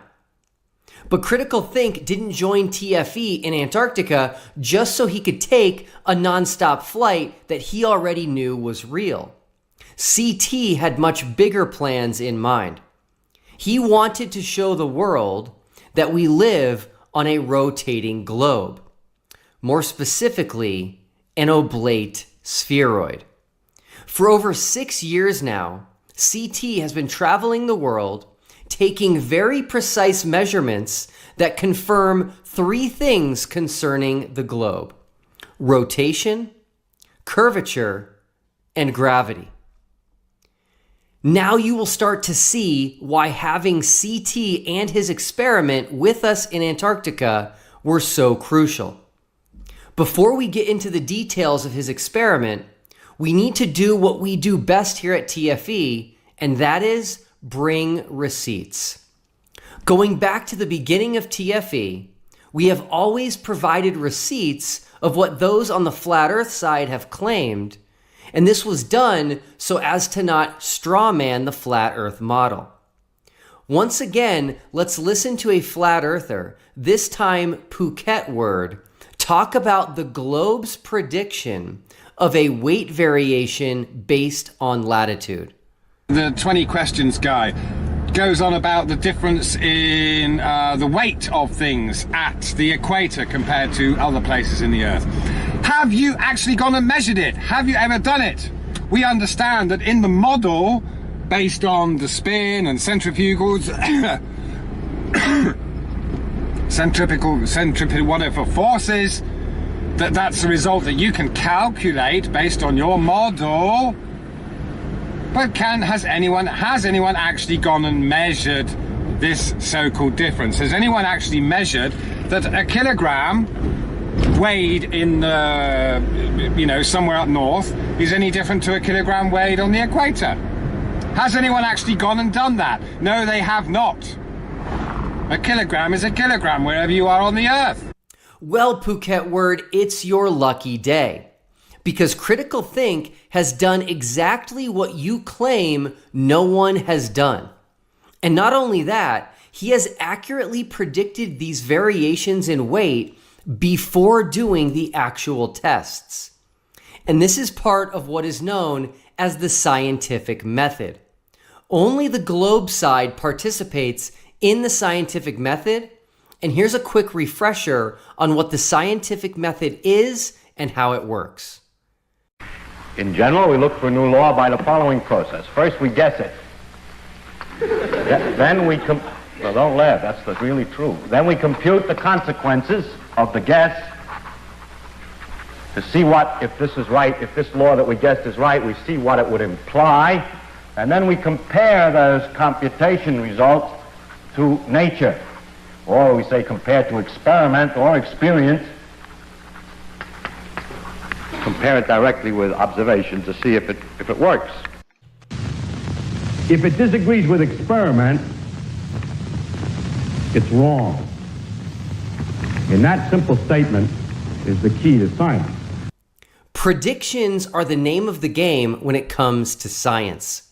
Flat earthers go out of their way to avoid making predictions and to avoid doing experiments to test predictions, and we all know why.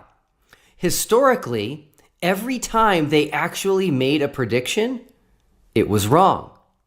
You can't go to Antarctica. We're not allowed to go to Antarctica, okay? We're not allowed to go to Antarctica. There is no 24-hour sun in the south.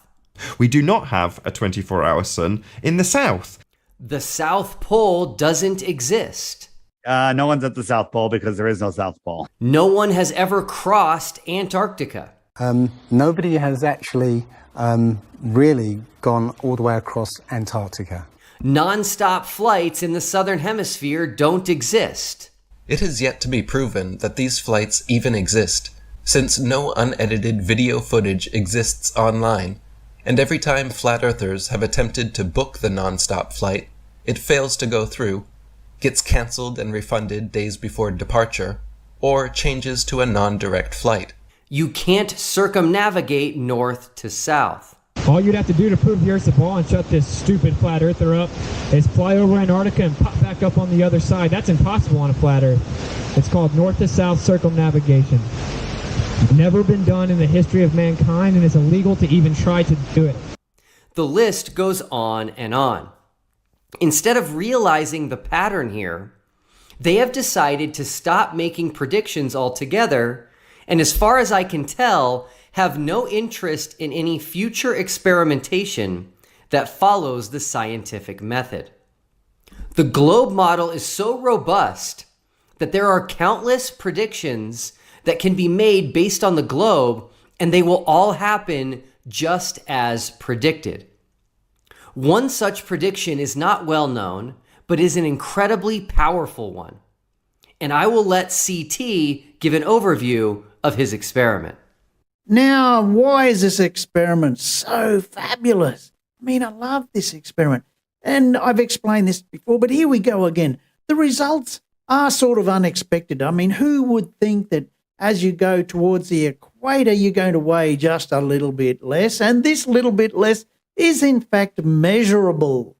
And it's a non-optical observation, no refraction required. You know, there's a lot of flatties, they come and ask me, oh, do you have a non-optical evidence of curvature? Oh, yes, we do. It's this experiment, non-optical, no geometric horizon required. Isn't that good news? And there is no flat Earth explanation for this naturally observed phenomenon. It's observable, testable, repeatable, and falsifiable. And anyone can do the experiment. Even flat earthers could do it if they really tried, and I know one that has. Now, if there was no R, it would not work. So when flatties say you're going to need an R for that, well, if you didn't have R, this wouldn't work at all. So yes, we have an R for that. And if there was no rotation, it would not work as well. So not only do we have an R, we have rotation. Everything you need to disprove the flat and stationary Earth. Now, the predictions made for these weight differences based on what latitude you are at on the globe are based on the World Geodetic System, which precisely defines the shape of the Earth, which gives a basis for a coordinate system which can be used to locate points on the Earth's surface, which can then be used for mapping and navigation, among other important things. The latest World Geodetic System version was established in 1984 and goes by the acronym WGS84. So if you ever see this license plate on the road, you will now understand that this is not just another random license plate, but rather a custom, personalized plate.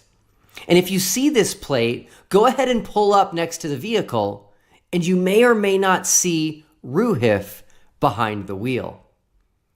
WGS84 states that the Earth is an ellipsoid or spheroid and not a perfect sphere.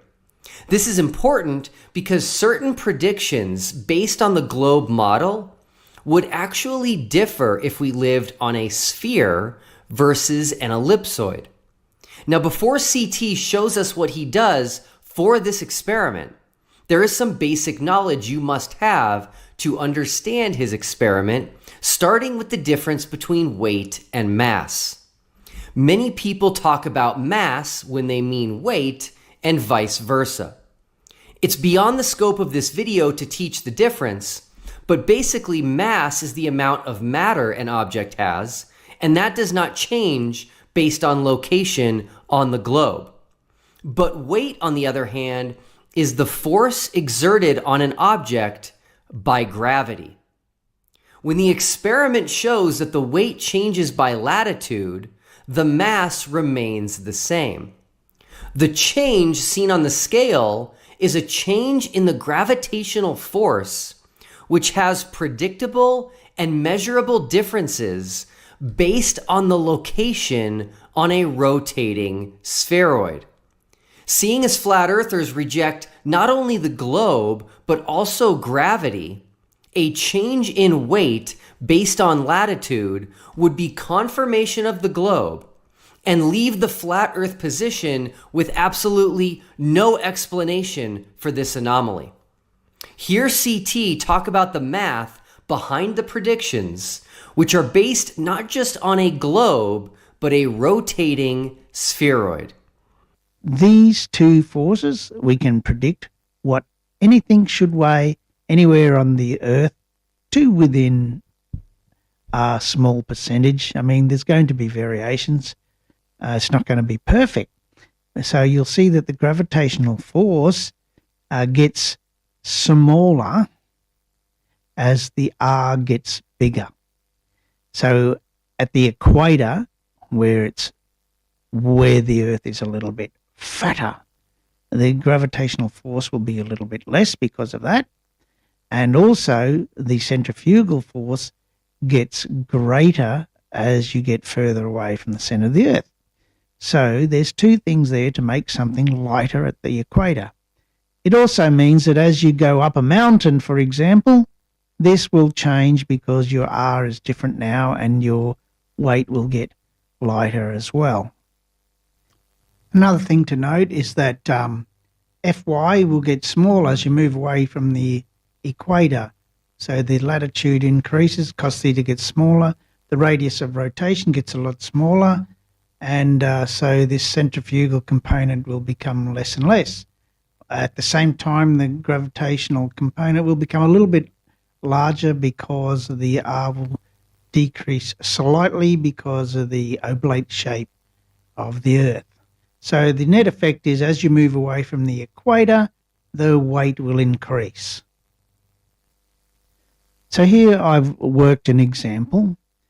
So if I were to take 1,000 grams of weight and weigh it on an accurate scale at the equator and then go to 30 degrees latitude without recalibrating the scale, then it should weigh 1,001.31 grams.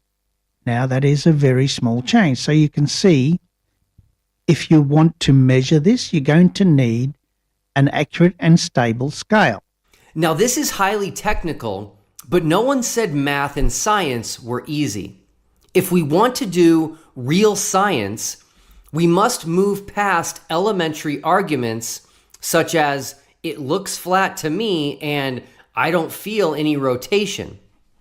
Again, anyone can see for themselves the variation in weight with just an inexpensive scale.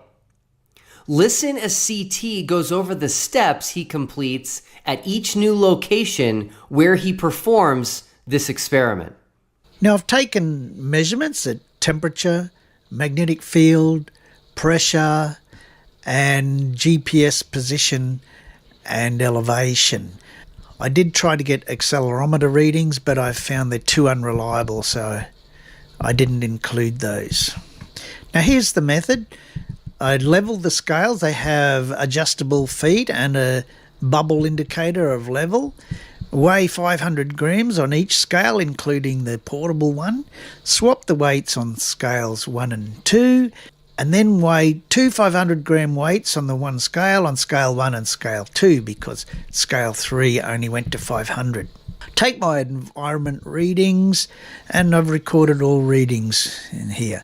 CT's experiment has been conducted 140 times all over the world, spanning 6 continents. And the best part? Anyone can do this.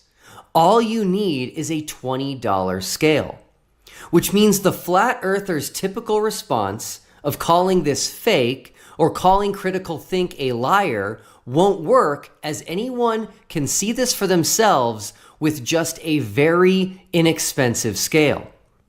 But as I mentioned, I have not seen any flat earthers who are interested in experimentation and following the scientific method. Now, predictions are at the heart of real science, and watch CT make predictions for the final experiment for both Punta Arenas, Chile and Union Glacier, Antarctica, 2 places he'd never been. Now, I've conglomerated all my measurements, combined them along with other people's measurements, and you see it's nicely clustered around the rotating spheroid model, which is a very, very powerful evidence. And as I've shown before with statistical analysis, the chances are that this is all just a mistake and by accident is a 0 point something with more than 20 zeros after it, and 1. The chances of that being an accident. So this is pretty powerful and great evidence that yes, we live on a globe, and yes, it's rotating. And when we go to Punta Arenas, we're expecting a number in this area, and at Union Glacier, we're expecting a number in this area. That video was released November 23rd, 2024, a little over 2 weeks before our trip. And those predictions were made based on WGS 84, which states that we live on a rotating spheroid. And here is the most important part. Those predictions differ not only from what is expected on a flat Earth, which is no variation whatsoever. Those predictions also differ from a rotating sphere that is not a spheroid. Yes, this experiment accurately predicts a variation in weight based on specifically a rotating spheroid, while simultaneously predicting that weight variations which would be expected on a rotating sphere will not be observed. This is how science is done. Now let's watch what happened when CT conducted his experiment at Union Glacier while we were all in Antarctica for TFE. I've got something very important to do with the weight measurement at Union Glacier.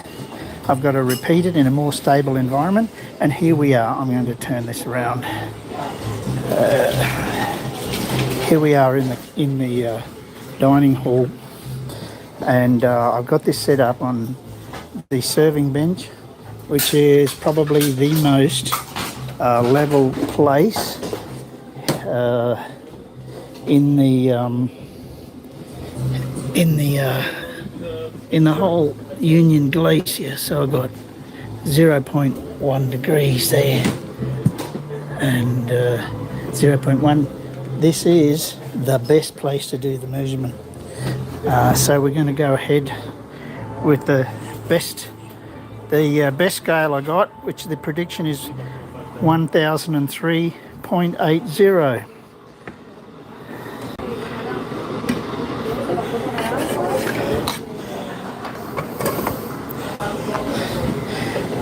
So down there outside it was 1003. We weighed it around about 76. So in here, a little bit more stable environment. It's a little bit more 1,000, but it's still 1003 is settled down to 0.82, which is 0.02 of a gram from what was predicted. We are talking about accuracy here down to hundredths of a gram. That is incredible precision and a stunning prediction. And of course, is only possible because we live on a globe. The flat Earth prediction is that the weight would remain the same regardless of location because they reject the globe, rotation, and gravity. Now, flat earthers have desperately tried to explain why things weigh differently based on latitude, and these attempts all fall short. Here is CT talking about some of them. So what have been the flat earth cult objections? Well, we've had straight up denial, which is something that you heard in that video clip. And I know David Weiss has also denied that this actually can be measured. There's arguments about, it's the air density, the air temperature, the air pressure, or magnetic field. Well, those effects are very minimal, and I'll demonstrate through the statistical analysis that's all of those things. I have before demonstrated that there's no correlation between the weight and those things. And so they're just random effects that are not going to randomly put your weight into the exact reading that matches the globe model. No. Random variations in density, air temperature, air pressure, and magnetic field are not going to do that. They're going to produce random results, not a correlated result. And Rachie has said, there could be variations in gravity. Okay, so you're admitting gravity exists now. And there's people have said, yes, that's very good, but I think you need to repeat the experiment. Well, I've done it a lot of times already. It's been repeated and repeated ad nauseum. And some people have said, you don't have a dependent or independent variable. That's obviously false as well. And another flat earther, my jeweler says, blah, blah, blah, blah. So your jeweler's a physics expert now. That's a bit like asking your hairdresser what's wrong with your car. And you go to the mechanic and you say, my hairdresser says this is wrong with the car. And the mechanic's going to look at you very strange and go, huh? What, really?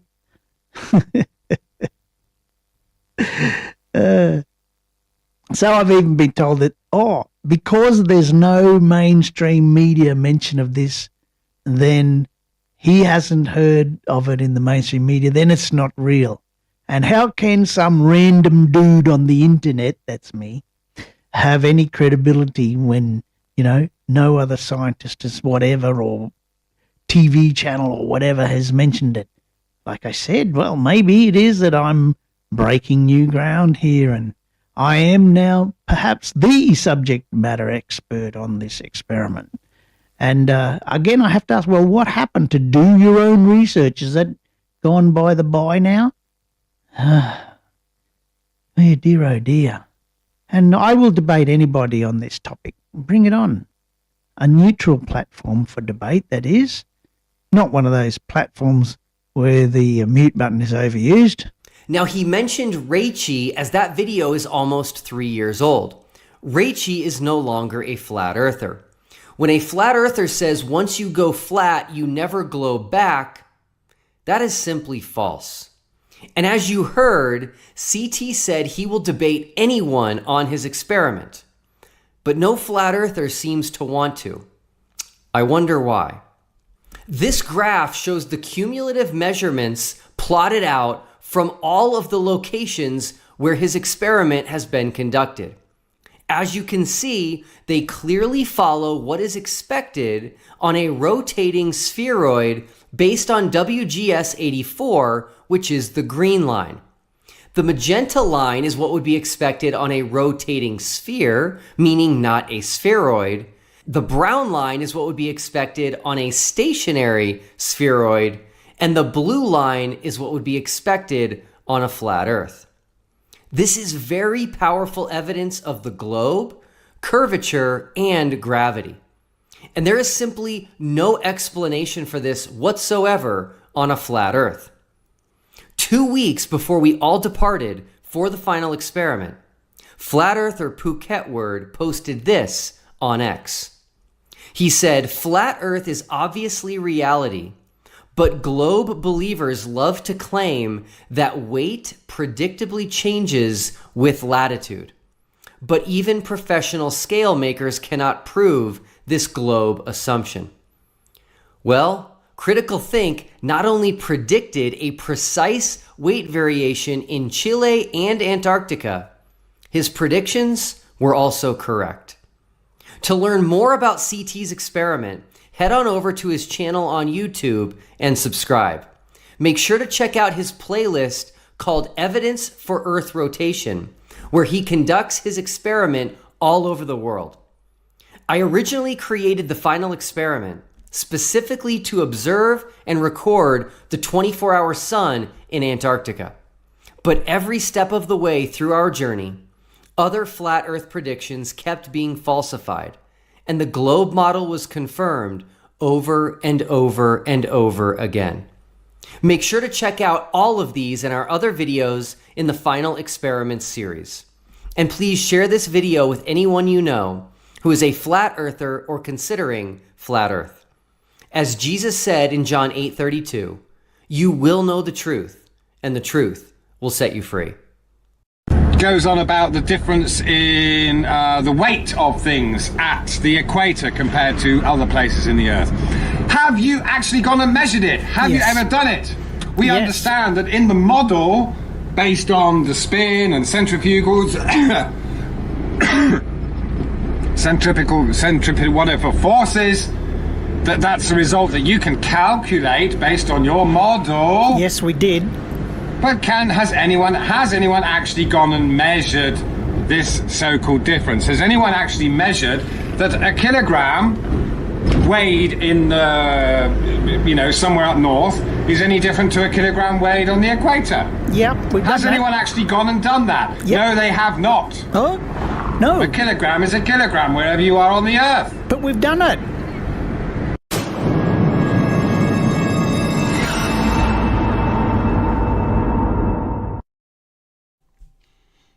Hey everybody, Brother Marty Leeds here. Just want to let everybody know that I, Brother Marty Leeds, never intended to claim as fact and withdraw any statements that may have been implied to do so, that Paul Lindbergh, otherwise known as Paul on the Plane, Robbie Davidson, and Patricia Steer were involved in illegal or fraudulent activity, that they committed SEC violations or were under criminal investigation or could face prison, that they participated in a rug pull, scam, or crypto fraud, or were blackmailed, coerced by the government, or threatened with prison or family loss, that they were offered deals or are now controlled by outside powers, that they knowingly lied to the Flat Earth community, that they colluded or conspired to mislead others, and that their return to the public scene was part of a coordinated cover-up.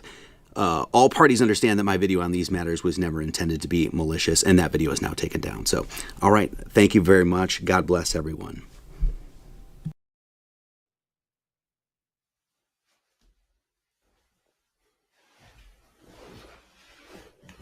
Welcome to the final experiments. The final experiments are a preponderance of evidence against flat Earth. And the final experiments all confirm the globe. These experiments were all conducted in December of 2024, when 4 flat earthers and 4 globers went on a journey with me, Will Duffy, to Antarctica. We spent time in Punta Arenas, Chile, which is at the southern tip of South America, before flying to Antarctica. This entire trip allowed us to conduct historic experiments and collect data firsthand from an area of the world that few people will ever have the opportunity to visit and do this themselves. Prior to my announcement of the final experiment in early 2024, a vast majority of flat earthers, with very few exceptions, promoted the Gleason's map of the world, which is an azimuthal equidistant projection. This map had the North Pole at the center and pushed the south to the outer perimeter of the known world. This made Antarctica an ice wall perimeter around all the world's continents, and it served to hold in all the world's oceans, as flat earthers claim water must have a container. It also extends the entire southern hemisphere into a larger and larger area, where on the globe, everything south of the equator gets closer and closer together. This made being at the southern tip of South America and Antarctica the perfect place to test flat Earth claims and also confirm the globe predictions. Every single flat Earth claim failed. Every flat Earth prediction was demonstrably false. The final experiments are meant to be taken collectively, just like evidence in a court of law. Undoubtedly, flat earthers will attempt to discredit individual experiments we did, while at the same time ignoring the rest. If they cannot provide an accurate map of the world and a working model that can account for the results of all of these final experiments collectively, that is because we don't live on a flat Earth. If they try to say these experiments are not actual experiments, but only observations, that is because they cannot reconcile our findings with a flat Earth. If they say that flat Earth does not make predictions, that is because making accurate and testable predictions based on a flat Earth is impossible because a flat Earth does not exist. You cannot make and test predictions based on something that is not real. Maps of the globe exist because the globe exists. The entire globe model exists because the globe exists. Countless globe predictions come true every day, and countless future globe predictions will continue to happen exactly as predicted because the globe exists. If a flat earther tells you that there is no accurate flat Earth map and there is no working flat Earth model, and that they don't make predictions, that is an implicit admission that a flat Earth does not exist, because you can map things that exist. You can model things that exist, and you can make very specific predictions that come true based on something that actually exists and is testable. I created the final experiment to give both sides, flat Earth and globe, an equal opportunity to prove their side. Only the globe side returned with evidence supporting their position. The globe side returned with tons of concrete evidence that both accurately matches the globe model and also falsifies flat Earth. This brings us to the South Celestial Pole. A southern celestial pole can only exist on a globe. So what is a celestial pole? To simplify it, a celestial pole is a point in the sky that the stars appear to rotate around in a circle as they move through the night sky. These concentric circles, known as star trails, can be captured as Wolfie 6020 did here using long exposure photography. On a flat Earth, there is only one celestial pole, and that is where the stars rotate counterclockwise around Polaris, which is better known as the North Star and also often referred to as a pole star. In the flat Earth model of the cosmos, the North Pole is the immovable center of the world and the entire universe. Polaris, the North Star, sits straight over the North Pole at the highest point in the heavens, and like a slowly rotating planetarium dome, all the celestial bodies revolve around Polaris and over the Earth once per day. On the globe, there would be two celestial poles, one in the north and one in the south. This will be a common theme in this series, where we will see a beautiful symmetry between the northern and southern hemispheres of the globe, a symmetry that is impossible on a flat Earth. Flat earther Eric Dubay, in his video titled "Polaris Proves the Flat Earth," because lights in the sky do tell us a lot about the world we live in, he has this graphic in his video which says, stars are turning around on that dome. All stars rotate east to west around Polaris, just above the central North Pole, like in a planetarium dome.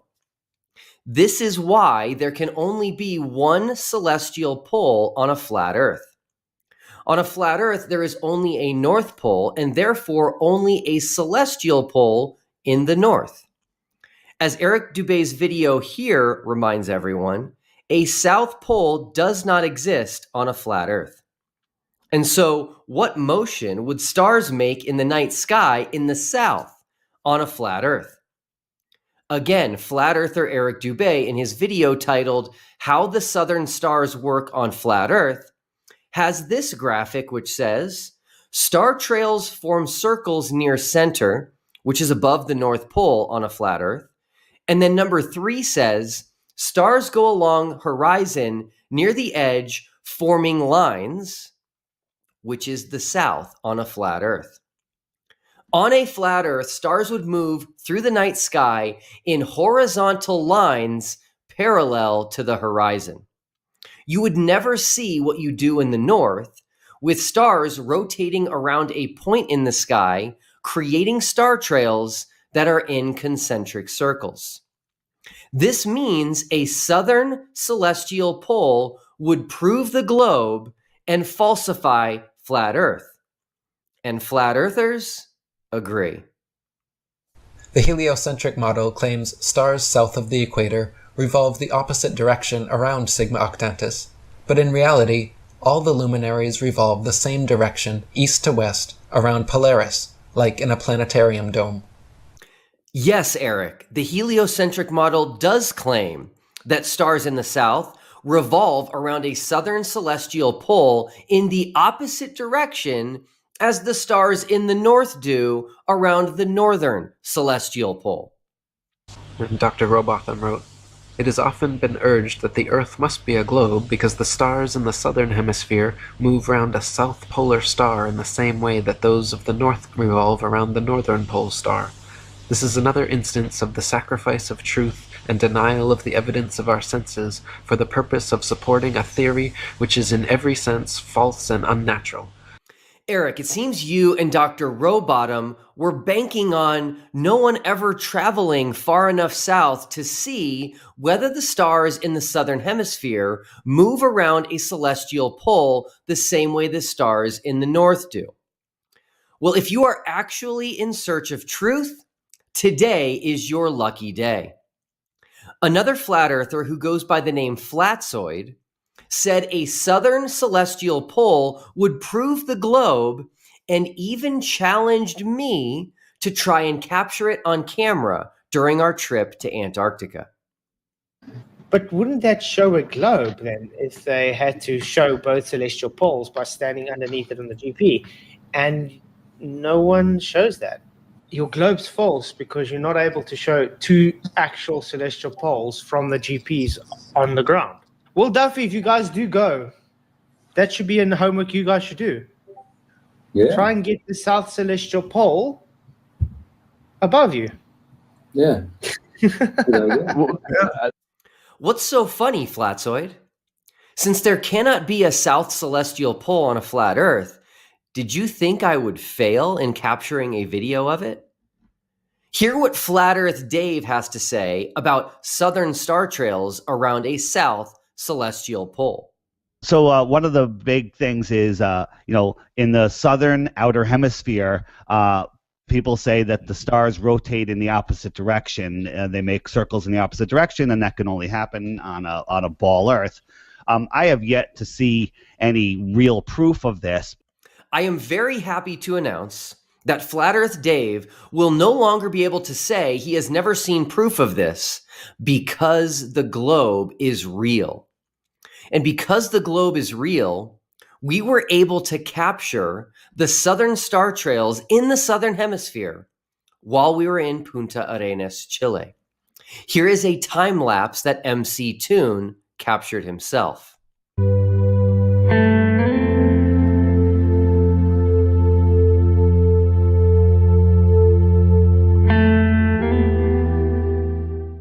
And here is another one captured by Dave McKeegan.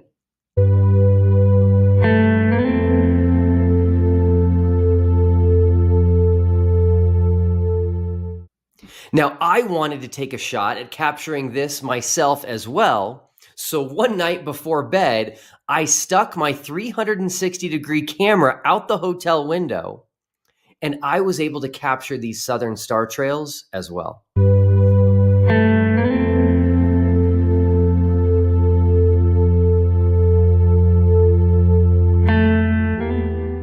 One thing not to be missed in these three captures is that the stars are rotating clockwise.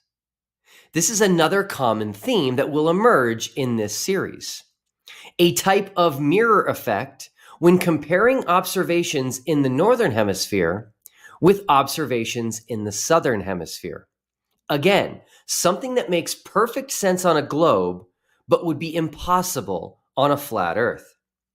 The stars rotate around the North Celestial Pole counterclockwise, and they rotate around the South Celestial Pole clockwise. This is exactly what the globe model predicted, and once again, the flat Earth prediction of no southern celestial pole was wrong. Flat Earthers told us that the South Celestial Pole did not exist, and that stars in the south would move across the sky in horizontal lines parallel to the horizon. But these predictions were demonstrably false. Because the globe exists, it can be modeled by anyone and will accurately predict what will be seen at any geographic location. This is impossible to do on a flat Earth because a flat Earth does not exist. All data points perfectly match the globe. We do have a South Celestial Pole, and stars in the south do rotate around that celestial pole clockwise, which is the opposite of the counterclockwise movement we see in the north. Watch this incredible video from Robert Schwartz, who captured the South Celestial Pole from the geographic South Pole.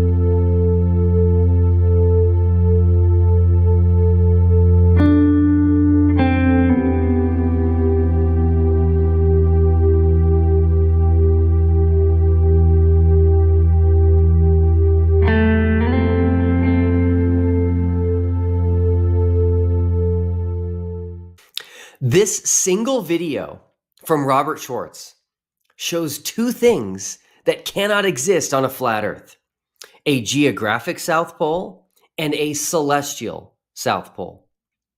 Now, even though Eric Dubé said the heliocentric model predicts this South Celestial Pole, and even though Flatzoid said a South Celestial Pole would show the globe, Flat earthers have already tipped their hand as to how they are going to respond to the fact that we have now captured the South Celestial Pole with multiple cameras and even procured a video from the geographic South Pole. They are going to claim that the southern star trails are some form of reflection of the star trails in the northern hemisphere. Here is Austin Whitsitt saying just that. And it's been replicated even with the dome. It'll just reflect out the central part and it'll look like it's rotating the other way around. I do agree that the star trails, if you never have heard of this, you can just say that it doesn't make sense, but you have to like look into it, see some visualizations. There are demonstrations that show it. There are literally demonstrations if you take a dome and you have star trails projected up on that dome, the same stars that you see in the center towards the northern portion, the interior portion, will actually be reflected out to the outside. They'll go the opposite way around a single point. So we've literally taken, again, listen, if you take a dome, you can take a group of stars that are all spinning around a center point. They're just spinning around a center point. If you project it up inside the dome, what happens is you'll see it on the outside of the dome, like spinning around a central point the opposite way. There aren't actually even lights there. The lights are in the middle of the dome, but all of a sudden you see this, like the lights stretched out and skewed a little bit in the south, spinning the opposite way around a point. So that's a real thing, objectively a real thing. Now, most of you probably already see why this doesn't work, but let's also listen to Joe Hanvey explain southern star trails as a reflection of the stars in the north. All right, you can see the singular rotating star field in top of the dome. I have projected it into the top of the dome, and when I come in here, what's interesting is, see how you get these two different looking anti-rotations. So I'm focused on the southern sky on the other side of the dome right now. When I back out, you see it looks like one star field. And it is one star field. It's one star field rotating one direction. But when you come in, the way the dome manipulates the light, you see it separate. And you get an anti-motion in the southern part of the motion that is actually happening in the top of the dome. Another Flat Earth YouTube channel called No Fanfare has attempted to model this in a video, which I can only now find on Flat Earth Dave's YouTube channel, DITRH. Here is a clip from that video. Yeah, you can see in the fan how it's reflecting off the side of the wall of the salad bowl. Right? Just move the stars. There goes the terminator line. See the stars moving around on the reflection. Right. There's the lights up there. So that's the lights on the reflection. As you saw, the colored lights represented the stars, which were only at the top of the dome, which would be in the north. And it was a reflection of these exact same colored lights being seen in the south by those in Australia and Africa. Now, this Flat Earth YouTube channel, No Fanfare, just released a new video a few weeks ago, December of 2024, with a brand new 3D model purporting to show why the southern stars are just a reflection of the stars in the north. Check it out. If you can conceptualize yourself on a giant record player turntable with a giant reflective dome over it, that tube light in the top center, as you spin clockwise, that tube light reflection is going to go anti-clockwise.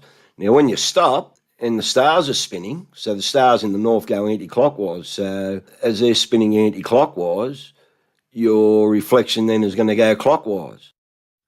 Just as flat earthers admitted for years that a 24-hour sun in Antarctica would prove the globe and falsify flat earth, and then changed their position once the final experiment was announced, they are doing the same exact thing with the South Celestial Pole.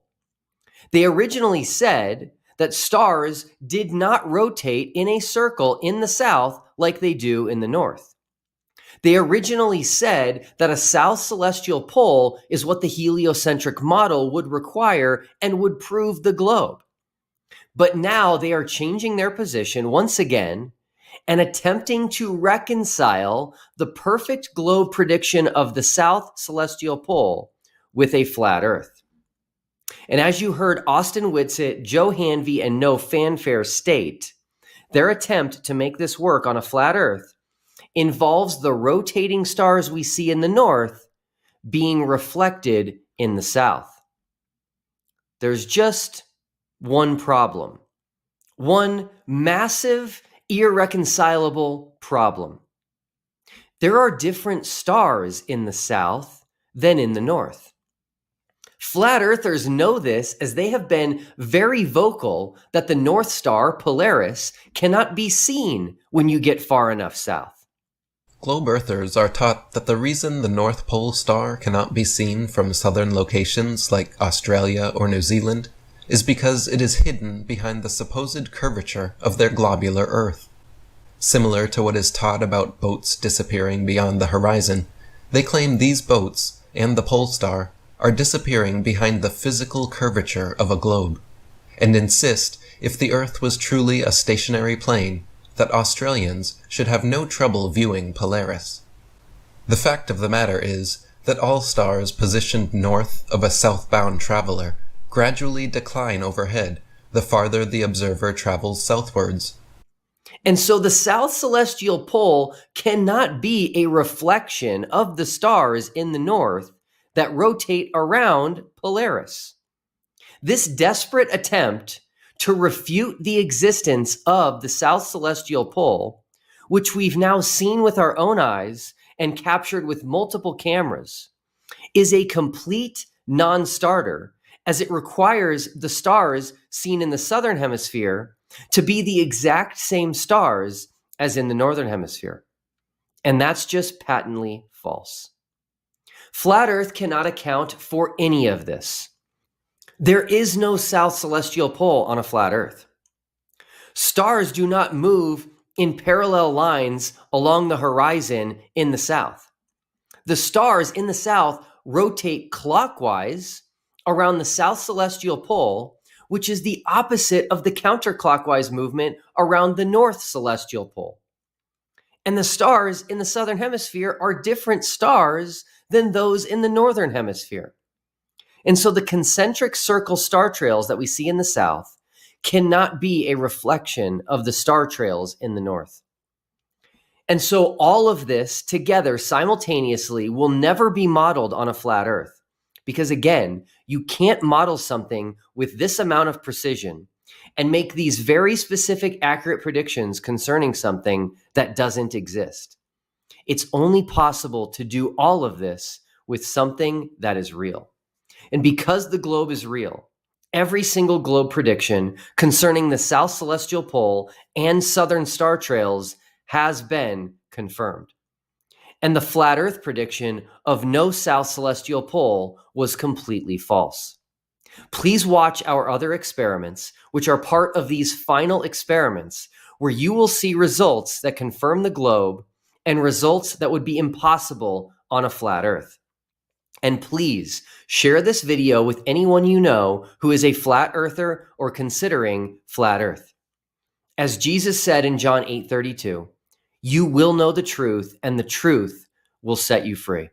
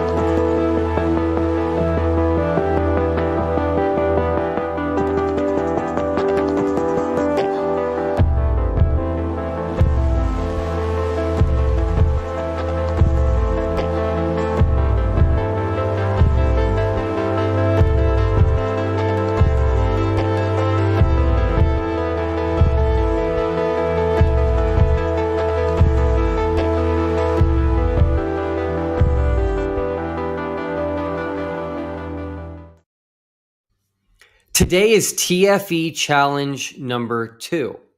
Thank you to everyone who has already made submissions for TFE challenge number 1. We've received entries already from all over the world, including Germany, New Zealand, Italy, Wales. The guy from Wales has tattoos, bald, glasses. Anyone know him? And we had a submission from Santiago, Chile, which is cool, as that is the destination for those 4 flights. Obviously, we had a bunch from the United States, but the most impressive one from the US came from a high schooler in California. How cool is that? Now, there is a common theme so far, which is that all of the people who have put in their calculations and answers are globers. Still no flat earthers, but a flat earther in the comments said he will submit his numbers and calculations, so I will keep my eye out for that. And please keep the entries coming. They must be submitted before our flights depart mid next week. Okay, TFE challenge number 2 is about sunrise and sunset in Punta Arenas. Now, we will be very far south before we fly to Antarctica. Punta Arenas is 53 degrees south. To put that into perspective for everyone, that's further south than Australia, New Zealand, and South Africa. It's even further south than the Falkland Islands. The only land that far south that's not Antarctica is the very southern tip of South America, which is where we will be. Now, this is going to present a very unique opportunity to take observations and measurements while we are there. Now, tracking the sun's movement through the sky is an important data point to test the globe model and the flat earth model. Each model has very specific predictions as to the sun's movement through the sky. And by the way, the predictions are very different between these 2 models, especially the further south you go. So for this challenge, you need to submit your predictions concerning the sun in Punta Arenas, Chile. Now, these should include sun angles at sunrise and sunset, and also sunrise and sunset times. Now, just so you know, the globe model and the flat earth model have wildly different predictions for these sun angles when you are that far south. They're so different, they're almost opposites. Now remember, flat earthers have said for years that the furthest the sun travels south is the Tropic of Capricorn. And the Tropic of Capricorn is at about 23 degrees south. We will be at 53 degrees south, way further south than the Tropic of Capricorn. So the direction that the sun rises and sets is completely different on these 2 models. Now, a couple things for this challenge. You are allowed to cheat on this one if you want to. You can look up whatever you want online, but you must explain why you think your answer aligns with your model. Remember, the 2 models are very different here, okay? Now, the other thing I'll say is that you can be as technical as you would like, or you can be as simplistic as you would like. If you want to give angles like sunrise at 113 degrees and sunset at 237 degrees, you can do that. But if you want to just give cardinal directions, that's fine. You can do that too.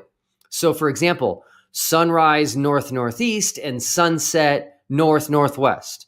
Don't stress out over details on this one. Now, if you are a flat earther, feel free to use your Gleason's map for this challenge, especially if you want to submit actual sun angles.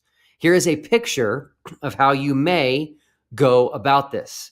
Again, the 2 models are so different that minor details like specific azimuth angles are not that important. So you can just do cardinal directions instead of angles. Now, when it comes to sunrise and sunset times, again, be as specific as you want. You can give an exact time, hour and minute, if you'd like. But if you want to just tell me approximately how many hours the sun will be up each day while we are there, that's fine too. Just don't forget, if you think that the sun will be up for an extended amount of time while we are that far south, just tell me why you think that's the case on your model. Now, when we get to Punta Arenas, we will film the sunrise and what direction the sunrise happens, and we will film the sunset to see what direction the sunset happens. And we will also document the time of the sunrise and sunset to see how long the sun is up each day while we are there.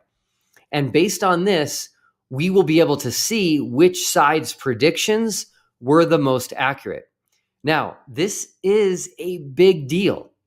This is going to be a way for us to test the two models that will be as close to definitive as the 24-hour sun in Antarctica. People have been asking me for a long time if we are going to do other experiments and other observations and other tests. And the answer is absolutely we are. This is one of them. So send your predictions to me. Again, feel free to cheat. You have my permission. Just make sure you tell me why your model requires your prediction. It's begging the question to say, well, this is what's going to happen because that's how it happens. You don't want to beg the question. Hey, tomorrow I will be on Modern Day Debate with Flatzoid. Speaking of predictions, he and I will be making our predictions for the final experiment. You won't want to miss this. It's at 4 p.m. Eastern tomorrow. That's Friday, December 6th. My email is in the description below. So send me your predictions about the sun in Punta Arenas, Chile. And don't forget to tell me if you are a flat earther or a glober. Bye-bye. All right. Welcome, everyone. Thank you for being here today. Really excited to have this conversation. Something I have learned in my time in the flat earth community is that flat earthers will say and claim things about themselves that are simply not true. For example, flat earthers will claim to be pilots, but they're not actually pilots. Bob Nodell claimed to be a commercial pilot, and he was lying. He was not a commercial pilot. And then people in the flat earth community will claim to have doctorates and to be doctors, and that's also has been shown to be not true. For those of you that missed my conversation with Stephen Alonzo, he claimed to be a doctor and a pilot. Both of those were not true. So anyway, there's something important when you have the truth on your side. You don't have to lie and you don't have to make these things up. But today we're going to talk to someone who actually has a doctorate, who actually is a doctor. And I am excited to have with us Dr. David Weisskopf. David, thank you so much for being here. Thank you for having me. It's a privilege. Yes, and I will let the audience know a little about you. So number one, your name stuck out to me in this world of flat earth because there's someone named David Weiss in the flat earth world that most people are familiar with. He goes by Flat Earth Dave. And so jokingly, tongue in cheek, I'm going to refer to you, David Weisskopf, as the globe's answer to David Weiss. But you do have an actual doctorate from Touro University. You also have a master's in Jewish studies from Hebrew University, a master in Israel studies from Hebrew University, and you're also fluent in both biblical Hebrew and modern Hebrew. And so I'm so thankful to have you here. You reached out to me. Word about the final experiment spread internationally very quickly. You are coming to us right now from Jerusalem, which has been your home for at least a couple of decades. And I'm excited to dive into the Bible today, to the scriptures, and to look at the biblical Hebrew from someone who's an expert. I'm excited to learn. hopefully everyone else that's joining us today is excited to learn as well. And with that, I'll turn it over to you. You can talk a little bit about you and your YouTube channel, and then we can go ahead and dive into the Bible, into the book of Genesis. Yeah, I appreciate you having me on. I appreciate how quickly you responded to me. I reached out to you because I was getting really frustrated with both flat earthers and atheists agreeing that we Jews have ever believed that the earth was flat using Hebrew scriptures. And it drives me crazy to see these debates happen out of ignorance. It's one thing when people know what they're talking about and disagree with each other. It's another thing when people accuse Jews of believing something that we don't believe and never have. I do have a YouTube channel that I would appreciate people coming and checking out. It's Dr. D 1967. Right now I'm doing a Bible study, a weekly Bible study on parental alienation in the Torah, which anybody out there who's interested in that subject, be happy to have you come and subscribe to the channel. And that's about it. Do you want to jump right in? Let's jump in. Yeah. Okay. So I have a PowerPoint presentation. And the name is, or the title is, Do Jews Believe That the Earth is Flat or a Globe? And before going into it, I want to give a disclaimer about Greek texts, which includes the Septuagint, the New Testament, and Josephus. I don't understand any Greek. It's all Greek to me. It would be irresponsible of me to try to give you answers from Greek texts that I don't have. And just like it's irresponsible for flat earthers and for atheists to give answers that they don't have about the Hebrew text, it would equally be irresponsible for me to give you answers from the Greek text. So I'm going to focus exclusively on Hebrew texts, though I'm aware that there are these other Greek texts out there that are part of this discussion, and you could, certainly find somebody who is more versed in Greek to cover them. But I don't want to do that kind of a disservice to your audience by irresponsibly giving answers that I don't have. Hey, David, give me 1 second. They're saying they can't see the presentation, which I don't understand. Okay. So give me 1 second here. Why wouldn't you guys be able to see it? Sorry, 1 second here.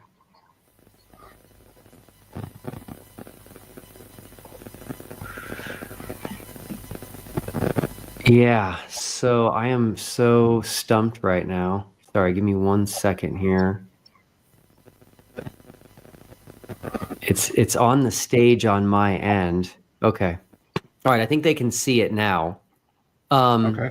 Just go ahead and press hide at the bottom there on that little white bar. Right. And then Okay. How's that? And then we should be good to go. All right.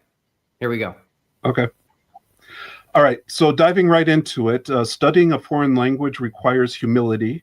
Though you may be confused in a language that is not your own, the native speaker and listener are not confused with each other. It's arrogant and presumptuous for a non-speaker of a language to impose a foreign agenda on the native speakers. Okay?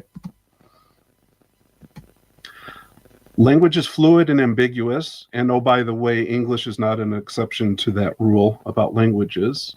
For example, imagine 2,000 years in the future, archaeologists and conspiracy buffs try to decipher English texts. What will they find? Despite all of our technological advances, and if you think about it, we can land probes on other planets and shoot asteroids off course from wherever they're going. We have great Wi-Fi until we need it. But we still have not been able to precisely answer the following question in English. How high is the sky off the ground? Okay, let that sink in. We still cannot articulate in English precisely how high the sky is off the ground. What the heck is primordial soup? Okay, is there a big bowl of soup floating out in outer space? The same way that you would want archaeologists of the future to understand that English expressions can sometimes be fluid, vague, and incomplete, so too I request your patience with the fluidity and ambiguity of the ancient Hebrew language spoken by my ancestors. With that, we're going to go into exegeting the main passage, which is Genesis chapter 1, about this word rakia. And what I did was I have the original Hebrew on one side, along with an English translation provided by Chabad.org on the other side. And the reason why I went with their translation is I really like how they captured in English the way in which Jews have understood this text for centuries before there even was an English language. And particularly when we look at verse 1 here, I really like their translation, and I really don't like most other translations. They do it differently from any other translation I've seen, and I like their difference here. What it says in the Hebrew is Bereshit bara Elokim et hashamayim v'et haaretz, and Chabad translated it as in the beginning of God's creation of the heavens and the earth. Okay, let that sink in for a second. Doesn't that feel kind of awkward? You want to fix it. You want to send an email to Chabad.org and say, hey, you made a mistake. Something's wrong here. To which Chabad.org would respond back to you, no, we did this on purpose. And what they did was they captured a similar kind of awkwardness that's happening in the Hebrew. The Hebrew is sort of grabbing a hold of you and saying to you to restrain your urge to want to simplify this and fix it when we're talking about a topic that's going to be very complicated, and frankly so complicated that's kind of beyond human words to express, but we're going to try to put them to words anyway. And I think Chabad did a great job on verse 1 of conveying that kind of awkwardness and incompleteness that you want to fix it, and you're not supposed to fix it. You're the one who's supposed to wrestle with these very difficult and deep concepts that the text is about to go into. Verse 2 continues and says, V'ha'aretz haita tovu v'vohu, and I put that in red because this is another expression that has been a big challenge for theologians for centuries. And let's look at how Chabad translated that. Now, the earth was astonishingly empty, which is, it's a good translation. I think there's other translations that say null and void, something to that effect. But this word, this expression, this phrase, tovu v'vohu, I would like to take a little bit of license and stretch that meaning beyond astonishingly empty and say primordial soup. So though that's not literally what that expression says, it captures that ambiguity and that complexity that primordial soup has in English of this state that the earth and frankly the universe was in at the beginning, that was embryonic and nebulous and globular, blob of stuff that doesn't exist today in the same form. It's a state of matter that doesn't really exist as we know it today, like primordial soup. So if you allow me a little bit of license to stretch the meaning of tohu v'vohu in Hebrew, it sort of captures this ambiguity and a warning to you that the earth is in this state that we can't really relate to, but we're going to still try to give some words to understand it. And I want to point out a couple of phrases after that that's going to be important for us later. These two words here, alpene. We have alpene hatohem, and over here we have alpene hamayim. Okay, let's look at how Chabad translated this phrase alpene and alpene. It's there twice. So they translated it over here as on, and they translated it over here as over. It's the same phrase, but two different English words. One is on, and the other.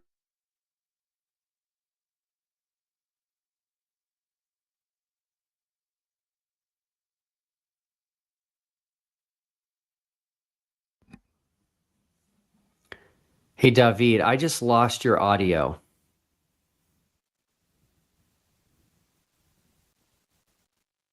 Yeah, I lost your audio for some reason. I still can't hear you. Is your microphone like, is it, I don't know if it has like a battery or anything, but it's weird. It just cut out like instantly.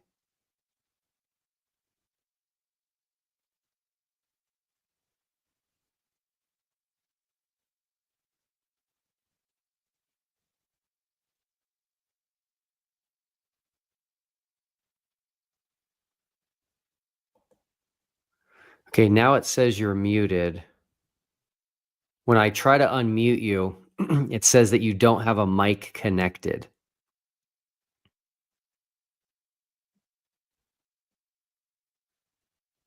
So yeah, you're going to have to unmute yourself, and it will allow you to unmute once you have a mic connected.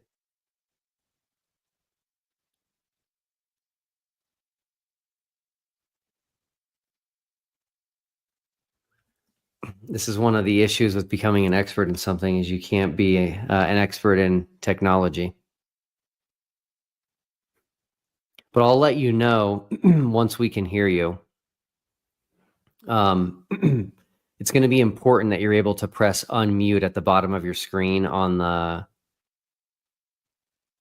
StreamYard tab, because it won't let you press that until you have a microphone connected.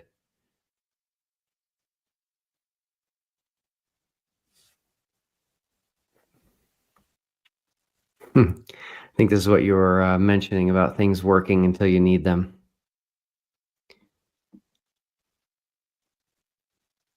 Okay, so now it doesn't say unmute anymore, but you're frozen. So you might be rebooting or something.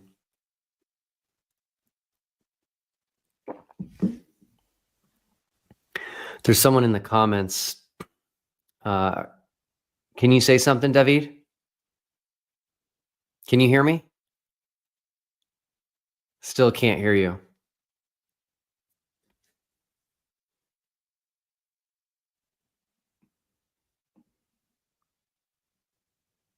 I'm not sure why. You could reboot if you would like, if you think that might help.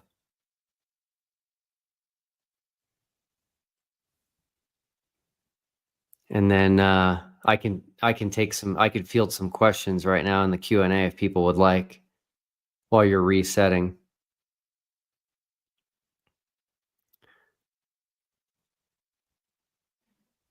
Yeah, people are saying to disconnect and reconnect the microphone, but I'm guessing you've done that.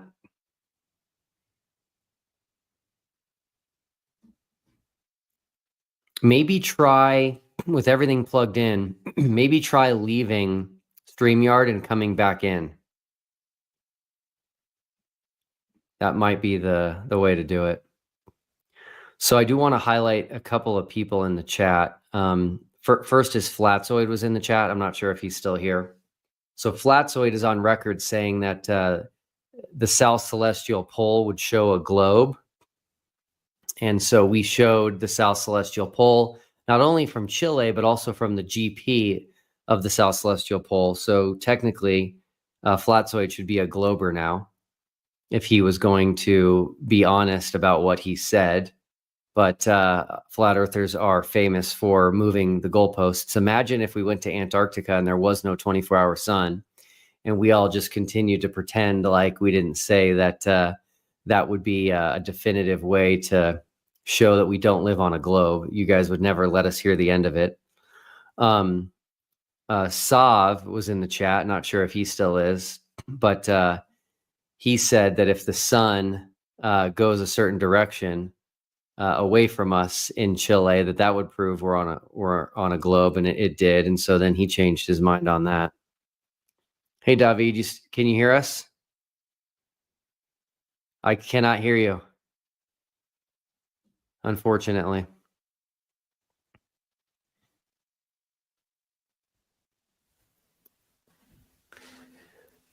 So anyway, flat earthers, I've noticed their predictions are almost always wrong, or if they predict something that they say will falsify flat earth and show a globe, they don't stick with it when that prediction comes true. So only their wrong predictions come true because we don't live on a flat earth. Yes, Sav also said there's no South Pole, which is false.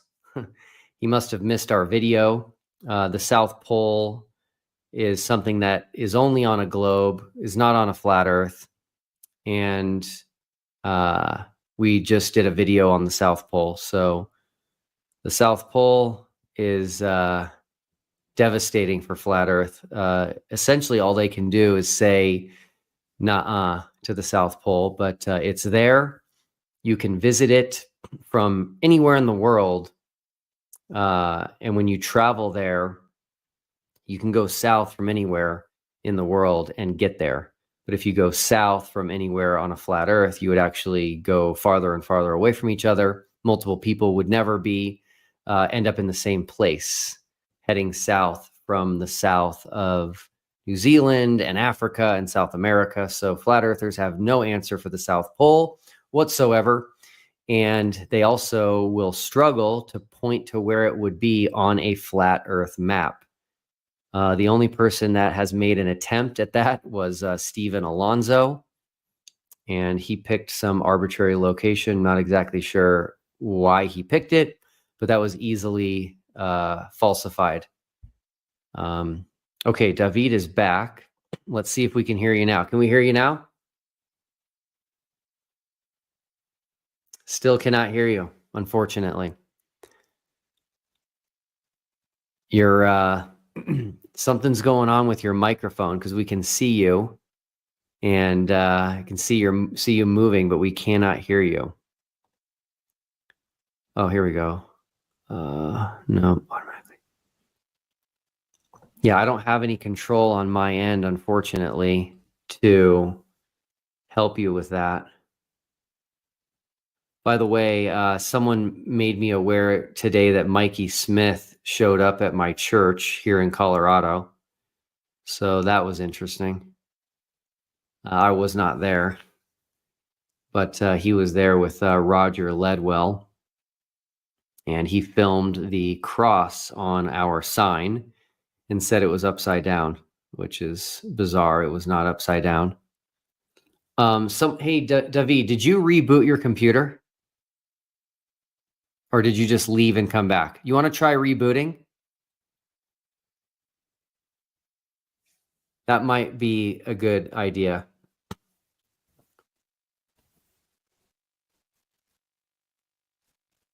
All right. Just trying to keep up here on the comments. By the way, the South Pole video also shows that the Earth is rotating.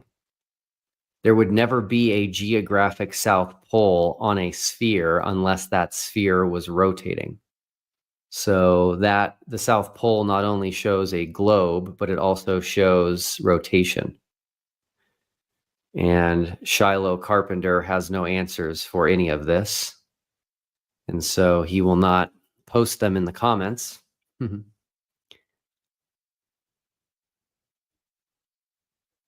Yes, Sean, they do not understand art, but this is okay. People think that I'm frustrated with the flat Earth community's response to TFE, and I am not.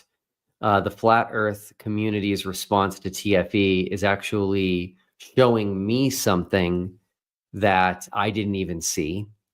And more importantly, it's showing flat earthers something that they didn't see, which is that they are in something that very much resembles a cult.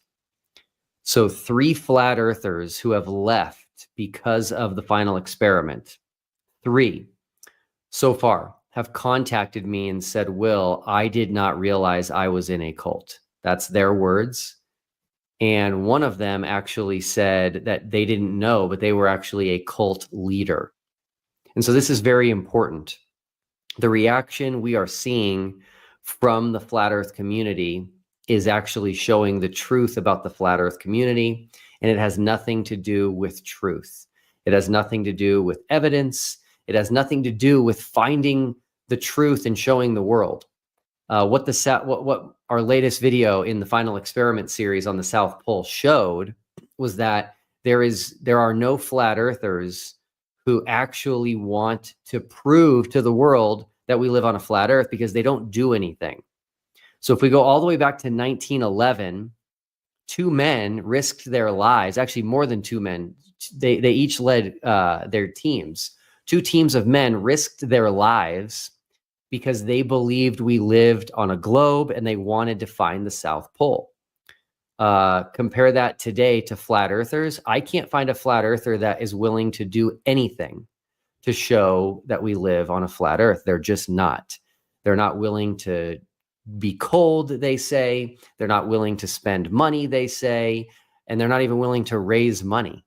It takes courage if you really believe in something. And so I'm starting, this is a process, but I'm starting to believe and think that flat earthers don't actually believe we live on a flat earth, because they don't show any evidence of that. Actions speak louder than words. I come along, I'm a nobody. I am introduced to this whole flat earth debate, and I am confident we live on a globe. And I'm so confident that I'm actually willing to do something. I created the final experiment. I gave my own money and my own resources. I gave my own time. Why? Because I'm confident we live on a globe. Flat earthers are not willing to do any of this, okay? That is the biggest message of TFE. Flat earthers could create their own final experiment. They could create their own experiment that they invite the globe side to, that they make sure they're not misrepresenting the globe side on. You see, I didn't misrepresent the flat earth side.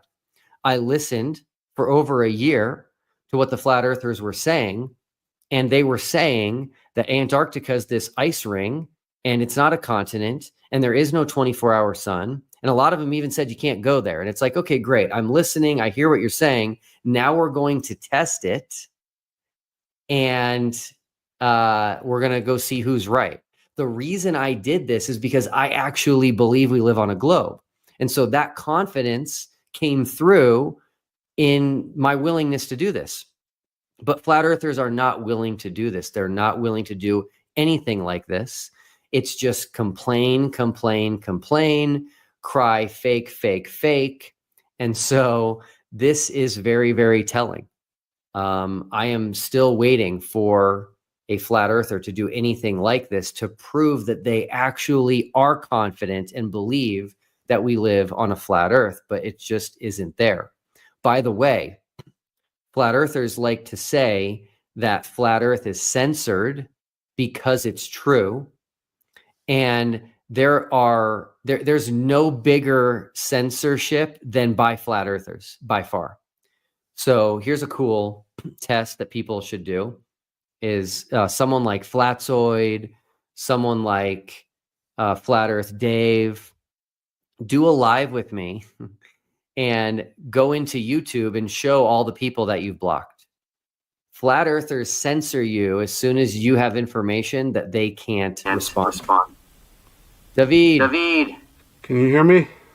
We have you back. Okay. So do you want to pick up your PowerPoint? Yes. By the way, I remember the exact thing you were saying. When the audio went out, you were talking about the fact that they When the translated the audio same went word out, on and over. You were talking about the fact that they translated the same word on and over. Right. Okay. So let me see if I can. Make sure you click present, share your screen, and then I'll add it. Make sure you click present, share your screen, and then I'll add it. Right.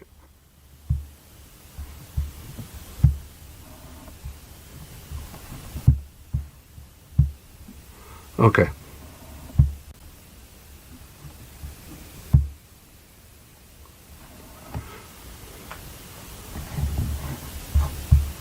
All right, how are we?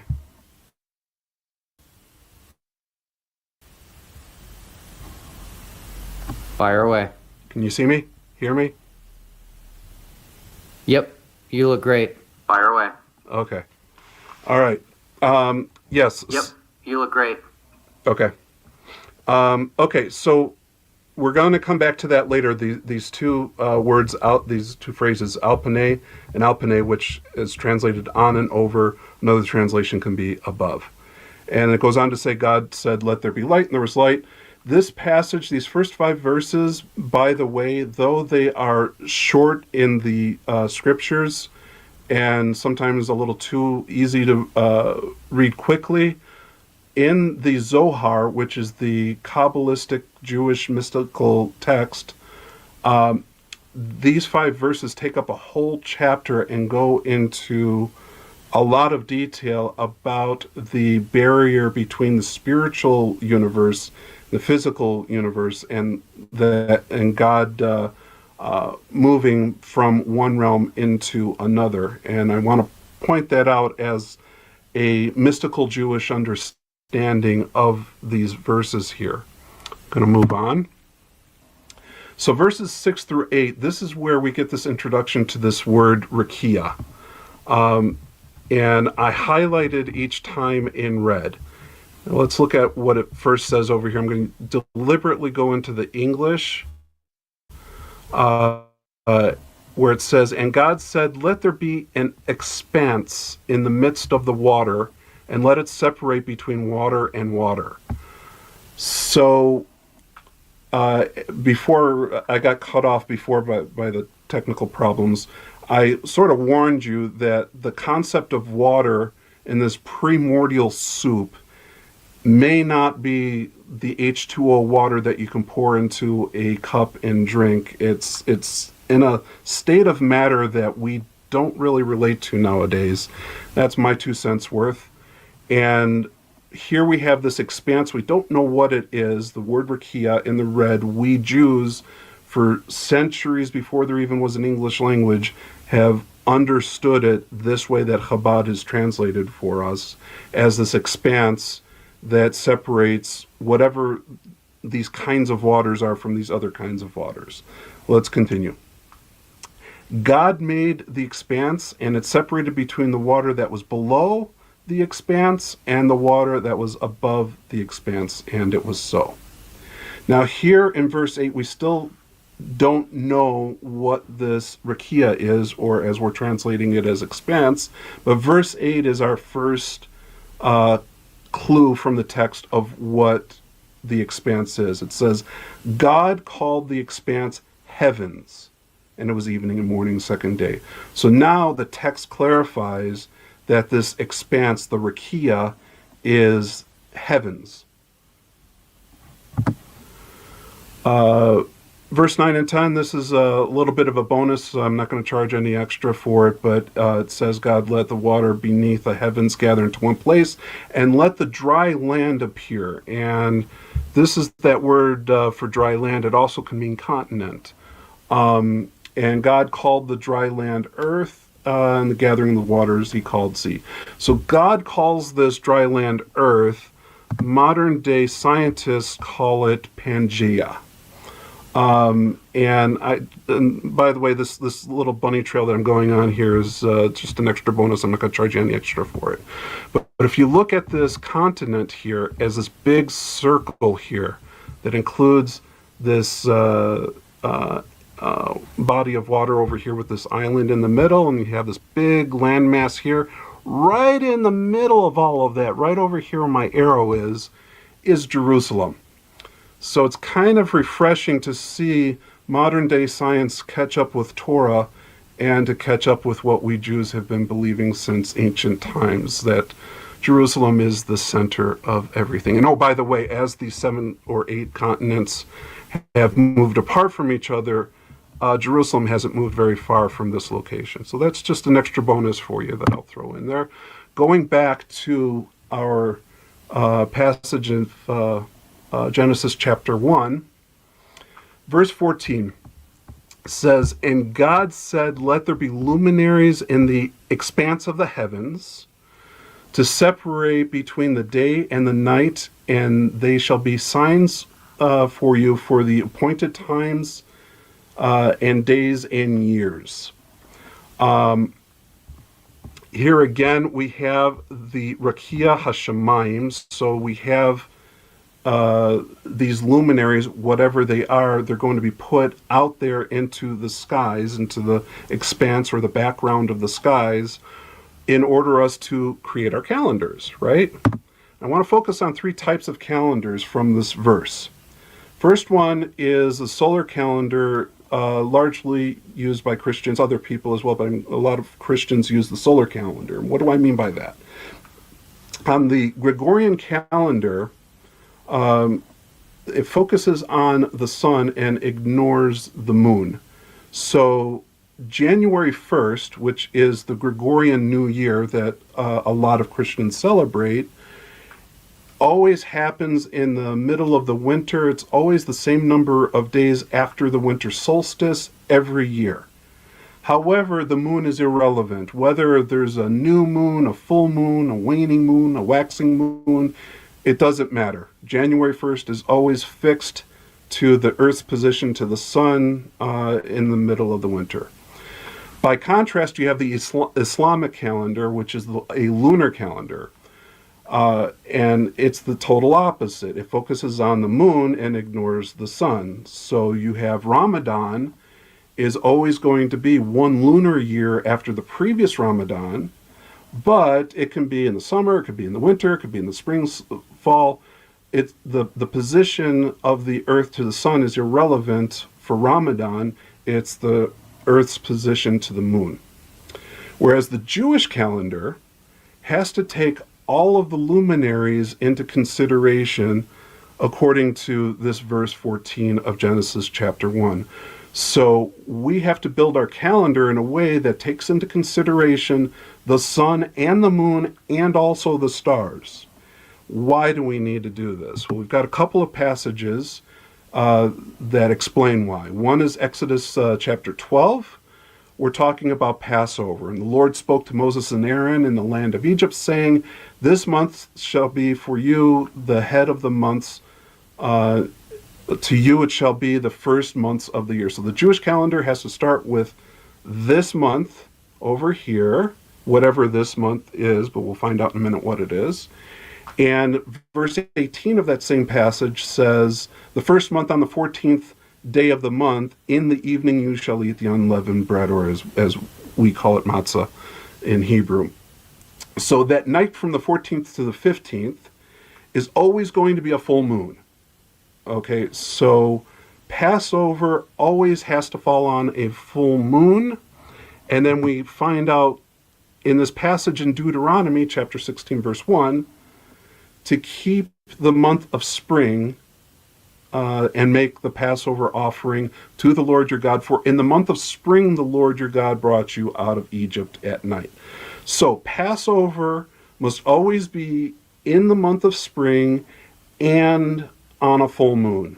So if you look up in the sky, you see a full moon, and you see the correct constellations for spring, and I'm not very good with horoscopes or these constellations, but I think it's Aries or Taurus. Somebody out there knows better than I do which constellation it should be, but you have to see the correct constellation, you get a full moon, and it's spring and the earth is in the correct position with the sun and moon and the stars, then we can celebrate Passover, and only then.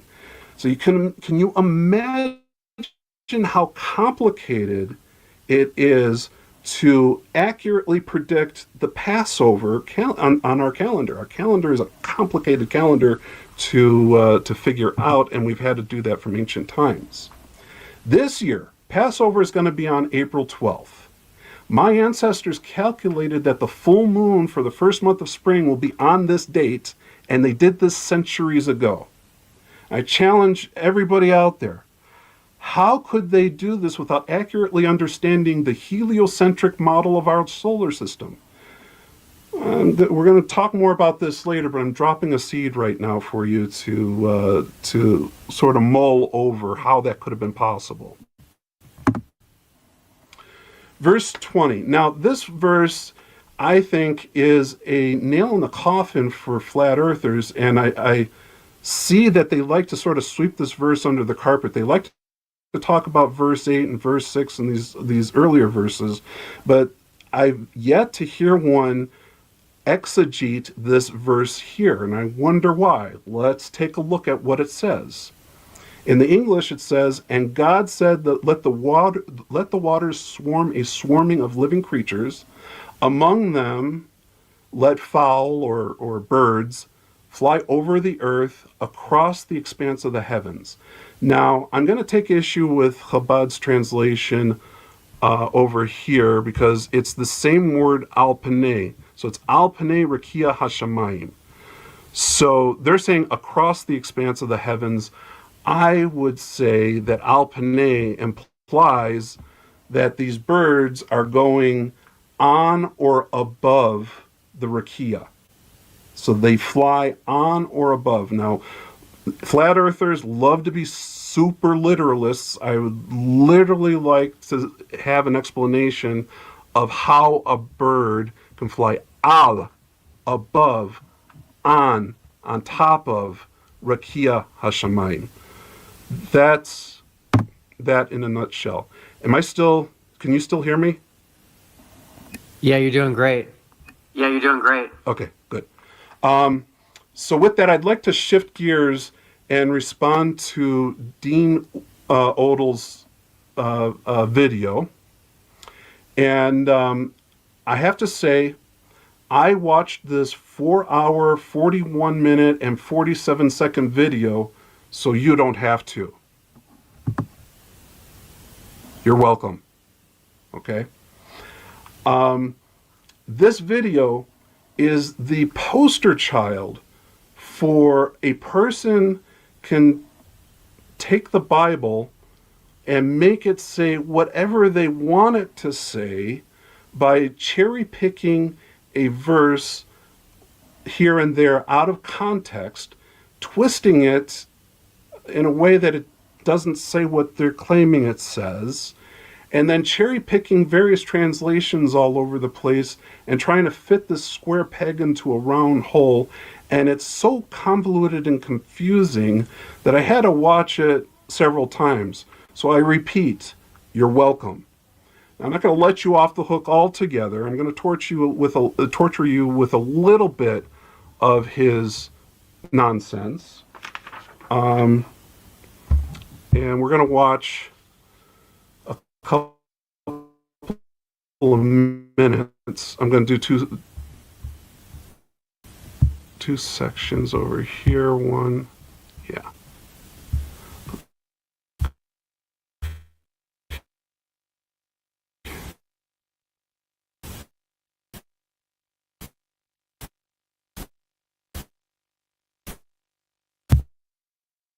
Other expanded but expanding something that's solid. Hold on. There we go. The Hebrew word for firmament is the Hebrew word rakia. It has a root word, a 3-letter root word. So you have rakia is the word for firmament, and the root word is raka, according to not only what the Hebrew meant, but also what they believed. So we have to see how God uses it. But firmament rakia does not mean an empty expanse. Anybody who tells you that the firmament or rakia means empty expanse, like Dr. Danny Faulkner of Answers in Genesis, he will say it's an empty expanse. The Hebrew word. Literally, it says that it's an expansion of plates, broad plates beaten out. So it's literally, the word means taking something that's solid and beating it into a shape. Okay? That's the definition of the word. The verb raka acquires the sense of beating out precious metals, spreading that out, and results to spread over, to overlay. All right? He goes on here. Of course, this is the Brown Driver Briggs. It says, extended surface, solid, expanse as beaten out. Not an empty expanse, but expanding something that's solid over something. That's the picture of this word. And the Hebrews, the ancient Israelites, believed that it was solid, the firmament was a solid structure, and called it the vault of heaven. So here's your definition: the vault of heaven, or firmament, regarded by the Hebrews as solid and supporting the waters above. This is what all of the ancient Jews believed, because they believed the Bible. Amen? They believed it about the firmament. Here is another lexicon. Jacinius Hebrew Chaldee lexicon defines rakia like this: the firmament of heaven spread out like a hemisphere above the earth, like a splendid, pellucid, translucently clear, transparent, crystalline, glassy, allowing the maximum passage of light, as glass, sapphire, stone, to which the stars were supposed to be fixed, and over which the Hebrews believed that there was a heavenly ocean. Now this is another lexicon defining it as they believed it, as the Bible spells it out, not as new Copernican Christians want to believe it is to be. Okay, so I'm not going to torture you anymore. That was, I'd have to say, the most intelligent thing he had to say in his 4-hour, 41-minute, and 47-second sermon. Now, first thing I'd like to point out is that his sources are not Jewish. He's claiming that ancient Jews believe this. I do have to qualify that by saying that he does go on to talk about Josephus in the Greek, and I can't interact with Josephus in the Greek because I don't understand Greek, and it'd be irresponsible for me to do so. However, with what I saw him butcher in the Hebrew language, I can't imagine that he treated the Greek any better, but I would like to defer that to a Greek expert who could, or an expert on Josephus who could answer him. But in the Hebrew texts, all of his sources that he cites that claim to express what my ancestors believed, they were all non-Jewish sources. Second thing I'd like to point out is Reka means background, which fits nicely with expanse or sky. So you have birds flying in the background of the sky. Just pointing that little tidbit out there. Oh, and one more question in light of Genesis 1:20. How do birds and airplanes fly on top of this metal plate or crystal dome? If you remember, Genesis 1:20 said that birds fly on or above the Rakia Hashemayim. And commercial airplanes can fly even higher than birds, and I've been on my fair share of commercial airplanes. I have never crashed into a dome, taking off or landing on an airplane. If somebody else has out there, feel free to explain it, but I don't see how a plane could fly on top of a solid stone, metal, or crystal dome. But that's my question to put out there for him. The next little bit of torture, it's only going to be, I promise you, only a 30% torment that I'm going to have you watch, is on this topic that he claims is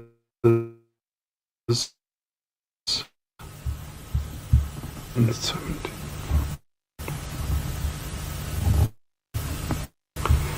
This will be the last little bit you'll have to listen to, and then we'll move on. It doesn't work.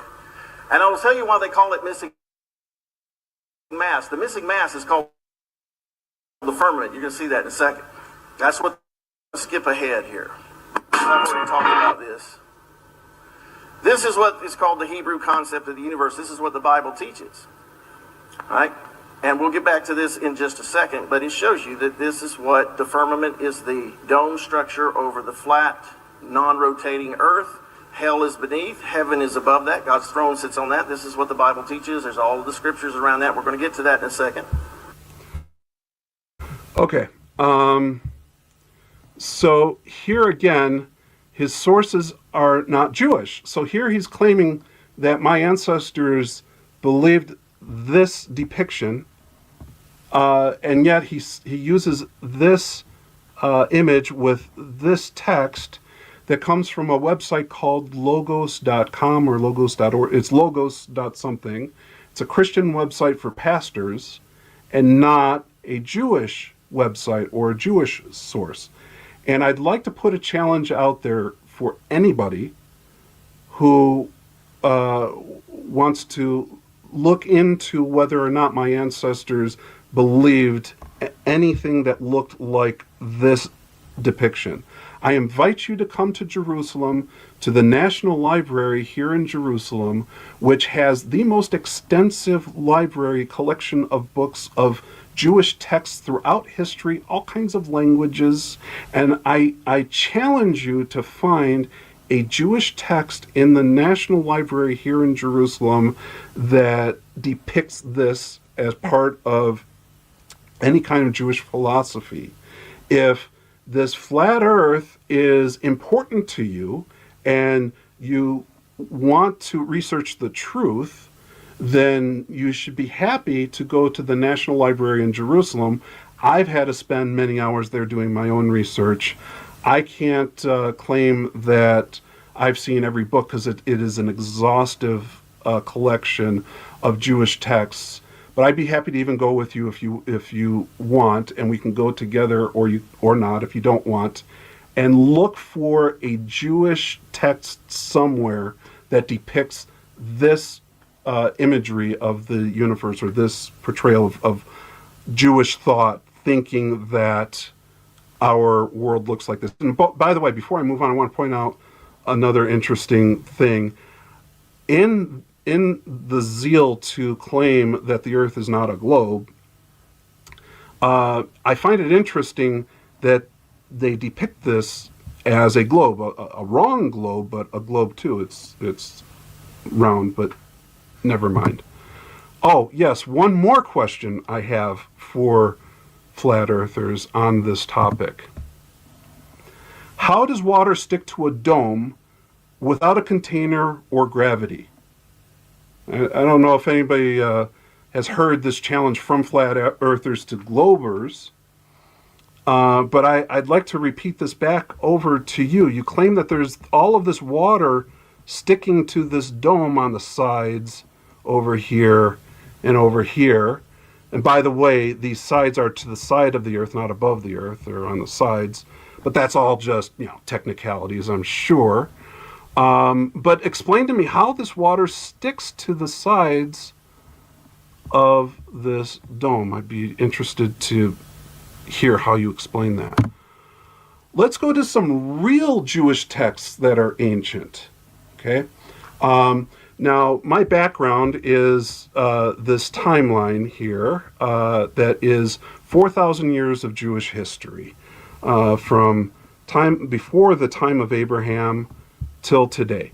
I'd like to consult with a couple of texts to see if they can answer any of our questions that we have here tonight. One being the Mishnah that was written between 180 and 200, and the Jerusalem Talmud, which was a continuation and an expansion from the years 200 400. That would be these texts here, the Mishnah and the Talmud. see if we can get any answers out of those. So the Mishnah, I have a link to this Mishnah here. I didn't copy it here simply for the sake of time, and it takes up a lot of space.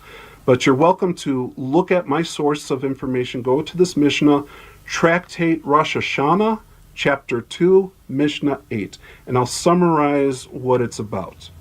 If you remember, earlier I talked about, when we were talking about Genesis chapter 1, verse 14, and the complexity of the Jewish calendar that was calculated in ancient times, and we still continue to use it to this day, and it has gone without a hitch most of the time, except for 1 year. There's only 1 year in documented history where there was a glitch in our library, or in our calendar.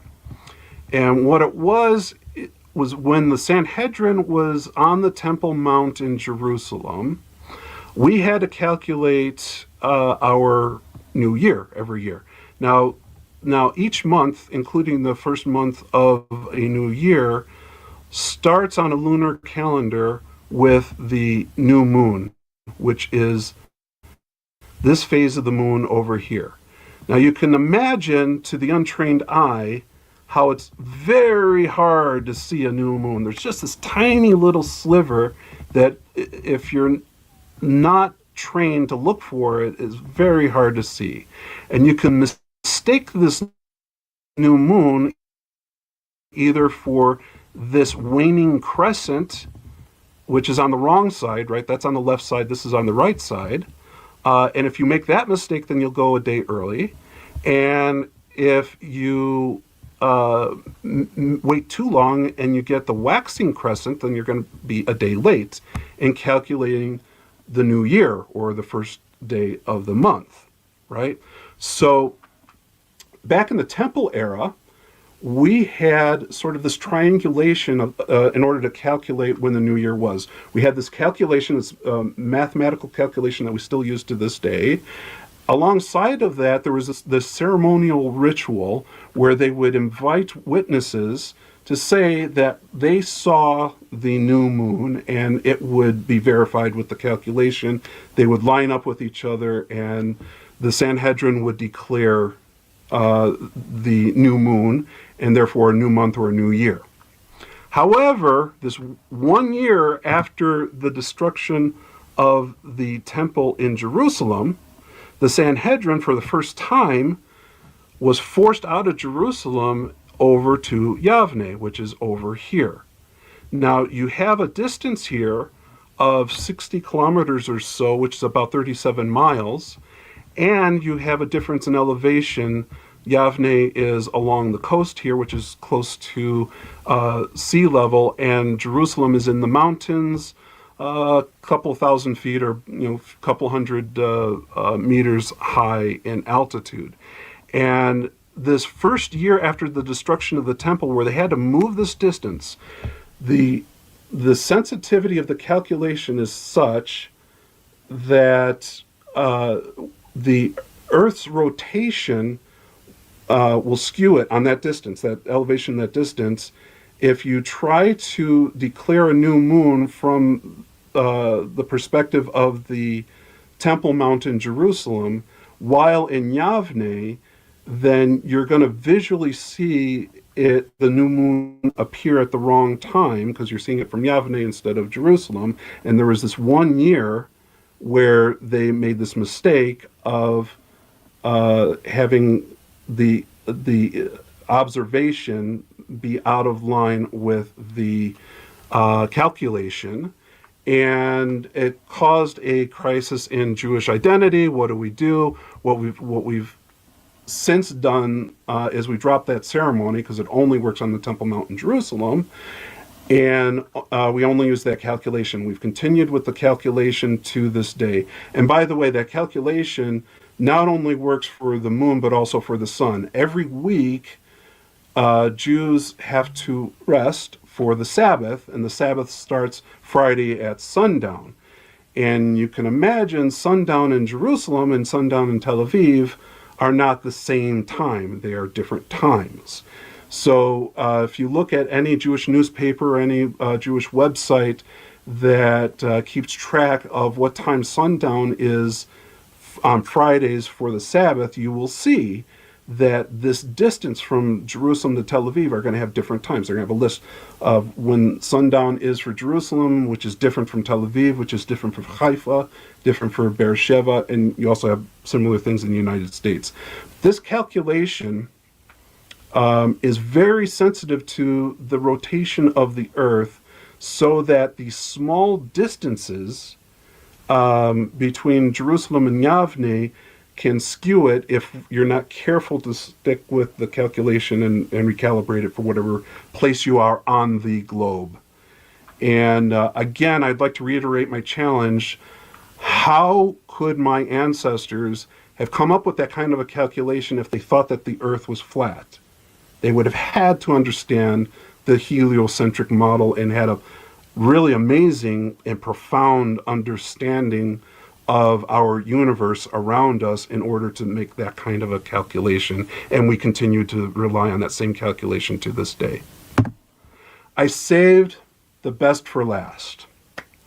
This is a passage in the Jerusalem Talmud, which was written between 200 and 400 CE, and it is discussing it's from Avodah Zarah, that's the tractate, page 3, side A.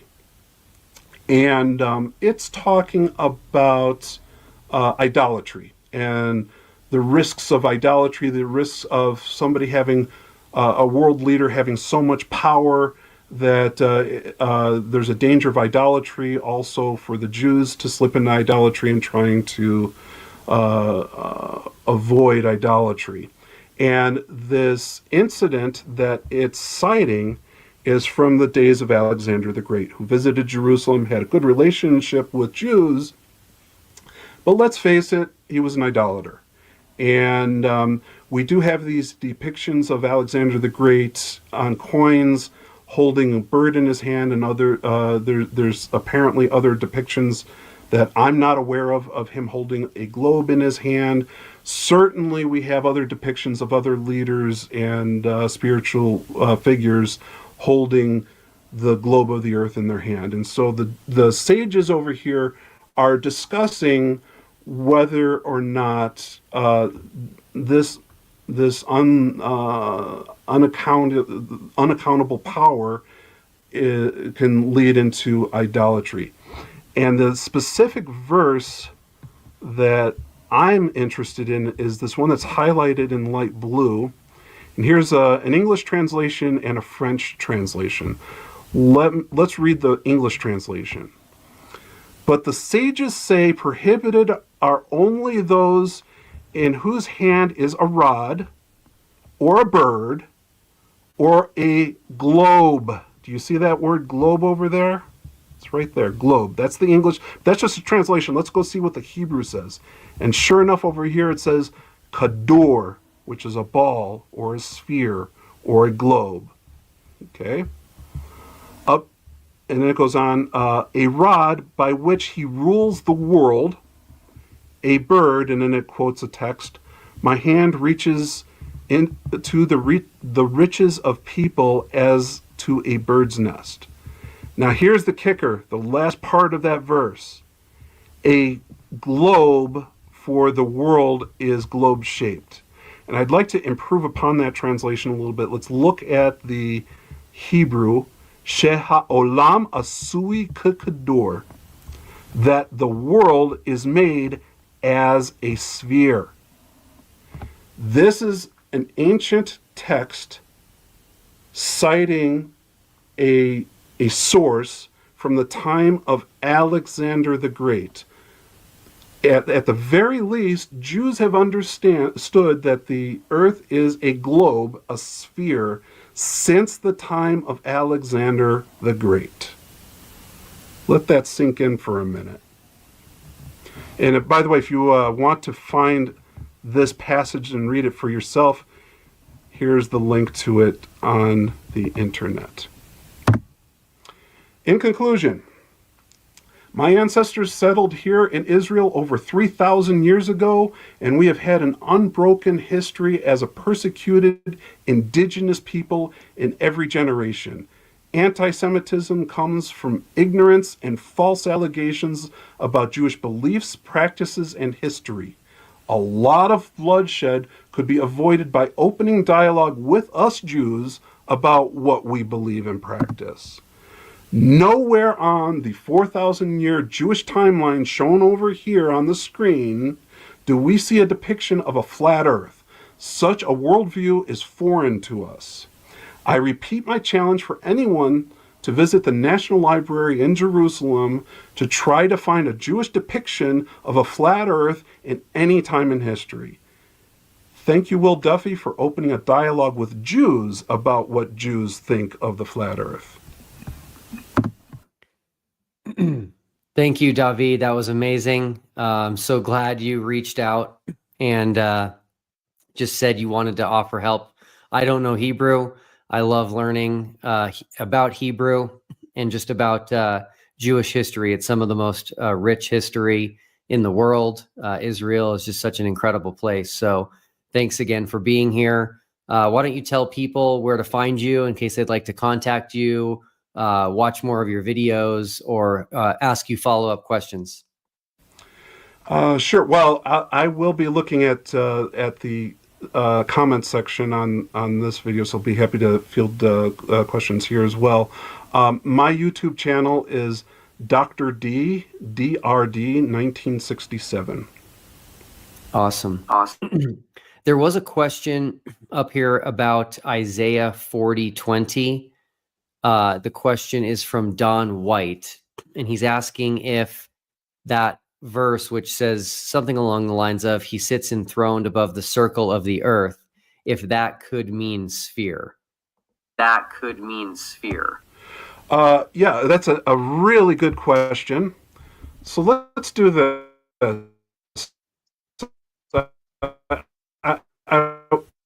I want to do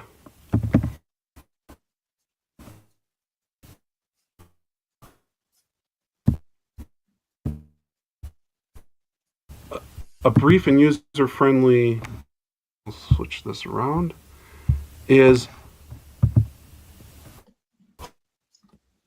Hug.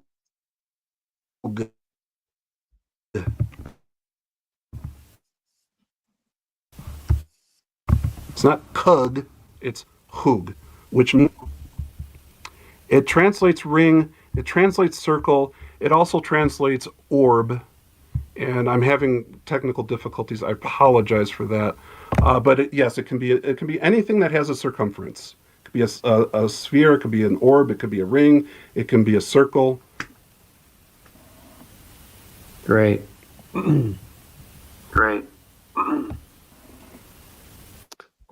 Okay, let me see if there are any other questions here. And again, sorry for the technical issues, but that's life. That happens.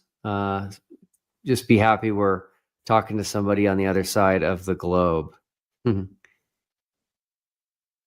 We did have a lively chat. I did notice some flat earthers that did not seem too interested in learning, unfortunately. Okay, well, I think we'll go ahead and wrap up. Again, David, thank you so much for doing this. I know it's late in Israel right now, but I'm so happy, and I'm going to be continuing our conversations, bouncing things off of you to learn more about the Hebrew Scriptures. And I'm just, again, thankful that you gave your time for all of us here today. Privileged to be here. I really appreciate it. All right. Thanks, everybody, for joining, and hopefully you learned a lot. And we'll keep bringing more content that will help people get out of flat Earth and stop wasting their lives on this issue, and hopefully make the world a better place and using their time better. So take care, everyone. Bye-bye. Welcome back. Now, what is the greatest achievement in human history? Is it landing a man on the moon? Is it exploring the depths of the ocean? Or is it convincing a small number of flat earthers to actually put their money where their mouth is and go to Antarctica? And here they are. As of recording this video, today they are stood in Antarctica. Now, not everybody on this picture is a flat earther. We'll get to who's who in a second. But first of all, why is this important? Well, you see, flat earthers over the years on the internet have said some of the most insanely ridiculous, stupid things, and it is very, very easy to belittle them and laugh at them. Like this. Now notice, as I'm going south, I have to continue dipping the nose of my airplane in order to stay level with the ground. I'm continuing all the way to Antarctica. Notice I'm continuing to dip my nose down, stay level with the earth. Now I'm going down into South America, continuing to dip down, and finally I get down here to Antarctica. And look at that. My airplane is upside down. You can't deny that proof. Don't mock. I'm not a fool. I know, but in reality, it really is so hard not to mock. So hard, in fact, that I don't even try. Now, one of the biggest flat earthers on the internet is a guy called David Weiss, or David Weiss, depending on who you listen to pronounce his name. Here he is, rubbing shoulders with the one and only Roseanne Barr. And we have Flat Earth David Weiss as our guest. Hi, Flat Earth Dave. I'm so intrigued by the whole flat Earth thing. And here he is on the hugely popular James English podcast. Would you like to finish up on anything, brother? Don't believe anything I say. And here he is getting absolutely torn apart and humiliated by the one and only Professor Dave Explains. You think that we're spinning at 1,000 miles an hour and we don't feel it, and we're changing, we're changing directions? How is that possible? The Earth goes around the sun in how long? How long does it take? A year. A year, right? So why don't you go ahead and get in a car and do a 360 turn and make it take a year? Are you going to feel that? Dave, that's not a Let's fair... break it down. 360 degrees, 365 days, that's about a degree a year, right? Why don't you get in a car and drive for 24 hours and over 24 hours veer by 1 degree? Are you going to feel that? Now, being one of the most successful flat earthers on the internet, which I suppose is a bit like being the least smelliest urinal in your local public bogs, David Weiss has told his followers for a long time now that there is no 24-hour sun ever in Antarctica. In fact, here he is in an internet comment claiming to have a source that worked in Antarctica for a year and never once saw a 24-hour sun. In fact, he's very publicly been open to the fact that if there was ever a 24-hour sun in Antarctica, that would debunk the idea that the Earth is flat. And he's been known to make stupid videos like this, in which he claims that the videos of the 24-hour sun in Antarctica are indeed just fake. I myself, in fact, are somewhat of an expert when it comes to video editing, so check out my amazing PowerPoint skills here. Anyway, the point of this masterpiece is to show you that one of the biggest problems flat earthers have, other than continually getting stuck inside revolving doors, is that in their ridiculous model, the South Pole is a rim, it's an ice wall, it's a circular edge surrounding this flat disk. And therefore, as the sun rotates over the flat Earth, it cannot possibly light up all areas of the South Pole at the same time. Ever. In fact, if there was a 24-hour sun in Antarctica, this model gets thrown out the window.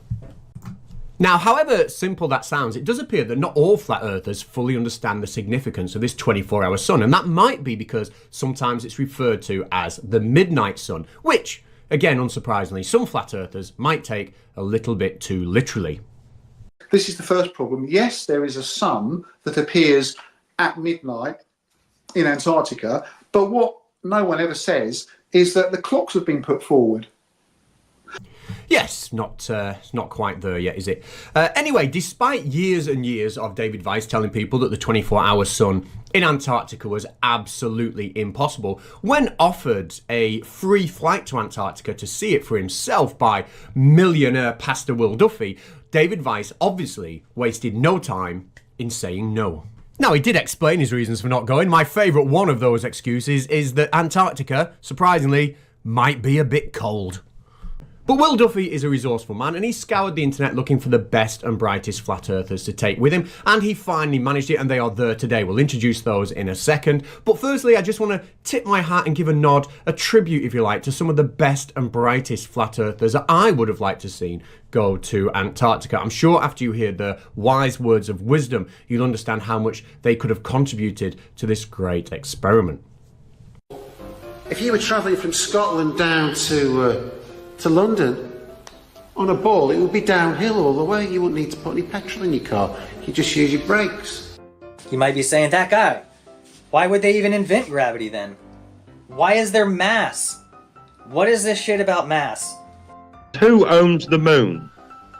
Things in motion stay in motion if there's no vacuum or there's no friction to stop them. Basically something like that. Isn't that the third law, one dynamics? And if you don't know where you live, you think you're ever gonna know why you live there? When you got to the airport, the runway was flat, wasn't it? But you can't have flat runways on a ball, can you? Mass is identical to weight, but this weight is space weight. Yeah, I've never had a mustache before. Now, I know it comes as a loss, but none of those flat earthers made the trip. But this man here did, a certain Mr. Whitsitt gets it. He's perhaps best known for getting himself arrested in front of Mount Rushmore while the onlookers applauded on. We also have this man here, Jeranism, who's had a massive online presence in flat earth nonsense for quite some time now. And we also have some counterparts, some flat earth debunkers, most notably MCToon, Dave McKeegan, and Critical Think. And the obvious outcome of this experiment is that they were always going to see a 24-hour sun in Antarctica at this time of year. Here's Jeranism coping with the truth. All right, guys. Sometimes you are wrong in life. And I thought that there was no 24-hour sun. In fact, I was pretty sure of it. The sun does circle you in the south. You should be able to accept that the sun does exactly what these guys said as far as circles the southern continent. So that's about it. I realize that I'll be called a shill for just saying that. And here he is indeed being called exactly that in the comment section of a video posted by a flat earther named Flatzoid. Flatzoid himself is an interesting character. I once debated him, and during that debate, he tried to destroy physics as we know it by showing us what really happens when the sun sets. And he did this by hiding a torch behind a tin of paint. Good job, Flatzoid. Anyway, back to the comment, we can see that this sore flat earther is accusing the entire team, the globe earthers and the flat earthers alike, of being in some kind of shill unit. He's claiming here that they actually went to the Arctic last summer and filmed a 24-hour sun there, which would be possible on a flat earth map. This is apparently a conspiracy in the making.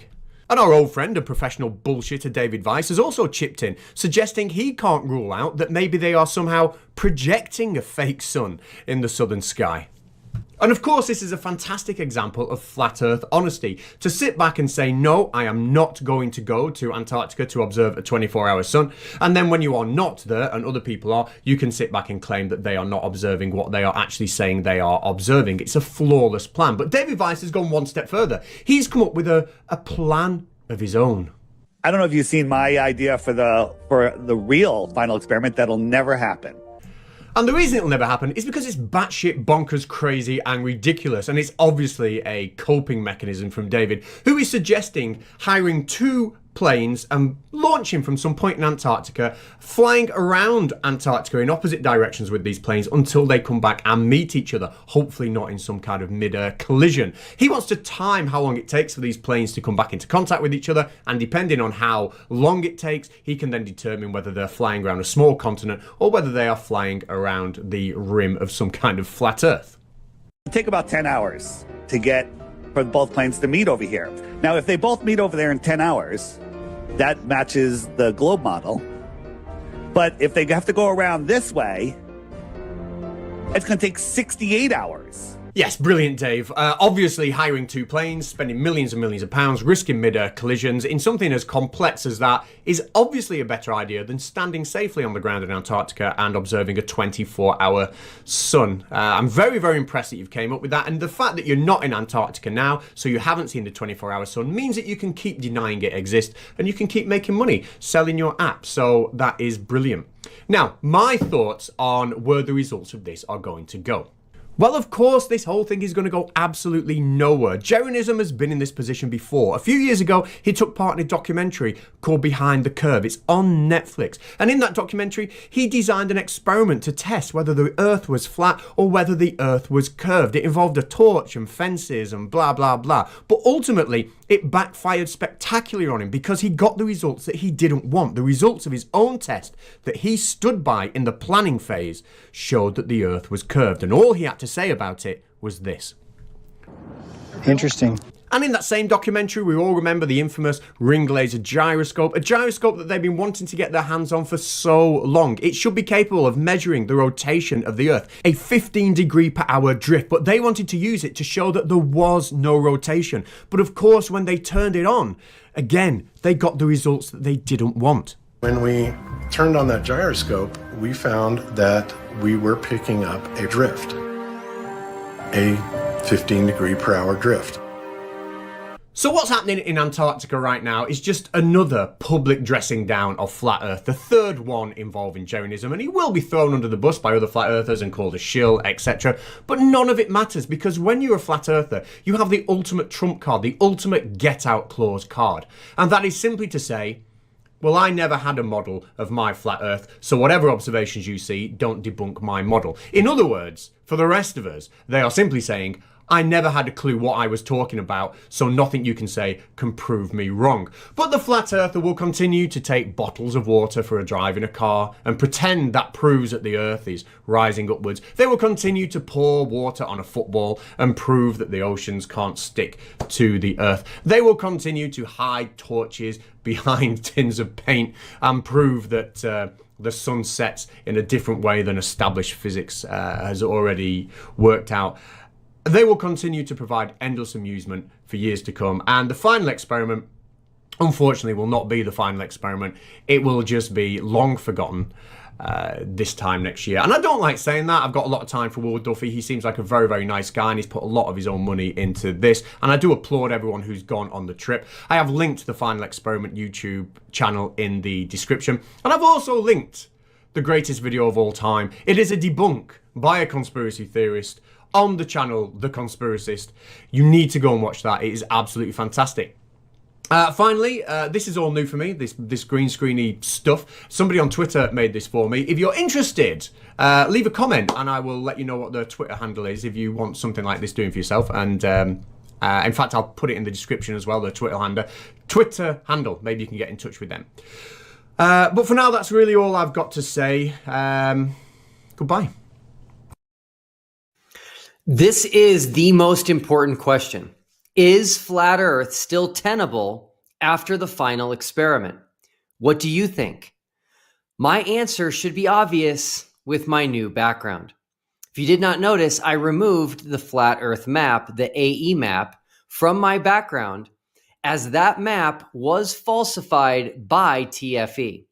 I also removed the ice wall version of Antarctica, as there was no ice wall when we flew to Antarctica. So the ice wall was also falsified by TFE.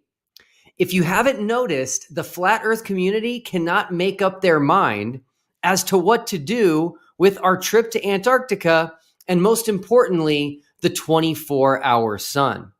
Was it a green screen? Were we in a studio? Did we film this in the Arctic last June? Did we fake a sun? Were we in a giant sphere of LED screens? The latest theory I heard from the flat Earth community is Vapegate. This one is hilarious. People think they caught Austin Whitsitt vaping on Dave McKeegan's 24-hour time lapse, and they think Austin did this because no one could see his breath in the cold. I just love all these wild theories. Why, you ask?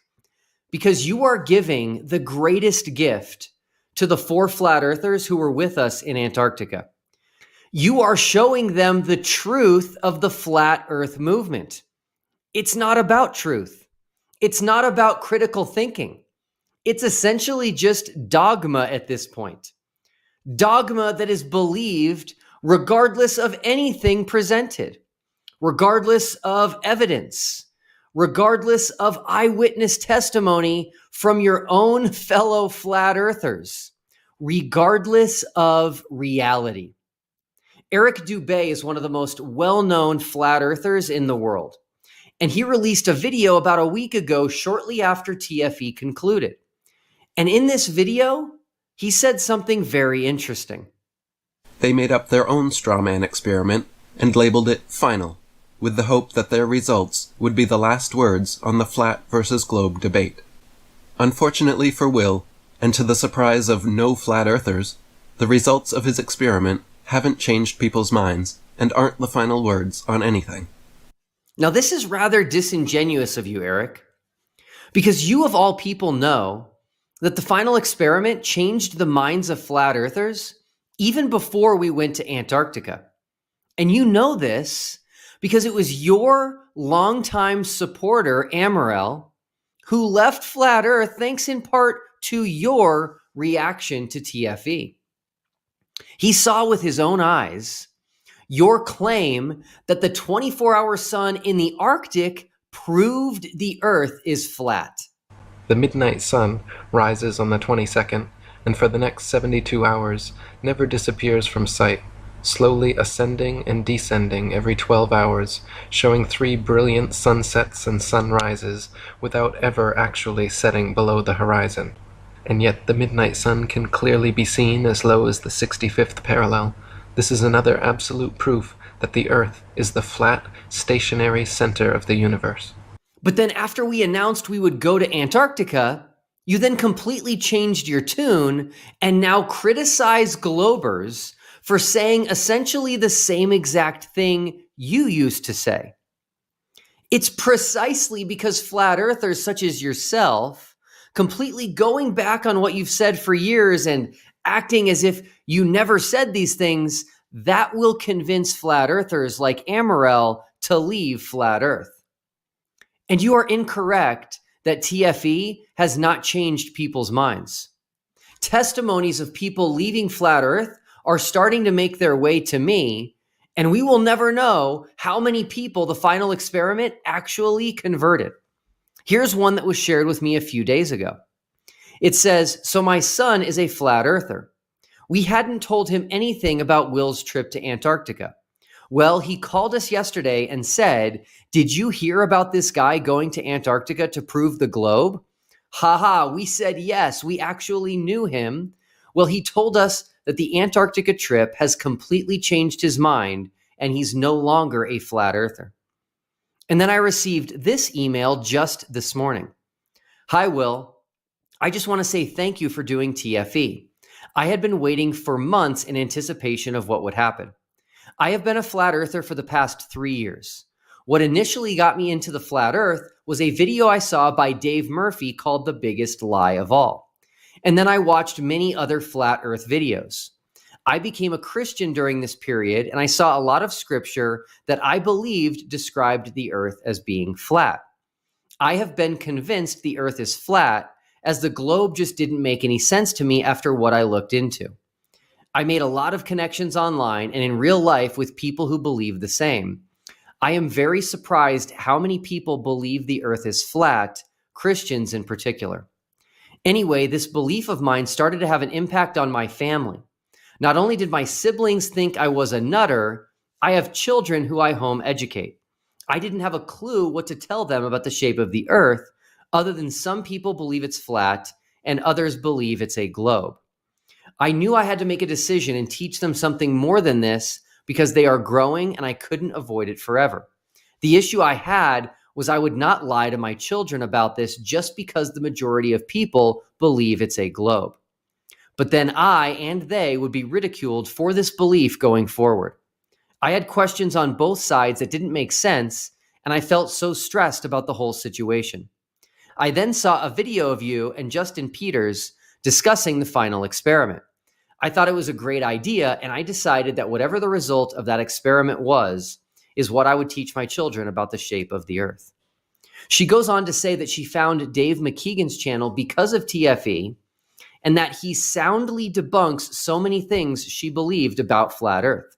She ends her email by saying, anyway, the point of my email is just to say thank you, because without TFE, I would still be worrying and unsure what to teach my children. It has completely changed my life, and I can't describe the weight lifted off my shoulders. All I've ever wanted is the truth, no matter what that may be. So I am happy to say I am no longer a flat earther, and I'm embracing the beauty of the true world we live in and the wonder of how God made it. Here's another email I received a week ago. The subject is, thank you. TFE set me back on a correct path. You can pause the video if you want to read the whole thing. And then you might remember Rob. I interviewed Rob on our channel over a month ago. He had his Gleason's map, and we had a good discussion about TFE and the 24-hour sun in Antarctica. Well, Rob called me and said he is no longer considering flat Earth as a possibility. People are leaving flat Earth thanks to TFE, and I have no doubt that this will continue as word travels about the results of our trip to Antarctica. If you have left flat Earth due to TFE, please send me an email. My email is in the description below. And if you know of someone who has left flat Earth due to TFE, let me know. I won't ever mention your name, but it's encouraging to see the good thing that is coming from what we did. As I've said before, the purpose of the final experiment was to help humanity as a whole. Too much time is wasted debating the shape of the Earth. And that time would be much better spent with our loved ones and making this world a better place. So is flat Earth even tenable after the final experiment? It is not. Flat Earth is finished. Don't believe me? Well, tune in tonight at 8 p.m. Eastern on the Modern Day Debate YouTube channel, where this very question will be debated. MCToon, who was with us in Antarctica and conducted over a dozen experiments of his own, will be arguing that flat Earth is simply not plausible anymore after TFE. Now, of course, he never thought flat Earth was plausible in the first place, but the evidence we brought back from our time in both Chile and Antarctica is simply irrefutable. It makes flat Earth impossible. And here's the cool thing about TFE. The final experiment changed this debate forever. The topic of flat Earth will always be remembered pre-TFE and post-TFE. You know how we use BC to refer to before Christ? Well, I think we should start talking about flat Earth as BTFE and ATFE, before the final experiment and after the final experiment. Now, I know everyone is dying for us to release our data and our findings and our experiments, and we will do this starting Monday. Our channel's new playlist, The Final Experiments, will be released on Monday with our first video in this playlist. And this playlist is going to be the most important contribution that TFE will give to the world. When all 15 videos are released, they will be a preponderance of evidence against flat Earth. And if someone cannot deal with this preponderance of evidence, they need to abandon flat Earth. Of course, willing ignorance and cognitive dissonance are always an option, but don't call yourself a truther if you are going to go down that path. If any flat earther going forward wants to debate flat Earth, everyone on the globe side needs to demand answers to our 15 experiments and their results. Those must be answered first, and if they can't, the debate is over. If a channel is not willing to respond to all 15 of our experiments, then unsubscribe from their channel and move on. There's no need to watch their content anymore, as they have proven to you they are not in pursuit of truth. You see, we did actual science. We have some of the most important data ever collected in the history of the debate over the shape of the Earth. Dave McKeegan and I were actually emailed by a university professor, And he's interested in some very specific data that we collected, which he says he doesn't think has ever been collected before in history. Now, if you are not interested in our data, you are not interested in truth. If you aren't just dying to know what happens in the Southern Hemisphere, which is the part of the world where the globe and the flat earth myth vary the most, you aren't interested in understanding the true nature of our world.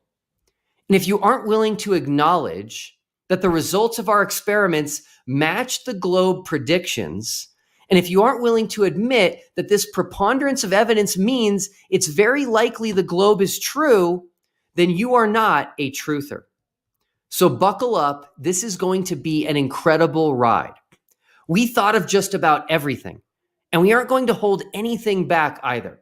All of our raw original footage will be released to the public. It just will take time, so please be patient. So make sure you tune in tonight at 8 p.m. Eastern on the Modern Day Debate YouTube channel to see if Flat Earther Brian is able to rescue Flat Earth from the devastation that is the final experiments we did on our trip. And starting Monday, right here on the TFE channel, I will begin releasing our 15 experiments. You do not want to miss this. And Flat Earthers, you should be the most excited for this. Because as Jesus said, you will know the truth, and the truth will set you free. Hello everybody, hope you're doing well and thanks for joining us for another video. Now today I'd like to highlight a problem that I am frequently seeing from people, especially since the final experiment, which is a combination of, let's give benefit of the doubt here and say, poor research plus desperation fueling poor research and desperation. By that I mean some people who are desperate to dismiss the 24-hour sun that we witnessed in Antarctica are doing poor research on a topic to try and explain away the trip, then publishing a video about it to try and get others to dismiss it as well. Somebody else who is also desperate to dismiss the same event, seeing that video and just parroting it off in a video of their own, whilst jumping to completely incorrect conclusions without doing any actual research or analysis on the original video themselves before they parrot it off. And the cycle repeats. And like I say, I'm seeing a lot of this since returning from Antarctica. I mean, I was seeing it before anyway with people trying to discredit the globe, but post-Antarctica, it's become even more prominent as the level of desperation from people seems to reach an all-time high. Allow me to give you some examples. Flatzoid and his group seem to be very desperate at the moment to find reasons to try and dismiss and discredit the final experiment. They'll hold a magnifying glass to every frame of footage that we publish, scrutinizing every single word out of our mouths, looking for any possible anomaly or anything to throw doubt on the trip, and yet they seem to put absolutely no such scrutiny to anything that they find that supports their desire to dismiss TFE. They recently brought up a video from a channel called YouThink, who was analysing our footage of the 24-hour sun and claiming that it's fake because apparently there's no parallax shift. So what I do is I put a table in front of the camera and I put an arrow on the table. So now all I need to do in my footage, in my NLE, is keep the sun still. And when I do that, what must happen to the table? If I keep in the sun in front of me, the table must rotate because the earth is rotating. Now if you look at their footage, you see the same side of the table, right? Means the earth's not rotating and they're bullshitting you because they're a bunch of clowns. YouThink has done several videos regarding TFE and they brought up this parallax shift idea on multiple occasions. But when I saw Flatzoid's review of YouThink's video, the animations of the cameras on the roundabout immediately sparked a red flag for me. Now, I said I'd give benefit of the doubt here regarding poor research. However, the benefit of the doubt is it poor research or is it intentional deception? Because YouThink's video strays very close to the line, in my opinion, because they've created the animations for this demonstration. They're not stock ones that they found as an example. This is specifically made for the purpose of this video, but the animations don't correlate with each other. One of them shows an overhead view of the cameras on a roundabout together as cameras rotating on an Earth would be. But then they switch to a first-person view from the camera and suggest that our footage of the sun should have extreme parallax, where the table that we had set up should always be in view. Except 5 seconds of critical analysis of this will tell you that's not the case. If you drive around a roundabout looking out of the car window at the sun, anything towards the center of the roundabout will only be in view when you are on the far side of the roundabout away from the sun. When you're on the near side to the sun, the center of the roundabout is in the opposite direction, which they show plain as day in the overhead view. The first-person view they present is not a first-person perspective of the previous overhead view. It's a completely different scenario in which the observer camera is physically moving around different places of the roundabout. You can tell it's not just them changing the camera perspective to a first-person view of the original render, because the bike's now missing. They've had to compile a completely new setup for that first-person render, but they've not compiled it as an accurate representation of the overhead view to test what we should see and what it should actually look like.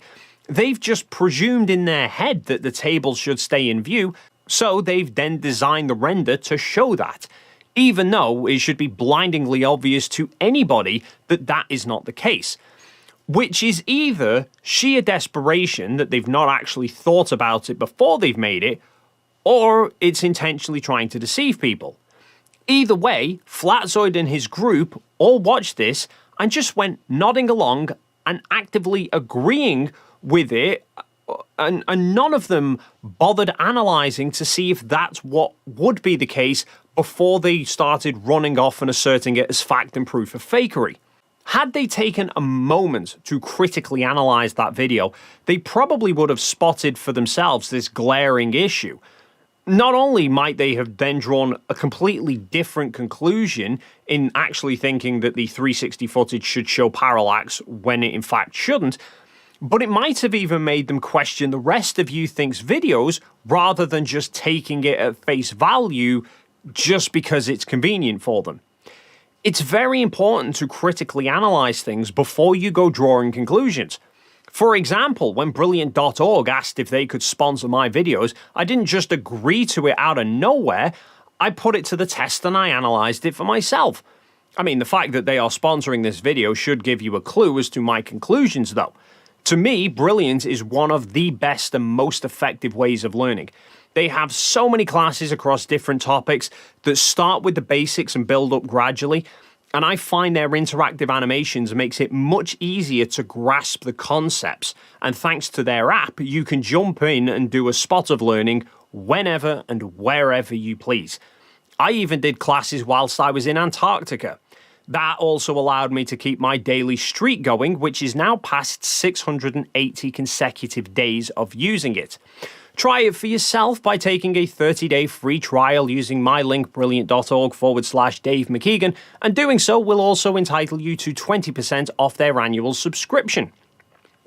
Now, another example where a lack of analysis has failed people is claims made by Steve, who has a channel called Hey Dude.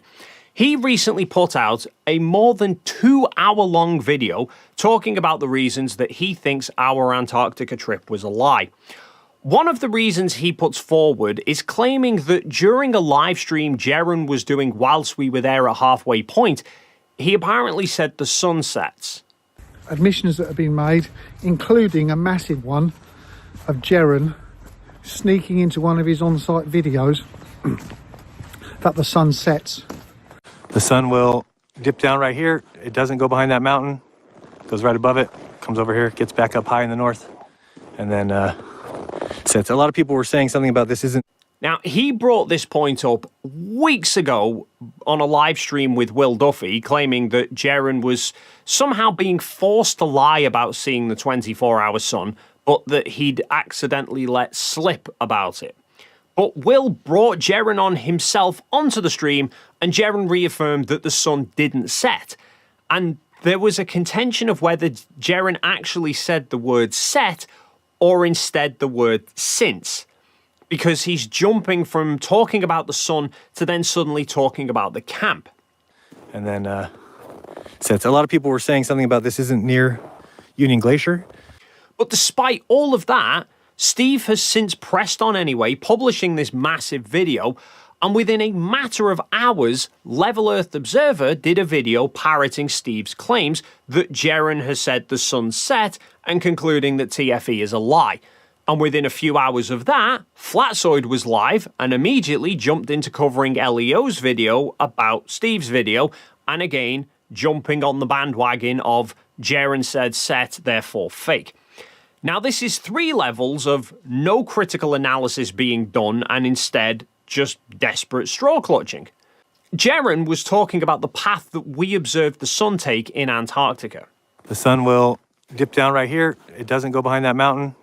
Goes right above it, comes over here, gets back up high in the north, and then sets. A lot of people were saying something about this isn't near Union Glacier. We arrived in Antarctica in the afternoon. About 3 p.m. local time, we got to the main camp. ALE took us up to halfway point about 5.5 hours later, so we were setting up approaching 9 p.m. We watched the sun elevation go lower for the first few hours as it moved south, but Jeran specifically highlights that the sun did not go behind Mount Rossman.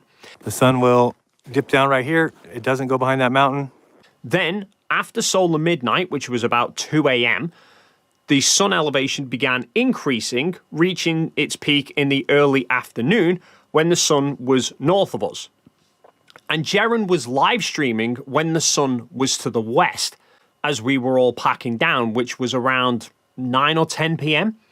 So if Jeran actually said the sun set, based on his description, he was talking about how the sun dropped down towards Mount Rossman in the south, but didn't actually go behind it, then climbed up as it got north, and then apparently sets. Yet he's streaming whilst the sun is clearly visible in the sky to our west, which would mean Jeran would be claiming that the sun set at around 5 in the afternoon, northwest of us, having just been at the highest point in the sky 3 hours earlier. Then after it's set, it's magically rose straight back up to be clearly visible 4 hours later in the west. That as a sun path is even harder to explain than trying to work out how a 24-hour sun works. But they've seemingly not considered that.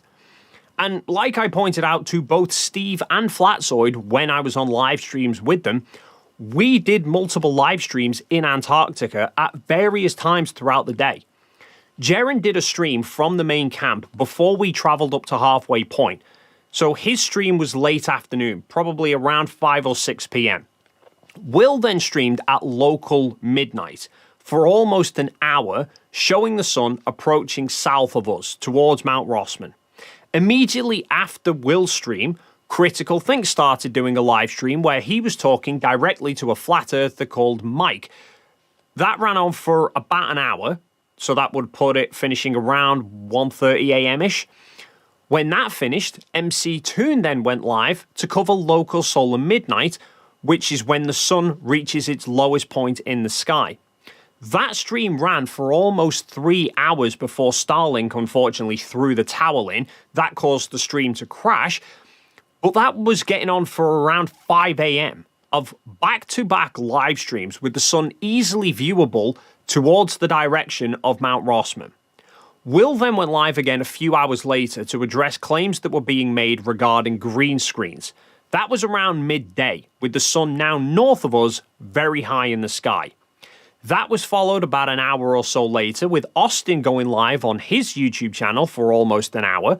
I went then live around 9 p.m, 24 hours after we'd arrived and set up at halfway point. My stream was getting on for close to 3 hours, with the sun clearly visible in a westerly direction. It was during this time that I was streaming that Jeran actually went out and did his live stream that Steve is referencing.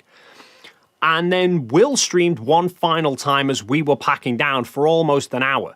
So by this point, it must have been around midnight again, with the sun once again approaching Mount Rossman. So that is a single 24-hour period where live streams totaling about 9 hours worth of time were done at 7 separate times with the sun clearly visible in all manner of directions. But they completely brush all that aside, and instead we're left with their desperation and poor analysis of focusing solely on their belief of a single word. First from Steve, leading him to make a video, then from Leo doing a video about that, followed by Flatzoid doing a live stream about both of them. All of that focus on their belief that Jeran said the sun set, even though Jeran has also repeatedly stated that it didn't set. Now that is cherry picking at its finest. And even if he did misspeak and say that it set, he was talking about the sun at that point when it was in a northwest direction, which would put it during Austin's live stream, and after we'd already been in Antarctica for more than 24 hours without the sun setting. And the last example that I wanted to share, again, comes from Flatzoid, where he was streaming a reaction to another video that was done about me by a channel called Flatiron Fred. The video that he was covering was trying to pick holes in the solar photography that I'd done in Antarctica. For anyone unaware, whilst I was in Antarctica, I had an equatorial mount set up with a camera and a solar filter, which spent a full 24 hours getting photographs every minute of the sun and its sunspots. Not only did I show a time-lapse of the more than 1,400 photos that it took during that time, but I also uploaded all of the original RAW files straight off the memory card onto Google Drive, along with JPEG versions of each file as well, and made them all publicly available so that everybody could go and verify the photos for themselves. Now, in the video that Flatzoid is covering, they claim to have spotted anomalies with the files. One being the number sequence going from 0192 jumping to 8780, arguing that there are some 8,500 images that aren't there that they're saying that I'm hiding from people. Everything in between is missing. It's inconsistent. Sure. Big gap there, dude. So there seems to be 8,587 photos missing from the raw image folder. If this is true, then that adds up to 140 hours of photos missing. Man. 140 hours. Wow. How long were they in Antarctica again? It's not that long. Wow. Where are they? Flats, where are they? That's what I want to know. And also highlighting that the images are dated across the 14th, 15th, and 16th of December. Now, upon hearing that argument, Flatzoid and his group immediately springboard at the idea that we've shot the sun across 3 separate days in between periods of the sun setting. Because after this, I got actually a video I want to go through from a small channel. He sent me a link, which he released today, where he went through all the photos of Dave McKeegan's sunspots, and it shows that they're taken different days, not the same day. Ooh. And there's a whole bunch missing that can account for it went below the horizon. On the folders, it shows the dates for those photos. So it's all done on different days, 3 different days. Yeah, all the photos. An idea, Flats. The period of the 3 days and put them together and made it 1 day. Exactly. And that's why it shows the sun did indeed go behind the horizon, and they fabricated it to make it look like there's a full 24 hours. Yeah. Martin Hill is just... Hence why they never did an actual 24-hour live stream. I.e., they think that I shot the sun for several hours on the 14th, then it set, then after it rose on the 15th, I'd have shot a few more hours of photos, and then repeat again on the 16th, and then put them all together. Now, This is exactly why I made all of the original RAW files publicly available for everybody online, so that they can go and look for themselves exactly when the photos were taken to verify these claims before they go bombarding off with them. But Flatsoid didn't do that. He jumped straight into making half-baked claims with no real specifics about any of it. I mean, first of all, let's appreciate the insane sway of how much they must rate our intelligence here, that apparently we're collectively smart enough to plan this entire trip with flat earthers to go to Antarctica, not only pull off recording the full 24-hour sun from multiple cameras, but also do it in real time across numerous live streams. Himself set up, and he's had these recording non-stop video footage. And apparently have the brains to think up doing these solar photos of the sun across 3 separate days, somehow manipulating things so that the raw files show sunspots in a different orientation to how everyone else in the world is seeing them at that same point. Yet apparently none of us thought of the implications of then making those raw files publicly available if they had timestamps in 3 distinct large groups with several hours missing between them. Of course, reality is rather different than what they're envisaging. Fortunately, I happened to catch this part of the live stream as it was happening, so I popped a gentle hint to Flatsoid in his chat, suggesting that he should go and check the times and dates for himself, rather than taking Flatiron Fred's words for things. Dave McKeegan's in chat. Is he? Yeah. Really? Oh, nice. Dave, yeah, we're just showing this is what the guy's showing. So, yeah, we'd have to go through it, obviously, but this is what this guy's showing, Dave. Now, personally, I don't buy his statement of, oh, of course we were going to check them, because logic would say that you do the due diligence of checking them before you start jumping to conclusions. Yet by that point, he'd already claimed that we'd shot them over 3 separate days in between sunsets. The period of the 3 days and put them together and made it 1 day. Exactly. And that's why it shows the sun did indeed go behind the horizon. I mean, he did at least follow through with it afterwards and pull up the Google Drive folder to look through them, although he seemed to be really struggling to work out sorting the files by date and then seeing when they were actually taken. So in the end, I wound up just joining his stream myself so that I could screen share the memory card of the photo RAW files for everyone to see exactly when they were shot. But had they managed to pull up the Google Drive folder and put them in list format and order by date, they would have seen more than 1,400 RAW files, 5 of which were dated on the 14th, 29 of them were dated on the 16th, and the remaining almost 1,400 photos were dated on the 15th. So straight away with that information, their idea of faking it by shooting over 3 separate days dies on its arse. That claim would have never have existed had they checked the photo details properly before they started jumping to conclusions. And what they also might have noticed was the flaw in Flatiron's other claim, the one regarding the supposed 8,000 missing photos. The photo 0001 is dated on the 15th. They stay dated the 15th until photo 0165, which then moves to the 16th. The 16th then runs through to photo 0193. Then we have the apparent 8,000 missing photos that jump us up to photo 8780, but that one's dated the 14th, 2 days prior. You see, what actually happened with the photos that I even explained in the very video that Flatiron is referencing, and on Sony cameras that I use, once you reach the file number 9999, it reverts back to 0001, but it starts it in a new folder on the memory card as a protection, because if the first folder already has a photo 0001, then the camera would overwrite it.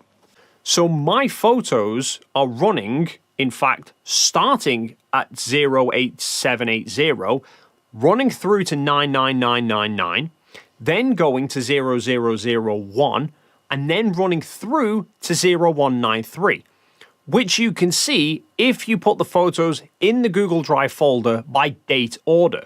Instead, Flatiron ordered the photos by file name and spotted this apparent 8,500 missing photos.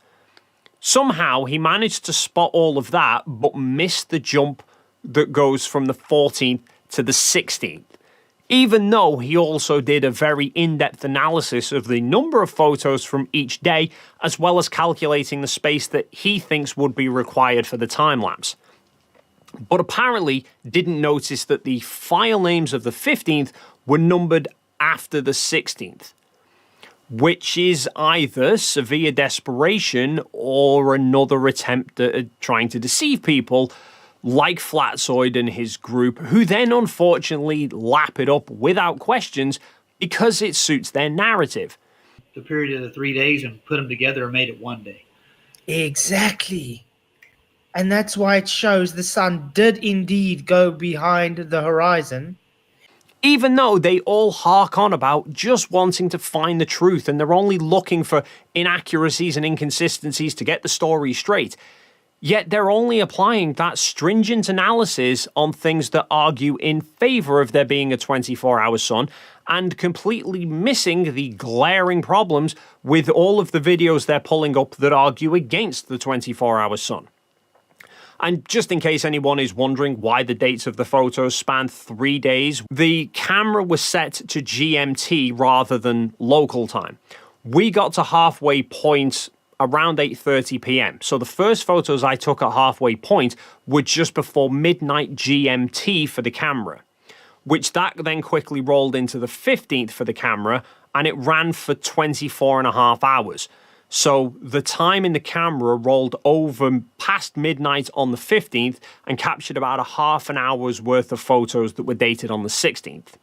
Well, anyway, hopefully this video highlights to everyone the importance of actually analysing the validity of people's claims before you go parroting them off as proof for fakery. I mean, it seems only fair, if they're going to throw our evidence under a microscope, that they analyse their own evidence with the same rigour. I guess time will tell as to whether that happens or not.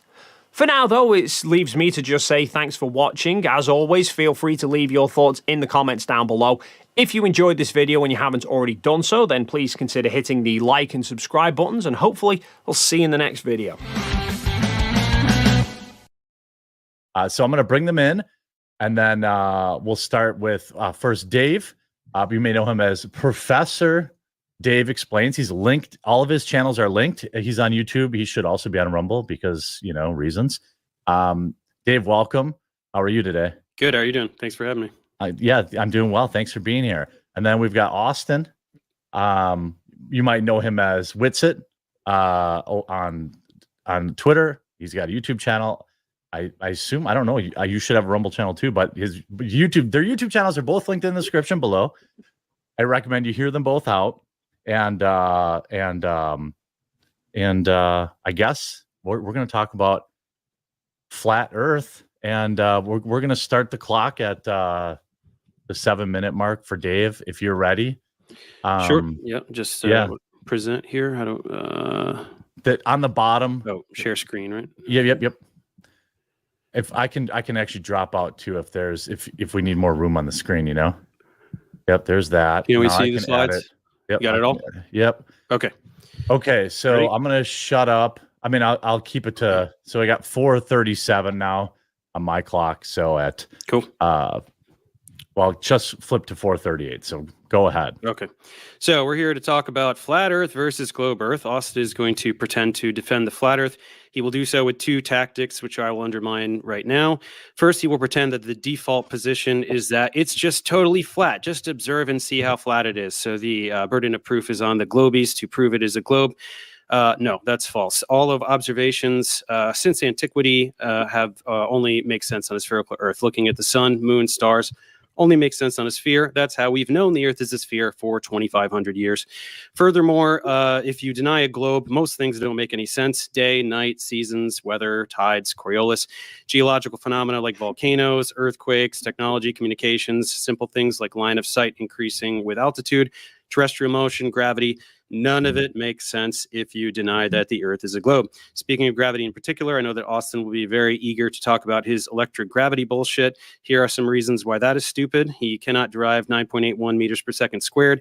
He cannot explain why this value is based on Earth's mass. He cannot explain why G varies precisely with Earth's radius and your altitude. Despite electromagnetism being both attractive and repulsive, he cannot make anything significantly massive fall up. And no, his little middle school science project with a piece of styrofoam doesn't count. He cannot explain why there's no discrepancy in the motion of objects with differing properties, paramagnetic, diamagnetic, ferromagnetic. Cannot explain why there's no difference in activity over differing substances of different conductivities, grass, sand, water, concrete. He cannot explain why things fall at the same rate regardless of elevation. His electrostatic field dissipates with elevation until it disappears, yet things still fall. So, Austin, this is the default position. This is the position that correlates with all observations and every nook and cranny of our knowledge about the physical world. If you would like to make a case for the contrary, feel free to do so, and make sure to bring quantitative predictions. The second tactic he will use is because he knows the flat Earth is so unbelievably indefensible, he will try to obfuscate by turning it into a discussion of geocentrism versus heliocentrism. He does this because he relies on using word salad about esoteric topics in modern physics, like relativity and certain experiments from the 19th and 20th centuries. Unfortunately, though, for him, geocentrism utilizes a spherical Earth. That's right, the Ptolemaic geocentric model that was used from antiquity until Copernicus uses a spherical Earth.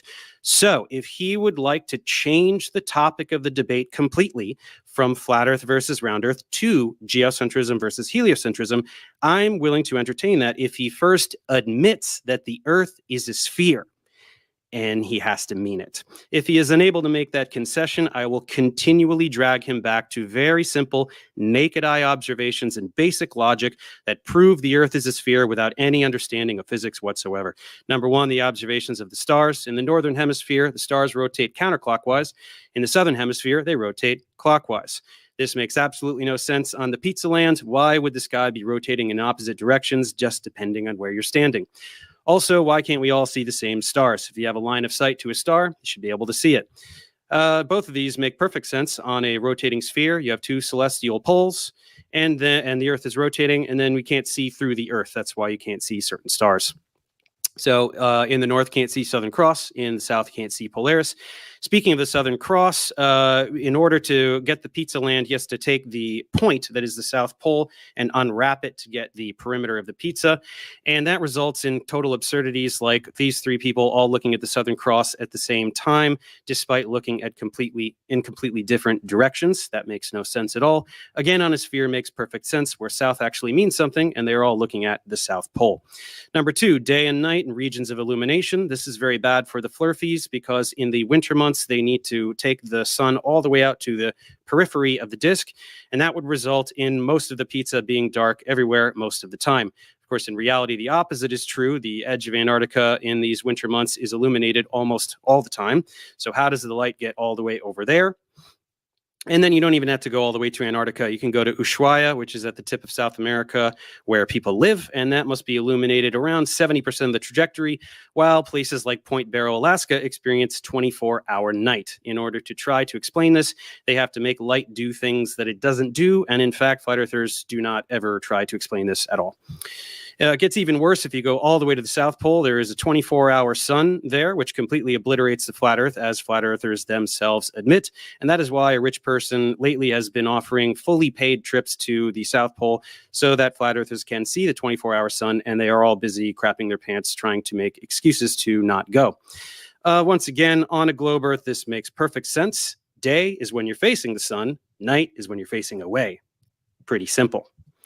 Number 3, Southern Hemisphere causes trouble. For years, flat earthers have been pretending that there are no direct flights in the Southern Hemisphere. This is wrong. There are many. Sydney to Santiago is one of them. And this goes both ways, nonstop, in both directions over the Pacific Ocean. And then we have the Antarctica Cup Ocean Race, which is a boat race that circumnavigates Antarctica. They go all the way around every year, and neither of these things make an ounce of sense on a flat Earth. You would have to have, for the flight, the Sydney to Santiago takes this incredibly enormous arced path instead of going the straight line path, and neither of which could be done in 12 hours anyway. And then the boat race would have to go around the entire world, always steering away from Antarctica instead of towards it, which it doesn't do. So all of these observations are very extremely basic, intuitive ways to prove that the Earth isn't flat. Okay, these all obliterate the flat Earth. They prove without a doubt that the Earth is a sphere. Every single one of them does this. Austin is unable to discuss any of these topics. He has no ability to explain any of these observations on a flat Earth, and so he will desperately try to pivot and turn this into a debate about geocentrism versus heliocentrism. Unfortunately, that's not the topic of the debate. If he wants to have that debate, that's totally fine. He must simply concede this debate that we're having now, admit that the Earth is a sphere, and then we can talk about that completely separate other topic about whether the spherical Earth moves or not. All yours, Austin. Perfect. Hey, let me, perhaps I should have defined, Austin, I'll give you an extra 60 seconds, if that's okay with you, Dave, to define what flat Earth even is, or just because not everybody in my audience knows. Okay. I mean, I feel like it's pretty self-explanatory. But, you think so? Should we just go right to the 7? That the Earth is flat. That's okay. Just so everyone knows, but also that the Earth is at the center of the universe too, right? Is that one? Are those two things combined? I mean, yeah, there is no universe if there's right. Okay, it doesn't matter. Go ahead. Whatever. Okay. Well, no, that's fine. We'll just go right to the Dave's. Or I'm sorry.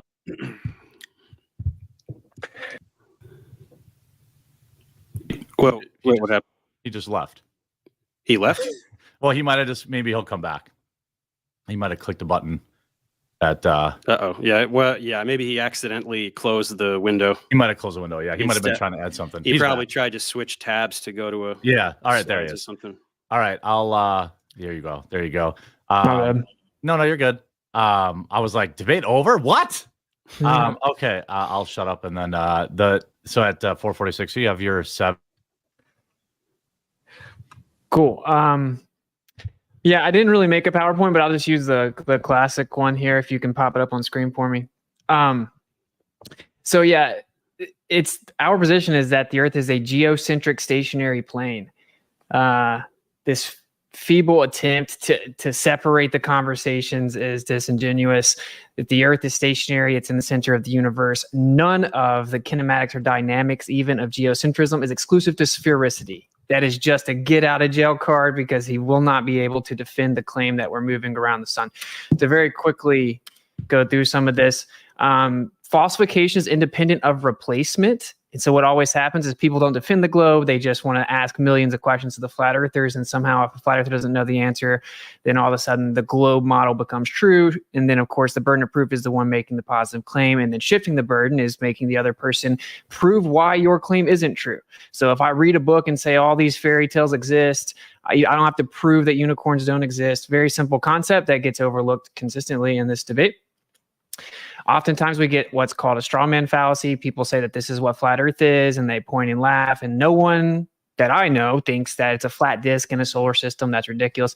Hopefully we can prevent these, but these are the typical fallacies used. Of course, a straw man fallacy, which we just discussed, ad hom, attacking the person instead of the argument, credentials. Oh, you're not qualified to talk about this. Appeal to what everyone else thinks, appeal to authority, poisoning the well, begging the question, shifting the burden of proof. These are always used. Everyone was taught the Earth's a globe when they were young. That doesn't mean it's true. So let's just quickly go through the basic claims here.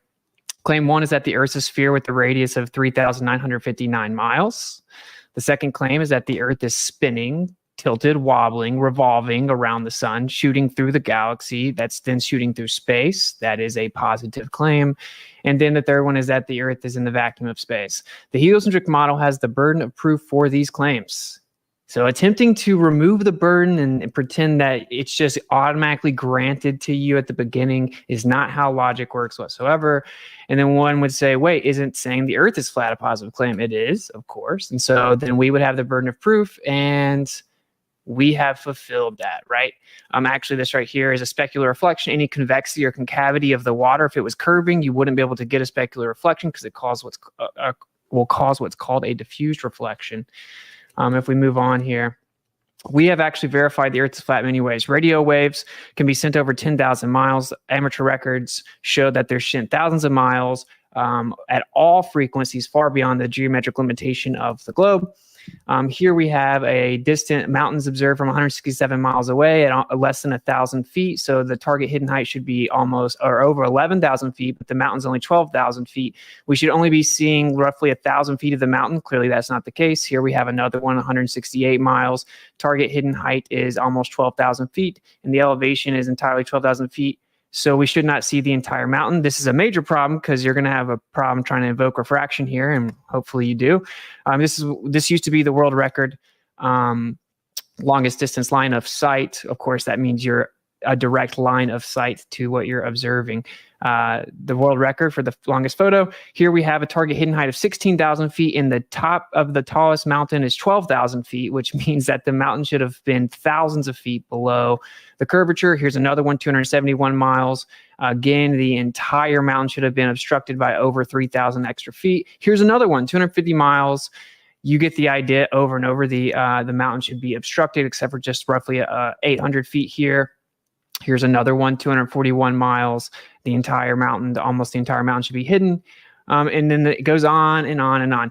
Here is a very important observation that everyone ducks away from. If you look in the top left here, you see you can't see the mountains. These are called Canigou Mountains. You cannot see the mountains. So when people say, can you see what you'd be able to see forever if the earth was flat? That's a ridiculous straw man. Even within a globe paradigm, you'd have to admit you can't see forever because of something called attenuation. The light gets absorbed into the medium. We cannot see the mountains until the sun gets behind it due to the intensity of the light from the sun. You now get a silhouette, and we can see the Canigou Mountains. These should have been completely obstructed. You can buy a plane ticket right now for 2 specific days of the year, and you'll know that you'll see the mountains because of a silhouette based on where the sun sets. So I guess refraction is just colluding with the calendar and with the atmosphere to make the earth look flat over and over. Of course, as a silhouette, refraction affects light, not the absence of light. Here to address his straw man about the geocentrism thing, these are projected onto a plane. These are literally azimuthal projections. So to say that it requires sphericity is ridiculous. Here we see that all the paths of the planets fit right within a ferrocell magnet torus field. Okay, what a coincidence.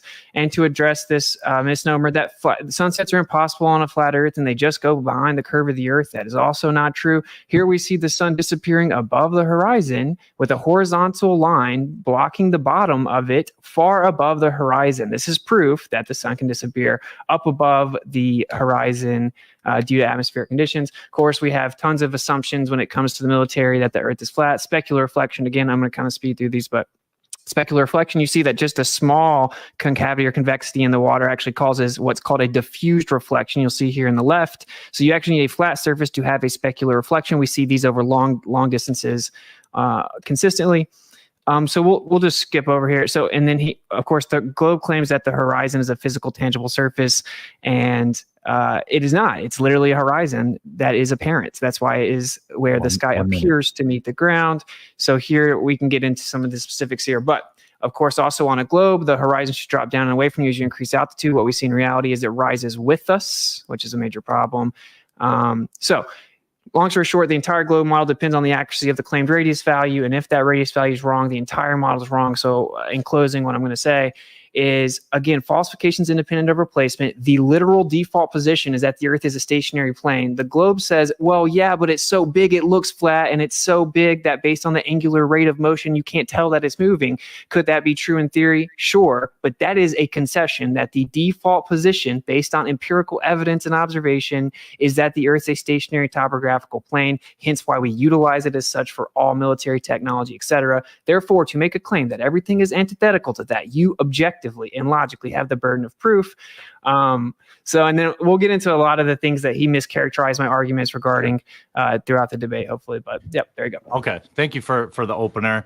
I want to give you both. What do you think? Like, I assume there's one or two things that both of you have said or that strongly disagree with. Other. Do you want me to open it up to just give you both a 5-minute period for rebuttal? No, or do you just want to leave it open? We can dig into it. Okay. Why don't what was the first particular topic maybe that Dave you want to poke around? Well, Austin is denying this idea. He's insisting that the default position is the flat plane, empirically, observably, everything observable. Okay, so explain the observations from antiquity that I told you. How are you getting the sky to rotate in opposite directions depending on where you're standing? Let's start with there. How observable is that? How does that fit with your default? This is what always happens. Instead of providing evidence that the surface is curving, you're saying, well, but if it's not, then how does this happen? No curved surface. You said the default position, flat plane. I'm asking you on your flat plane, explain the observations of the celestial sphere. In the north, you get counterclockwise rotation. In the south, you get clockwise rotation. Explain that to me on your default flat plane. Explain it. Yeah, so the counterclockwise and clockwise direction is super simple. It's based on looking different directions. Your better question is, why does it go around a singular point, is what you're trying to say. No. I'm asking about the direction. I'm asking about the direction. Just looking opposite directions would make them go the opposite directions. They all go east to west. If you put a clock on your ceiling, which way can you face to make the hands go counterclockwise? Tell me which way you can face. Not analogous. The stars drop. It is though, because the hands on a clock, you don't get it, right? You don't get it. The stars drop due to perspective, so we're actually looking out towards them, not directly up. Did you know that? Depends on your latitude, right? Depends on your latitude. If you're at the equator, they're going from horizon to horizon. Wait, do you agree that if I was looking out and something was spinning one way and then I looked at it from the other direction, it'd look like it was spinning the opposite way? No, it wouldn't. It wouldn't. Okay, that's why I said, you just said, if I put a clock on the ceiling, right, which way, I'm asking you, which way you just said, if something is spinning one way and you look a different way, it'll spin another way. So I'm asking you, put a clock on the ceiling. Which way can you face that'll make the hands appear to go counterclockwise? You obviously don't comprehend what I'm saying, Dave. I think you don't understand what I'm saying. Do you agree that things will appear to drop due to perspective? Why are you talking about perspective? I'm talking because you don't understand it. So you're trying to obfuscate. No, I'm not. If the stars are above me on a plane and I look out, they're going to look like they're dropping down, which means I'm looking out at. You don't even understand basic stuff, dude. Look at this. Hang on. Where's the camera? Which way is this turning? Which way is this going, buddy? Which way is this going? I don't know. Which way is it going? Yeah. Which way is it turning? Who cares? Why are you obfuscating away from what I'm saying? No, I'm talking about exactly what I'm talking about. Is this going clockwise or counterclockwise? Come on, just give me the answer, buddy. You can see it. To be fair, the webcam is mirrored, so it might be. It is. I think so. So I don't know, and I don't see what's the relevance. I see it going counterclockwise. Yeah, that's how That's going counterclockwise, right? Just say it, Austin. Just say it. It looks like that. Yes. Yeah. Okay. So we keep it turning. Do you think I don't understand the concept? No, I'm showing you, and I'm showing all the viewers. Look, which way is this going now? We all get the concept. Going clockwise. So if you're standing up here and you look at the sky, you see it rotating counterclockwise. If you're down here, you see it rotating clockwise. So admit that this phenomenon makes perfect sense on a globe, and on a flat Earth it doesn't, which is why you're rambling about perspective and all these other things. No, there was no rambling. You incessantly interrupted me explaining it because you know you can't actually allow me to say. Change the subject. Okay, let me ask. I'm not. Let me try this. If this is okay. Can we start with because you guys are both super familiar with this. Let me toss out so people can dip a toe. One of the biggest conversations that goes back and forth, both of you talked about this in your videos, is in a flat Earth. Dave's video points out that there are some issues where, for example, the sun is coming around, right? And we know because we live here that one area of the world is in perpetual light, the other is in perpetual dark. This would be non-congruent with a flat Earth. So what is the flat Earth position? Am I describing that fairly, Dave? I'm oversimplifying. Sure. The flat Earth cannot explain the region. That was my second point, that it cannot explain the regions. That's what I was trying to remember. Yeah. Okay. So what is regions of what? The regions of illumination, the parts of the Earth that are day or night at any given time. But I know you know the answer. So I've heard the answer given to you. The viewers No, don't but Dave know. knows the answer. But So, there's so 10,000 people something The called answer is that if you're facing the sun, it's day, and if you're not, it's night. That's the answer. Dude, I'm gonna enlighten you, bro. If you don't allow the other person's point to be made, you didn't win anything. No matter how much coping's going on in the chat. for you to make a point. Go ahead. Okay, it's called a coffee cup caustic. It's a literal physical effect that can be replicated. The light will actually bend around the rim of any type of containment. It can literally be demonstrated and shown to perfectly replicate the seasons, the perfect light distribution on a plain Earth. You're objectively wrong. You've had this presented to you, and now you're back here in front of people pretending you don't know what it is. Who has presented this to me? Dave If you Weiss guys did. I could- watched it. No, Weiss floundered like a buffoon. That's why you guys all call him controlled opposition now. If you could demonstrate this, you'd all have videos demonstrating Coffee. this. There are showing you the literally model. hundreds of them. No. Coffee cup I'm not caustic. talking about, oh, shine it and, ooh, it kind of does a thing, sort of. I'm talking about show the precise regions of day and night over several month period, right? Have it exactly precisely align with where It's literally been done multiple times, Okay. Dave. So sounds like an empty claim to me because I've never seen it. Yeah. Okay. Yeah, you have. So okay, hold on. So Austin, give him a second to explain his side. So you're saying the what most people see is that the daylight is predictable. Daylight, nightlight is predictable based on what is believed that the orbit, the current belief about the Earth's orbit in a flat Earth. Yeah, the rotation. Yeah, in the flat Earth. Just let him finish. Dave, you get 2 minutes. Can you describe? Oh, me? What? No, sorry. I'm going to shoot it back to you for 2 minutes, but give Austin 2 minutes to describe what he's talking. Because I just want you guys to remember, like, the audience doesn't know what coffee cup, whatever it is, right? So remember. Okay, but remember, you're talking to like normies. Sure. Okay, so that's what I'm asking. So Austin, you have 2 minutes. Describe. We talked about how the sunlight stuff goes on. So 2 minutes, and then Dave, you get 2 minutes. Okay. So if you type in coffee cup caustic, which I will literally I'll share the screen. And Dave has been shown this in his debate. Stay on point, though. Stay on point. Oh, okay. I am. Answer my question. Yeah. Oh, okay.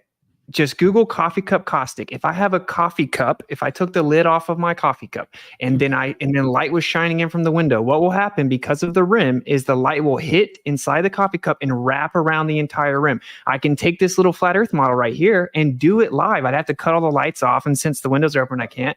So it's very simple to explain it. There you go. It wraps around. Now, if you apply this to a flat earth, you will be able to perfectly replicate the distribution of light that gives us day and night, depending on the proximity of the source of light. It's easily done. Everyone knows that, and you can look it up. If you're new to that, that's fine, but just look it up, right? And the way that we determine sunset time is with the equation of time, which uses the apparent sun. It uses the mean of the apparent sun. So we don't even use the globe model and a physical location of the sun to determine sunset time or day and night distribution. In the real world, we use the equation of time. So you can replicate this on a flat Earth. It goes in the globe Earth and flat Earth basket. It isn't exclusive to either one. Now, how does this, and I'm going to kick it over to Dave after this question, but I watched his debunk video, which is a little bit older, but it has a zillion views. So congrats on that. But there's like, let's say you have this coffee cup caustic, right? And his claim is that there's like perpetual night, daylight in this spot and perpetual night in this spot, right? Am I representing that accurately? Yes, near the solstices, there are places with 24-hour night and 24-hour day. So how does that figure into this? Yeah. Look, okay, I'll share the screen so everyone can see it. Okay. Does that work? We'll just do that. So I gotta find which one it is. Here we go. Okay. I got you. Okay. If you see here, this is a demonstration of the coffee cup caustic. Okay. That's what this is. So if you look, you put a dome over at the top of the flat Earth, you're going to take a light source. It's going to give you see the distribution of the equinoxes and the solstice right there below it. Now watch what the light does. Now look at it wrap all the way around the outside. Okay, this is called coffee cup caustic, meaning if there was a container on the Earth, it would literally have to do this. It would have to do this. And yes, all the mathematics has been shown, and I could pull that up if I need to. Well, so the math has been shown.